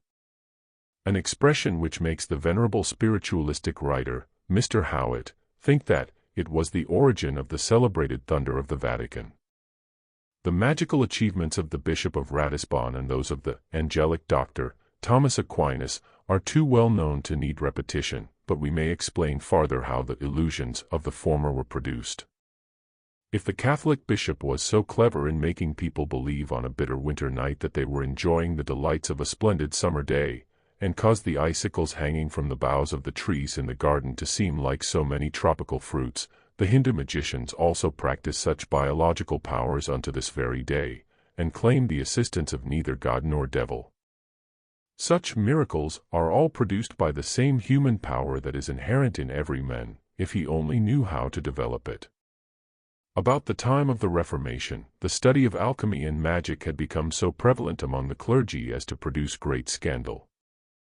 Cardinal Wolsey was openly accused before the court and the Privy Council of confederacy with a man named Wood, a sorcerer, who said that my Lord Cardinale had such a ringe that Watsonvere he asked it of the King's grace that he had YT, adding that Master Cromwell, when he was servant in my Lord Cardinale's house, read many books and specially the book of Salomon, and studied medals and what virtues they had after the canon of Salomon. This case, with several others equally curious, is to be found among the Cromwell papers in the Record Office of the Rolls House.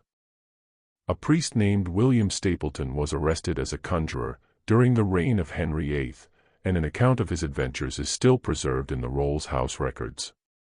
The Sicilian priest whom Benvenuto Cellini calls a necromancer became famous through his successful conjurations, and was never molested. The remarkable adventure of Cellini with him in the Colosseum, where the priest conjured up a whole host of devils, is well known to the reading public. The subsequent meeting of Cellini with his mistress, as predicted and brought about by the conjurer, at the precise time fixed by him, is to be considered, as a matter of course, a curious coincidence. In the latter part of the 16th century there was hardly a parish to be found in which the priests did not study magic and alchemy. The practice of exorcism to cast out devils, in imitation of Christ, who by the way never used exorcism at all, led the clergy to devote themselves openly to sacred magic in contradistinction to black art, of which latter crime were accused all those who were neither priests nor monks. The occult knowledge gleaned by the Roman Church from the once fat fields of Theology she sedulously guarded for her own use, and sent to the stake only those practitioners who poached on her lands of the scientia scientiarum, and those whose sins could not be concealed by the friar's frock. The proof of it lies in the records of history. In the course only of 15 years, between 1580 to 1595, and only in the single province of Lorraine, the President Remigius burned 900 witches, says Thomas Wright, in his Sorcery and Magic.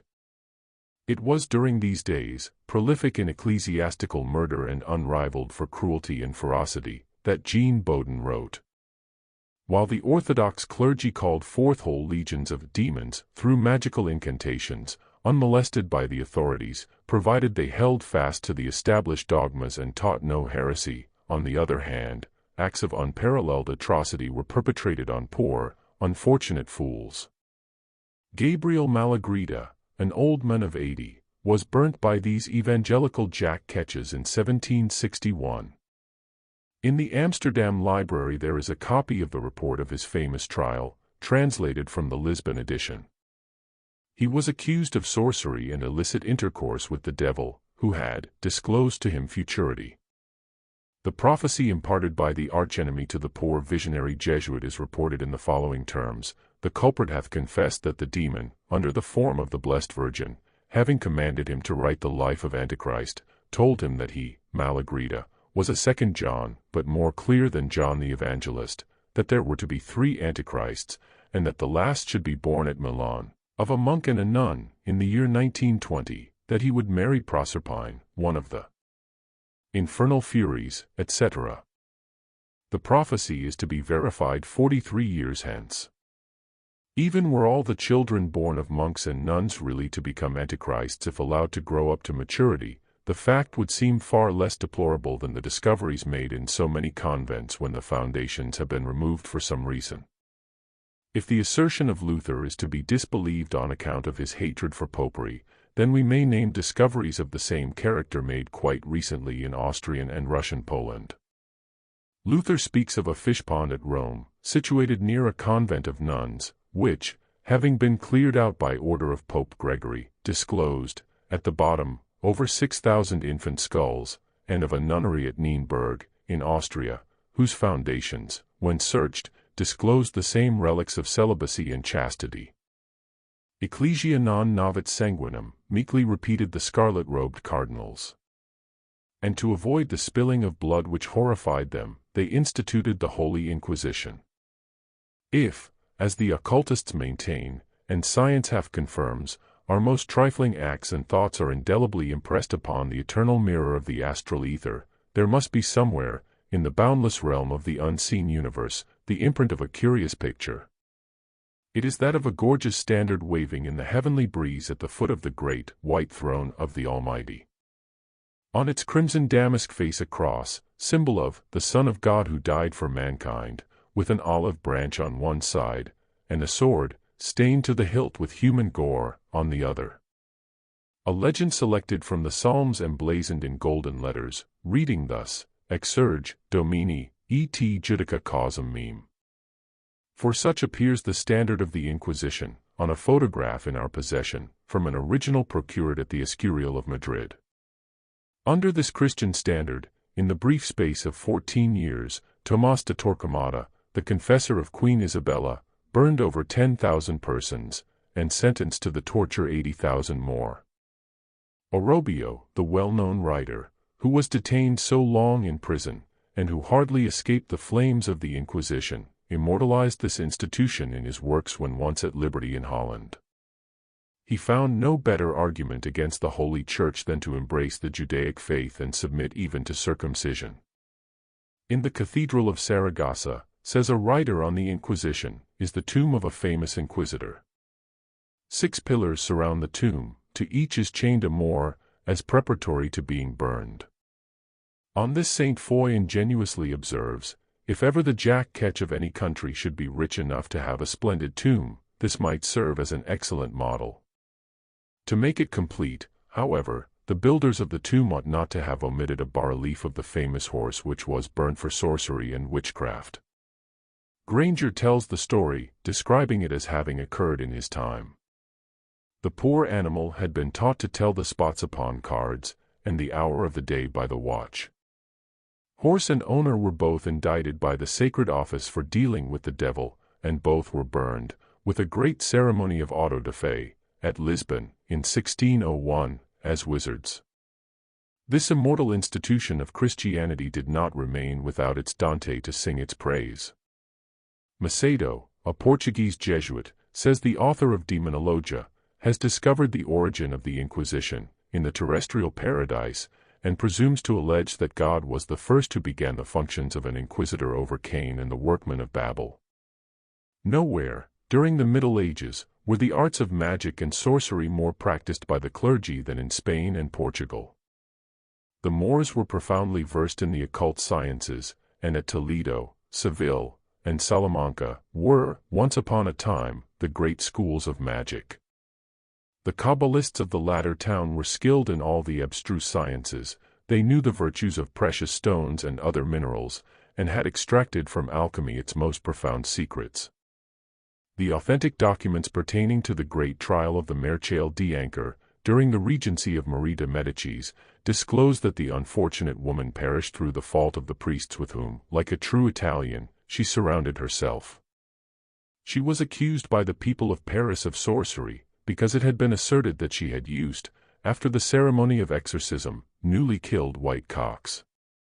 Believing herself constantly bewitched, and being in very delicate health, the Märchale had the ceremony of exorcism publicly applied to herself in the Church of the Augustines. As to the birds, she used them as an application to the forehead on account of dreadful pains in the head, and had been advised to do so by Montalto, the Jew physician of the Queen, and the Italian priests.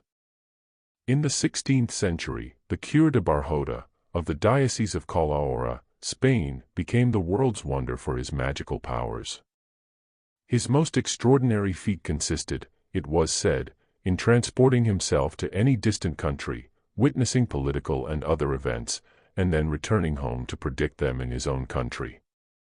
He had a familiar demon, who served him faithfully for long years, says the chronicle, but the cure turned ungrateful and cheated him.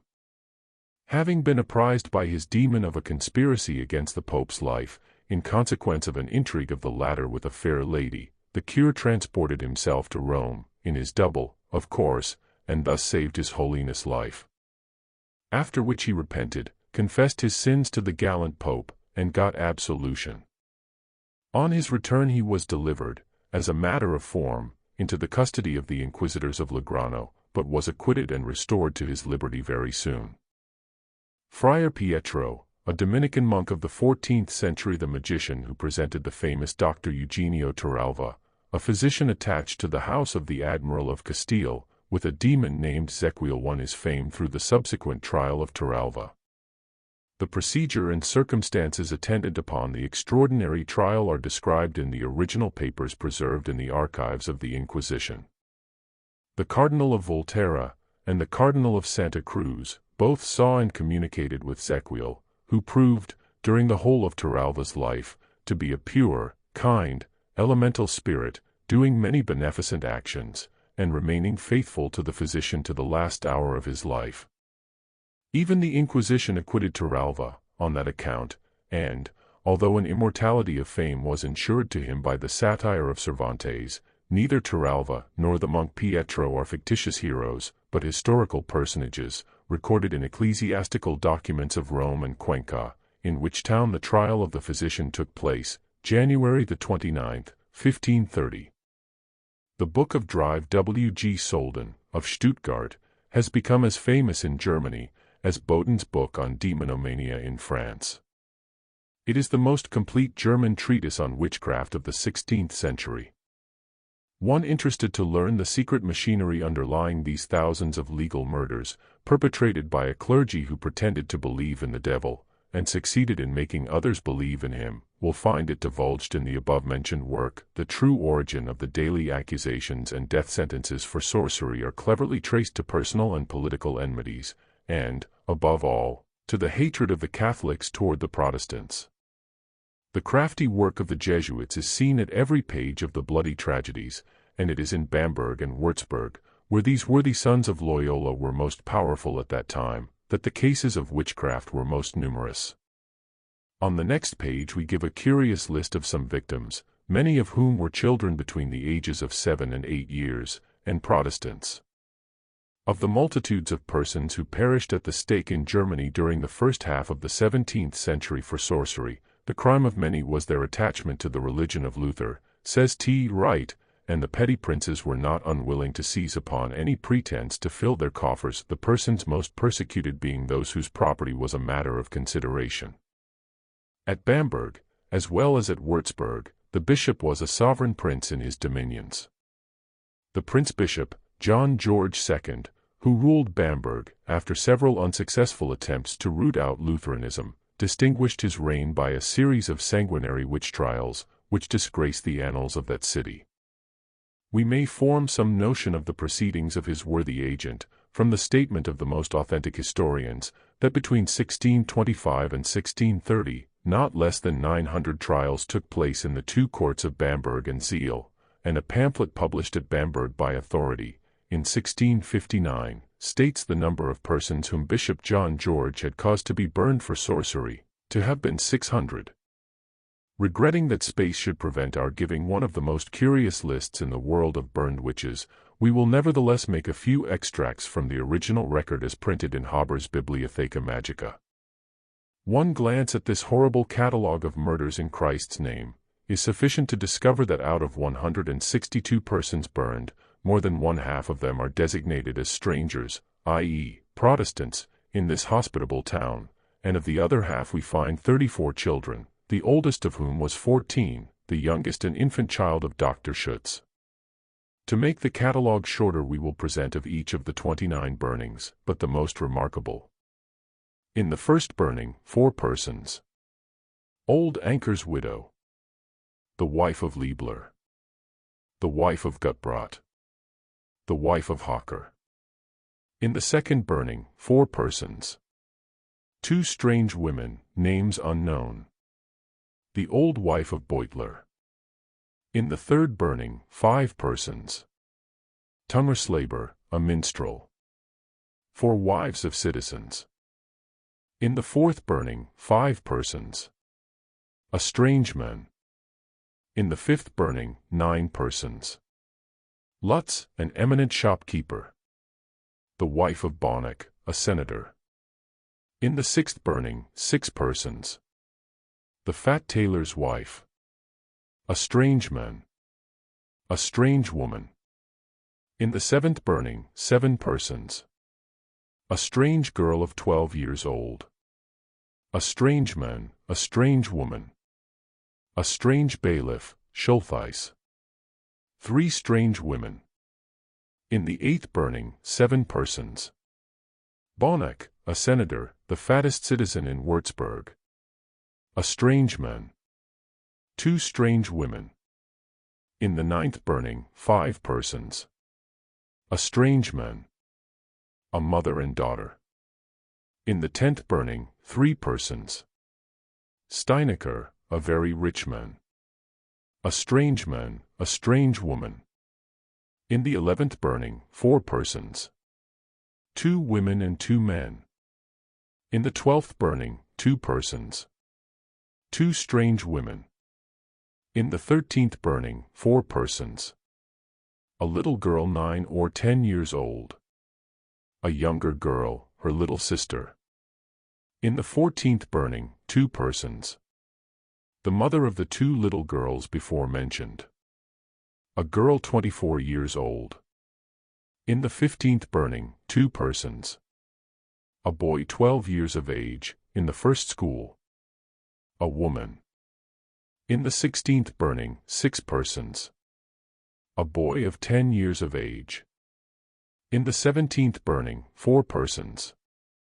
A boy 11 years old. A mother and daughter. In the 18th burning, 6 persons. 2 boys, 12 years old. The daughter of Dr. Junge. A girl of 15 years of age. A strange woman. In the 19th burning, 6 persons. A boy of 10 years of age. Another boy, 12 years old. In the 20th burning, 6 persons. Goebbels' child, the most beautiful girl in Würzburg. 2 boys, each 12 years old. Stepper's little daughter. In the 21st burning, 6 persons. A boy 14 years old. The little son of Senator Stolzenberger. 2 alumni. In the 22nd burning, 6 persons. Sturman, a rich cooper. A strange boy. In the 23rd burning, 9 persons. David Croton's boy, 9 years old. The 2 sons of the prince's cook, one 14, the other 10 years old. In the 24th burning, 7 persons. 2 boys in the hospital. A rich cooper. In the 25th burning, 6 persons. A strange boy. In the 26th burning, 7 persons. Weidenbusch, a senator. The little daughter of Wachenberger. The little son of the town council bailiff. In the 27th burning, 7 persons. A strange boy. A strange woman. Another boy. In the 28th burning, 6 persons. The infant daughter of Dr. Schutz. A blind girl. In the 29th burning, 7 persons. The fat noble lady, Edelfrau. A doctor of divinity. Item. Strange men and women, i.e., Protestants, 28 citizens, apparently all wealthy people, 100 summary, boys, girls, and little children, 34 in 19 months, 162 persons. There were, says Wright, little girls of from 7 to 10 years of age among the witches, and 7 and 20 of them were convicted and burnt, at some of the other brandy, or burnings. The numbers brought to trial in these terrible proceedings were so great, and they were treated with so little consideration, that it was usual not even to take the trouble of setting down their names, but they were cited as the accused number 1, number 2, number 3, and so on. Point 6. The Jesuits took their confessions in private. What room is there in a theology which exacts such holocausts as these to appease the bloody appetites of its priests for the following gentle words: "Suffer the little children to come unto me, and forbid them not, for of such is the kingdom of heaven. Even so it is not the will of your Father that one of these little ones should perish. But whoso shall offend one of these little ones which believe in me, it were better for him that a millstone were hanged about his neck and that he were drowned in the depths of the sea." We sincerely hope that the above words have proved no vain threat to these child burners. Did this butchery in the name of their Moloch god prevent these treasure hunters from resorting to the black art themselves? Not in the least, for in no class were such consulters of familiar spirits more numerous than among the clergy during the 15th, 16th, and 17th centuries. True, there were some Catholic priests among the victims, but though these were generally accused of having been led into practices too dreadful to be described, it was not so. In the 29 burnings above catalogued we find the names of 12 vicars, 4 canons, and 2 doctors of divinity burnt alive. But we have only to turn to such works as were published at the time to assure ourselves that each popish priest executed was accused of damnable heresy, i.e., a tendency to reformation, a crime more heinous far than sorcery. We refer those who would learn how the Catholic clergy united duty with pleasure in the matter of exorcisms, revenge, and treasure hunting, to Volume 2, Chapter 1, of W. Howitt's History of the Supernatural. In the book called Pneumatologia Occulta et Vera, all the forms of adjuration and conjuration were laid down, says this veteran writer. He then proceeds to give a long description of the favorite modus operandi. The dogme et ritual de la haute magie of the late Eliphas Levi, treated with so much abuse and contempt by de Mussos, tells nothing of the weird ceremonies and practices but what was practiced legally and with the tacit if not open consent of the Church, by the priests of the Middle Ages. The exorcist priest entered a circle at midnight. He was clad in a new surplice, and had a consecrated band hanging from the neck, covered with sacred characters. He wore on the head a tall pointed cap, on the front of which was written in Hebrew the holy word, Tetragrammaton, the ineffable name. It was written with a new pen dipped in the blood of a white dove. What the exorcists most yearned after was to release miserable spirits which haunt spots where hidden treasures lie. The exorcist sprinkles the circle with the blood of a black lamb and a white pigeon. The priest had to adjure the evil spirits of Hell-Asherant, Magath, Asmodei, Beelzebub, Belial, and all the damned souls, in the mighty names of Jehovah, Adonai, Eloah, and Sabaoth, which latter was the God of Abraham, Isaac, and Jacob, who dwelt in the Urim and Thummim. When the damned souls flung in the face of the exorcist that he was a sinner, and could not get the treasure from them, the priest-sorcerer had to reply that all his sins were washed out in the blood of Christ, and he bid them depart as cursed ghosts and damned flies. When the exorcist dislodged them at last, the poor soul was comforted in the name of the Savior, and consigned to the care of good angels, who were less powerful, we must think, than the exorcising Catholic worthies, and the rescued treasure, of course, was secured for the Church. Certain days, adds Howitt, are laid down in the calendar of the Church as most favorable for the practice of exorcism, and, if the devils are difficult to drive, a fume of sulphur, asafoetida, bear's gall, and rue is recommended, which, it was presumed, would outstench even devils. This is the Church, and this the priesthood, which, in the 19th century, pays 5,000 priests to teach the people of the United States the infidelity of science and the infallibility of the Bishop of Rome. We have already noticed the confession of an eminent prelate that the elimination of Satan from theology would be fatal to the perpetuity of the Church. But this is only partially true. The prince of sin would be gone, but sin itself would survive. If the devil were annihilated, the articles of faith and the Bible would remain. In short, there would still be a pretended divine revelation, and the necessity for self-assumed inspired interpreters. We must, therefore, consider the authenticity of the Bible itself.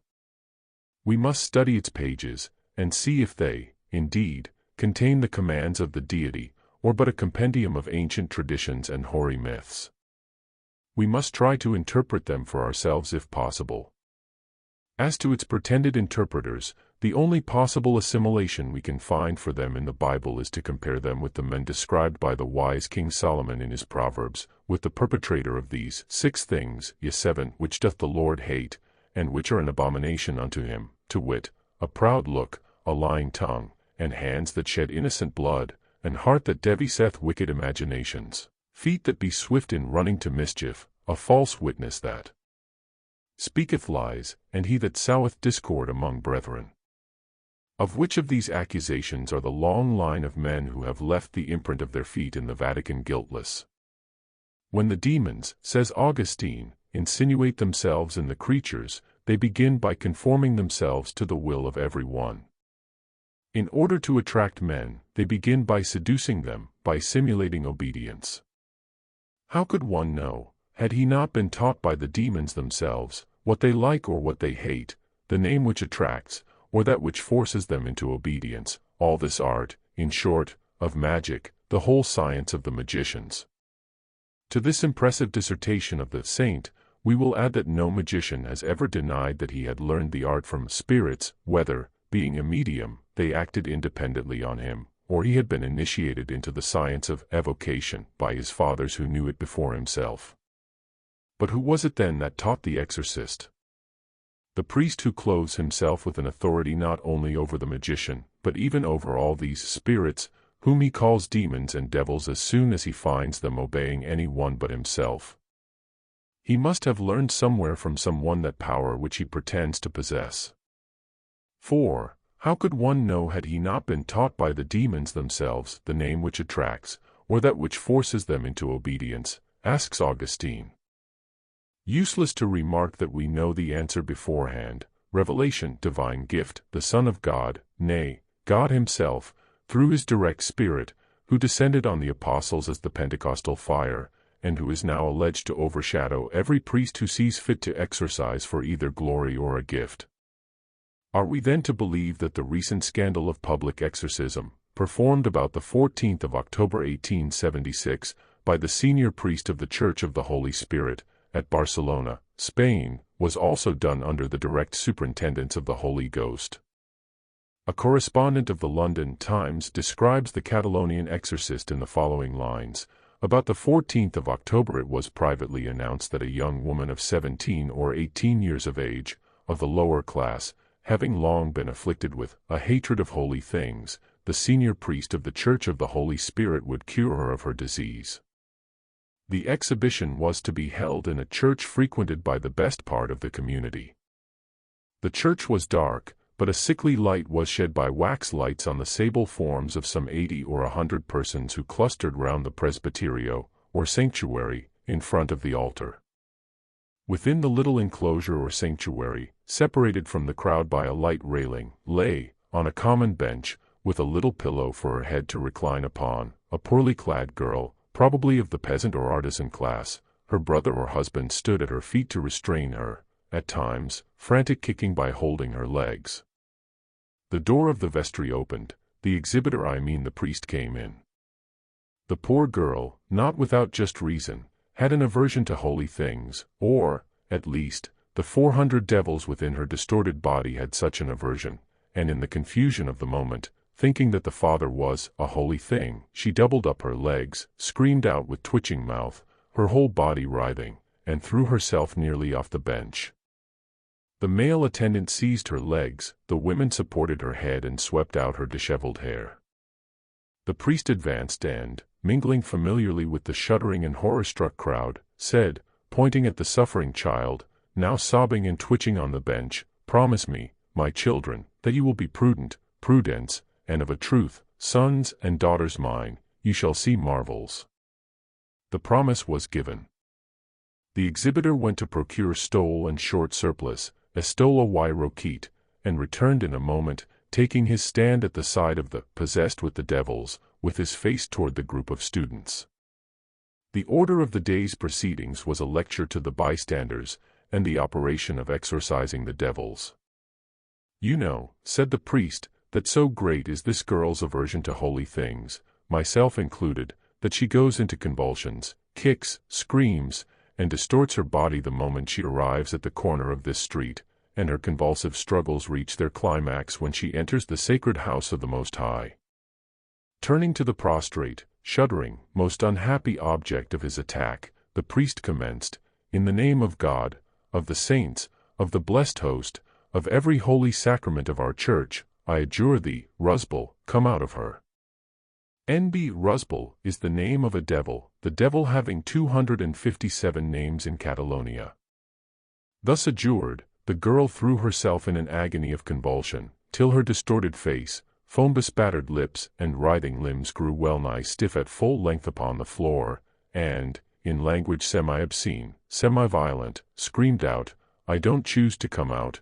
It will be urged that the bishop was not cognizant of this freak of the clergy, but even if he were, how could he have protested against a right considered since the days of the apostles, one of the most holy prerogatives of the Church of Rome?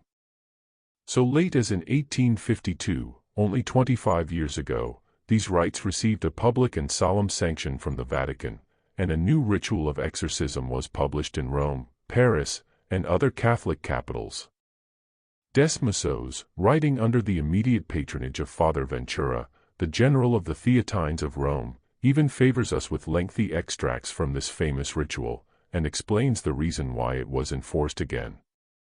It was in consequence of the revival of magic under the name of modern spiritualism.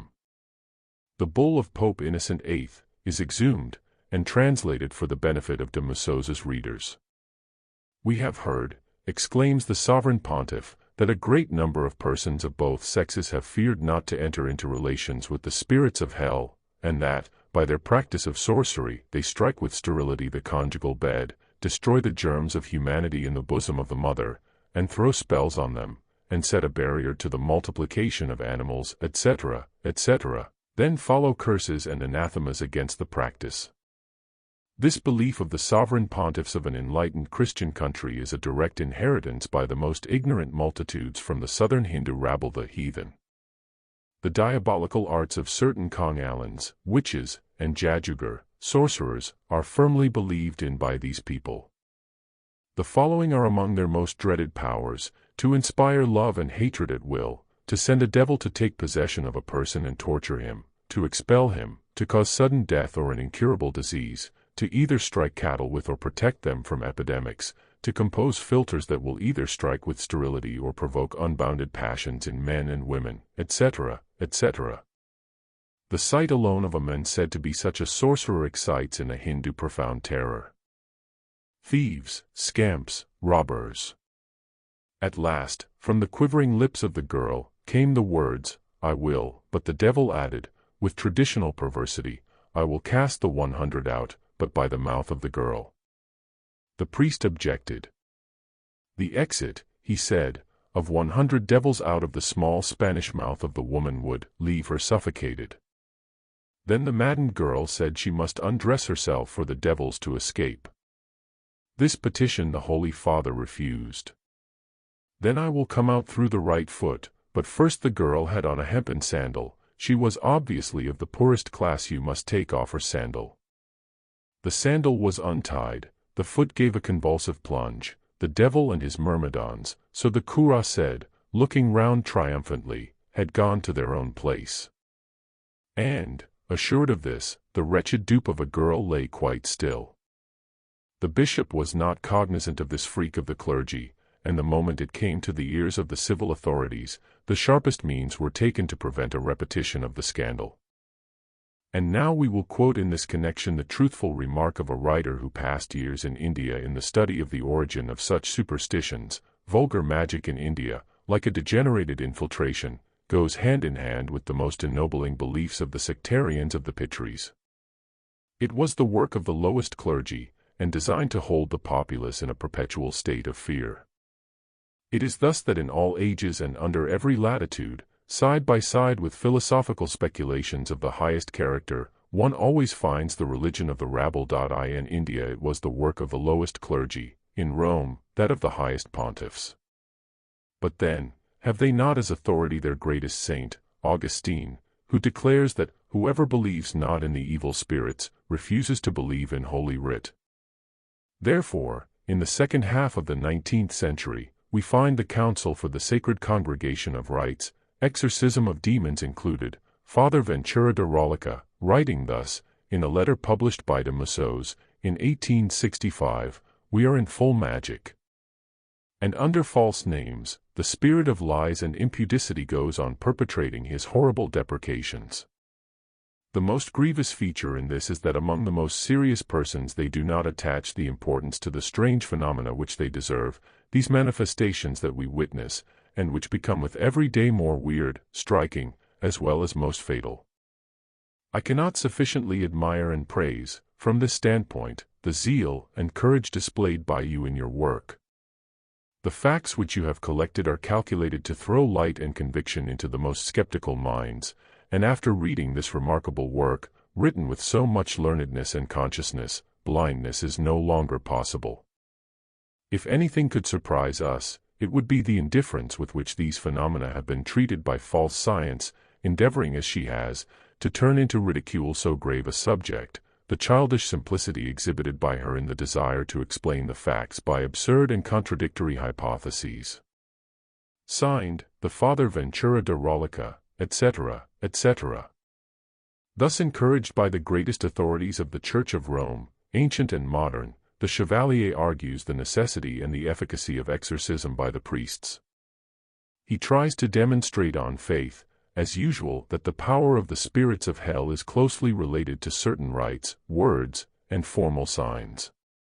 In the diabolical Catholicism, he says, as well as in the divine Catholicism, potential grace is bound, to certain signs. While the power of the Catholic priest proceeds from God, that of the pagan priest proceeds from the devil. The devil, he adds, is forced to submission before the holy minister of God, he dares not lie. We beg the reader to note well the underlined sentence, as we mean to test its truth impartially. We are prepared to adduce proofs, undeniable and undenied even by the Popish Church forced, as she was, into the confession proofs of hundreds of cases in relation to the most solemn of her dogmas, wherein the spirits lied from beginning to end. How about certain holy relics authenticated by visions of the Blessed Virgin, and a host of saints? We have at hand a treatise by a pious Catholic, Gilbert de Nogan, on the relics of saints. With honest despair he acknowledges the great number of false relics, as well as false legends, and severely censures the inventors of these lying miracles. It was on the occasion of one of our Saviour's teeth, writes the author of Demonologia, that de Nogan took up his pen on this subject, by which the monks of St. Mette Delaware Soissons pretended to work miracles, a pretension which he asserted to be as chimerical as that of several persons who believed they possessed the navel, and other parts less comely, of the body of Christ.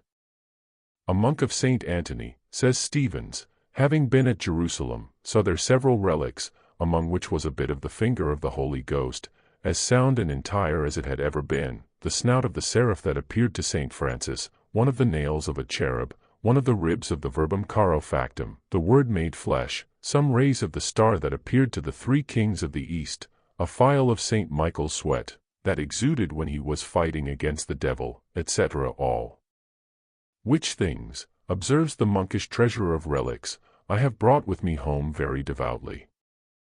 And if the foregoing is set aside as the invention of a Protestant enemy, may we not be allowed to refer the reader to the history of England and authentic documents which state the existence of a relic not less extraordinary than the best of the others? Henry III.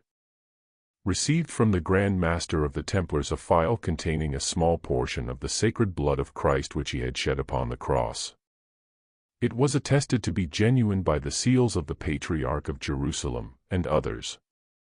The procession bearing the sacred phial from St. Paul's to Westminster Abbey is described by the historian. 2 monks received the phial, and deposited it in the abbey, which made all England shine with glory, dedicating it to God and St. Edward.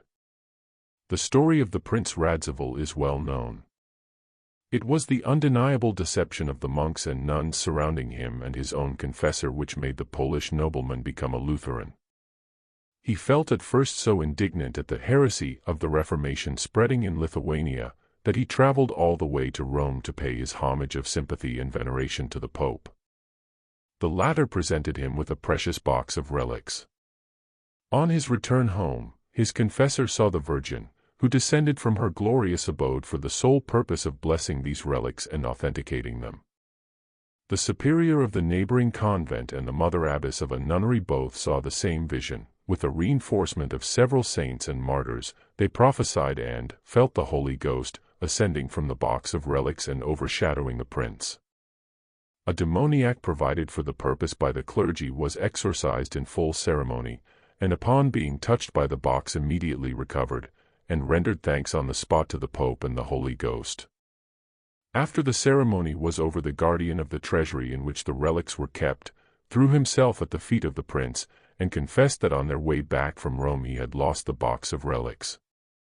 Dreading the wrath of his master, he had procured a similar box, which he had filled with the small bones of dogs and cats, but seeing how the prince was deceived, he preferred confessing his guilt to such blasphemous tricks. The prince said nothing, but continued for some time testing not the relics, but his confessor and the vision-seers. Their mock raptures made him discover so thoroughly the gross impositions of the monks and nuns that he joined the Reformed Church. This is history. Bell shows that when the Roman Church is no longer able to deny that there have been false relics, she resorts to sophistry, and replies that if false relics have wrought miracles it is because of the good intentions of the believers, who thus obtained from God a reward of their good faith. The same Bell shows, by numerous instances, that whenever it was proved that several bodies of the same saint, or 3 heads of him, or 3 arms, as in the case of Augustine, were said to exist in different places, and that they could not well be all authentic, the cool and invariable answer of the Church was that they were all genuine, for God had multiplied and miraculously reproduced them for the greater glory of His holy Church. In other words, they would have the faithful believe that the body of a deceased saint may, through divine miracle, acquire the physiological peculiarities of a crawfish. We fancy that it would be hard to demonstrate to satisfaction that the visions of Catholic saints are, in any one particular instance, better or more trustworthy than the average visions and prophecies of our modern mediums. The visions of Andrew Jackson Davis, however, our critics may sneer at them, are by long odds more philosophical and more compatible with modern science than the Augustinian speculations. Whenever the visions of Swedenborg, the greatest among the modern seers, run astray from philosophy and scientific truth, it is when they most run parallel with theology. Nor are these visions any more useless to either science or humanity than those of the great Orthodox saints. In the life of Saint Bernard it is narrated that as he was once in church, upon a Christmas Eve, he prayed that the very hour in which Christ was born might be revealed to him, and when the true and correct hour came, he saw the divine babe appear in his manger. What a pity that the divine babe did not embrace so favorable an opportunity to fix the correct day and year of his death, and thereby reconcile the controversies of his putative historians.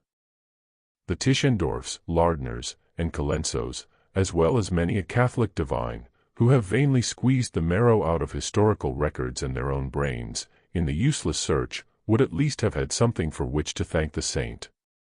As it is, we are hopelessly left to infer that most of the beatific and divine visions of the Golden Legend, and those to be found in the more complete biographies of the most important saints, as well as most of the visions of our own persecuted seers and seeresses, were produced by ignorant and undeveloped spirits passionately fond of personating great historical characters.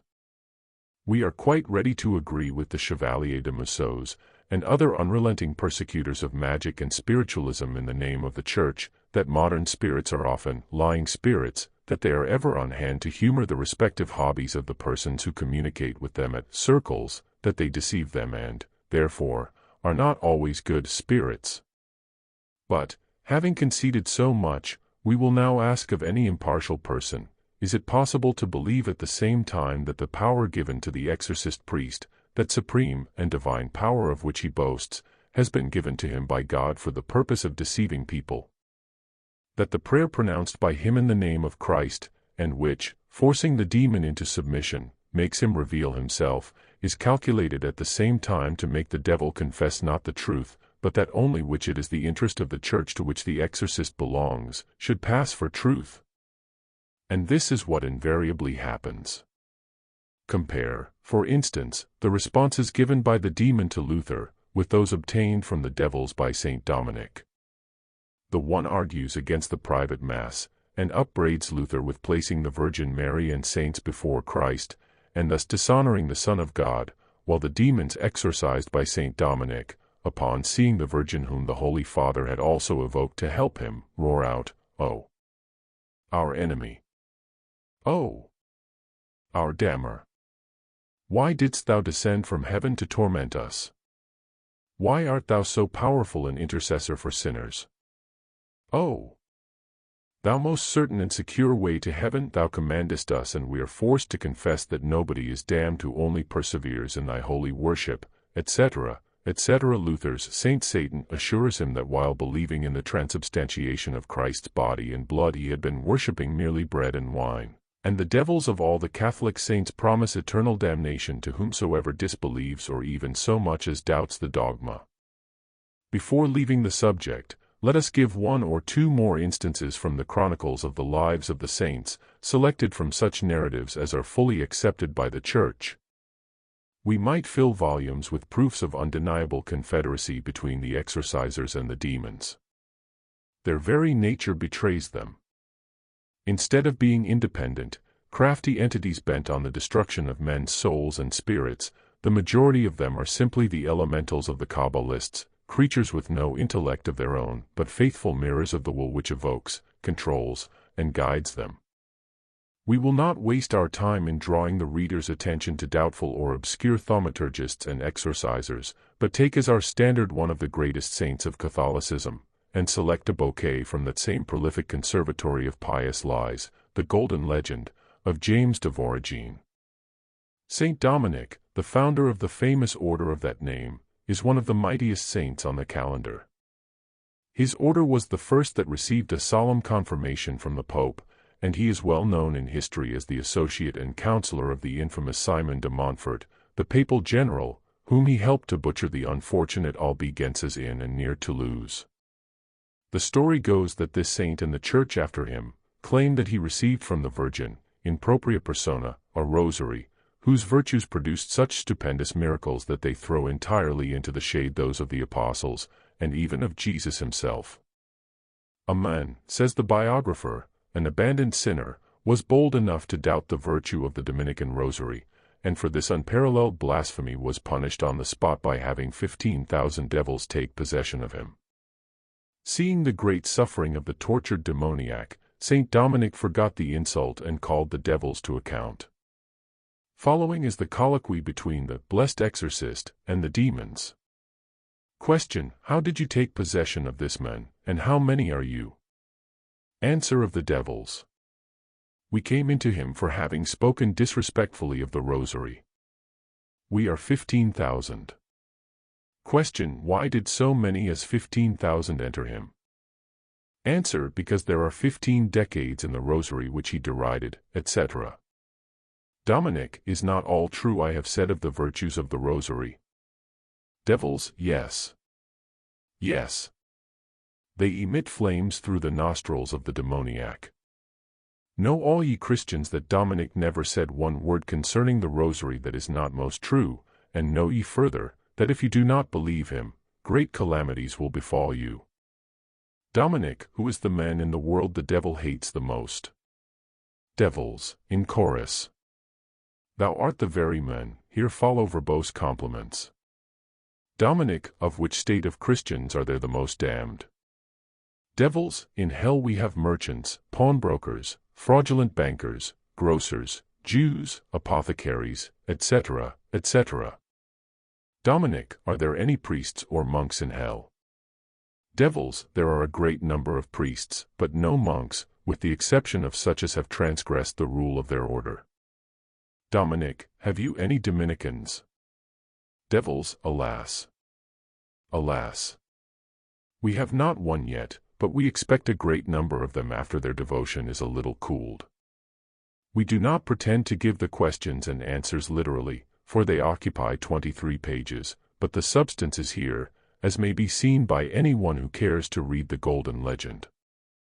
The full description of the hideous bellowings of the demons, their enforced glorification of the saint, and so on, is too long for this chapter. Suffice it to say that as we read the numerous questions offered by Dominic and the answers of the demons, we become fully convinced that they corroborate in every detail the unwarranted assertions and support the interests of the Church. The narrative is suggestive. The legend graphically describes the battle of the exorcist with the legion from the bottomless pit. The sulphurous flames which burst forth from the nose, mouth, eyes, and ears of the demoniac, the sudden appearance of over 100 angels, clad in golden armor, and, finally, the descent of the Blessed Virgin herself, in person, bearing a golden rod, with which she administers a sound thrashing to the demoniac, to force the devils to confess that of herself which we scarcely need repeat.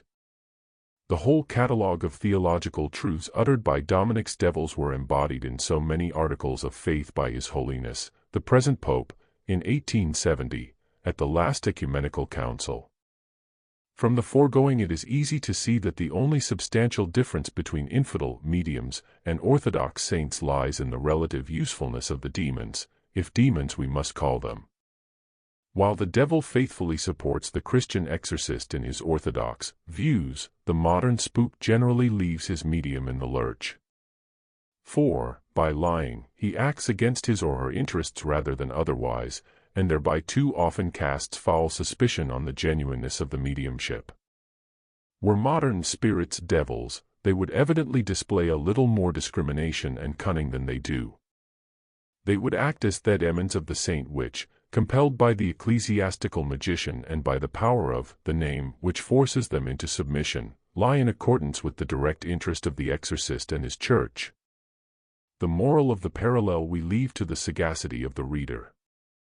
Observe well, exclaims de Mussos, that there are demons which sometimes will speak the truth. The exorcist, he adds, quoting the ritual, must command the demon to tell him whether he is detained in the body of the demoniac through some magic art, or by signs, or any objects which usually serve for this evil practice. In case the exorcised person has swallowed the latter, he must vomit them back, and if they are not in his body, the demon must indicate the proper place where they are to be found, and having found them they must be burned. Thus some demons reveal the existence of the bewitchment, tell who is its author, and indicate the means to destroy the malefice. But beware to ever resort, in such a case, to magicians, sorcerers, or mediums. You must call to help you but the minister of your church. The church believes in magic, as you well see, he adds, since she expresses it so formally. And those Hodis believe in magic, can they still hope to share the faith of their own church? And who can teach them better? To whom did Christ say, "Go ye therefore, and teach all nations, and lo, I am with you always, even to the end of the world"? Are we to believe that he said this but to those who wear these black or scarlet liveries of Rome? Must we then credit the story that this power was given by Christ to Simon Stylites, the saint who sanctified himself by perching on a pillar, stylos, 60 feet high, for 36 years of his life, without ever descending from it, in order that, among other miracles stated in the Golden Legend, he might cure a dragon of a sore eye? Near Simon's pillar was the dwelling of a dragon, so very venomous that the stench was spread for miles round his cave. This Ophidian hermit met with an accident. He got a thorn in his eye, and, becoming blind, crept to the saint's pillar, and pressed his eye against it for 3 days, without touching any one. Then the blessed saint, from his aerial seat, 3 feet in diameter, ordered earth and water to be placed on the dragon's eye, out of which suddenly emerged a thorn, or stake, a cubit in length. When the people saw the miracle, they glorified the Creator. As to the grateful dragon, he arose and, having adored God for 2 hours, returned to his cave a half-converted Ophidian, we must suppose. And what are we to think of that other narrative? To disbelieve in which is to risk one's salvation, as we were informed by a Pope's missionary of the order of the Franciscans. When St. Francis preached a sermon in the wilderness, the birds assembled from the 4 cardinal points of the world. They warbled and applauded every sentence, they sang a holy mass in chorus, finally they dispersed to carry the glad tidings all over the universe. A grasshopper, profiting by the absence of the Holy Virgin, who generally kept company with the saint, remained perched on the head of the Blessed One for a whole week. Attacked by a ferocious wolf, the saint, who had no other weapon but the sign of the cross which he made upon himself, instead of running away from his rabid assailant, began arguing with the beast. Having imparted to him the benefit to be derived from the holy religion, St. Francis never ceased talking until the wolf became as meek as a lamb, and even shed tears of repentance over his past sins. Finally, he stretched his paws in the hands of the saint, followed him like a dog through all the towns in which he preached, and became half a Christian. Wonders of zoology.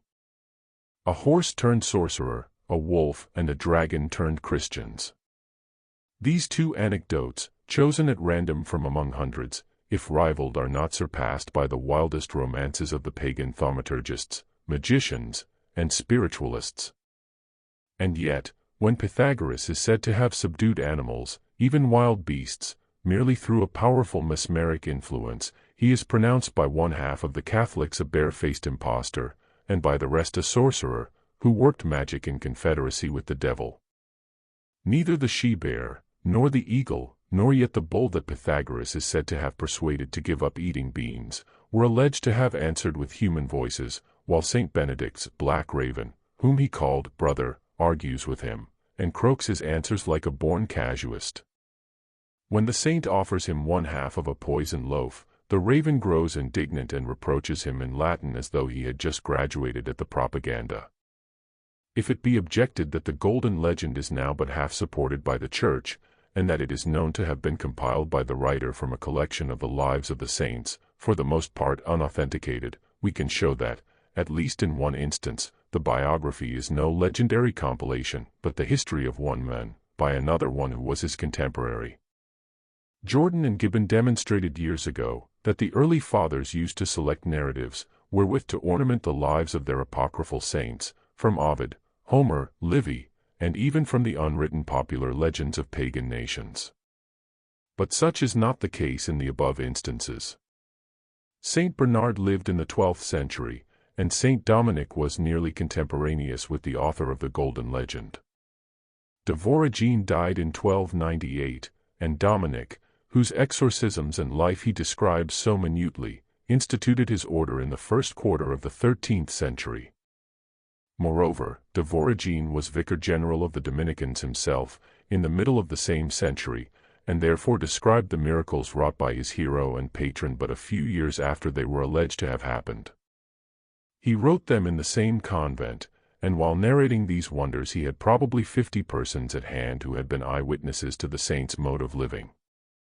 What must we think, in such a case, of a biographer who seriously describes the following? One day, as the blessed saint was occupied in his study, the devil began pestering him, in the shape of a flea.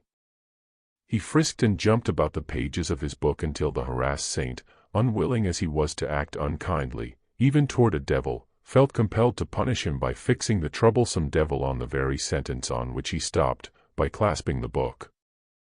At another time the same devil appeared under the shape of a monkey. He grinned so horribly that Dominic, in order to get rid of him, ordered the devil-monkey to take the candle and hold it for him until he had done reading. The poor imp did so, and held it until it was consumed to the very end of the wick, and, notwithstanding his pitiful cries for mercy, the saint compelled him to hold it till his fingers were burned to the bones. Enough. The approbation with which this book was received by the Church, and the peculiar sanctity attributed to it, is sufficient to show the estimation in which veracity was held by its patrons. We may add, in conclusion, that the finest quintessence of Boccaccio's Decameron appears prudery itself by comparison with the filthy realism of the Golden Legend. We cannot regard with too much astonishment the pretensions of the Catholic Church in seeking to convert Hindus and Buddhists to Christianity. While the heathen keeps to the faith of his fathers, he has at least the one redeeming quality, that of not having apostatized for the mere pleasure of exchanging one set of idols for another. There may be for him some novelty in his embracing Protestantism, for in that he gains the advantage, at least, of limiting his religious views to their simplest expression. But when a Buddhist has been enticed into exchanging his shoe dagun for the slipper of the Vatican, or the 8 hairs from the head of Gautama and Buddha's tooth, which work miracles, for the locks of a Christian saint, and a tooth of Jesus, which work far less clever miracles, he has no cause to boast of his choice. In his address to the Literary Society of Java, Sir T.S. Raffles is said to have narrated the following characteristic anecdote. On visiting the great temple on the hills of Nagasaki, the English commissioner was received with marked regard and respect by the venerable patriarch of the northern provinces, a man 80 years of age, who entertained him most sumptuously. On showing him round the courts of the temple, one of the English officers present heedlessly exclaimed, in surprise, "Jesus Christus!" The patriarch, turning half round, with a placid smile, bowed significantly, with the expression, "We know you're Jesus Christus. Well, don't obtrude him upon us in our temples, and we remain friends." And so, with a hearty shake of the hands, these two opposites parted. There is scarcely a report sent by the missionaries from India, Thibet, and China, but laments the diabolical obscenity of the heathen rites, their lamentable impudicity, all of which are so strongly suggestive of devil worship, as de Maussos tells us. We can scarcely be assured that the morality of the pagans would be in the least improved were they allowed a free inquiry into the life of, say, the psalmist king, the author of those sweet psalms which are so rapturously repeated by Christians. The difference between David performing a phallic dance before the holy arch-emblem of the female principle and a Hindu Vaishnavite bearing the same emblem on his forehead, favors the former only in the eyes of those who have studied neither the ancient faith nor their own. When a religion which compelled David to cut off and deliver 200 foreskins of his enemies before he could become the king's son-in-law is accepted as a standard by Christians, they would do well not to cast into the teeth of heathen the impudicities of their faiths.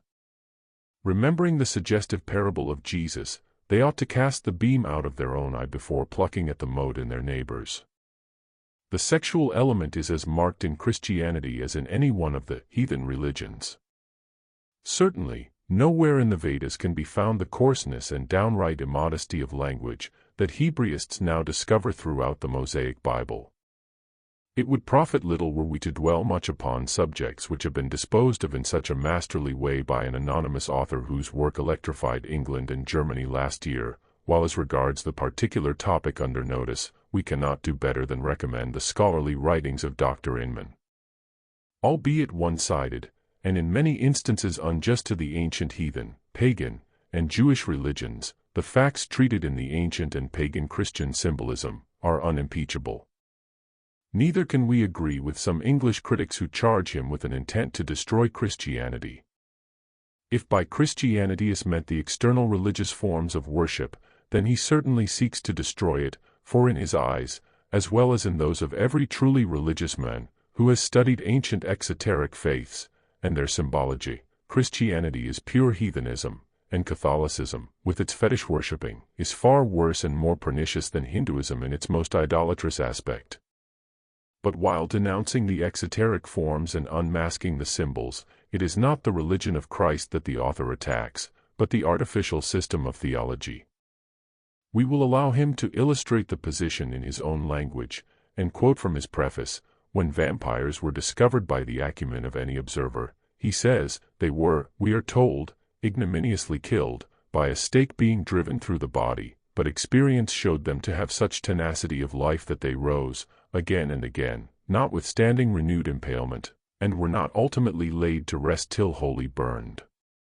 In like manner, the regenerated heathendom, which dominates over the followers of Jesus of Nazareth, has risen again and again, after being transfixed. Still cherished by the many, it is denounced by the few. Amongst other accusers, I raise my voice against the paganism which exists so extensively in ecclesiastical Christianity, and will do my utmost to expose the imposture. In a vampire story told in Thalaba, by Southey, the resuscitated being takes the form of a dearly beloved maiden, and the hero is obliged to kill her with his own hand. He does so, but, whilst he strikes the form of the loved one, he feels sure that he slays only a demon. In like manner, when I endeavor to destroy the current heathenism, which has assumed the garb of Christianity, I do not attack real religion. Few would accuse a workman of malignancy, who cleanses from filth the surface of a noble statue. There may be some who are too nice to touch a nasty subject, yet even they will rejoice when someone else removes the dirt. Such a scavenger is wanted. But is it merely pagans and heathen that the Catholics persecute, and about whom, like Augustine, they cry to the deity, "Oh, my God"? So do I wish thy enemies to be slain? Oh, no. Their aspirations are more Mosaic and Cain-like than that. It is against their next of kin in faith, against their schismatic brothers that they are now intriguing within the walls which sheltered the murderous Borgias. The larvae of the infanticidal, parricidal, and fratricidal popes have proved themselves fit counselors for the Cains of Castelfidardo and Mentana. It is now the turn of the Slavonian Christians, the Oriental schismatics, the Philistines of the Greek Church. His Holiness the Pope, after exhausting, in a metaphor of self-laudation, every point of assimilation between the great biblical prophets and himself, has finally and truly compared himself with the patriarch Jacob, wrestling against his God. He now crowns the edifice of Catholic piety by openly sympathizing with the Turks. The vicegerent of God inaugurates his infallibility by encouraging, in a true Christian spirit, the acts of that Moslem David, the modern Bashi-Bazuk, and it seems as if nothing would more please His Holiness than to be presented by the latter with several thousands of the Bulgarian or Servian foreskins. True to her policy to be all things to all men to promote her own interests, the Romish Church is, at this writing, 1876, benevolently viewing the Bulgarian and Servian atrocities, and, probably, maneuvering with Turkey against Russia. Better Islam, and the hitherto hated crescent over the sepulchre of the Christian God, than the Greek Church established at Constantinople and Jerusalem as the state religion.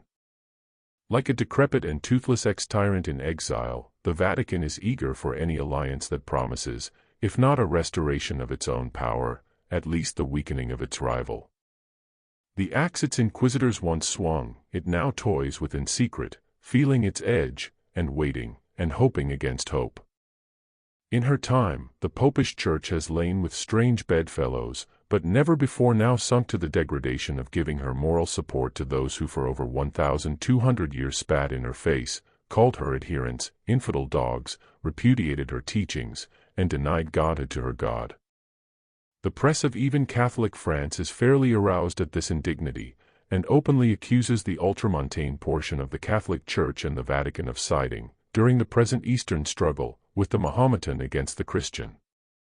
When the Minister of Foreign Affairs in the French legislature spoke some mild words in favor of the Greek Christians, he was only applauded by the liberal Catholics, and received coldly by the ultramontane party, says the French correspondent of a New York paper.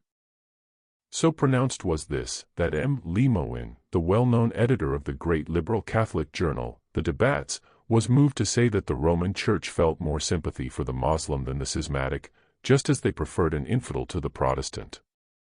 There is at bottom, says this writer, a great affinity between the syllabus and the Quran, and between the two heads of the faithful.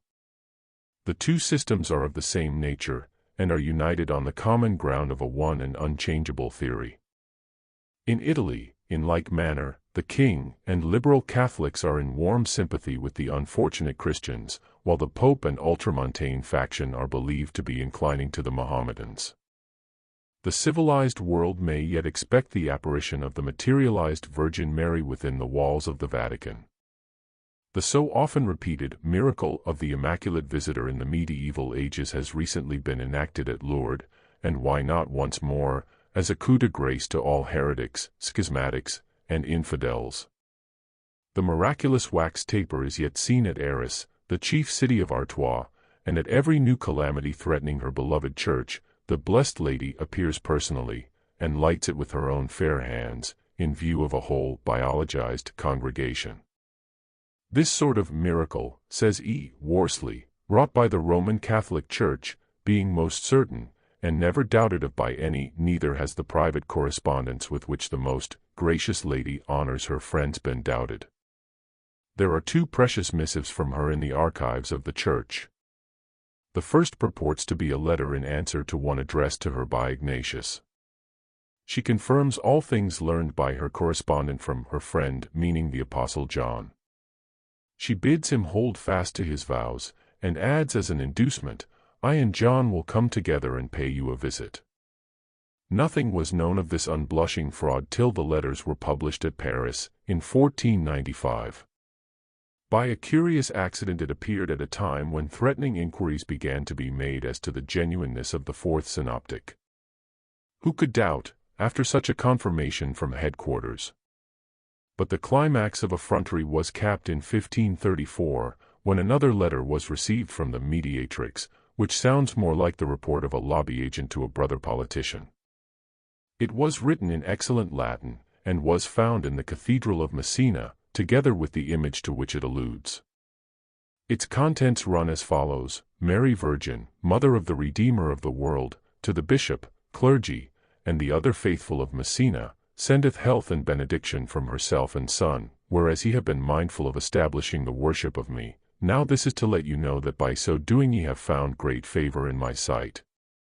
I have a long time reflected with pain upon your city, which is exposed to much danger from its contiguity to the fire of Etna, and I have often had words about it with my son, for he was vexed with you because of your guilty neglect of my worship, so that he would not care a pin about my intercession.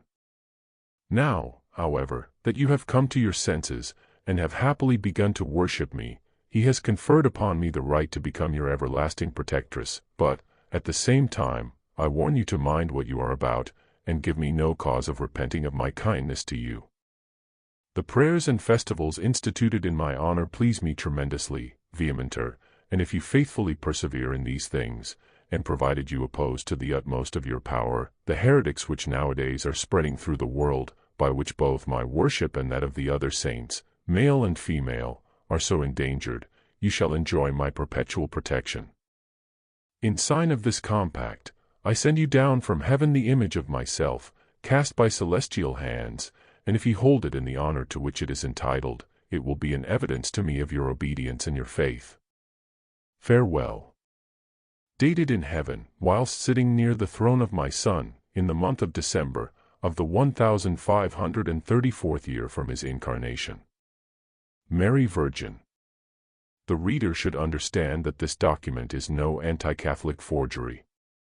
The author from whom it is taken says that the authenticity of the missive is attested by the bishop himself, his vicar general, secretary, and 6 canons of the Cathedral Church of Messina, all of whom have signed that attestation with their names, and confirmed it upon oath.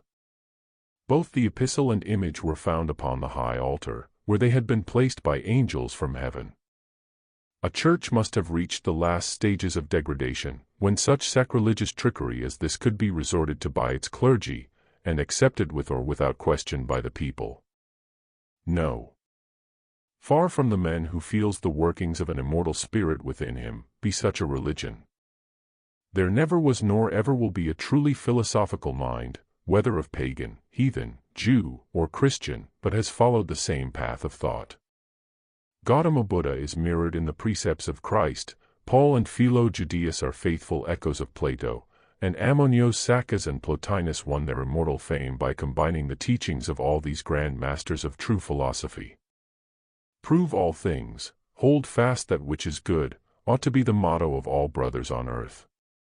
Not so is it with the interpreters of the Bible. The seed of the Reformation was sown on the day that the 2nd chapter of the Catholic Epistle of James jostled the 11th chapter of the Epistle to the Hebrews in the same New Testament.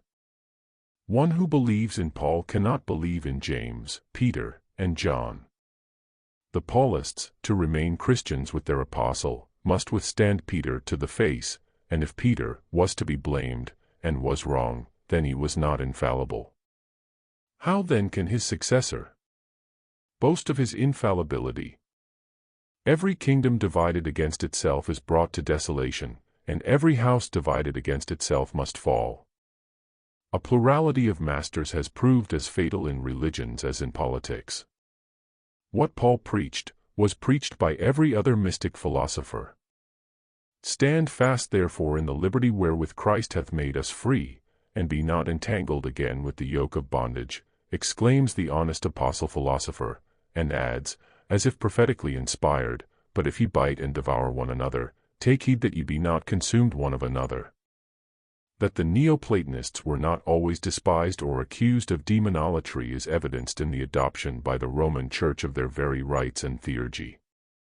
The identical evocations and incantations of the pagan and Jewish Kabbalist are now repeated by the Christian exorcist, and the theurgy of Iamblichus was adopted word for word.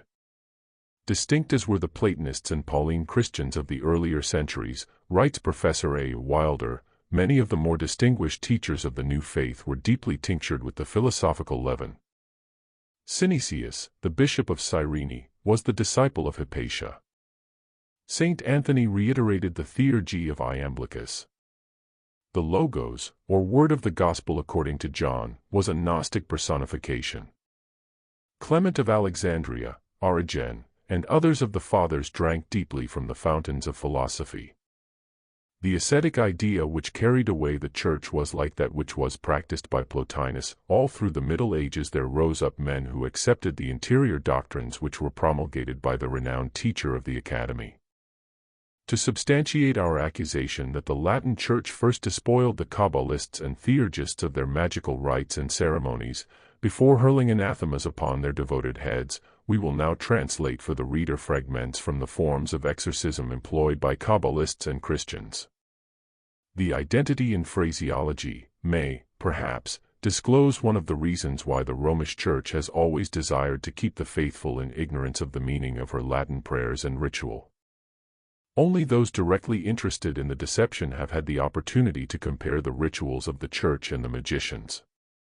The best Latin scholars were, until a comparatively recent date, either churchmen or dependent upon the Church. Common people could not read Latin, and even if they could, the reading of the books on magic was prohibited, under the penalty of anathema and excommunication.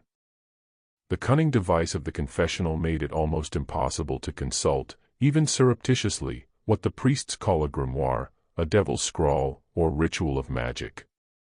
To make assurance doubly sure, the Church began destroying or concealing everything of the kind she could lay her hands upon. The following are translated from the Kabbalistic ritual, and that generally known as the Roman ritual. The latter was promulgated in 1851 and 1852, under the sanction of Cardinal Engelbert, Archbishop of Malines, and of the Archbishop of Paris.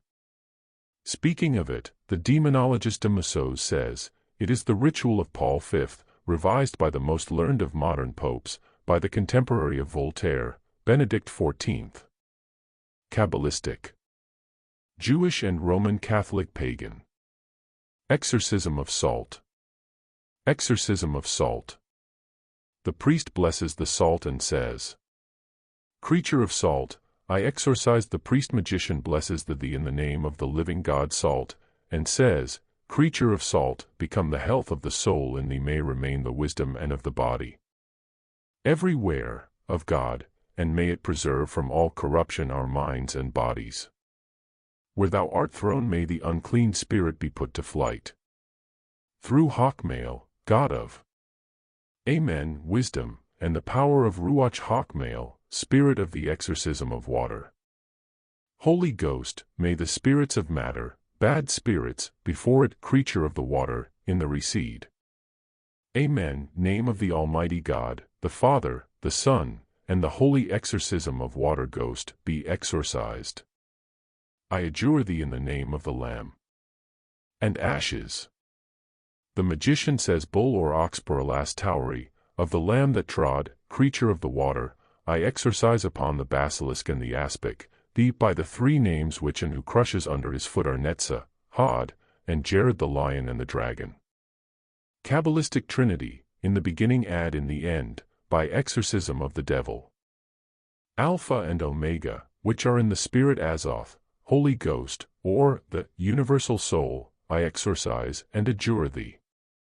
Wandering, O Lord, let him who carries eagle, may the Lord command along with him the terror, flee, thee by the wings of the bull and struck in his turn by terror and his flaming sword. The cherub defeated. O thou, who art the placed at the east gate of Eden. Ancient serpent, tremble before the hand of him who, exorcism of an elemental spirit. Having triumphed of the tortures of hell to victus gemidibus serpent, in the name of the Inferni, recalled the souls to light. Tetragrammaton, the Lord, he. The more whilst thou decay, commands thee, by the angel and the more terrible will be thy the lion. Torture by him who reigns over the living and the dead. Angel of darkness, obey, and run and who will judge the century away with this holy, exorcised, by fire, seculum perignum, etc. water. Eagle in chains, obey this in the name of the Father, Son, sign, and retreat before thee in the Holy Ghost, Amen. Breath. Moving serpent, crawl at my feet, or be tortured by this sacred fire, and evaporate before this holy incense. Let water return to water, the elemental spirit of water, let the fire burn, and the air circulate, let the earth return to earth by the virtue of the pentagram, which is the morning star, and in the name of the tetragrammaton which is traced in the center of the cross of light. Amen.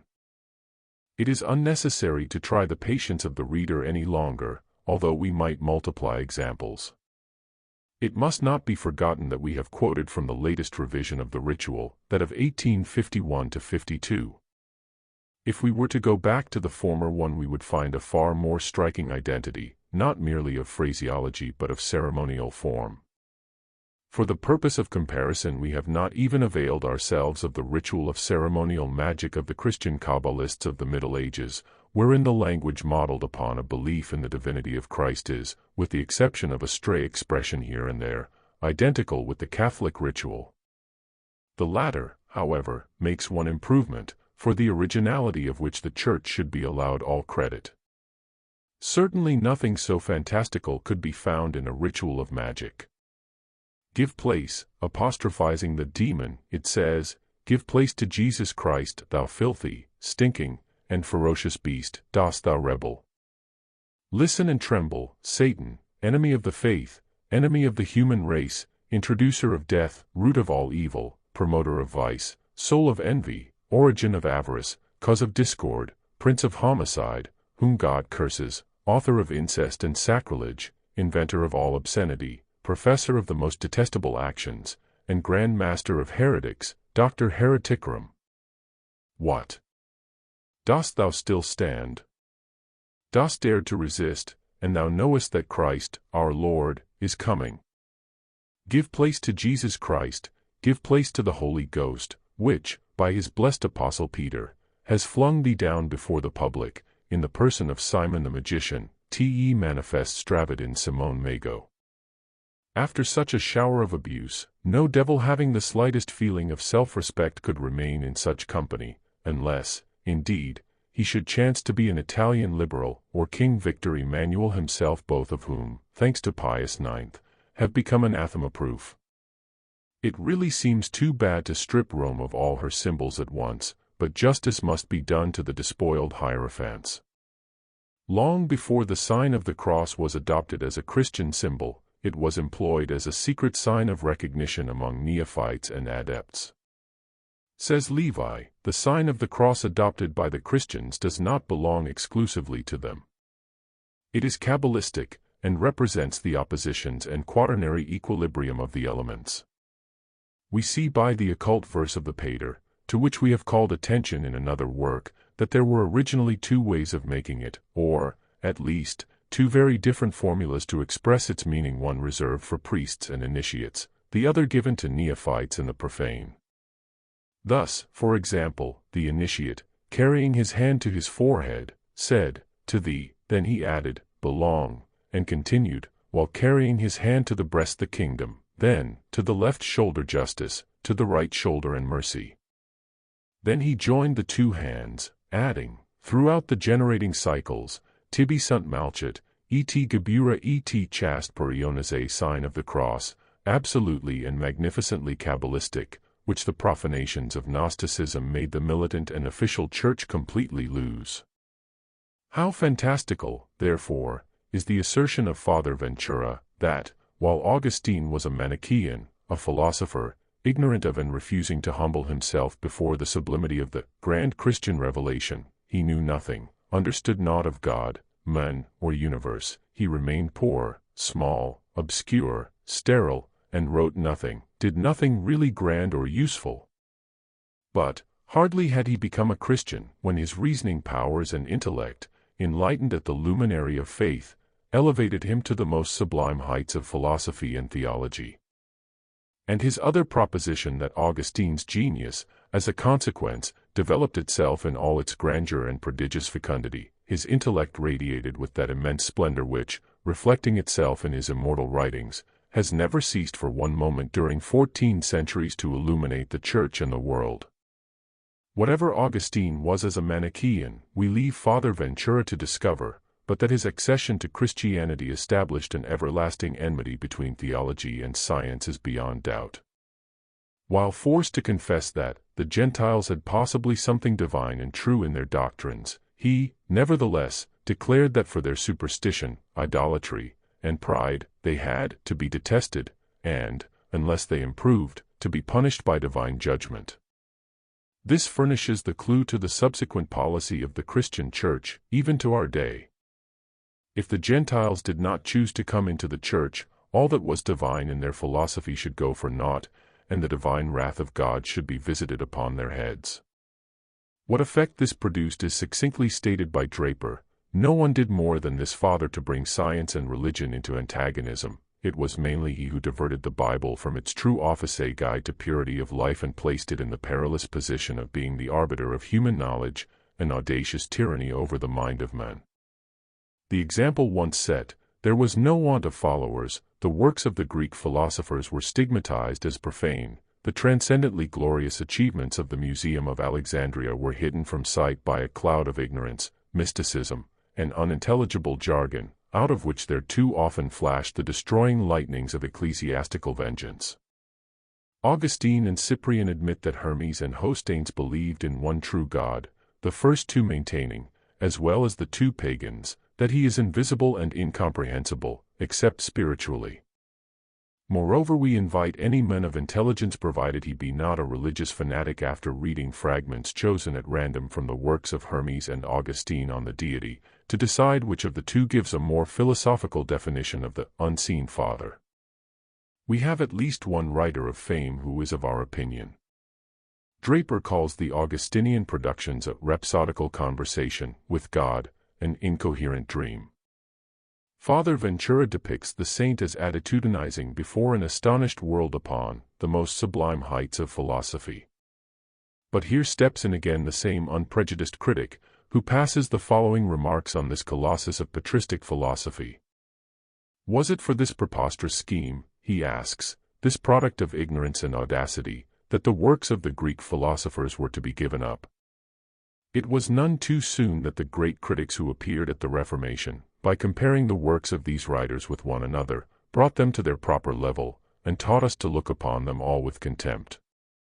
For such men as Plotinus, Porphyry, Iamblichus, Apollonius, and even Simon Magus, to be accused of having formed a pact with the devil, whether the latter personage exist or not, is so absurd as to need but little refutation. If Simon Magus, the most problematical of all in an historical sense, ever existed otherwise than in the overheated fancy of Peter and the other apostles, he was evidently no worse than any of his adversaries. A difference in religious views, however great, is insufficient per se to send one person to heaven and the other to hell. Such uncharitable and peremptory doctrines might have been taught in the Middle Ages, but it is too late now for even the Church to put forward this traditional scarecrow. Research begins to suggest that which, if ever verified, will bring eternal disgrace on the Church of the Apostle Peter, whose very imposition of herself upon that disciple must be regarded as the most unverified and unverifiable of the assumptions of the Catholic clergy. The erudite author of Supernatural Religion assiduously endeavors to prove that by Simon Magus we must understand the Apostle Paul, whose epistles were secretly as well as openly calumniated by Peter, and charged with containing disnoetic learning. The apostle of the Gentiles was brave, outspoken, sincere, and very learned. The apostle of circumcision, cowardly, cautious, insincere, and very ignorant. That Paul had been, partially, at least, if not completely, initiated into the theurgic mysteries, admits of little doubt. His language, the phraseology so peculiar to the Greek philosophers, certain expressions used but by the initiates, are so many sure earmarks to that supposition. Our suspicion has been strengthened by an able article in one of the New York periodicals, entitled Paul and Plato, in which the author puts forward one remarkable and, for us, very precious observation. In his epistles to the Corinthians he shows Paul abounding with expressions suggested by the initiations of Sabazius and Eleusis, and the lectures of the Greek philosophers. He, Paul, designates himself an idiot, a person unskillful in the word, but not in the gnosis or philosophical learning. We speak wisdom among the perfect or initiated, he writes, not the wisdom of this world, nor of the archons of this world, but divine wisdom in a mystery, secret which none of the archons of this world knew. What else can the apostle mean by these unequivocal words, but that he himself, as belonging to the misty, initiated, spoke of things shown and explained only in the mysteries? The divine wisdom in a mystery which none of the archons of this world knew, has evidently some direct reference to Thebasilius of the Eleusinian initiation who did know. The Basilus belonged to the staff of the great Hierophant, and was an archon of Athens, and as such was one of the chief mysti, belonging to the interior mysteries, to which a very select and small number obtained an entrance. The magistrates supervising the Eleusinians were called archons. Another proof that Paul belonged to the circle of the initiates lies in the following fact. The apostle had his head shorn at Cenchrea, where Lucius, Apulsius, was initiated, because he had a vow.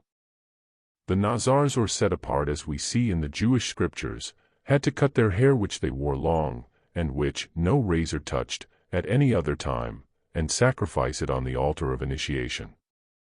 And the Nazars were a class of Chaldean theurgists. We will show further that Jesus belonged to this class. Paul declares that, according to the grace of God which is given unto me, as a wise master builder, I have laid the foundation. This expression, master builder, used only once in the whole Bible, and by Paul, may be considered as a whole revelation. In the mysteries, the third part of the sacred rites was called epoptia, or revelation, reception into the secrets.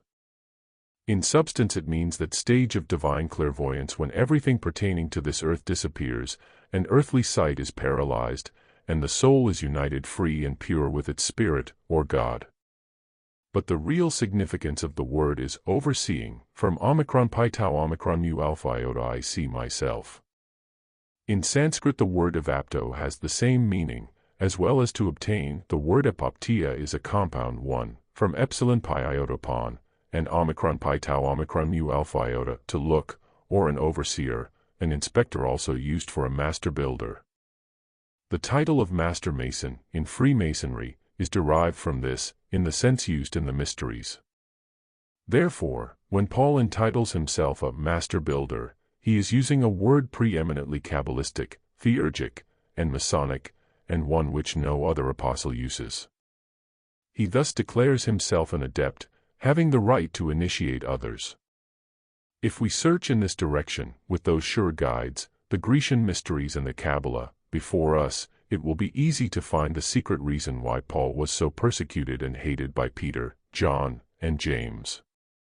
The author of the Revelation was a Jewish Kabbalist per se, with all the hatred inherited by him from his forefathers toward the mysteries. His jealousy during the life of Jesus extended even to Peter, and it is but after the death of their common master that we see the two apostles, the former of whom were the mitre and the pedalune of the Jewish rabbis, preach so zealously the rite of circumcision. In the eyes of Peter, Paul, who had humiliated him, and whom he felt so much his superior in Greek learning and philosophy, must have naturally appeared as a magician, a man polluted with the gnosis, with the wisdom of the Greek mysteries, hence, perhaps, Simon the magician.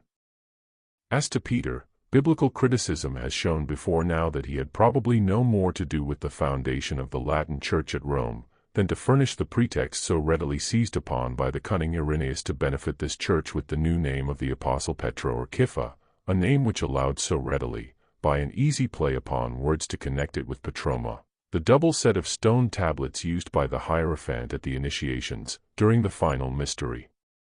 In this, perhaps, lies concealed the whole secret of the claims of the Vatican.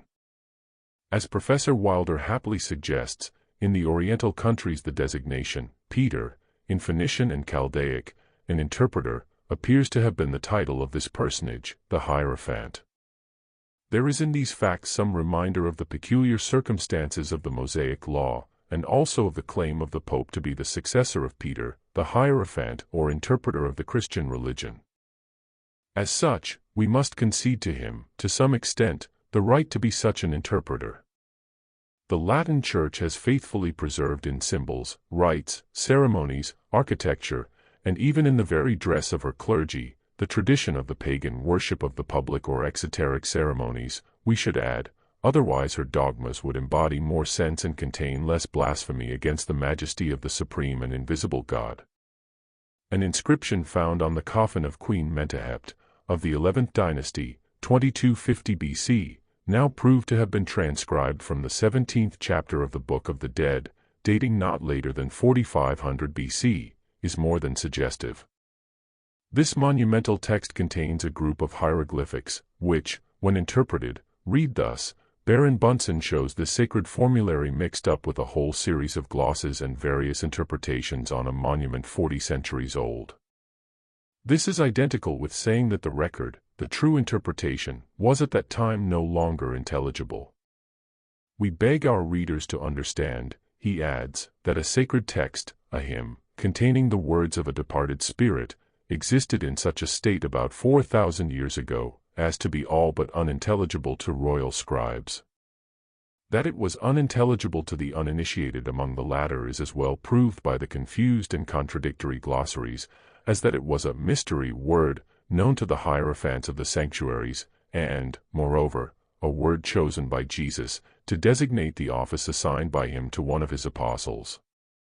This word, PTR, was partially interpreted, owing to another word similarly written in another group of hieroglyphics, on a stele, the sign used for it being an opened eye. Bunsen mentions as another explanation of PTR, to show. It appears to me, he remarks, that our PTR is literally the old Aramaic and Hebrew pater, which occurs in the history of Joseph as the specific word for interpreting, whence also pitram is the term for interpretation of a text, a dream. In a manuscript of the 1st century, a combination of the Demotic and Greek texts, 56 and most probably one of the few which miraculously escaped the Christian vandalism of the 2nd and 3rd centuries, when all such precious manuscripts were burned as magical, we find occurring in several places a phrase, which, perhaps, may throw some light upon this question. One of the principal heroes of the manuscript, who is constantly referred to as the Judean illuminator, or initiate, is made to communicate but with his pater, the latter being written in Chaldaic characters. Once the latter word is coupled with the name Shimeon. Several times, the illuminator, who rarely breaks his contemplative solitude, is shown inhabiting a Kaparo Upsilon Pi Tau Epsilon cave, and teaching the multitudes of eager scholars standing outside, not orally, but through this pater. The latter receives the words of wisdom by applying his ear to a circular hole in a partition which conceals the teacher from the listeners, and then conveys them, with explanations and glossaries, to the crowd. This, with a slight change, was the method used by Pythagoras, who, as we know, never allowed his neophytes to see him during the years of probation, but instructed them from behind a curtain in his cave. But, Whether the illuminator of the Greco-Demotic manuscript is identical with Jesus or not, the fact remains that we find him selecting a mystery appellation for one who is made to appear later by the Catholic Church as the janitor of the kingdom of heaven and the interpreter of Christ's will. The word pater or Peter locates both master and disciple in the circle of initiation and connects them with the secret doctrine. The great Hierophant of the ancient mysteries never allowed the candidates to see or hear him personally. He was the Deus ex machina, the presiding but invisible deity, uttering his will and instructions through a second party, and 2,000 years later, we discover that the Dalai Lamas of Tibet had been following for centuries the same traditional program during the most important religious mysteries of Lamaism. If Jesus knew the secret meaning of the title bestowed by him on Simon, then he must have been initiated, otherwise he could not have learned it, and if he was an initiate of either the Pythagorean Essenes, the Chaldean Magi, or the Egyptian priests, then the doctrine taught by him was but a portion of the secret doctrine taught by the pagan hierophants to the few select adepts admitted within the sacred adita. But we will discuss this question further on. For the present we will endeavor to briefly indicate the extraordinary similarity or rather identity, we should say of rites and ceremonial dress of the Christian clergy with that of the old Babylonians, Assyrians, Phoenicians, Egyptians, and other pagans of the hoary antiquity. If we would find the model of the papal tiara, we must search the annals of the ancient Assyrian tablets. We invite the reader to give his attention to Dr. Inman's illustrated work, Ancient Pagan and Modern Christian Symbolism. On page 64, he will readily recognize the headgear of the successor of St. Peter in the coiffure worn by gods or angels in ancient Assyria, where it appears crowned by an emblem of the male trinity, the Christian cross.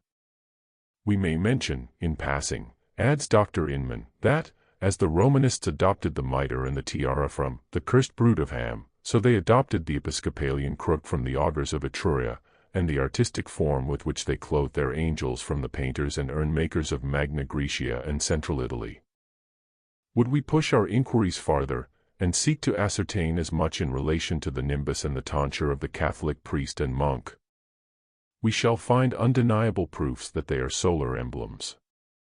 Knight, in his Old England Pictorially Illustrated, gives a drawing by St. Augustine, representing an ancient Christian bishop, in a dress probably identical with that worn by the great saint himself. The pallium, or the ancient stole of the bishop, is the feminine sign when worn by a priest in worship.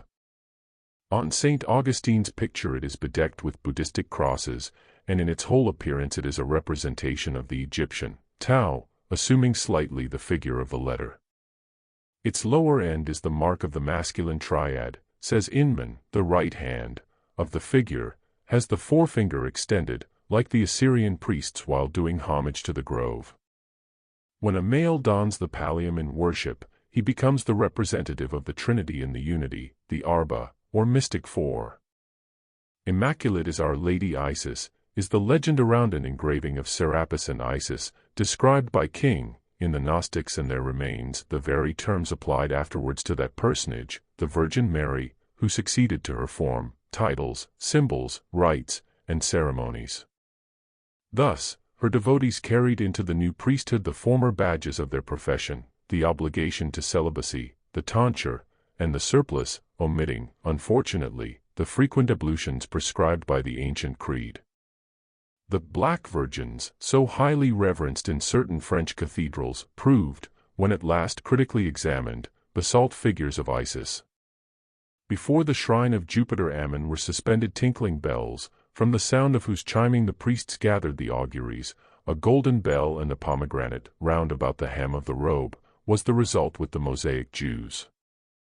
But in the Buddhistic system, during the religious services, the gods of the Deva Loka are always invoked, and invited to descend upon the altars by the ringing of bells suspended in the pagodas. The bell of the sacred table of Shiva at Kohama is described in Kailasa, and every Buddhist vihara and lamasery has its bells. We thus see that the bells used by Christians come to them directly from the Buddhist Tibetans and Chinese. The beads and rosaries have the same origin, and have been used by Buddhist monks for over 2,300 years. The lingams in the Hindu temples are ornamented upon certain days with large berries, from a tree sacred to Mahadeva, which are strung into rosaries. The title of nun is an Egyptian word, and had with them the actual meaning. The Christians did not even take the trouble of translating the word nana. The aureole of the saints was used by the antediluvian artists of Babylonia, whenever they desired to honor or deify a mortal's head. In a celebrated picture in Moore's Hindu pantheon, entitled, Krishna Nursed by Devki, from a highly finished picture, the Hindu virgin is represented as seated on a lounge and nursing Krishna. The hair brushed back, the long veil, and the golden aureole around the virgin's head, as well as around that of the Hindu savior, are striking. No Catholic, well versed as he might be in the mysterious symbolism of iconology, would hesitate for a moment to worship at that shrine the Virgin Mary, the mother of his God. In Indur Subha, the south entrance of the caves of Ellora, may be seen to this day the figure of Indra's wife, Indrani, sitting with her infant son God, pointing the finger to heaven with the same gesture as the Italian Madonna and Child. In pagan and Christian symbolism, the author gives a figure from a medieval woodcut the like of which we have seen by dozens in old psalters, in which the Virgin Mary, with her infant, is represented as the Queen of Heaven, on the crescent moon, emblem of virginity. Being before the sun, she almost eclipses its light. Than this, nothing could more completely identify the Christian mother and child with Isis and Horus, Ishtar, Venus, Juno, and a host of other pagan goddesses, who have been called Queen of Heaven, Queen of the Universe, Mother of God, Spouse of God, the Celestial Virgin, the Heavenly Peacemaker, etc. Such pictures are not purely astronomical. They represent the male god and the female goddess, as the sun and moon in conjunction, the union of the triad with the unit. The horns of the cow on the head of Isis have the same significance.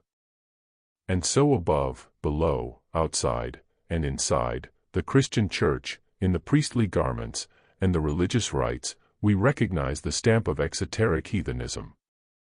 On no subject within the wide range of human knowledge has the world been more blinded or deceived with such persistent misrepresentation as on that of antiquity. Its hoary past and its religious faiths have been misrepresented and trampled under the feet of its successors. Its hierophants and prophets, Misti and Apopte, of the once sacred Atita of the temple shown as demoniacs and devil worshippers. Donned in the despoiled garments of the victim, the Christian priest now anathematizes the latter with rites and ceremonies which he has learned from the theurgists themselves. The Mosaic Bible is used as a weapon against the people who furnished it. The heathen philosopher is cursed under the very roof which has witnessed his initiation, and the monkey of God, i.e., the devil of Tertullian, the originator and founder of magical theurgy, the science of illusions and lies, whose father and author is the demon, is exorcised with holy water by the hand which holds the identical liturus with which the ancient augur, after a solemn prayer, used to determine the regions of heaven, and evoke, in the name of the highest, the minor god, now termed the devil, who unveiled to his eyes futurity, and enabled him to prophesy. On the part of the Christians and the clergy it is nothing but shameful ignorance, prejudice, and that contemptible pride so boldly denounced by one of their own reverend ministers, T. Gross, which rails against all investigation, as a useless or a criminal labor, when it must be feared that they will result in the overthrow of pre-established systems of faith. On the part of the scholars it is the same apprehension of the possible necessity of having to modify some of their erroneously established theories of science. Nothing but such pitiable prejudice, says Gross, can have thus misrepresented the theology of heathenism, and distorted, nay, caricatured its forms of religious worship. It is time that posterity should raise its voice in vindication of violated truth, and that the present age should learn a little of that common sense of which it boasts with as much self-complacency as if the prerogative of reason was the birthright only of modern times. All this gives a sure clue to the real cause of the hatred felt by the early and medieval Christian toward his pagan brother and dangerous rival. We hate but what we fear. The Christian thaumaturgist, once having broken all association with the mysteries of the temples and with these schools so renowned for magic, described by Saint Hilarion, could certainly expect but little to rival the pagan wonder-workers. No apostle, with the exception perhaps of healing by mesmeric power, has ever equaled Apollonius of Tyana, and the scandal created among the apostles by the miracle-doing Simon Magus is too notorious to be repeated here again. "How is it," asks Justin Martyr, in evident dismay, "how is it that the talismans of Apollonius have power in certain members of creation, for they prevent, as we see, the fury of the waves, and the violence of the winds, and the attacks of wild beasts, and whilst our Lord's miracles are preserved by tradition alone, those of Apollonius are most numerous, and actually manifested in present facts, so as to lead astray all beholders." This perplexed martyr solves the problem by attributing very correctly the efficacy and potency of the charms used by Apollonius to his profound knowledge of the sympathies and antipathies, or repugnances, of nature. Unable to deny the evident superiority of their enemies' powers, the fathers had recourse to the old but ever successful method, that of slander. They honored the theurgists with the same insinuating calumny that had been resorted to by the Pharisees against Jesus. "Thou hast a demon," the elders of the Jewish synagogue had said to him.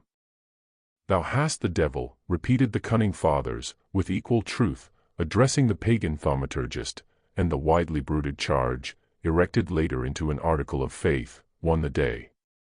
But the modern heirs of these ecclesiastical falsifiers, who charge magic, spiritualism, and even magnetism with being produced by a demon, forget or perhaps never read the classics. None of our bigots has ever looked with more scorn on the abuses of magic than did the true initiate of old. No modern or even medieval law could be more severe than that of the Hierophant. True, he had more discrimination, charity, and justice than the Christian clergy, for while banishing the unconscious sorcerer, the person troubled with a demon, from within the sacred precincts of the Attica, the priests, instead of mercilessly burning him, took care of the unfortunate, possessed one. Having hospitals expressly for that purpose in the neighborhood of temples, the ancient medium, if obsessed, was taken care of and restored to health. But with one who had, by conscious witchcraft, acquired powers dangerous to his fellow creatures, the priests of old were as severe as justice herself. Any person accidentally guilty of homicide, or of any crime, or convicted of witchcraft, was excluded from the Eleusinian mysteries, and so were they from all others. This law, mentioned by all writers on the ancient initiation, speaks for itself. The claim of Augustine, that all the explanations given by the Neoplatonists were invented by themselves, is absurd. For nearly every ceremony in their true and successive order is given by Plato himself, in a more or less covered way. The mysteries are as old as the world, and one well versed in the esoteric mythologies of various nations can trace them back to the days of the ante-Vedic period in India. A condition of the strictest virtue and purity is required from the Vadu, or candidate in India before he can become an initiate, whether he aims to be a simple fakir, a purohita, public priest, or a sannyasi, a saint of the second degree of initiation, the most holy as the most revered of them all. After having conquered, in the terrible trials preliminary to admittance to the inner temple in the subterranean crypts of his pagoda, the sannyasi passes the rest of his life in the temple, practicing the 84 rules and 10 virtues prescribed to the yogis. No one who has not practiced, during his whole life, the 10 virtues which the divine Manu makes incumbent as a duty, can be initiated into the mysteries of the council, say the Hindu books of initiation. These virtues are resignation, the act of rendering good for evil, temperance, probity, purity, chastity, repression of the physical senses, the knowledge of the Holy Scriptures, that of the superior soul, spirit, worship of truth, abstinence from anger. These virtues must alone direct the life of a true yogi. No unworthy adept ought to defile the ranks of the holy initiates by his presence for 24 hours. The adept becomes guilty after having once broken any one of these vows. Surely the exercise of such virtues is inconsistent with the idea one has of devil worship and lasciviousness of purpose.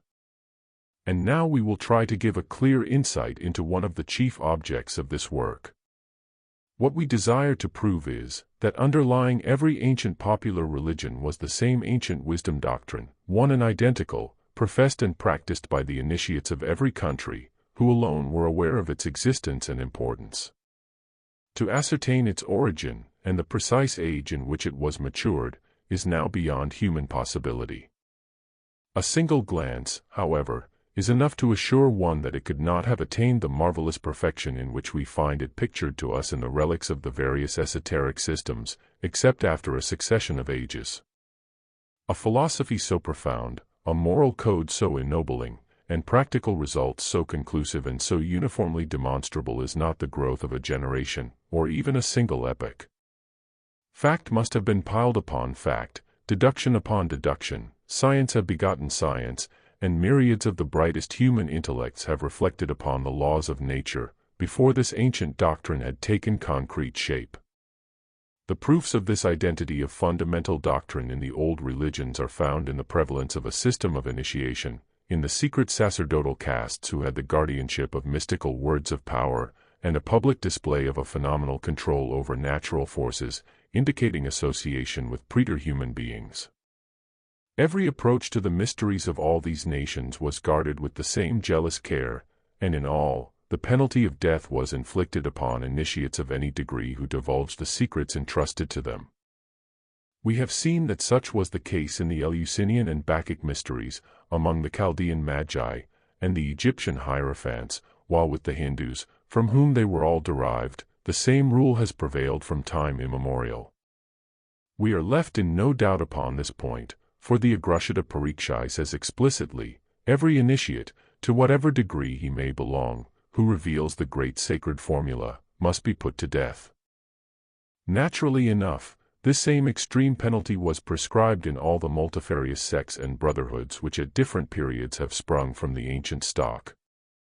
We find it with the early Essenes, Gnostics, theurgic Neoplatonists, and medieval philosophers, and in our day, even the Masons perpetuate the memory of the old obligations in the penalties of throat-cutting, dismemberment, and disemboweling with which the candidate is threatened. As the Masonic master's word is communicated only at low breath, so the selfsame precaution is prescribed in the Chaldean Book of Numbers and the Jewish Merkabah. When initiated, the neophyte was led by an ancient to a secluded spot, and there the latter whispered in his ear the great secret. The Mason swears, under the most frightful penalties, that he will not communicate the secrets of any degree to a brother of an inferior degree, and the Agrashita Parikshai says, any initiate of the third degree who reveals before the prescribed time, to the initiates of the second degree, the superior truths, must be put to death. Again, the Masonic apprentice consents to have his tongue torn out by the roots, if he divulge anything to a profane, and in the Hindu books of initiation, the same Agrashita Parikshai, we find that any initiate of the first degree, the lowest, who betrays the secrets of his initiation to members of other castes, for whom the science should be a closed book, must have his tongue cut out, and suffer other mutilations. As we proceed, we will point out the evidences of this identity of vows, formulas, rites, and doctrines between the ancient faiths. We will also show that not only their memory is still preserved in India, but also that the secret association is still alive and as active as ever. That, after reading what we have to say, it may be inferred that the chief pontiff and hierophants, the Brahmatma, is still accessible to those who know, though perhaps recognized by another name, and that the ramifications of his influence extend throughout the world. But we will now return again to the early Christian period. As though he were not aware that there was any esoteric significance to the exoteric symbols, and that the mysteries themselves were composed of two parts, the lesser at Agri, and the higher ones at Eleusinia, Clemens Alexandrinus, with a rancorous bigotry that one might expect from a renegade Neoplatonist, but is astonished to find in this generally honest and learned father, stigmatized the mysteries as indecent and diabolical. Whatever were the rites enacted among the neophytes before they passed to a higher form of instruction, however misunderstood were the trials of catharsis or purification, during which they were submitted to every kind of probation, and however much the immaterial or physical aspect might have led to calumny, It is but wicked prejudice which can compel a person to say that under this external meaning there was not a far deeper and spiritual significance. It is positively absurd to judge the ancients from our own standpoint of propriety and virtue. And most assuredly it is not for the Church, which now stands accused by all the modern symbologists of having adopted precisely these same emblems in their coarsest aspect, and feels herself powerless to refute the accusations, to throw the stone at those who were her models. When men like Pythagoras, Plato, and Iamblichus, renowned for their severe morality, took part in the mysteries, and spoke of them with veneration, it ill behooves our modern critics to judge them so rashly upon their merely external aspects. Iamblichus explains the worst, and his explanation, for an unprejudiced mind, ought to be perfectly plausible. Exhibitions of this kind, he says, in the mysteries were designed to free us from licentious passions, by gratifying the sight, and at the same time vanquishing all evil thought, through the awful sanctity with which these rites were accompanied. The wisest and best men in the pagan world, adds Dr. Warburton, are unanimous in this, that the mysteries were instituted pure, and proposed the noblest ends by the worthiest means. In these celebrated rites, although persons of both sexes and all classes were allowed to take a part, and a participation in them was even obligatory, very few indeed attained the higher and final initiation. The gradation of the mysteries is given us by Proclus in the 4th book of his Theology of Plato. The perfective rite tau epsilon lambda epsilon tau epsilon precedes in order the initiation musis and the initiation, epoptia, or the final apocalypse, revelation.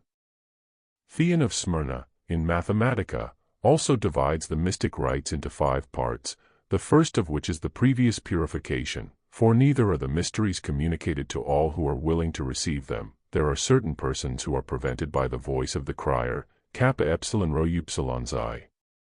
Since it is necessary that such as are not expelled from the mystery should first be refined by certain purifications which the reception of the sacred rite succeeds. The third part is denominated apoptia or reception.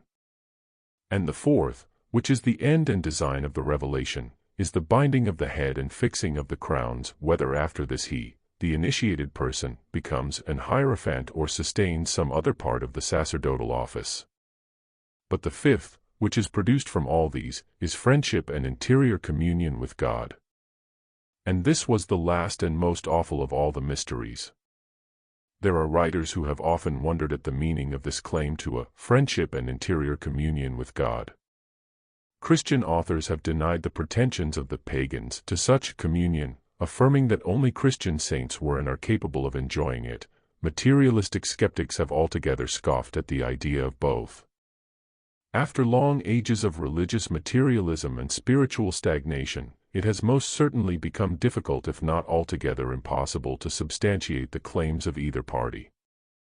The old Greeks, who had once crowded around the Agora of Athens, with its altar to the unknown God, are no more, and their descendants firmly believe that they have found the unknown in the Jewish Jehovah.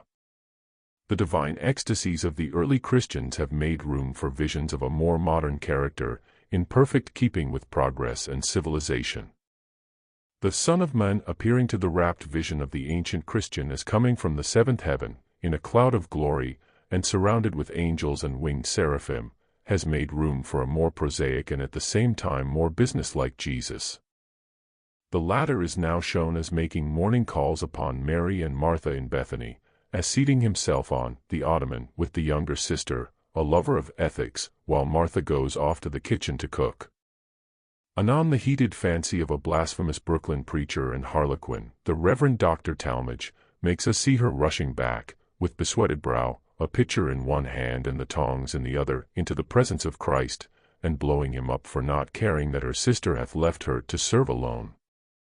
From the birth of the solemn and majestic conception of the unrevealed deity of the ancient adepts to such caricatured descriptions of him who died on the cross for his philanthropic devotion to humanity, long centuries have intervened, and their heavy tread seems to have almost entirely obliterated all sense of a spiritual religion from the hearts of his professed followers. No wonder then that the sentence of Proclus is no longer understood by the Christians, and is rejected as a vainglory by the materialists, who, in their negation, are less blasphemous and atheistical than many of the reverends and members of the churches. But, although the Greek epoptai are no more, we have now, in our own age, a people far more ancient than the oldest Hellenes, who practice the so-called preterhuman gifts to the same extent as did their ancestors far earlier than the days of Troy. It is to this people that we draw the attention of the psychologist and philosopher. One need not go very deep into the literature of the Orientalists to become convinced that in most cases they do not even suspect that in degree the arcane philosophy of India there are depths which they have not sounded, and cannot sound, for they pass on without perceiving them. There is a pervading tone of conscious superiority, a ring of contempt in the treatment of Hindu metaphysics, as though the European mind is alone enlightened enough to polish the rough diamond of the old Sanskrit writers, and separate right from wrong for the benefit of their descendants. We see them disputing over the external forms of expression without a conception of the great vital truths these hide from the profane view. As a rule, the Brahmins, says Jacaliot, rarely go beyond the class of Grihesta, priests of the vulgar castes, and Purahita, exorcisers, divines, prophets, and evocators of spirits. And yet, we shall see, once that we have touched upon the question and study of manifestations and phenomena, that these initiates of the first degree, the lowest, attribute to themselves, and in appearance possess faculties developed to a degree which has never been equaled in Europe. As to the initiates of the second and especially of the third category, they pretend to be enabled to ignore time, space, and to command life and death. Such initiates as these Jacaliot did not meet, for, as he says himself, they only appear on the most solemn occasions, and when the faith of the multitudes has to be strengthened by phenomena of a superior order. They are never seen, either in the neighborhood of, or even inside the temples, except at the grand quinquennial festival of the fire. On that occasion, they appear about the middle of the night, on a platform erected in the center of the sacred lake, like so many phantoms, and by their conjurations they illumine the space. A fiery column of light ascends from around them, rushing from earth to heaven. Unfamiliar sounds vibrate through the air, and 500,000 or 600,000 Hindus, gathered from every part of India to contemplate these demigods, throw themselves with their faces buried in the dust, invoking the souls of their ancestors. Let any impartial person read the Spiritisme dans le monde, and he cannot believe that this implacable rationalist, as Jacaliot takes pride in terming himself, said one word more than is warranted by what he had seen. His statements support and are corroborated by those of other skeptics. As a rule, the missionaries, even after passing half a lifetime in the country of devil worship, as they call India, either disingenuously deny altogether what they cannot help knowing to be true, or ridiculously attribute phenomena to this power of the devil that outrival the miracles of the apostolic ages. And what do we see this French author, notwithstanding his incorrigible rationalism, forced to admit, after having narrated the greatest wonders? Watch the fakirs as he would, he is compelled to bear the strongest testimony to their perfect honesty in the matter of their miraculous phenomena. Never, he says, have we succeeded in detecting a single one in the act of deceit. One fact should be noted by all who, without having been in India, still fancy they are clever enough to expose the fraud of pretended magicians. This skilled and cool observer, this redoubtable materialist, after his long sojourn in India, affirms, we unhesitatingly avow that we have not met, either in India or in Ceylon, a single European, even among the oldest residents, who has been able to indicate the means employed by these devotees for the production of these phenomena. And how should they? Does not this zealous Orientalist confess to us that even he, who had every available means at hand to learn many of their rites and doctrines at first hand, failed in his attempts to make the Brahmins explain to him their secrets? All that our most diligent inquiries of the Purahitas could elicit from them respecting the acts of their superiors, the invisible initiates of the temples, amounts to very little. And again, speaking of one of the books, he confesses that, while purporting to reveal all that is desirable to know, it falls back into mysterious formulas, in combinations of magical and occult letters, the secret of which it has been impossible for us to penetrate, etc. The fakirs, although they can never reach beyond the first degree of initiation, are, notwithstanding, the only agents between the living world and the silent brothers, or those initiates who never cross the thresholds of their sacred dwellings. The Fakara yogis belong to the temples, and who knows but these cenobites of the sanctuary have far more to do with the psychological phenomena which attend the fakirs, and have been so graphically described by Jacaliot, than the Pitris themselves. Who can tell but that the fluidic spectre of the ancient Brahmin seen by Jacaliot was the Sinleka, the spiritual double, of one of these mysterious sannyasi? Although the story has been translated and commented upon by Professor Purdy, of Geneva, still we will venture to give it in Jacaliot's own words. A moment after the disappearance of the hands, the fakir, continuing his evocations, mantras, more earnestly than ever, a cloud like the first, but more opalescent and more opaque, began to hover near the small brazier, which, by request of the Hindu, I had constantly fed with live coals. Little by little it assumed a form entire human, and I distinguished the spectre, for I cannot call it otherwise, of an old Brahmin sacrificator, kneeling near the little brazier. He bore on his forehead the signs sacred to Vishnu, and around his body the triple cord, sign of the initiates of the priestly caste. He joined his hands above his head, as during the sacrifices, and his lips moved as if they were reciting prayers. At a given moment, he took a pinch of perfumed powder, and threw it upon the coals. It must have been a strong compound, for a thick smoke arose on the instant, and filled the two chambers. When it was dissipated, I perceived the spectre, which, 2 steps from me, was extending to me its fleshless hand. I took it in mine, making a salutation, and I was astonished to find it, although bony and hard, warm and living. "Art thou, indeed," said I at this moment, in a loud voice, "an ancient inhabitant of the earth?" I had not finished the question, when the word "Am, yes," appeared and then disappeared in letters of fire, on the breast of the old Brahmin, with an effect much like that which the word would produce if written in the dark with a stick of phosphorus. "Will you leave me nothing in token of your visit?" I continued. The spirit broke the triple cord, composed of 3 strands of cotton, which begirt his loins, gave it to me, and vanished at my feet. O Brahma! What is this mystery which takes place every night?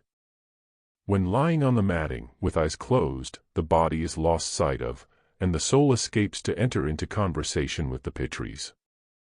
Watch over it, O Brahma, when, forsaking the resting body, it goes away to hover over the waters, to wander in the immensity of heaven, and penetrate into the dark and mysterious nooks of the valleys and grand forests of the Himavat. Agrushita Parikshai. The fakirs, when belonging to some particular temple, never act but under orders.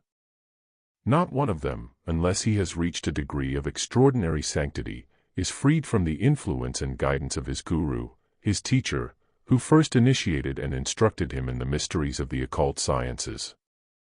Like the subject of the European mesmerizer, the average fakir can never rid himself entirely of the psychological influence exercised on him by his guru.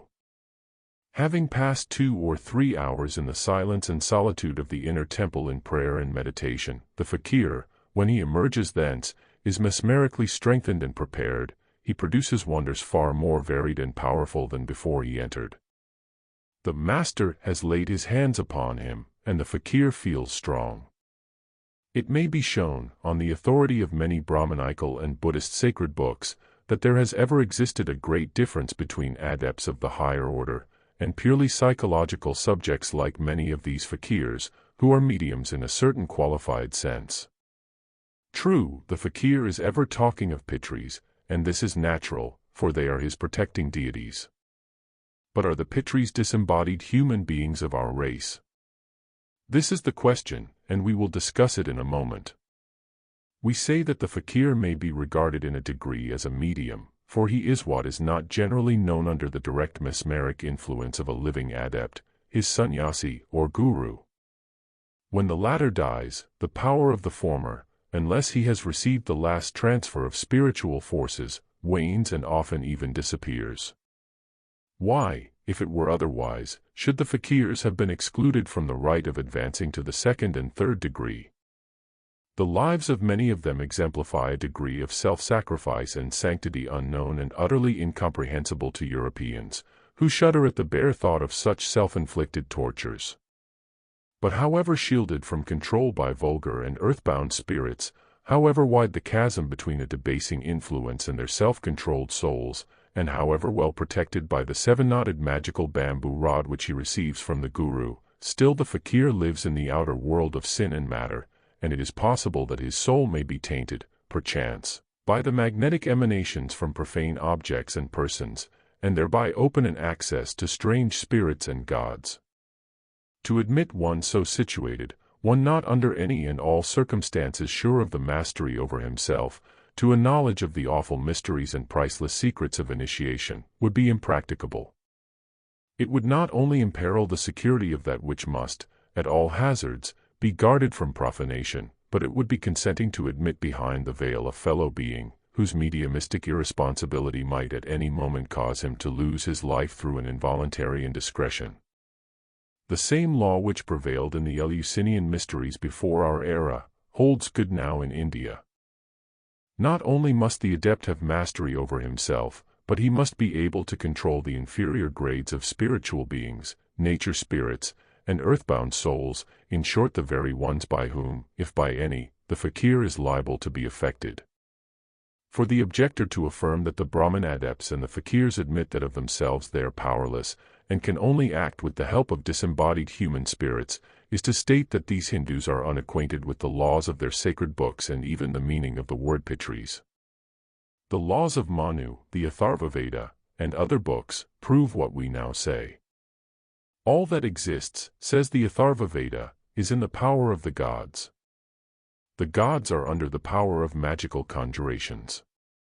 The magical conjurations are under the control of the Brahmins. Hence the gods are in the power of the Brahmins.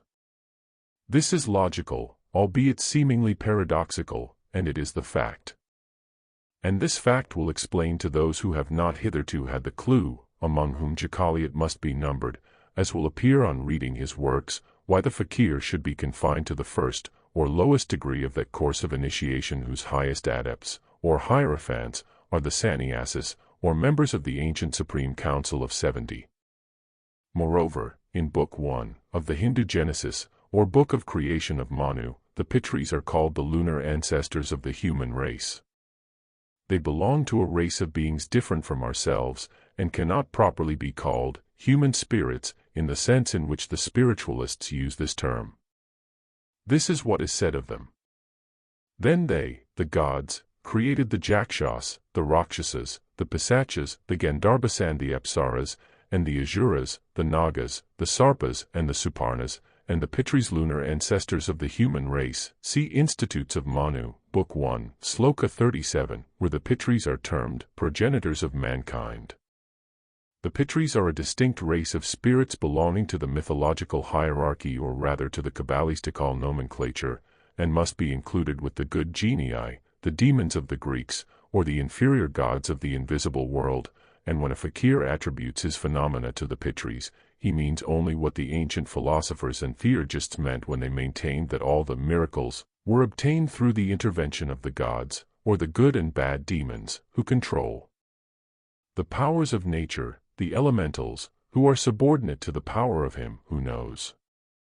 A ghost or human phantom would be termed by a fakir palat, or chutna, as that of a female human spirit pichalpai, not pitris. True, pitara means, plural, fathers, ancestors, and pitrai is a kinsman, but these words are used in quite a different sense from that of the pitris invoked in the mantras.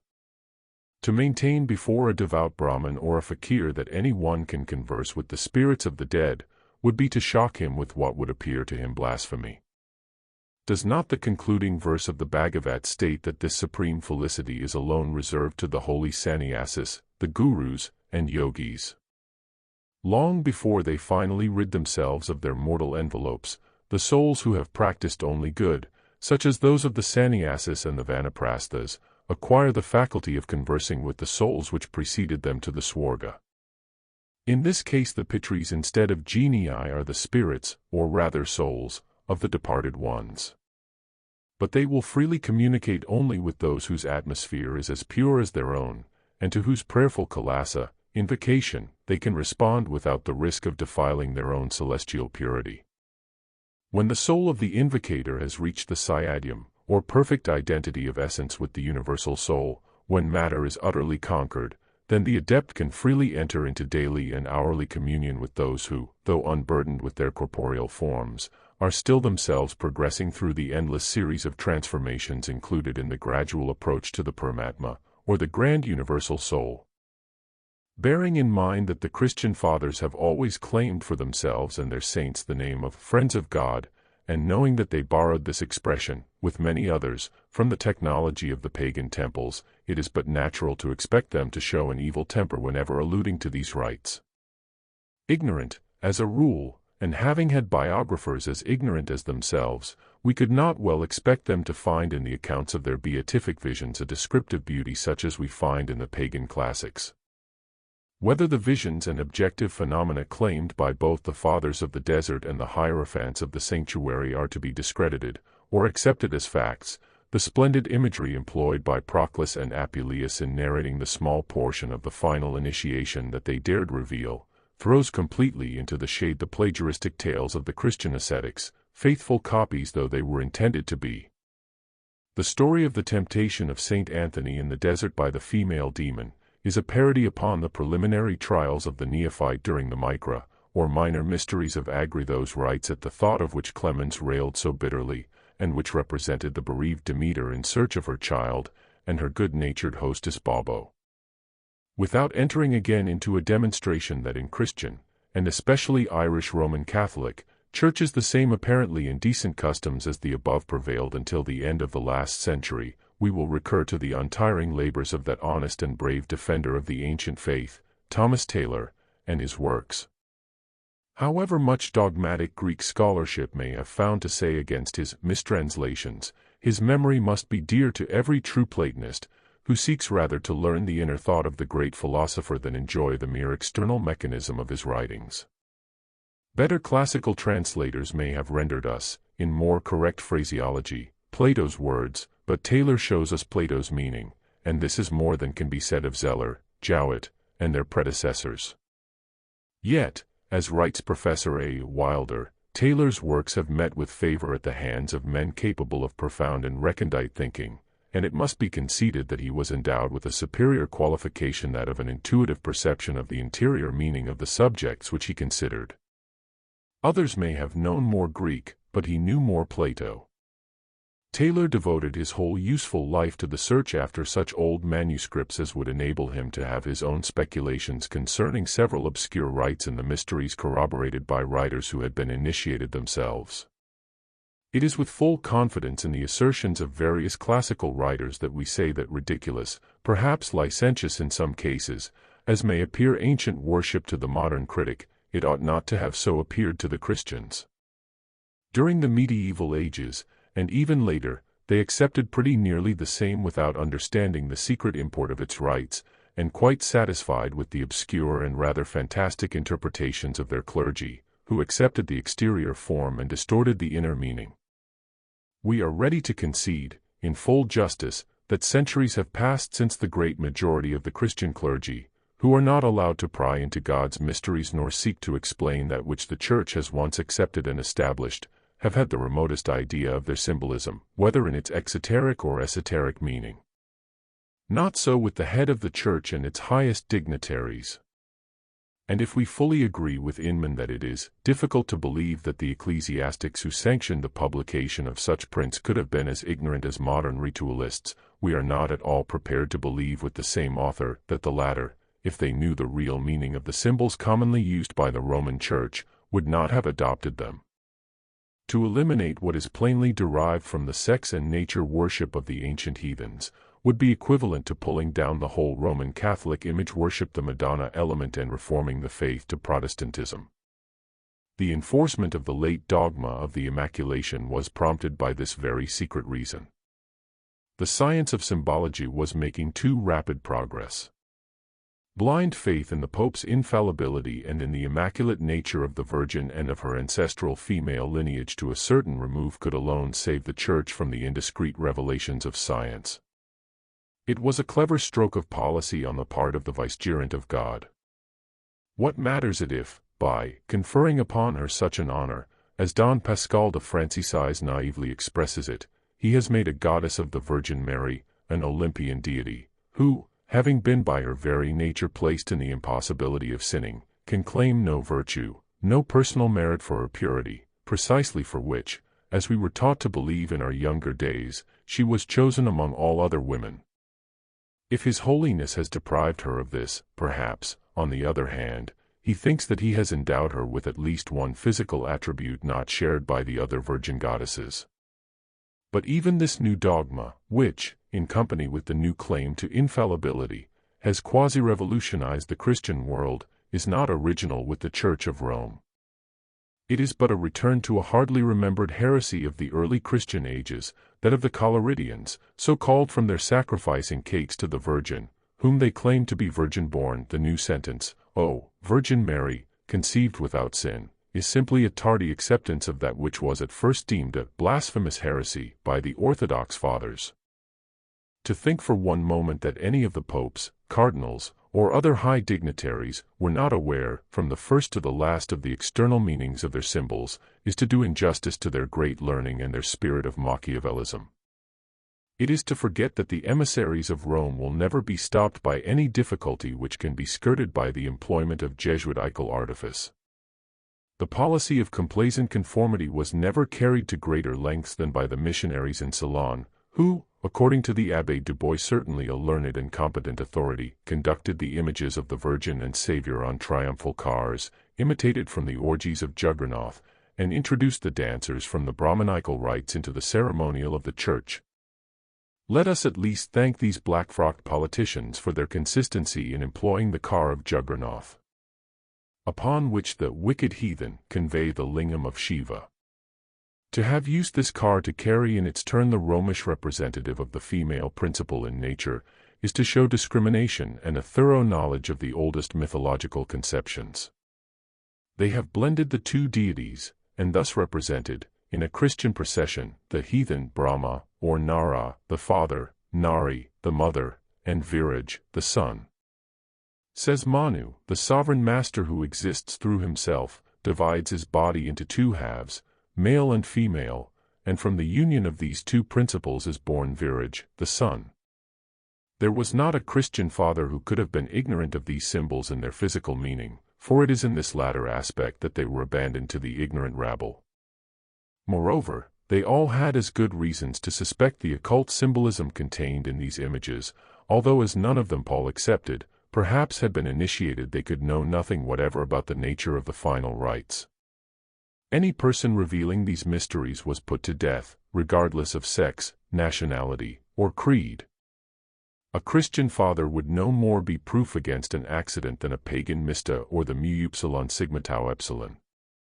If during the Apereta or preliminary arcanes, there were some practices which might have shocked the pudicity of a Christian convert, though we doubt the sincerity of such statements, their mystical symbolism was all sufficient to relieve the performance of any charge of licentiousness.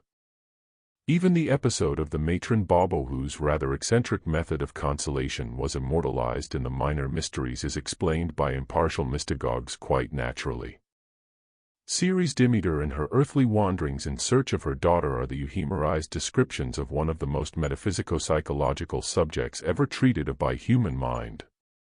It is a mask for the transcendent narrative of the initiated seers, the celestial vision of the freed soul of the initiate of the last hour, describing the process by which the soul that has not yet been incarnated descends for the first time into matter. Blessed is he who hath seen those common concerns of the underworld. He knows both the end of life and its divine origin from Jupiter, says Pindar.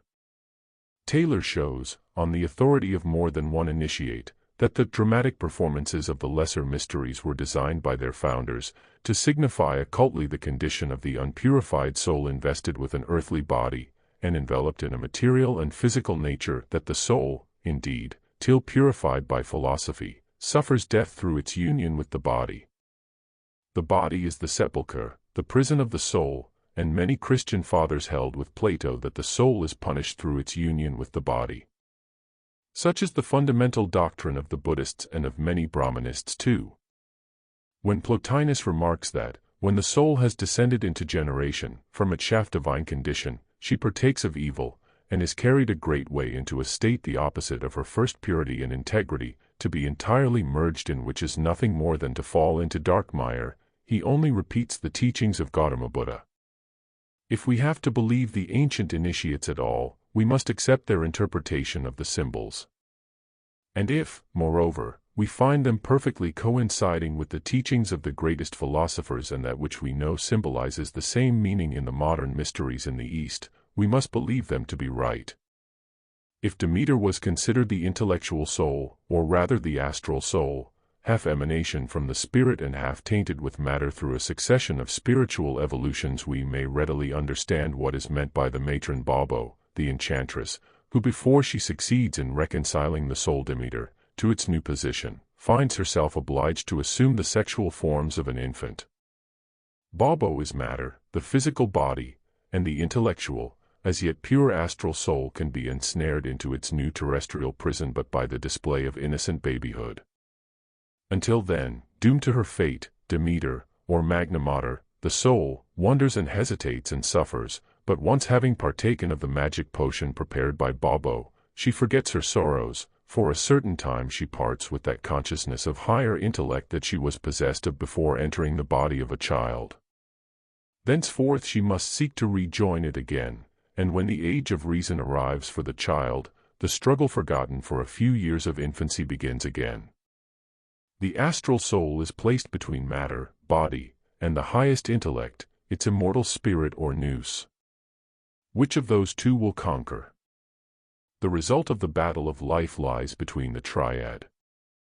It is a question of a few years of physical enjoyment on earth, and if it has begotten abuse of the dissolution of the earthly body being followed by death of the astral body, which thus is prevented from being united with the highest spirit of the triad, which alone confers on us individual immortality, or, on the other hand, of becoming immortal mysty, initiated before death of the body into the divine truths of the afterlife. Demigods below, and gods above. Such was the chief object of the mysteries represented as diabolical by theology, and ridiculed by modern symbologists. To disbelieve that there exist in man certain arcane powers, which, by psychological study he can develop in himself to the highest degree, become an hierophant and then impart to others under the same conditions of earthly discipline, is to cast an imputation of falsehood and lunacy upon a number of the best, purest, and most learned men of antiquity and of the Middle Ages. What the Hierophant was allowed to see at the last hour is hardly hinted at by them. And yet Pythagoras, Plato, Plotinus, Iamblichus, Proclus, and many others knew and affirmed their reality. Whether in the inner temple, or through the study of theurgy carried on privately, or by the sole exertion of a whole life of spiritual labor, they all obtained the practical proof of such divine possibilities from man fighting his battle with life on earth to win a life in the eternity. What the last epoptia was is alluded to by Plato in Phaedrus, being initiated in those mysteries, which it is lawful to call the most blessed of all mysteries, we were freed from the molestations of evils which otherwise await us in a future period of time. Likewise, in consequence of this divine initiation, we became spectators of entire, simple, immovable, and blessed visions, resident in a pure light. This sentence shows that they saw visions, gods, spirits. As Taylor correctly observes, from all such passages in the works of the initiates it may be inferred that the most sublime part of the epoptia consisted in beholding the gods themselves invested with a resplendent light, or highest planetary spirits. The statement of Proclus upon this subject is unequivocal. In all the initiations and mysteries, the gods exhibit many forms of themselves, and appear in a variety of shapes, and sometimes, indeed, a formless light of themselves is held forth to the view. Sometimes this light is according to a human form, and sometimes it proceeds into a different shape. Whatever is on earth is the resemblance and shadow of something that is in the sphere, while that resplendent thing, the prototype of the soul spirit, remaineth in unchangeable condition, it is well also with its shadow. But when the resplendent one removeth far from its shadow, life removeth from the latter to a distance. And yet, that very light is the shadow of something still more resplendent than itself. Thus speaks De Satir, the Persian book of Shet, thereby showing its identity of esoteric doctrines with those of the Greek philosophers.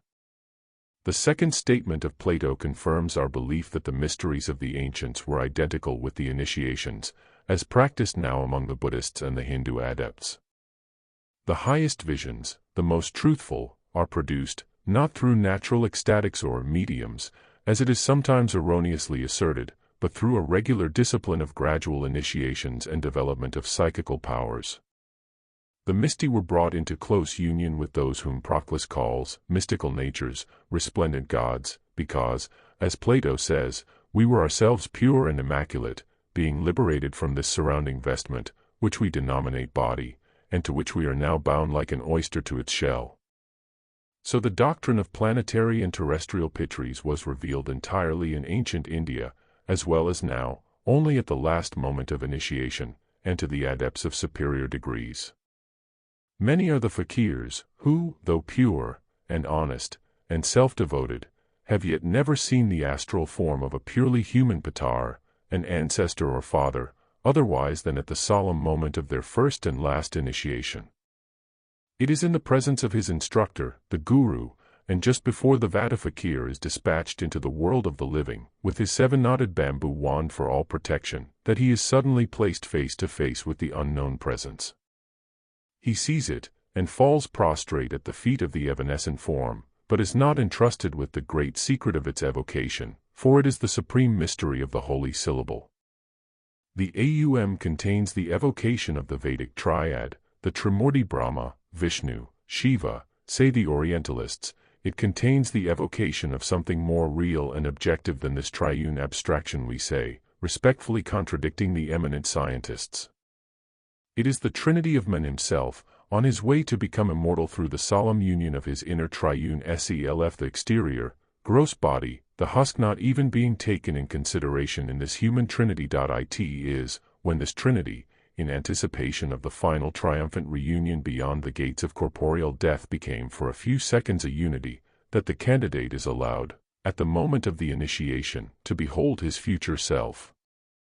Thus we read in the Persian De Satir, of the resplendent one, in the Greek philosopher Initiates, of the Ogoids the self-shining, blessed vision resident in the pure light, in Porphyry, that Plotinus was united to his God 6 times during his lifetime, and so on.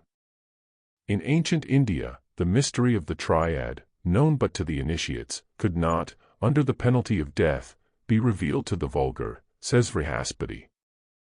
Neither could it in the ancient Grecian and Samothracian mysteries. Nor can it be now. It is in the hands of the adepts, and must remain a mystery to the world so long as the materialistic savant regards it as an undemonstrated fallacy, an insane hallucination, and the dogmatic theologian, a snare of the evil one. Subjective communication with the human, godlike spirits of those who have preceded us to the silent land of bliss, is in India divided into 3 categories. Under the spiritual training of a guru or sannyasi, the vatu, disciple or neophyte, begins to feel them. Were he not under the immediate guidance of an adept, he would be controlled by the invisibles, and utterly at their mercy, for among these subjective influences he is unable to discern the good from the bad.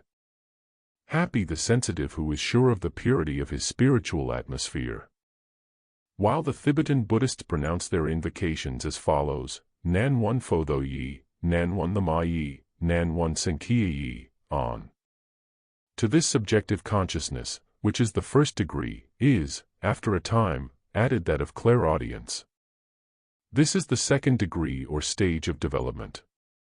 The sensitive, when not naturally made so by psychological training, now audibly hears, but is still unable to discern, and is incapable of verifying his impressions, and one who is unprotected the tricky powers of the air but too often delude with semblances of voices and speech. But the Guru's influence is there. It is the most powerful shield against the intrusion of the Bhutna into the atmosphere of the Vatu, consecrated to the pure, human, and celestial pitris. The third degree is that when the fakir or any other candidate both feels, hears, and sees, and when he can it will produce the reflections of the pitris on the mirror of astral light. All depends upon his psychological and mesmeric powers, which are always proportionate to the intensity of his will. But the fakir will never control the akasa, the spiritual life principle, the omnipotent agent of every phenomenon, in the same degree as an adept of the third and highest initiation. And the phenomena produced by the will of the latter do not generally run the marketplaces for the satisfaction of open-mouthed investigators. The unity of God, the immortality of the spirit, belief in salvation only through our works, merit and demerit, such are the principal articles of faith of the wisdom religion, and the groundwork of Vedism, Buddhism, Parsism, and such we find to have been even that of the ancient Osirism, when we, after abandoning the popular sun god to the materialism of the rabble, confine our attention to the books of Hermes, the thrice great. The thought concealed as yet the world in silence and darkness. Then the Lord who exists through himself, and who is not to be divulged to the external senses of men, dissipated darkness, and manifested the perceptible world. He that can be perceived only by the spirit, that escapes the organs of sense, who is without visible parts, eternal, the soul of all beings, that none can comprehend, displayed his own splendor. Manu, Book 1, Slokas 6-7. Such is the ideal of the Supreme in the mind of every Hindu philosopher. Of all the duties, the principal one is to acquire the knowledge of the Supreme Soul, the Spirit. It is the first of all sciences, for it alone confers on man immortality. Manu, Book 12, Sloka 85. And our scientists talk of the nirvana of Buddha and the moksha of Brahma as of a complete annihilation. It is thus that the following verse is interpreted by some materialists. The man who recognizes the Supreme Soul, in his own soul, as well as in that of all creatures, and who is equally just to all, whether men or animals, obtains the happiest of all fates, that to be finally absorbed in the bosom of Brahma. Manu, Book 12, Sloka 125. The doctrine of the moksha and the nirvana, as understood by the school of Max Muller, can never bear confronting with numerous texts that can be found, if required, as a final refutation. There are sculptures in many pagodas which contradict, point-blank, the imputation. Ask a Brahmin to explain moksha, address yourself to an educated Buddhist and pray him to define for you the meaning of nirvana. Both will answer you that in every one of these religions nirvana represents the dogma of the spirit's immortality. That, to reach the nirvana means absorption into the great universal soul, the latter representing a state, not an individual being or an anthropomorphic god, as some understand the great existence. That a spirit reaching such a state becomes a part of the integral whole, but never loses its individuality for all that. Henceforth, the spirit lives spiritually, without any fear of further modifications of form, for form pertains to matter, and the state of nirvana implies a complete purification or a final riddance from even the most sublimated particle of matter. This word, absorbed, when it is proved that the Hindus and Buddhists believe in the immortality of the spirit, must necessarily mean intimate union, not annihilation. Let Christians call them idolaters, if they still dare do so. In the face of science and the latest translations of the sacred Sanskrit books, they have no right to present the speculative philosophy of ancient sages as an inconsistency and the philosophers themselves as illogical fools. With far better reason we can accuse the ancient Jews of utter nihilism. There is not a word contained in the books of Moses or the prophets either which, taken literally, implies the spirit's immortality. Yet every devout Jew hopes as well to be gathered into the bosom of Abraham. The Hierophants and some Brahmins are accused of having administered to their apopti strong drinks or anesthetics to produce visions which shall be taken by the latter as realities. They did and do use sacred beverages which, like the soma drink, possessed the faculty of freeing the astral form from the bonds of matter, but in those visions there is as little to be attributed to hallucination as in the glimpses which the scientist, by the help of his optical instrument, gets into the microscopic world.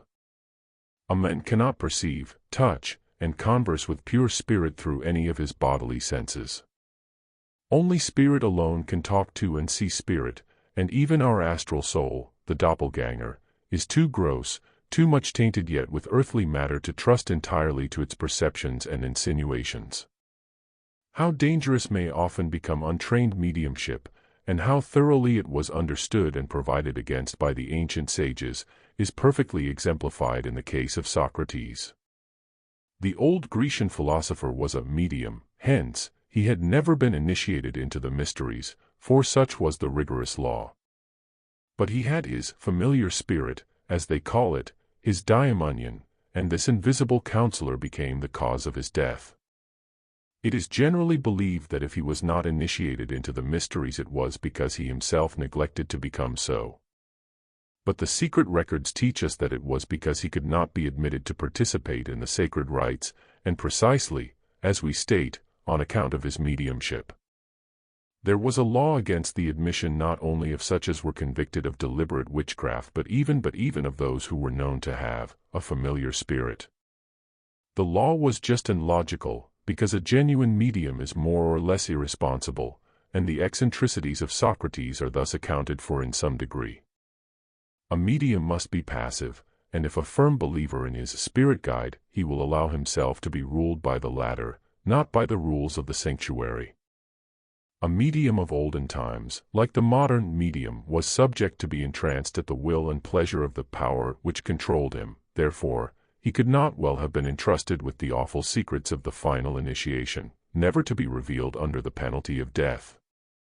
The old sage, in unguarded moments of spiritual inspiration, revealed that which he had never learned, and was therefore put to death as an atheist. How then, with such an instance as that of Socrates, in relation to the visions and spiritual wonders at the apoptai of the inner temple, can anyone assert that these seers, theurgists, and thaumaturgists were all spirit mediums? Neither Pythagoras, Plato, nor any of the later more important Neoplatonists, neither Iamblichus, Longinus, Proclus, nor Apollonius of Tyana, were ever mediums, for in such case they would not have been admitted to the mysteries at all. As Taylor proves, this assertion of divine visions in the mysteries is clearly confirmed by Plotinus. And in short, that magical evocation formed a part of the sacerdotal office in them, and that this was universally believed by all antiquity long before the era of the later Platonists, shows that apart from natural mediumship, there has existed, from the beginning of time, a mysterious science, discussed by many, but known only to a few. The use of it is a longing toward our only true and real home, the afterlife, and a desire to cling more closely to our parent spirit. Abuse of it is sorcery, witchcraft, black magic. Between the two is placed natural mediumship, a soul clothed with imperfect matter, a ready agent for either the one or the other, and utterly dependent on its surroundings of life, constitutional heredity, physical as well as mental, and on the nature of the spirits it attracts around itself. A blessing or a curse, as fate will have it, unless the medium is purified of earthly dross. The reason why in every age so little has been generally known of the mysteries of initiation is twofold. The first has already been explained by more than one author, and lies in the terrible penalty following the least indiscretion. The second is the superhuman difficulties and even dangers which the daring candidate of old had to encounter, and either conquer, or die in the attempt, when, what is still worse, he did not lose his reason. There was no real danger to him whose mind had become thoroughly spiritualized, and so prepared for every terrific sight. He who fully recognized the power of his immortal spirit, and never doubted for one moment its omnipotent protection, had naught to fear. But woe to the candidate in whom the slightest physical fear, sickly child of matter, made him lose sight and faith in his own invulnerability. He who was not wholly confident of his moral fitness to accept the burden of these tremendous secrets was doomed. The Talmud gives the story of the four to name, who are made, in allegorical terms, to enter into the garden of delights, i.e., to be initiated into the occult and final science. According to the teaching of our holy masters, the names of the four who entered the garden of delight are Ben Asay, Ben Zoma, Aker, and Rabbi Akiba. Ben Asay looked and lost his sight. Ben Zoma looked and lost his reason. Acre made depredations in the plantation, mixed up the whole and failed. But Akiba, who had entered in peace, came out of it in peace, for the saint whose name be blessed had said, "This old man is worthy of serving us with glory." The learned commentators of the Talmud, the rabbis of the synagogue, explain that the Garden of Delight, in which those four personages are made to enter, is but that mysterious science, the most terrible of sciences for weak intellects, which it leads directly to insanity, says A. Frank, in his Kabbalah. It is not the pure at heart and he who studies but with a view to perfecting himself and so more easily acquiring the promised immortality, who need have any fear, but rather he who makes of the science of sciences a sinful pretext for worldly motives, who should tremble. The latter will never withstand the Kabbalistic evocations of the supreme initiation. The licentious performances of the 1001 early Christian sects may be criticized by partial commentators as well as the ancient Eleusinian and other rites.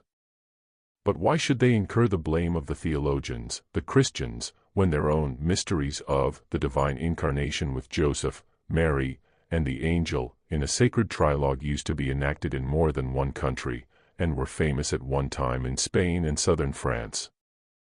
Later, they fell like many other once secret rites into the hands of the populace. It is but a few years since, during every Christmas week, Punch and Judy boxes, containing the above-named personages, an additional display of the infant Jesus in his manger, were carried about the country in Poland and southern Russia. They were called kaliadovki, a word the correct etymology of which we are unable to give unless it is from the verb kaliadovat, a word that we as willingly abandon to learned philologists. We have seen this show in our days of childhood. We remember the three king magi represented by three dolls in powdered wigs and colored tights, and it is from recollecting the simple, profound veneration depicted on the faces of the pious audience, that we can the more readily appreciate the honest and just remark by the editor, in the introduction to the Eleusinian Mysteries, who says, "It is ignorance which leads to profanation. Men ridicule what they do not properly understand." The undercurrent of this world is set toward one goal, and inside of human credulity call it human weakness, if you please is a power almost infinite, a holy faith capable of apprehending the supremest truths of all existence. If that abstract sentiment called Christian charity prevailed in the Church, we would be well content to leave all this unsaid. We have no quarrel with Christians whose faith is sincere and whose practice coincides with their profession. But with an arrogant, dogmatic, and dishonest clergy, we have nothing to do except to see the ancient philosophy antagonized by modern theology and its puny offspring spiritualism defended and righted so far as we are able, so that its grandeur and sufficiency may be thoroughly displayed. It is not alone for the esoteric philosophy that we fight, nor for any modern system of moral philosophy, but for the inalienable right of private judgment, and especially for the ennobling idea of a future life of activity and accountability. We eagerly applaud such commentators as Godfrey Higgins, Inman, Payne Knight, King, Dunlap, and Dr. Newton, however much they disagree with our own mystical views, for their diligence is constantly being rewarded by fresh discoveries of the pagan paternity of Christian symbols. But otherwise, all these learned works are useless. Their researches only cover half the ground.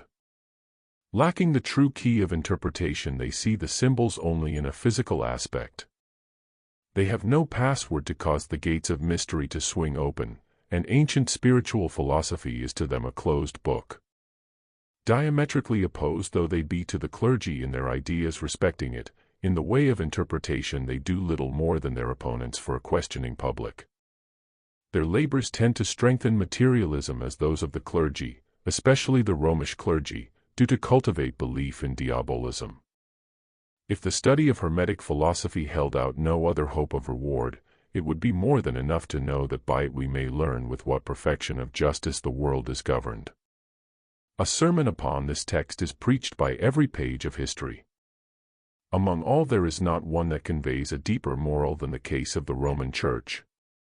The divine law of compensation was never more strikingly exemplified than in the fact that by her own act she has deprived herself of the only possible key to her own religious mysteries. The assumption of Godfrey Higgins that there are two doctrines maintained in the Roman Church, one for the masses and the other the esoteric for the perfect, or the initiates, as in the ancient mysteries, appears to us unwarranted and rather fantastic. They have lost the key, we repeat, otherwise no terrestrial power could have prostrated her, and except a superficial knowledge of the means of producing miracles, her clergy can in no way be compared in their wisdom with the hierophants of old. In burning the works of the theurgists, in proscribing those who affect their study, in affixing the stigma of demonolatry to magic in general, Rome has left her exoteric worship and Bible to be helplessly riddled by every freethinker, her sexual emblems to be identified with coarseness, and her priests to unwittingly turn magicians and even sorcerers in their exorcisms, which are but necromantic evocations. Thus retribution, by the exquisite adjustment of divine law, is made to overtake this scheme of cruelty, injustice, and bigotry, through her own suicidal acts. True philosophy and divine truth are convertible terms. A religion which dreads the light cannot be a religion based on either truth or philosophy, hence, it must be false. The ancient mysteries were mysteries to the profane only, whom the hierophant never sought nor would accept as proselytes. To the initiates the mysteries became explained as soon as the final veil was withdrawn. No mind like that of Pythagoras or Plato would have contented itself with an unfathomable and incomprehensible mystery, like that of the Christian dogma. There can be but one truth, for two small truths on the same subject can but constitute one great error. Among thousands of exoteric or popular conflicting religions which have been propagated since the days when the first men were enabled to interchange their ideas, not a nation, not a people, nor the most abject tribe, but after their own fashion has believed in an unseen God, the first cause of unerring and immutable laws, and in the immortality of our spirit. No creed, no false philosophy, no religious exaggerations, could ever destroy that feeling. It must, therefore, be based upon an absolute truth. On the other hand, every one of the numberless religions and religious sects views the deity after its own fashion, and, fathering on the unknown its own speculations, it enforces these purely human outgrowths of overheated imagination on the ignorant masses, and calls them revelation. As the dogmas of every religion and sect often differ radically, they cannot be true. And if untrue, what are they? The greatest curse to a nation, remarks Dr. Inman, is not a bad religion, but a form of faith which prevents manly inquiry. I know of no nation of old that was priest-ridden which did not fall under the swords of those who did not care for hierarchs. The greatest danger is to be feared from those ecclesiastics who wink at vice, and encourage it as a means whereby they can gain power over their votaries. So long as every man does to other men as he would that they should do to him, and allows no one to interfere between him and his Maker, all will go well with the world.